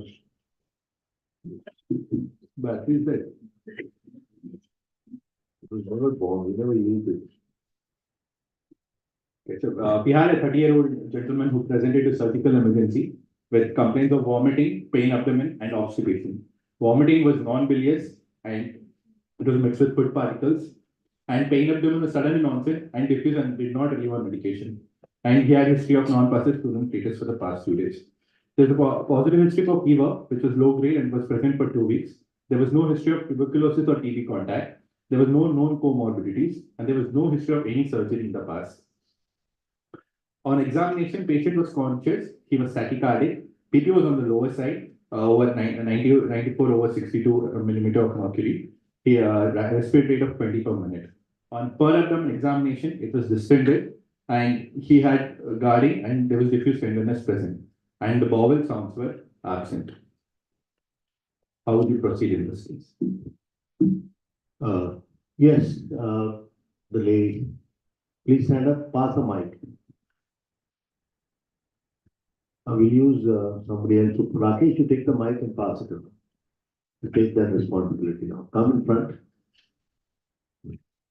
Yes.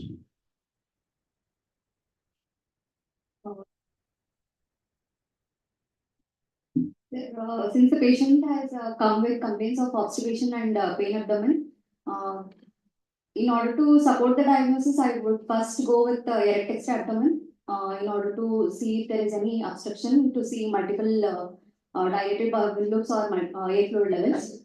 And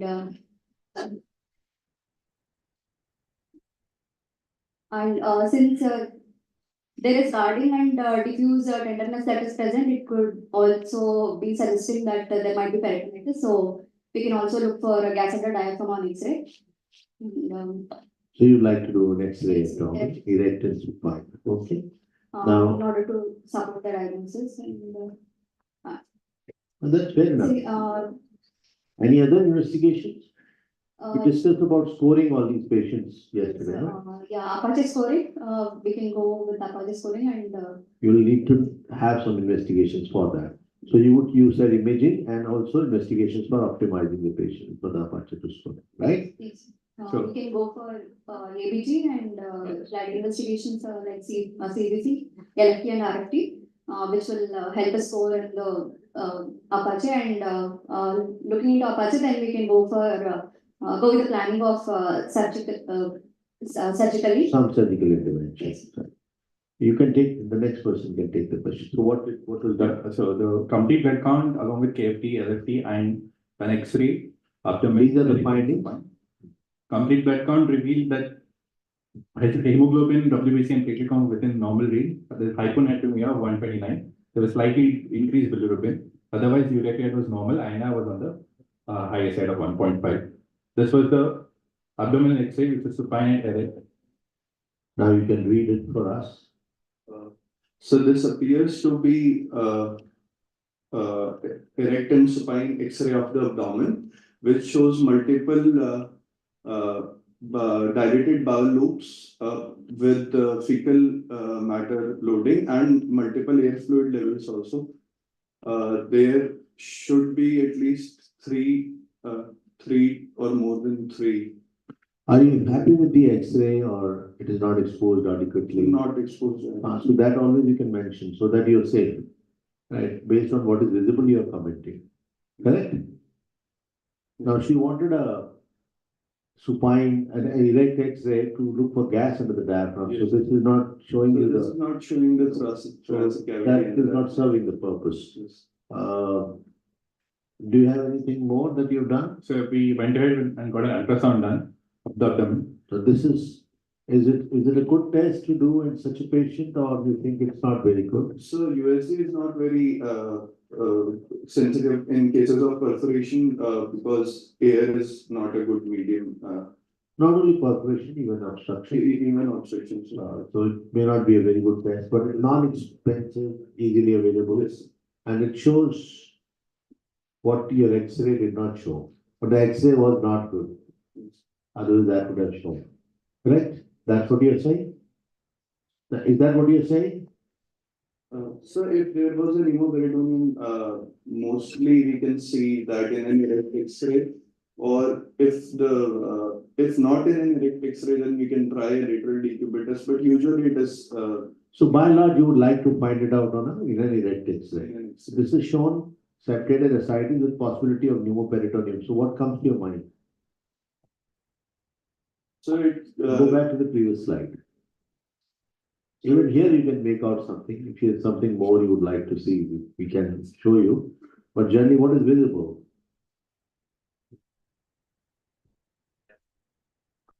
The problem is the diaphragm is not visible. I told you beforehand. But what else is it? You only mentioned, I think, most of it. The air fluid levels that is not moving. That it could be ileus. Yes. Or could be obstruction. Ileus is nothing but an adynamic obstruction. So it's the same thing. Yes. So next. So we took the patient for operation. We scored initial. Now that's a score which you were talking about. What's your name, doctor? Dr. Mansa. Dr. Manza. From which institution you are? SMS Medical College. Okay, good. So we've done the scoring. So you will all learn about doing scoring when you go back home. And you don't worry. The mic will come only when you want it. Okay. So we are here. You want to pass on the mic or you want to take it on? What next would you do? No, you like to take it, then answer. So now, since the Apache score is 13, we can take the patient for. Does this patient go for surgery straight away or you'd like to do more? So we'll stabilize the patient first. Okay, you'll optimize, but either Apache 13 is not good. Yes. Needs optimization, you're right. Needs option. Okay, what next?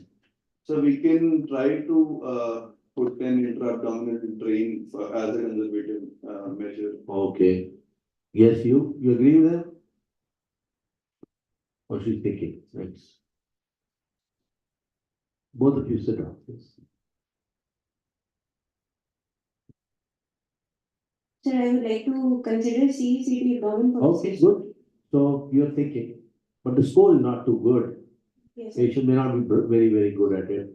What would you like to know before you proceed with contrast and CT scan? Sir, RFK patient urea and creatinine values I would like to know. Sorry? Sir, creatinine and urea values. KFT, Yes, sir. kidney function test. How is the kidney function normal? Now, why do you need a CT here?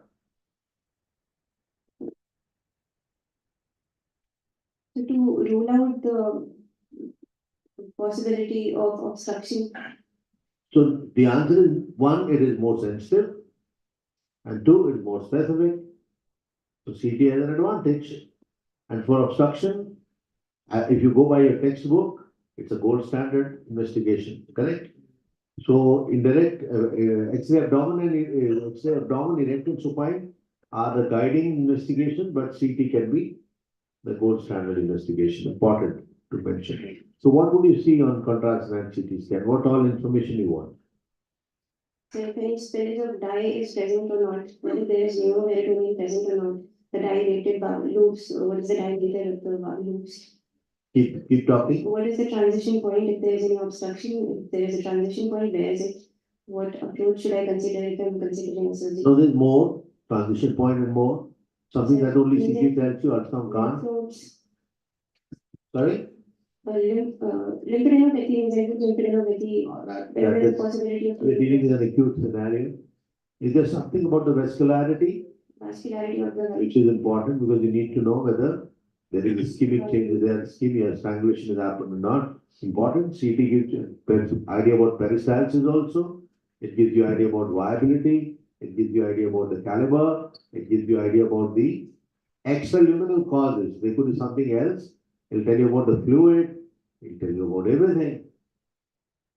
So therefore, it's a gold standard in that case. You are in emergency with a patient of obstruction with guarding and peritonitis. What was done in this case next? Sir, the patient was optimized and he was taken up for surgery. No CT. Right. So if you were to do CT, you will do it in a stable patient. And where there is a doubt about whether you are going to operate or not. But since you mentioned CT, you should know what all is required of CT. Okay? So patient would be taken up for surgery in most of these situations. In an acute abdomen, CT may not be required. In intestinal obstruction, the investigational choices, contrast and CT scan if the patient is fit. You should know that. Does it make a difference? Even if the patient is guarding. So if the patient is guarding, we have the features of peritonitis, we can take the patient for surgery. If it's You won't be held responsible. Patient is stable. If this was Apache score of 7 or 8, you have time. So it's no harm knowing the diagnosis. But eventually, if the patient is going for surgery, you would not like to waste your time. So that is what was done. You should know both these options, right? The INR was 1.5. You mentioned about optimization. Would you take up the patient for surgery with an INR of 1.5? Yes, ma'am, with the 50. So no, we'll talk the whole optimization. That's the next question, no? Now the decision about surgery has been taken and he said Apache 13, we'd like to optimize. Would you like to take that question? Yes. How do you optimize this patient? So initially, hemodynamics, we will stabilize the patient hemodynamically. First of all, we will check the vitals. What is the BP? I've already told. The patient hemodynamically is having a tachycardia. These Apache 13, so all those features are there. So you like to correct things, no? Yes, sir. First thing is fluid, we will give fluid. Okay, electrolytes, Electrolytes will be correct and as ma'am said, INR is borderline 1.5. correct the INR, how you collect, how you prepare for it. Okay, And along with RFT is within normal limits. And electrolyte correction if any abnormality is present. And IV antibiotics to more, carry on. I did hear. nasal acid decompression. Nasogastric decompression, all right. Along with we can also insert a drain. So that is controversial. We have not yet got a diagnosis. The drain is put when you confirm diagnosis of perforation peritonitis. Collection is there. It is done as a last resort or preparing for optimization and preparing for surgery. If the patient is going to be taken up for surgery, the drain is not going to help. I'll tell you where do we put the drain. Patient with score of 20 and above, we optimize and we put drains in perforation peritonitis routinely. And then we give a saline lavage also, making sure that we don't produce abdominal compartment syndrome. Saline lavage, all the corrections, if the score improves to less than 20, then we manage it as group 2. So group 1 is less than 10, group 2 is 11 to 20, group 3 more than 20. So we optimize them in various ways, but it's only beyond 20 that we optimize, or if you are not going to be getting surgery done because of the comorbidity. Suppose the patient has got many cardiac problems, etc. And at busy places, they may refuse to take up such patients for surgery, although they cannot. But suppose there is a delay is happening, then only you would like to put in a drain. And it's not a very evidence-based treatment. Let me share with you, we do that. But drain placement does not reduce the intra-abdominal pressure. It can clear out some toxicity and it can allow you to wash away some of the infected material. Otherwise, what is the disadvantage of putting drain and doing lavage extensively? So since we are going blindly, One is the technical problem that you can cause iatrogenic perforation. Any other? So we even don't know whether we are going to place the drain, like in which cavity we are entering. No, these drains are always put in parabolic gutters. There's no confusion about it. And these days, IR people are very, very excited. They always put it under guidance.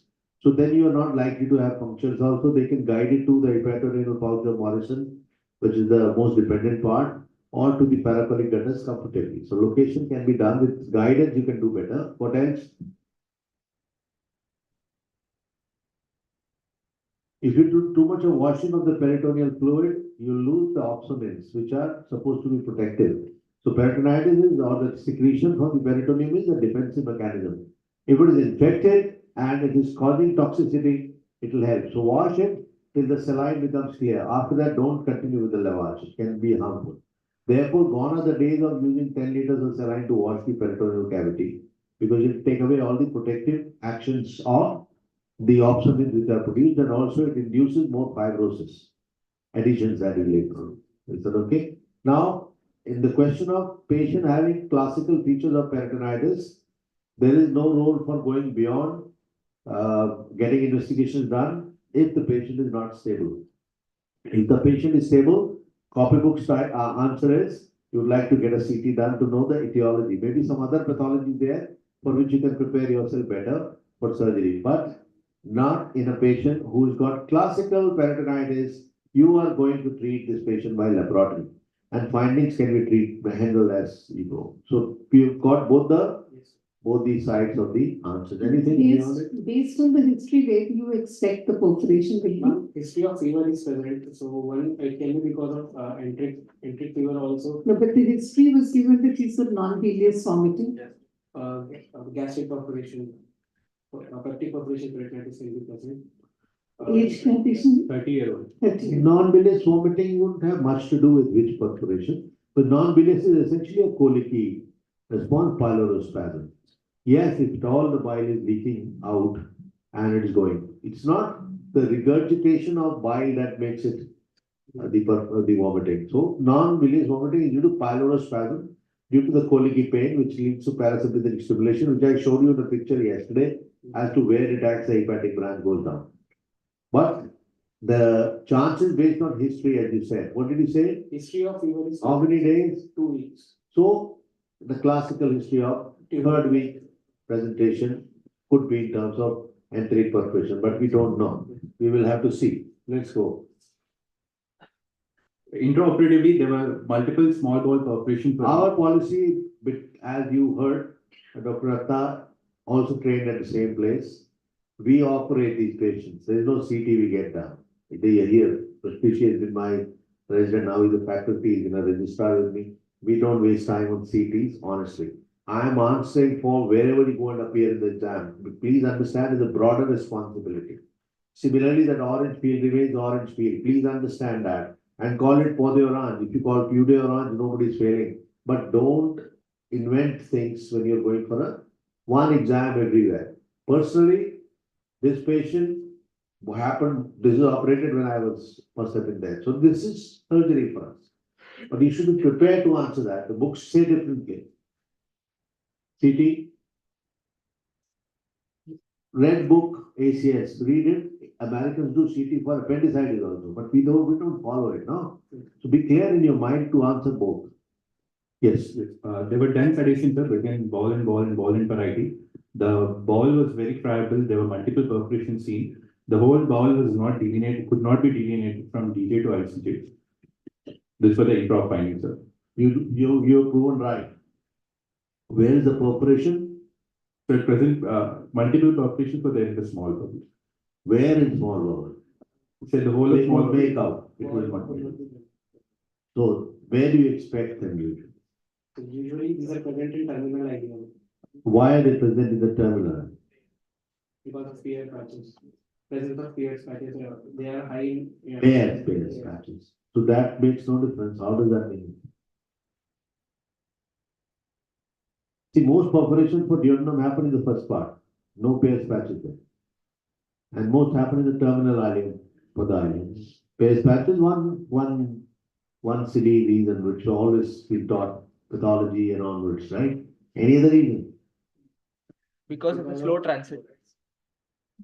You stand up and answer. The slow transit because of the ileocecal. Because of the stasis, not too slow. Stasis, 1. 2, increased pressure there. 3, poor vascularity. 4, excessive lymphoid follicles there. Now I've given you all the reasons. So stick to that. And duodenal first part.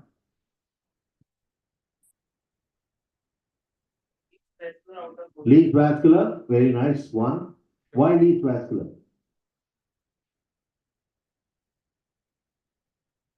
You'd wonder the questions never end, right? But the answers also come. So this is not a place where somebody will ask a question and go home. He has to answer and leave. What is the blood supply of duodenum? How does it get supplies? Yes. It is segmental. It's not a mesentery. A lot of it becomes retroperitoneal. So segmental supply means pipe goes like this, in between the branches happen. There is space in between, so it's lack of vascularity.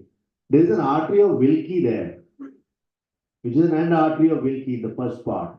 And therefore, for many years and decades, there was a Wilkie theory for duodenal ulcer. They believed it is ischemia. Ischemia there. End artery, blood supply cut. First part, exactly there it comes. But now we know it's the blood supply is one factor. We also know of H. pylori now. And we also know of pressure, the same thing. So many things are similar, but ileum is a different organ. Terminal ileum is relatively less blood supply. That is why when you are doing right colectomy, you take how much of the small bowel? Why? The same arch, the last ileocolic, there is a space in between. So it's a devascular. This is relatively less vascularity. Otherwise, ileum is no disease. So that is the background. Do tubercular ulcers, because this is multiple, can they perforate? Yes, so they can perforate. Is it common for tubercular ulcers to perforate? They can form strictures as well and can perforate also. But No, is it common for them to perforate or uncommon for them? Uncommon. Why is it uncommon for them to perforate? Because You got a mic, not for here, for here. I'm also keeping it. Keep it up, keep it up, keep it up. In tubercular etiology, ulcers are usually longitudinal, Longitudinal, okay. whereas in enteric fever, they are transferred, so they are more prone to perforate. एक तो उल्टा बोल रहे हो वो भी गलत है ये पैथोलॉजिस्ट पढ़ाते हैं इसमें कोई रेलेवेंस ये ट्रांसफर हॉरिजॉन्टल एक छेद होता है वो कितना बड़ा होगा कितना ट्रांसफर कितना हॉरिजॉन्टल होगा is all rubbish and that will undergo fibrosis and therefore there will be, this is not correct sir. Will you remember if I tell you now? Clear all of you there also? All alert? Where is our sleeping friend? You're awake? Raghav. Your name is Raghav? Yeah, you told me yesterday and I remember. If you want to remember, you can remember anything. I had no business to remember your name. You came to meet me, you said, I'm Raghav, so you're Raghav now. I'll remember because I want to remember. Look, tubercular ulcers are ischemic ulcers. Is that okay? To analyze or do histology of these ulcers, they have end artery supply. Same artery of Wilkie Dairy here. They are ischemic ulcers. They are not known to bleed also. Typhoid ulcers bleed. ये आपका उसमें आता है NEET का जो आपका वो that what is that garbage test MCQ. There you get it. There is all of you just take it and you are happy. The reason is this. It is end artery ischemic ulcer. It is classical ischemic ulcer. So neither it bleeds nor it perforates. Why? What is the end result of ischemia in a tissue? Very good. Give him a big round of applause. Anywhere there is ischemia, there is fibrosis. Why? Homer. Why fibrosis? Because of related right growth. It is the cheapest tissue in the body that is replaced when you doing well. When it's a cheapest tissue in the body, fibrous tissue. So it will be replaced by fibrous tissue. Clear? That is why perforation does not happen. So, in which group of patients typhoid ulcers will perforate? I have given you a hint.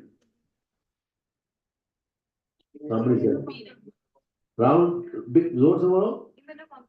Give a round of applause to her. In which group of patients they will bleed? Same.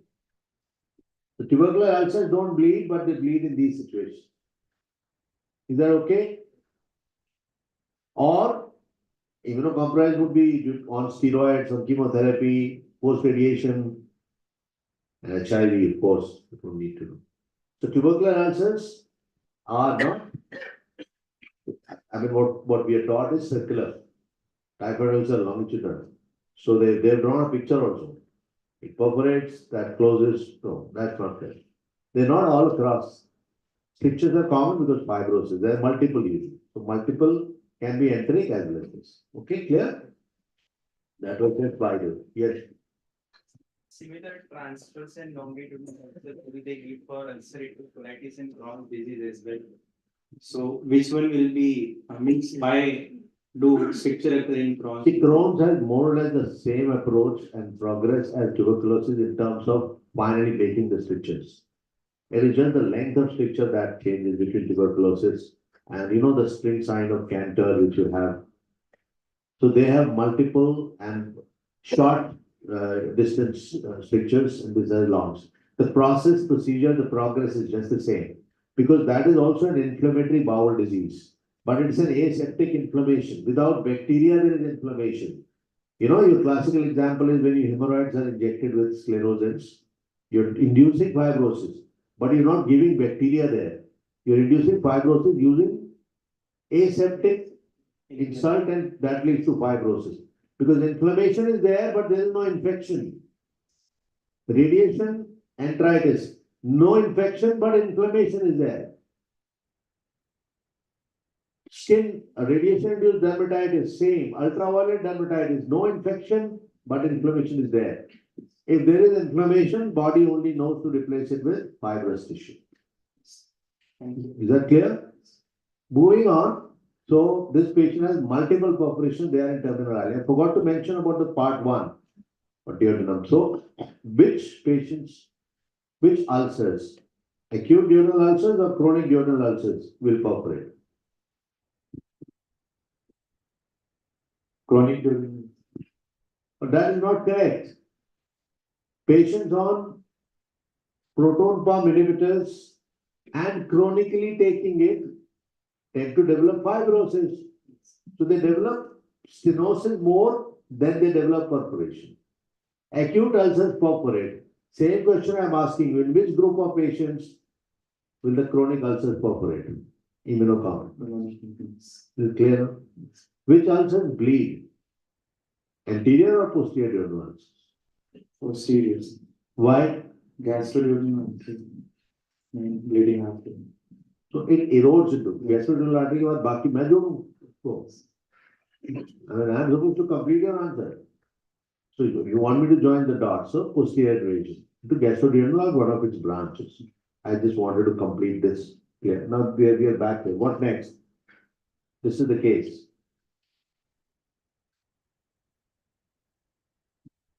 Stoma. Back to him. Yes. So I would like to. Yeah, Mike. Sir, I would like to dissect the perforated segment and exteriorize it out. Okay. It goes back. Rakesh, you can also answer this. No, you are also answer. No, it can go back here. You said stoma. Anybody would like to take it? Anybody can raise hand and take it. Yes, give it to him.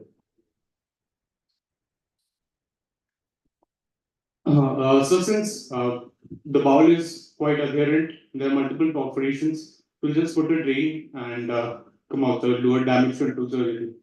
Okay. We're just discussing all thoughts. I'll ask them all. Yes, sir.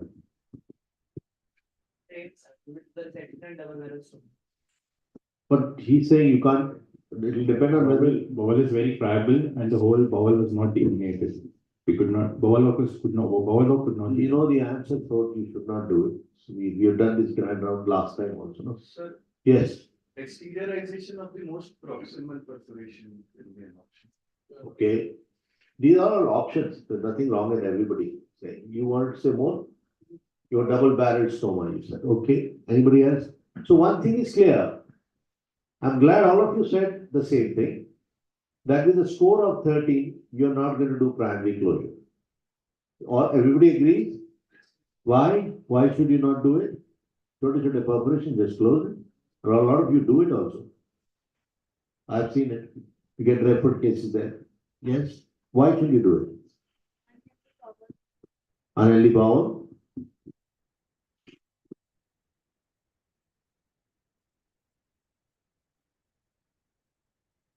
If the Patrick score is poor, it also includes chronic health condition of patient. Excellent point. That you a round of applause. Bring that first. Bowel condition is subjective. It may be bad for you, may be good for your consultant. But the fact that the score is bad, it reflects on the condition of the patient as well as the bowel. It is not likely to do very well. And if you are, so the answer could have been between two of you. You should have asked, is it possible to bring out a stoma? That should be in your mind first. If it is very friable, I'll just leave a drain and come out. That's what he said. He said, I'll try to bring a double-barreled stoma.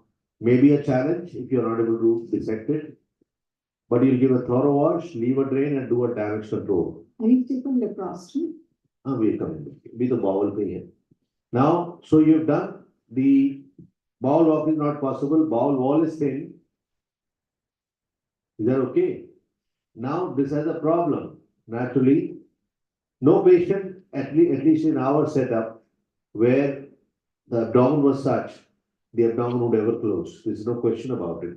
One, it won't close. If you close it, it's dangerous. So don't do that. So we are not there. Anything more, anybody else will see differently. Anything, Dr. Tiwari, that you would like to do differently?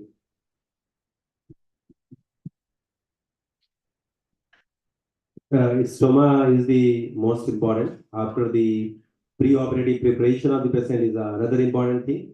When it is APAC score is going 13. And most important that we caring for the patient for parenteral, total parenteral nutrition or any other method of nutritional care of the patient is most important.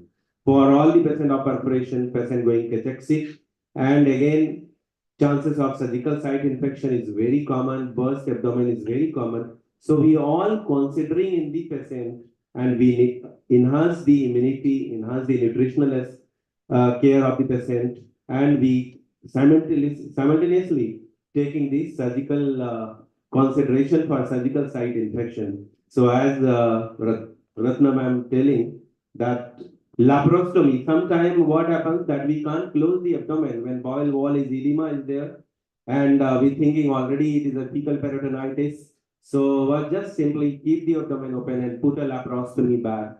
And all right, so Rishi, anything different in the management that you've discussed so that we can move on? Same, no? The question was only up to bowel now. We're not going beyond it, please, to get confused. Always stay where you are. Bowel management is important. Is it possible, I'm not beyond bowel right now, is it possible to do some stoma or drainage if you cannot bring the bowel out?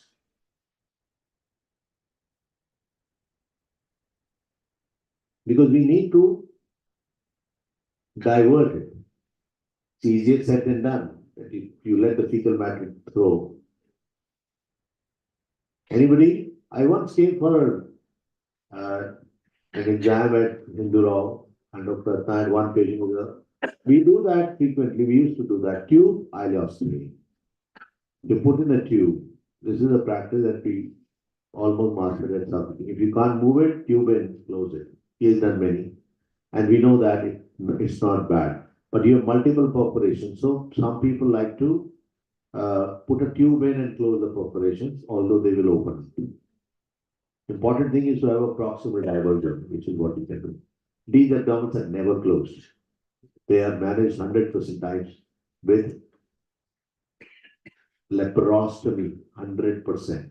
And if you want to read about it, Eurobag zipper laparoscopy is our own article, which I published in 2003, when we started using Eurobag zipper instead of Marlin zipper. What was done, sir? Yes, sir. There was peritoneal lavage was given thorough wash with Eurobag laparoscopy was done. The patient was managed with enteroatmospheric fistula later in post-operative period. So we accepted that fistula and we would manage it like somebody said about the damage control. And that is how it is going to look. And then you can put some other bags also. So that's a wound manager that has been placed. You can put the wound manager and we can manage it. But as rightly said, it is the management of the patient, not the bowel. It's the patient who is healing, not the bowel. And if the patient is hyperproteinemic, with electrolyte imbalance, with dehydration, it is not going to work.